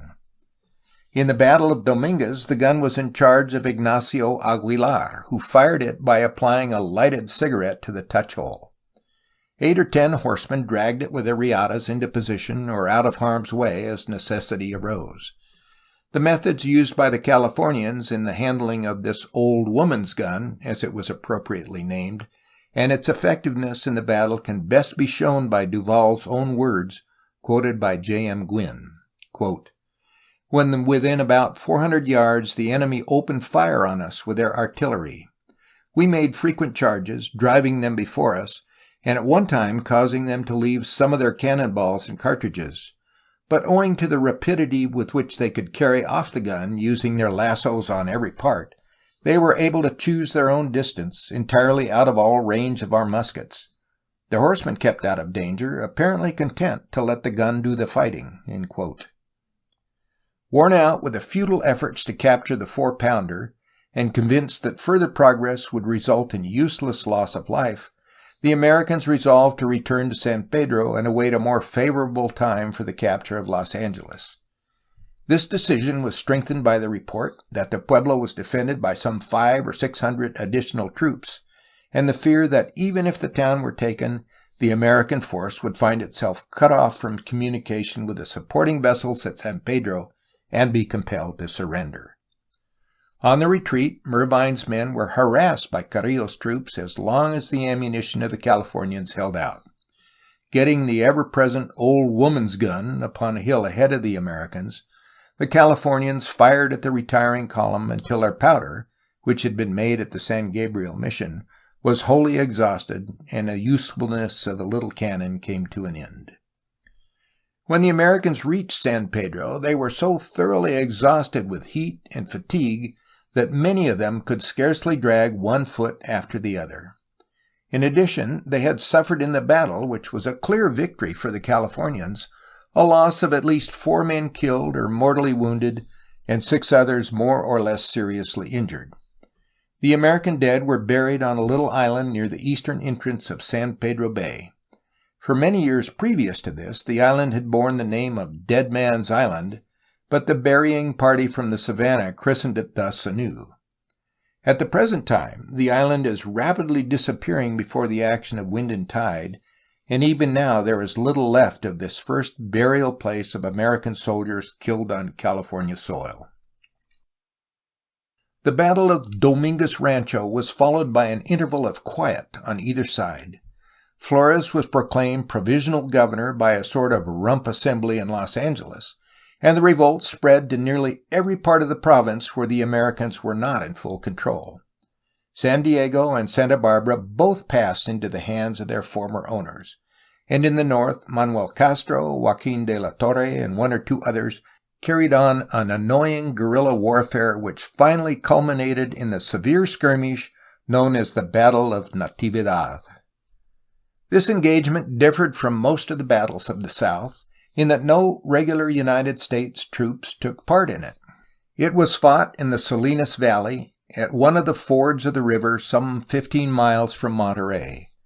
A company of 60 or 70 Americans, with a band of 300 horses brought from Sacramento, were on their way from San Juan Bautista to join Fremont at Monterey.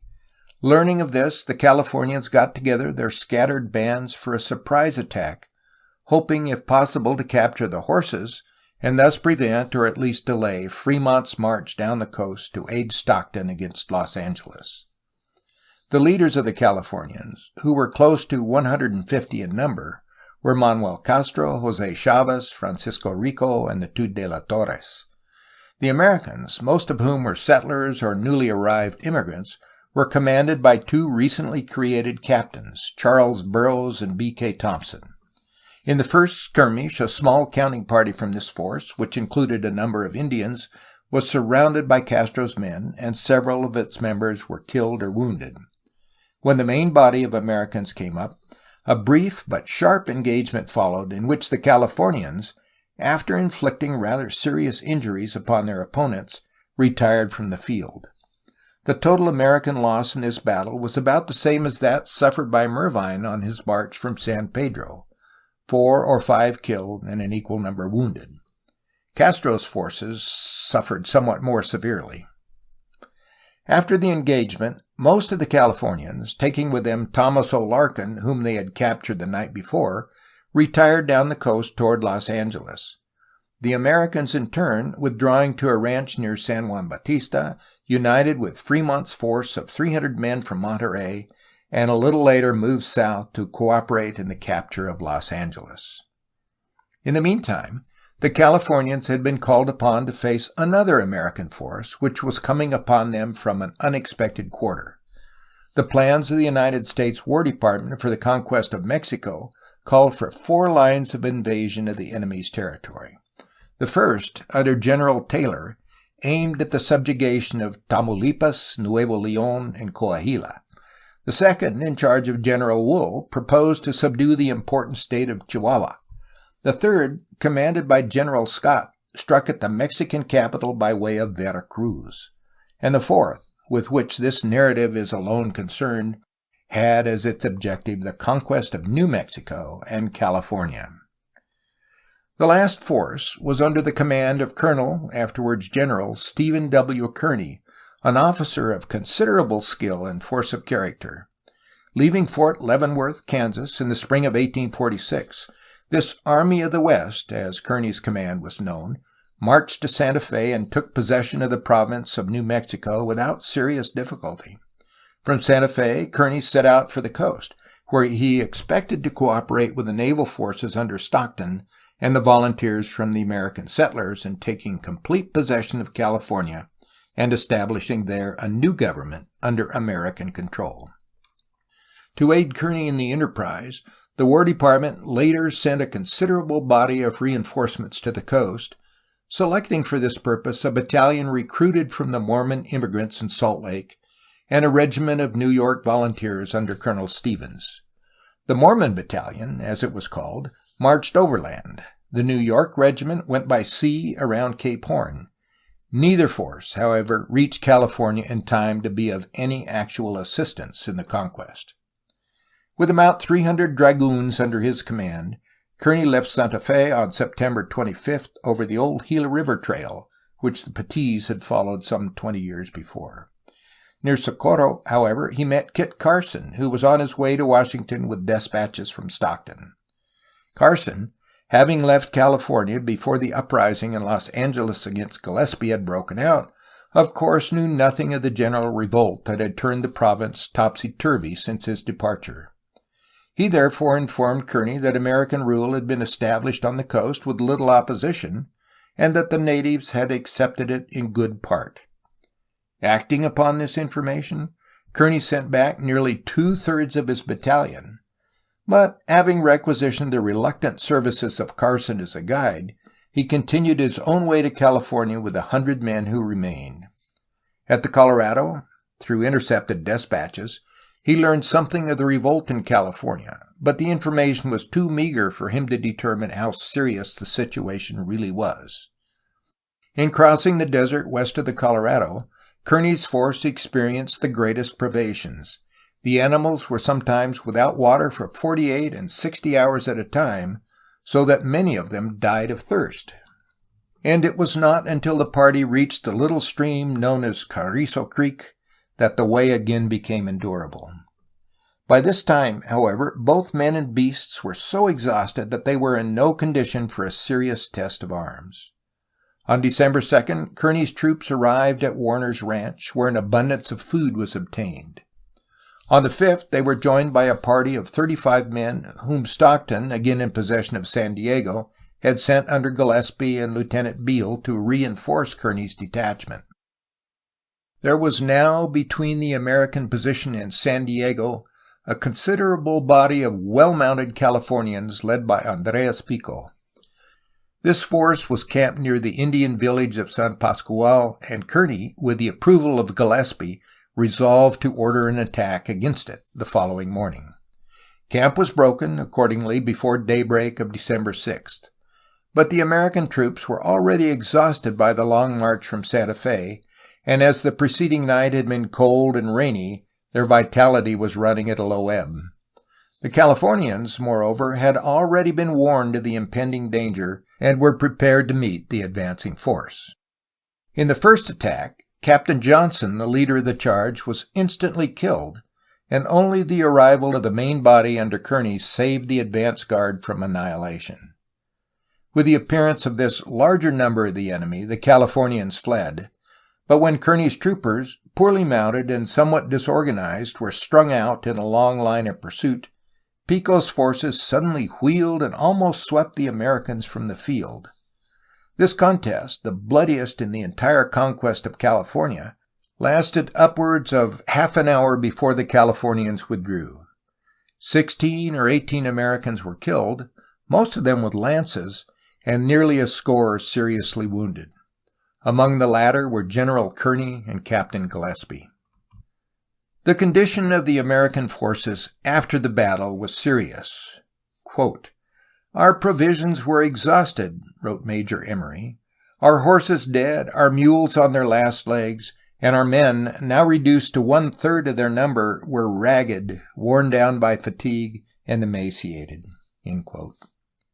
The same writer elsewhere spoke of his companions as the most tattered and ill-fed detachment of men that ever the United States mustered under her colors. The Californians, though they had left the battlefield in possession of the Americans, were by no means beaten, and continued to threaten and harass the exhausted column as it strove to move forward to San Diego. Finally, though Lieutenant Godley, Fremont's famous scout, had already been sent to Stockton with a request for aid, Lieutenant Beale, Kit Carson, and an Indian were dispatched under cover of darkness to hurry forward the reinforcements which by this time were imperatively needed. After the severest hardships, the 3 scouts succeeded in reaching San Diego, and on the 10th a detachment of 180 men from Stockton's command made its welcome appearance in Kearny's camp. On the 12th, the combined forces marched without incident into San Diego. The arrival of General Kearny at San Diego was unfortunately followed by a dispute over a question of rank between himself and Commodore Stockton. The difference was at last temporarily adjusted through a compromise which left Stockton nominally in command, but put Kearny in actual charge of military operations. It was then decided that the combined forces at San Diego should move northward to cooperate with Fremont's advance from Monterey against Los Angeles. On December 29th, in keeping with this plan, some 600 men marched out of San Diego, accompanied by artillery and a baggage train, and took the road through San Luis Rey and Capistrano for Los Angeles. Their equipment was not of the best, and the going proved difficult. Of this stage of the expedition, Stockton wrote, quote, "Our men were badly clothed, and their shoes generally made by themselves out of canvas. It was very cold and the roads heavy. Our animals were all poor and weak, some of them giving out daily, which gave much hard work to the men in dragging the heavy carts loaded with ammunition and provisions through deep sands and up steep ascents, and the prospect before us was far from being that which we might have desired. But nothing could break down the fine spirits of those under my command, or cool their readiness and ardor to perform their duty, and they went through the whole march of 145 miles with alacrity and cheerfulness." End quote. Fortunately for the Americans, no opposition from the enemy was encountered until the expedition came to the willow-lined banks of the San Gabriel River. In its course through the mountains, this stream flows through deep canyons and over a hard rocky bed, but in the lowlands, where the Americans were compelled to find a ford, the river broadens out, and in many places there is sufficient quicksand to make crossing extremely difficult. The bank opposite the ford selected by the Americans was also commanded by a high bluff, which afforded the enemy a most convenient station for his artillery. This consisted chiefly of 2 9-pounders, which were well supported by squadrons of horsemen on either flank. The entire force of the Californians amounted to 500 or 600 men. General Flores was in command, with Andreas Pico and José Carrillo serving under him. With surprising ease, considering the strong position of the enemy, the Americans succeeded in dragging their artillery across the river and dislodged Flores from his position on the bluff. The following brief description by Major Emery, one of the participants, gives a vivid picture of the skirmish. Quote, "Halfway between the hill and the river, the enemy made a furious charge on our left flank. At the same moment, our right was threatened. The 1st and 2nd Battalions were thrown into squares, and after firing 1 or 2 shots, drove off the enemy. The right wing was ordered to form a square, but seeing the enemy hesitate, the order was countermanded.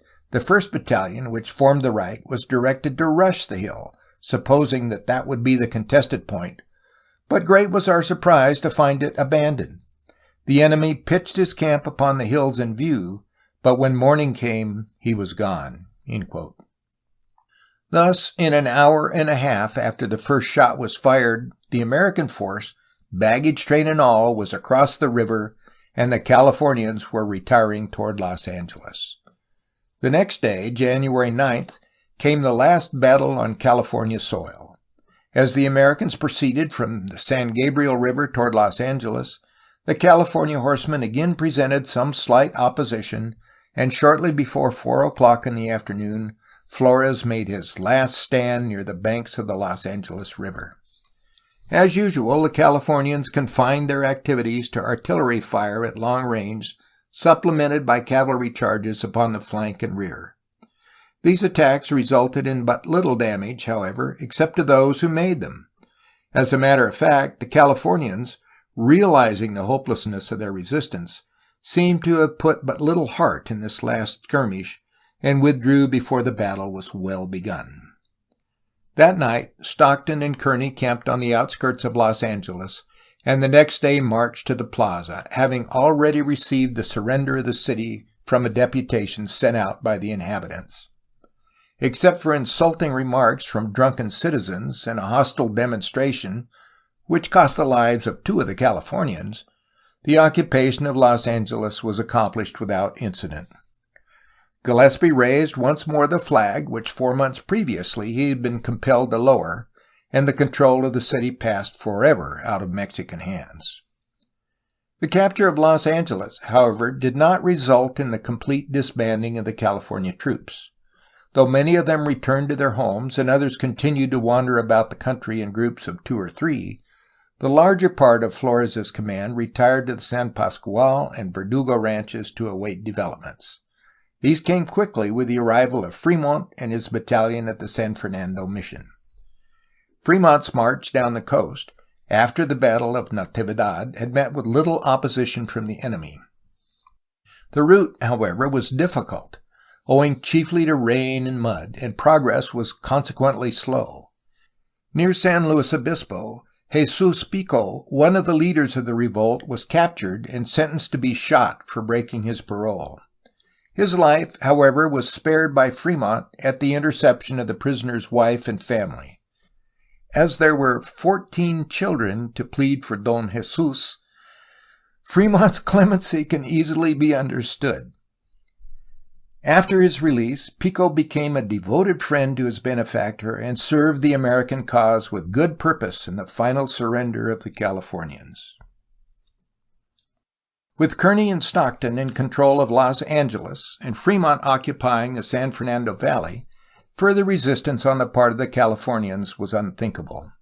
Flores, accordingly, surrendered his command to Andrés Pico and left for Sonora. Jesus Pico was sent by Fremont to persuade the Californians to lay down their arms and make peace with the Americans.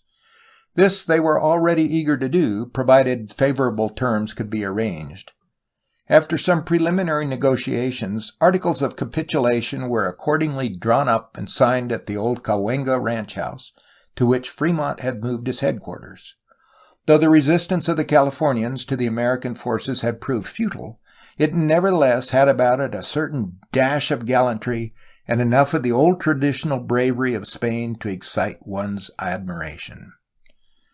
The terms of this Cahuenga capitulation, as it is sometimes called, were dictated by liberality and common sense. There was to be no revenge for broken paroles, no condemnation of property, no discrimination between Californians and Americans, no restriction against the departure of anyone from the province, no oath of allegiance even until peace had been signed between the United States and Mexico. All that was required of the Californians was the surrender of their artillery and public arms, consisting of 2 cannon and perhaps a dozen muskets, a pledge to obey the laws of the United States, and a promise to refrain from joining the war again on behalf of Mexico. It was a treaty drawn in the spirit of Polk's desire for conciliation, and contained little to show that it was the result of military conquest. When Fremont and Andres Pico put their signatures to this document on January 13, 1847, the Mexican War, so far as California was concerned, was definitely over. Mexican institutions henceforth were to give place to those of Anglo-Saxon origin. Mexican laws, Mexican customs, Mexican inefficiency were to be supplanted by American laws, American manners, and American energy. Cities were to spring up where sleepy pueblos had previously stood. The untouched resources of the generous earth, its mines, its forests, its leagues of uncultivated soil, were to be made to serve the needs of all mankind. A new day was about to dawn on the Pacific slope. End of chapter 16.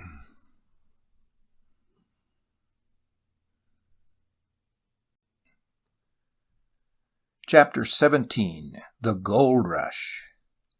The Treaty of Guadalupe Hidalgo, by which California formally became a part of the United States, was signed February 2, 1848. 2 weeks before, in one of the innumerable canyons of the Sierra Nevada, a man named James W. Marshall chanced upon some glittering particles in the tail race of a sawmill belonging to his employer, John A. Sutter. Before the ink was scarcely dry on the treaty, the news of Marshall's discovery had begun to set an eager world in ferment and change the whole course of California history. Footnote: Marshall's discovery occurred January 24th. The following extract from the diary of Azariah Smith, one of the laborers at Sutter's Mill, gives this interesting contemporary account of the event. Quote, Sunday, January 30th. Mr. Marshall having arrived, we got liberty of him and built a small house down by the mill, and last Sunday we moved into it in order to get rid of the Brawlings, partial mistress and cook, for ourselves. This week Mr. Marshall found some pieces of, as we all suppose, gold, and he has gone to the fort for the purpose of finding out. It is found in the raceway in small pieces. Some have been found that would weigh $5. End quote. In footnote. Gold had been found in California long before Marshall gathered it out of the tail race of the mill on the South Fork of the American River. 7 years before, in the Santa Feliciana Canyon of the San Fernando Hills back of Los Angeles, Francisco Lopez, a native Californian, came upon traces of the metal as he was digging up wild onions in the shade of an oak tree under which he had stopped to rest. This discovery led to much excitement in the southern part of the province, and even brought a considerable number of prospectors from Sonora, Mexico, to the newly opened field. In spite of lack of water, these San Fernando deposits were worked successfully for a number of years, yielding some $4,000 or $5,000 annually in gold dust and small nuggets. Mines of other metals, notably the exceptionally rich quicksilver deposits of New Almaden, where the mercury was first obtained by heating the ore in gun barrels, were also in operation before 1848. But until Marshall's accidental discovery, the great treasure of the California mountains remained unsuspected by foreign visitor and native resident alike. Considering all the circumstances, this is one of the strangest facts in California history. The Spaniards who conquered Mexico were among the most indefatigable miners the world has ever seen. For more than 2 centuries after the landing of Cortés, the history of New Spain was largely the history of men interested in the saving of precious souls or of men interested in the discovery of precious metals. From Mexico City northward to Nuevo León in Chihuahua, westward to the Pacific, northward to Sonora, New Mexico, and Arizona, the conquistadores and their descendants prospected for gold and silver, joined in the hectic excitement of one mining rush after another, and exploited 1,000 rich deposits discovered by their industry and their never-failing zeal. why these same people, so successful and zealous as miners in Mexico, failed to find the vast treasures of the Sierra Nevada, which nature made almost no attempt to conceal, will always remain a curious problem. The effect of the discovery of gold upon California's destiny, if this had happened under Spanish or Mexican rule, has already been pointed out by one of the most authoritative of the state's historians. Assuredly, it was the whim of fate, or the hand of a guiding providence, that delayed this discovery until the territory had come into the possession of the United States. When Marshall and Sutter became convinced that the bits of yellow metal which remained in the tail race were actually gold, they agreed together to keep the matter secret, not so much apparently because they wished to preempt the deposit, as because they feared the mining craze might carry off the needed laborers from Sutter's wheat fields, mills, and numerous other undertakings. To cover up such a discovery for any length of time was difficult, yet for nearly 6 weeks few people outside those at the mill knew of its event. Inevitably, however, the secret at last became public. Teamsters coming in from the outside heard of the find and carried the news back to the coast. Mormon immigrants, many of whom worked for Sutter, spread the report among their co-religionists, and Sutter's own agent, sent to Monterey to obtain a grant or patent to the mining rights, told nearly everything he knew about the discovery. At Monterey on May 29th, Walter Colton, the American alcalde, made this entry in his diary, quote, "Our town was startled out of its quiet dreams today by the announcement that gold had been discovered on the American Fork. The men wondered and talked, and the women too, but neither believed. The Sybils were less skeptical. They said that the moon had, for several nights, appeared not more than a cable's length from the earth, that a white ram had been seen playing with an infant, and that an owl had rung the church bells." End quote. On June 20th, after several other reports had been received and the alcalde himself had dispatched a special investigator to the gold region, this entry was made in the same diary, showing how great an effect the excitement was already having upon the normal life of Monterey. Quote, "My messenger has returned with specimens of gold. He dismounted in a sea of upturned faces. As he drew forth the yellow lumps from his pockets and passed them around among the eager crowd, the doubts, which had lingered till now, fled. The excitement produced was intense, and many were soon busy in their hasty preparations for a departure to the mines. The family who had kept house for me caught the moving infection. Husband and wife were both packing up. The blacksmith dropped his hammer, the carpenter his plane, the mason his trowel, the farmer his sickle, the baker his loaf, and the tapster his bottle. All were off for the mines, some on horses, some on carts, and some on crutches, and one went in a litter. An American woman, who had recently established a boarding house here, pulled up stakes and went off before her lodgers had even time to pay their bills. Debtors ran, of course. I have only a community of women left and a gang of prisoners with here and there a soldier who will give his captain the slip at the first chance." End quote. On June 28th, Thomas O'Larkin, still serving in his consular capacity, wrote to Buchanan, quote, "3/4 of the houses in the town on the Bay of San Francisco are deserted. Houses are sold at the price of building lots. The effects are this week showing themselves in Monterey. Almost every house I had hired out is given up. Every blacksmith, carpenter, and lawyer is leaving. Brickyards, sawmills, ranches are left perfectly alone. A large number of the volunteers at San Francisco and Sonoma have deserted. Public and private vessels are losing their crews.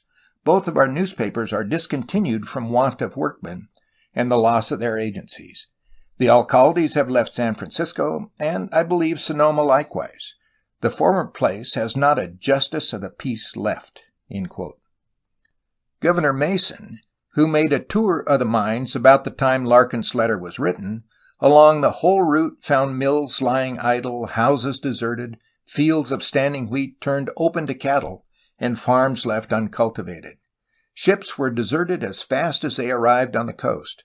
Soldiers left their garrisons, and men closed their shops, until, without serious exaggeration, one writer could say, quote, "The whole country is now moving on to the mines. Monterey, San Francisco, Sonoma, San Jose, and Santa Cruz are emptied of their male population. Every bowl, tray, warming pan, and pigeon has gone to the mines. Everything, in short, that has a scoop in it that will hold sand and water.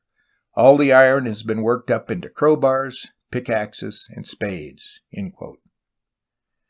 This wholesale stampede from the coast to the mining regions is not to be wondered at. In those first exciting days, especially before the great influx of 1849, gold awaited every comer. Stream beds, hillsides, and rock crevices all alike yielded treasure. 2 men in 7 days obtained $17,000 from a trench a few feet wide and 100 feet long. A soldier on 20 days' furlough, who spent half his time going to and from the mines, made $1,500 in 10 days of actual mining. 7 Americans, with the aid of 50 Indians, whom they paid presumably in cheap merchandise, took out 275 pounds of gold in a little more than 6 weeks. 10 men made $1,500 each in 10 days. A single miner obtained 2.5 pounds of gold in 15 minutes. A group of Mexicans were seen gambling with 100 pounds of gold dust and nuggets serving as the bank. In less than half an hour, a man picked up between 5 and 6 ounces of gold out of an open hole in the rock, as fast as one can pick the kernels out of a lot of well-cracked shell barks. A rancher named Sinclair, employing Indians as helpers, cleaned up 14 pounds, avoirdupois, not troy, in a week's time. On a tour of the mines, the editor of the Californian, which had recently been established at Monterey, averaged $100 a day using only a shovel, pick, and pan. The striking thing about the mining industry as it was carried on for the first few months, however, was not the lucky finds of a few, but the assured profit for practically everyone who engaged in it. The average return was from $10 to $50 a day, and by August it was reliably estimated that $600,000 had been secured from the various diggings. Authoritative news of the phenomenal discovery reached the States in time for President Polk to comment upon it in his December message to Congress. But sometime before this official announcement, the eastern newspapers were full of rumors and reports about the California gold fields, which the public generally accepted with tolerant incredulity. When at last, however, people ceased to doubt and began to believe, such excitement followed as the nation had never known before or will ever know of its kind again. By the close of 1848, every city, large or small, from the frontiers of Missouri to the Atlantic seaboard, was affected by the California fever. Men were selling out of their business, families were breaking up their homes, officials were resigning their positions, and professional men were getting rid of their practice. Literally scores of companies and associations were being formed by persons planning to make the trip to California. Many of these were organized on a cooperative basis, each member contributing a certain share to the common expense and enjoying equal rights with his fellow members. Other companies were financed by persons themselves unable to make the journey, but who wished to share in the fabulous wealth that every letter and returned traveler reported from the California fields.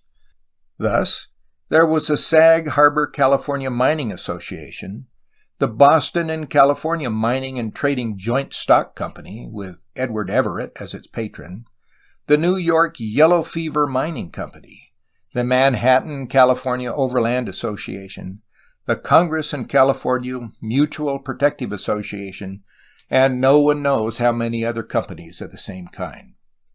Yet few, if any, of these innumerable associations were able to stand the strain of the passage to California, or of the new environment their members found in the mining camps. Too often, friendships or mutual agreements, formed in an atmosphere where social and business relations followed a well-defined code, were wrenched apart and hopelessly broken by the new conditions of life in California. Naturally enough, the newspapers seized upon the gold excitement with the greatest avidity. Letters, reports, and rumors from California were eagerly sought after and given first place in the news columns. Fortunately, no matter how great the exaggeration in these articles, the actual production of the fields in nearly every case surpassed the imagination of the writer, and fiction again lagged after truth. The reports from California that appeared in the newspapers were also supplemented by many byproducts of the craze.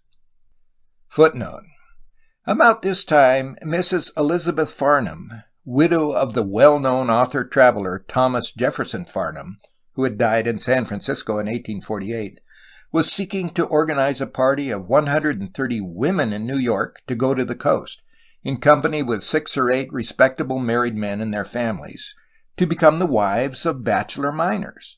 None of the party were to be under 25 years of age, and each was to furnish $250 as expense money for the trip. In footnote. There were advertisements of businesses for sale, because the owners were leaving to search for gold. There were descriptions of the various overland routes to California, and lists of stout and trustworthy vessels about to sail for San Francisco. Notices of gold dust receipts at Atlantic ports stood side by side with accounts of villains who had abandoned wives and families for the mines. A single issue of the New York Herald contained over 40 advertisements designed to interest buyers about to leave for California. Among the articles advertised were an acid and test stone appliance for detecting gold, Hunt's patent gold extracting engine, Bruce's hydrocentrifugal chrysolite or California gold finder, and other essentials of similar character. Lamps guaranteed against upsetting were advertised on the same page with books for pleasant reading on shipboard. Mining treatises, Spanish grammars, and guidebooks for the route were almost as numerous as Buena Vista rifles, pistol belts, and holsters. Who is for California? A company in the process of organization challenged.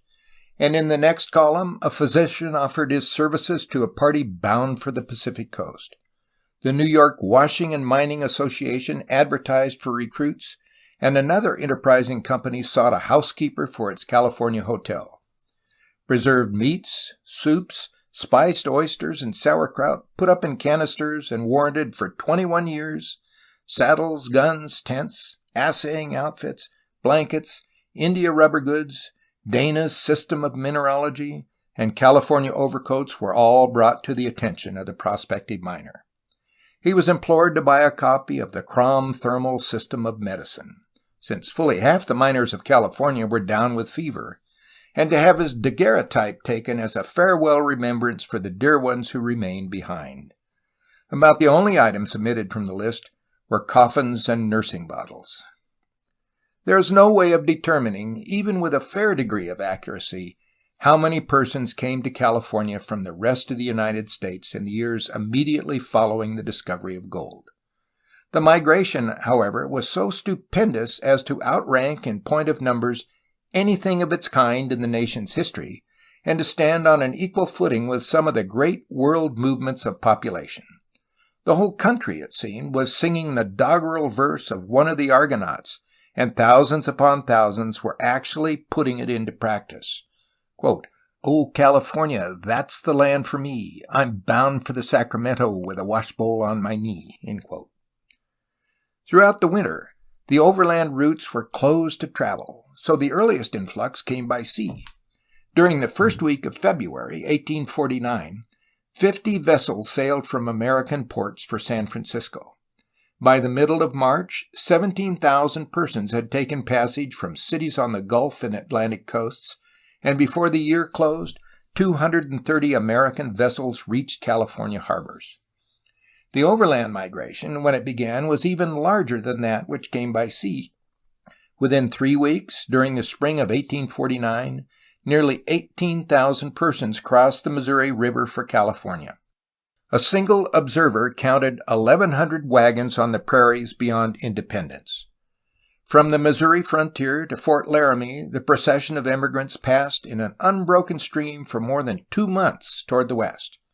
By day, this long train of wagons and other vehicles, for they were of all types and descriptions, the herds of animals and the crowds of men, women, and children, gave the impression of a whole nation on the move.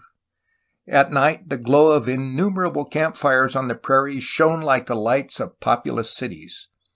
Fully 35,000 people took part in this great overland movement of 1849, a year that rightly occupies a unique place in California and national annals. The chief sea routes to California were by way of Cape Horn and the Isthmus of Panama. The former, made as it was at first chiefly by sailing vessels, for steam navigation was still in its infancy, required from 6 to 9 months, a much longer time than impatient gold seekers could afford to give, and was characterized by no little danger and hardship. Just before the gold rush began, however, William H. Aspinall had organized the Pacific Mail Steamship Company and started the construction of 3 small steamers of about 1,000 tons each to run from New York to San Francisco.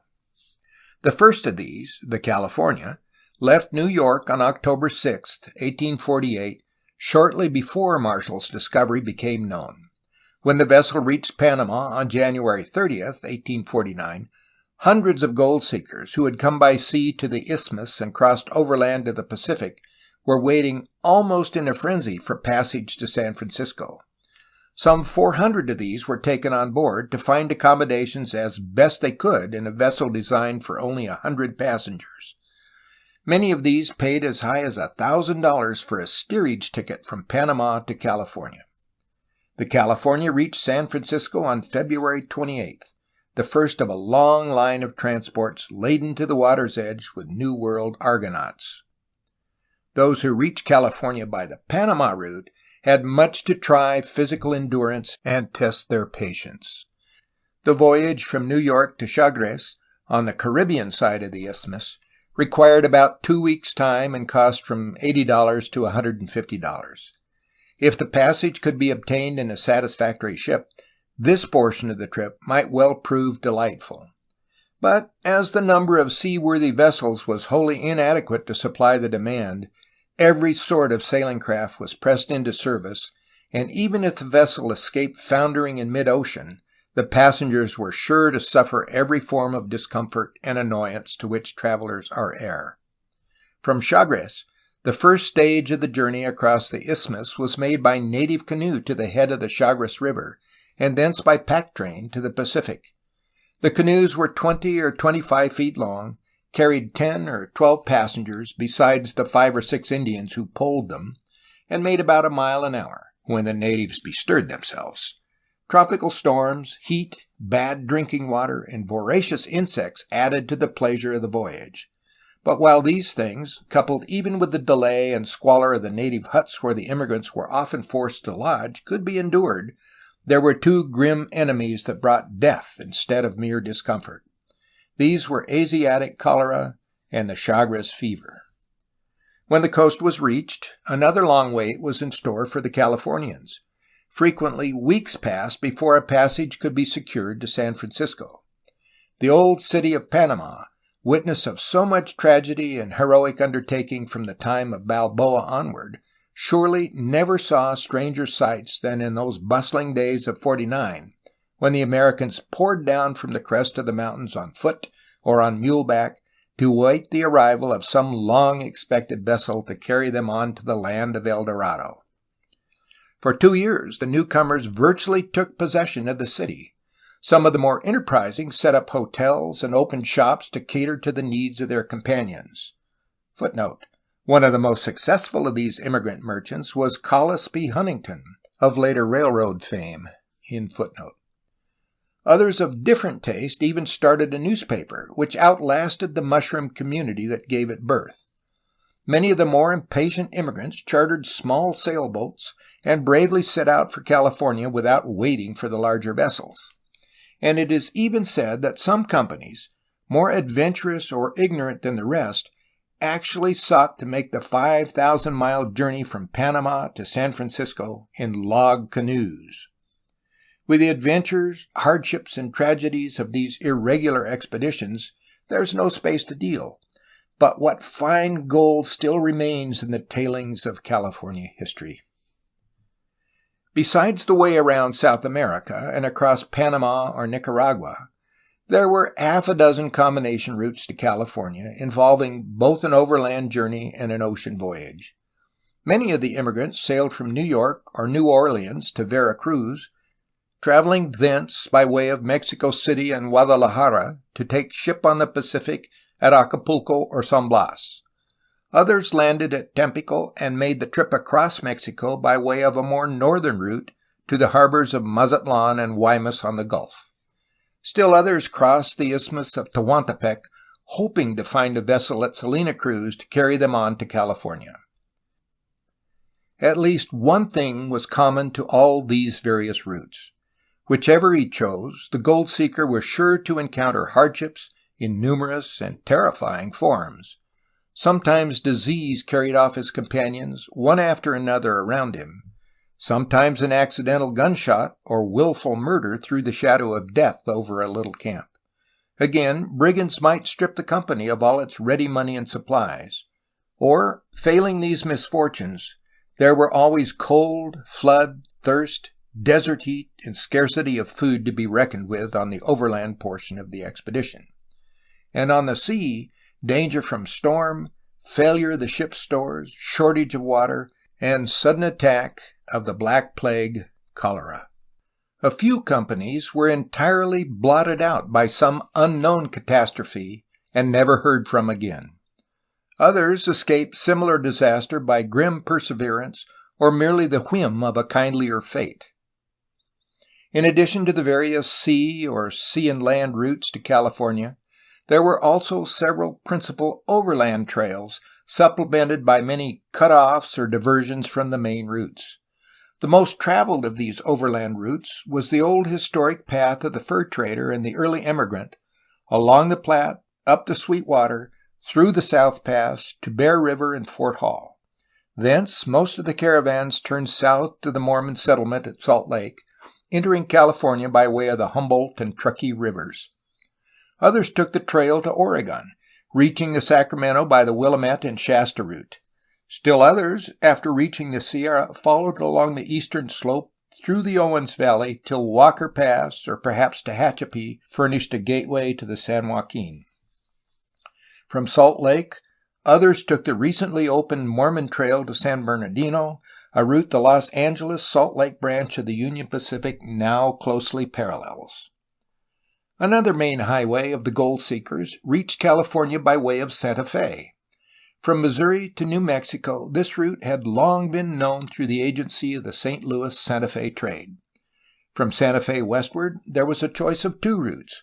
One, the old Pattie Trail, ran through Socorro and along the Gila to the Colorado, thence crossing to the coast by way of Warner's Ranch. The second, following Wolfskill's path of the early 30s and the route of the old Santa Fe-Los Angeles caravans, reached the Colorado by way of the Grand, Green, Sevier, and Virgin rivers. From the Colorado, the trail continued on to Southern California by way of the Cajon, or east of the Cajon turned northward to the San Joaquin by either the Tehachapi or Tejon Pass. Still another route from Santa Fe ran directly south to Chihuahua and Old Mexico. Thence, one of the long-used Spanish trails carried the emigrant across the mountains into Sonora and eventually brought him by way of Altar and Tubac to the regular Gila River Trail, over which he traveled to the Colorado. The magnitude of the migrations over these various overland routes cannot adequately be described. Men, women, and children took part in it, for the movement, at least from the frontier states, was not merely the rush of men excited by tales of wealth to a land where they expected to make but a temporary residence. It was the transplanting of a population, the migration of families to find a new and permanent home. Much of the so-called Great Migration was indeed merely a new phase of that overland movement that had begun in 1841 with the arrival of the Bidwell party, and had already assumed very considerable proportions a number of years before the discovery of gold. Many parties, of course, even from Western communities, were made up entirely of men.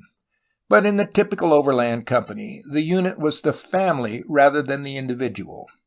Nearly every wagon carried furniture and household goods for the new home on the Pacific. The Westerner who started, let us say, from Independence, in the spring of 1849 for the gold fields of California, looked upon the undertaking as nothing unusual, except perhaps for the distance involved. His whole previous life had been spent in just such migrations on a smaller scale. Kentucky, Indiana, Illinois, and finally Missouri, each in turn had witnessed the erection of his crude log cabin, evidence of the sure approach of civilization, and had claimed him for a temporary citizen.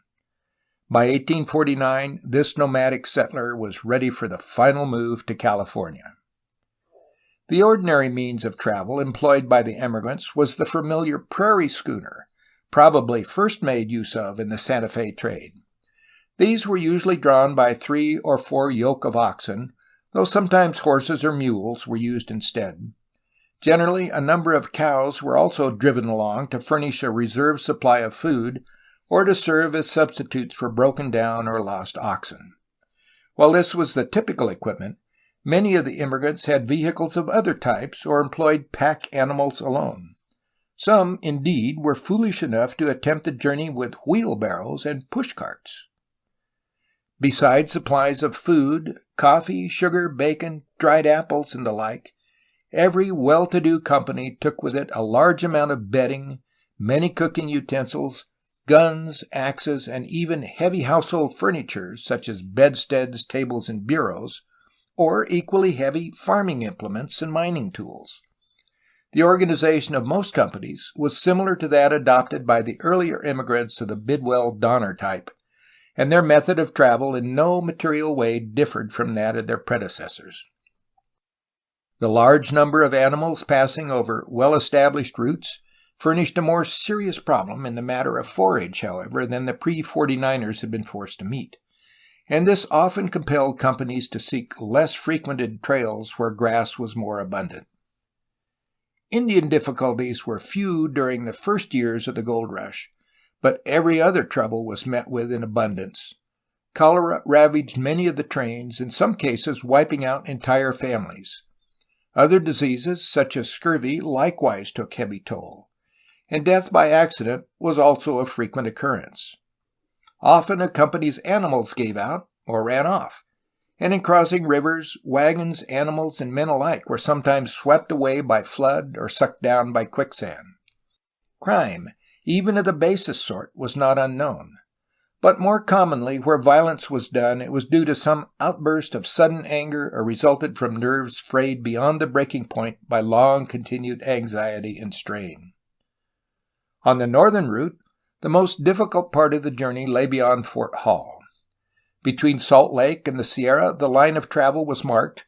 More plainly than ever, a modern boulevard was posted by enterprising automobile clubs with broken-down wagons, abandoned equipment, dead animals, and bleaching bones.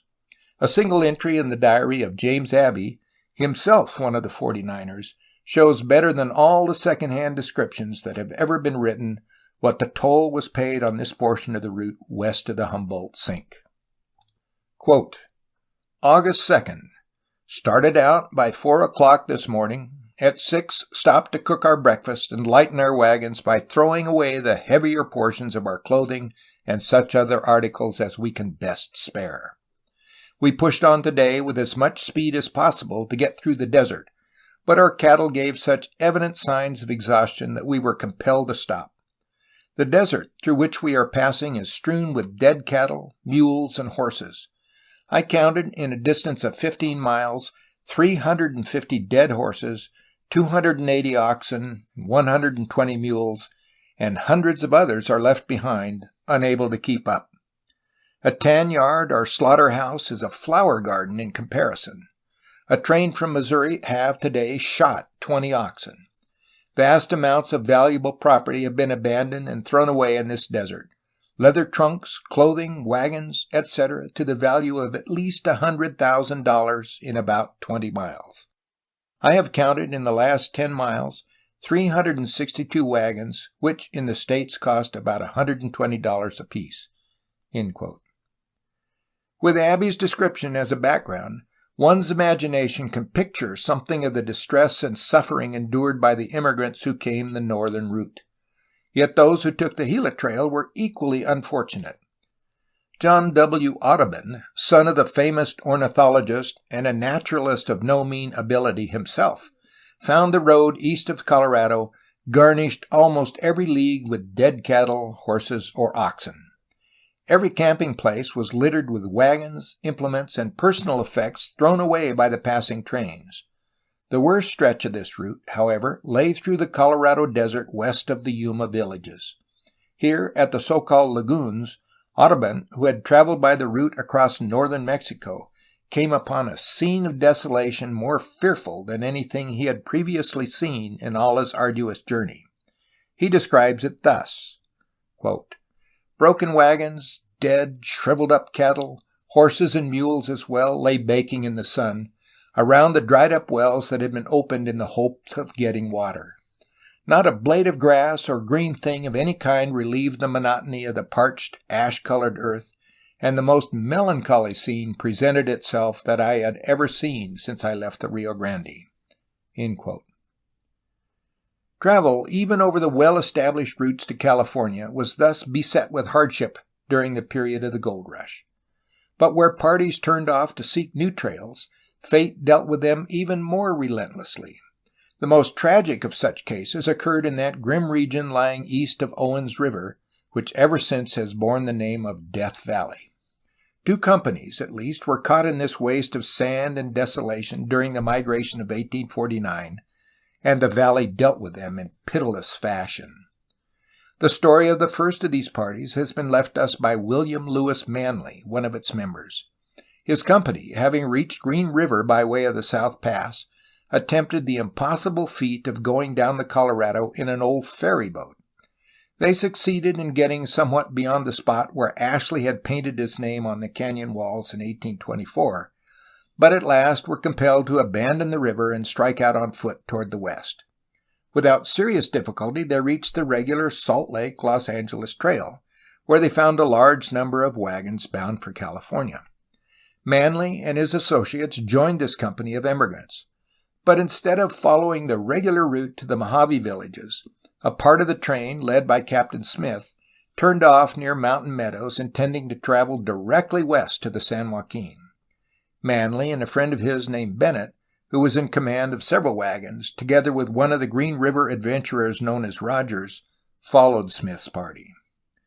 Before the desert was reached, several of the company turned back to the regular Los Angeles Trail. The rest split into 2 divisions. One of these, calling themselves the Jayhawkers and composed almost entirely of unmarried men, set off ahead, leaving the men with women and children to get on as best they could. Before this main company had proceeded very far, the outlook became alarming, and when they at last entered the sandy wastes of Death Valley, it was seen that help must be secured, or the entire party would perish. Manley and Rogers volunteered to go for aid, and with such provisions as could be spared set out for the California settlements. Of the privations experienced by Manley and Rogers on this trip, or of the sufferings endured by the 13 grown persons and 7 children who remained behind, the writer is not competent to speak. It is enough to say that the 2 messengers, after conquering starvation, sand, fatigue, and thirst, at last reached the little town of San Fernando, a few miles north of Los Angeles, where they obtained supplies and a few pack animals, and then set out again for the Valley of Death to rescue their companions. When the 2 came again within sight of the camp, which they had left 26 days before, some of the wagons were missing, and there was no sign of life about. A few miles back, they had already passed one member of the company, dead on the sand, with his arms extended wide and his little canteen made of 2 powder flasks lying by his side. It was doubtful whether any of the company, which they had risked so much to rescue, had survived. Manley fired off his gun. A man came out from under a wagon, looked all around without seeing anyone. Quote, "Then," to use Manley's words, "he threw up his arms high over his head and shouted, 'The boys have come! The boys have come!' The great suspense was over, and our hearts were first in our mouths, and then the blood all went away and left us almost fainting as we stood and tried to step. Bennett and Arcane caught us in their arms and embraced us with all their strength, and Mrs. Bennett, when she came, fell down on her knees and clung to me like a maniac in the great emotion that came to her, and not a word was spoken." Unquote. The story of the final escape of the party, though certainly not the least heroic in the annals of the westward movement, cannot be given here. Once out of Death Valley, the route lay along the eastern slope of the Sierra, past Walker's Pass, through Red Rock Canyon, across the Mojave, through Soledad Canyon, and on to San Fernando. The Salt Lake Trail near Mountain Meadows was left on November 4, 1849. The survivors reached the plenty and safety of the California settlements March 7, 1850. As for the Jayhawkers and the few other members on the train who had separated from the Bennett-Manley party, their story is also one of tragedy and suffering. Small groups became detached from the main company and sought to make their own way across the valley. One of these parties, consisting of 11 members, remained unheard of for many years. 2 of its number were afterwards found working in the gold mines of Northern California, and in 1856 a prospecting expedition in Death Valley came upon an abandoned camp around which were the skeletons of 9 men. In addition to these victims, at least 2 more of the Jayhawkers died in the valley, and 1 succumbed while crossing the Mojave Desert. Traveling sometimes with and sometimes apart from the Jayhawkers was a clergyman named Breyer, his wife, and 3 small children, the oldest of whom was 9. Like the noble women of the Donner Party, Mrs. Breyer proved a constant source of inspiration and courage to her companions, and in the many stories of California heroism, none deserves a higher place than hers. Many years after the expedition, she was induced to tell something of her experiences. The following brief extract is taken from that narrative. Quote, "The valley ended in a canyon with great walls rising up almost as high as we could see. There seemed no way out, for it ended almost in a straight wall. Father Fish died that night. I made coffee for him, but he was all worn out. Isham died that night too. It was always the same, hunger and thirst and an awful silence. In the morning the men returned with the same story, no water. Even the stoutest heart sank then, for nothing but sagebrush and dagger trees greeted the eye. My husband tied little Kirk to his back and staggered ahead. The child would murmur occasionally, 'Oh, Father, where's the water?' His pitiful, delirious wails were worse to hear than the killing thirst. It was terrible. I seemed to see it all over again. I staggered and struggled wearily behind our other 2 boys and the oxen. The little fellows bore up bravely and hardly complained, though they could barely talk, so dry and swollen were their lips and tongue. John would try to cheer up his brother Kirk by telling him of the wonderful water we would find and all the good things we would get to eat. Every step I expected to sink down and die. I could hardly see." End quote. That any of the California immigrants who entered Death Valley in 1849 emerged from it alive was due to the cooler weather of the winter months and the kindness of fate. Not even the latter could have saved them if they had sought to cross in the heat of midsummer. Such miracles are not performed when the thermometer stands at 140 degrees in a valley below the level of the sea, where all but 1% of the moisture has been sucked from the atmosphere, and where men go insane if deprived of water for so much as an hour. The Death Valley tragedy occupies a unique place in the annals of the 49ers because of the horrors connected with it. Yet a fate scarcely less terrible, but of a different nature, was narrowly averted in the case of thousands of immigrants who left Salt Lake toward the close of summer or early in the fall, intending to cross the Sierra before snow closed the passes. These latecomers found the grass along the route almost used up by earlier trains. Water was scarce and so unfit to drink that beasts and men alike were made sick by it. In places the road was so cut up by constant use that clouds of alkali dust enveloped every wagon, making travel difficult and slow. Cholera and scurvy attacked many of the companies, and exhaustion from the long journey and lack of food reduced others to a condition of despair. The chief danger, however, was the coming of winter. If this should set in before the worn-out emigrants were safely through the mountains, the tragedies of Donner Lake and Death Valley would be multiplied 100-fold. Fortunately, as early as August, this danger was realized by General Persifor H. Smith, who had recently arrived by way of Panama to take charge of the United States forces in California, and in conjunction with Governor Riley, he dispatched a few relief trains across the Sierra to aid the stragglers to get through. As the season grew later, reports reached the cities and mining communities of California that thousands of emigrants still east of the mountains were in desperate straits, and unless help were sent, would perish before they could reach a place of safety. Lack of food had driven many of them, with disastrous results, to eat the putrefying flesh of oxen or mules that had died along the way.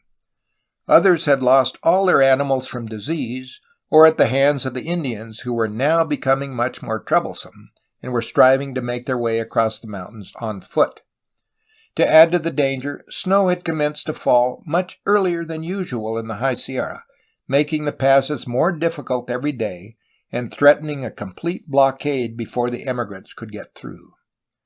The emergency, great as it was met successfully by the organization of relief trains and the transportation of large quantities of supplies across the mountains. The work was largely in the hands of United States Army officers, with Major Rucker in command.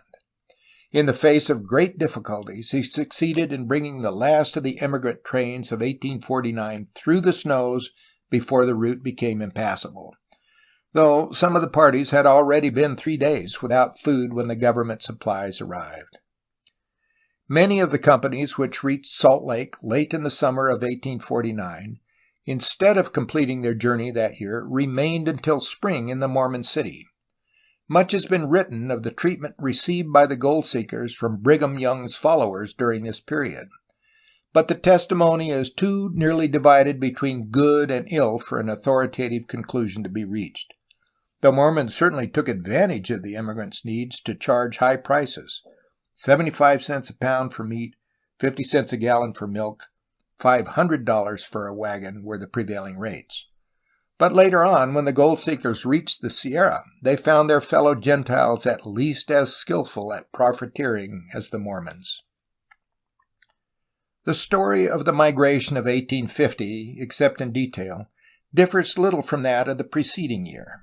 The spring months saw thousands of wagons filled with men, women, and children, household goods, food, and treasured possessions of every kind taking the westward way. Along the route, the drama of 1849 was reenacted. Cholera, scurvy, dysentery, accident, thirst, hunger, fatigue, Indian attack, quarrels, discouragement, and every other ill attacked the trains. Against these foes were set hope, ambition, steady determination, patience, humor, and the fighting spirit of the frontier. Here a train pauses in its slow progress toward the Pacific to bury one of its members. Another, within sight, stops a few brief hours while a woman gives birth to a child.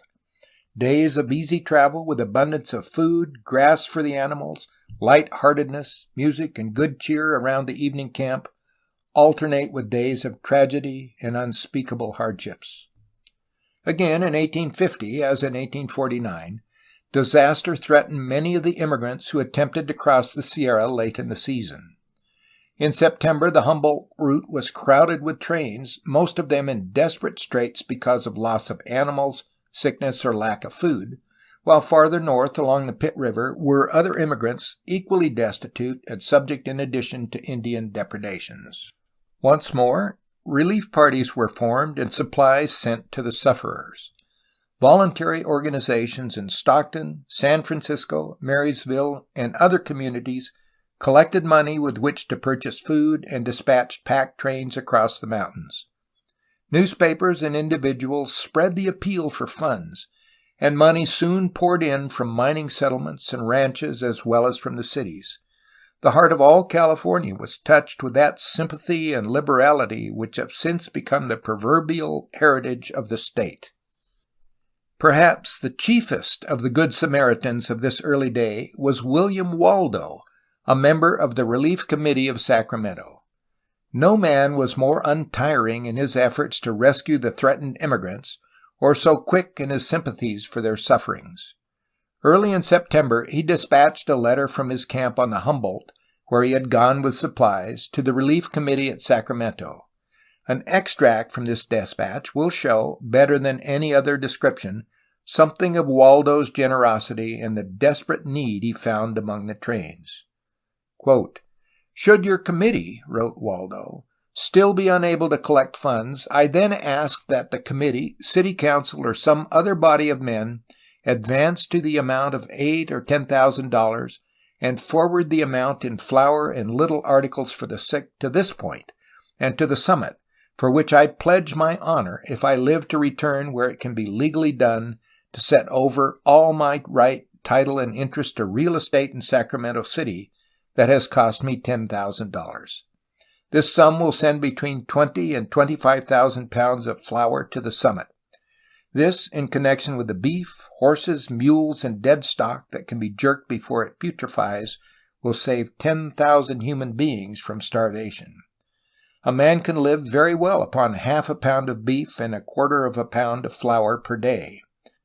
I again repeat that these people must be relieved, or they must die, and that by starvation. Can you believe that the destitution is so general that during an absence of 6 days from this station, I found but 2 trains of which I could procure a piece of bread and a cup of coffee? I have known a cup of soup containing not more than 1 spoonful of flour to sell for $1, and the buyer considered himself fortunate to get it on those terms." End quote. Thanks to the efforts of Waldo, Colonel Ralston, Major Sherman, and others of like kind, and the generous response of the people of California, disaster was averted in 1850 as it had been in 1849. Aid was given not only to those on the central and northern routes, but also to the equally unfortunate caravans coming by way of the Gila. One cannot picture the outcome if this help had been denied. Even so, it is said 1,500 graves were counted between Salt Lake and Sacramento along the Truckee route alone. Of such magnitude was the toll paid in the Great Migration. End of chapter 17. Thanks for visiting. Subscribe, like, share, and comment. See you again soon.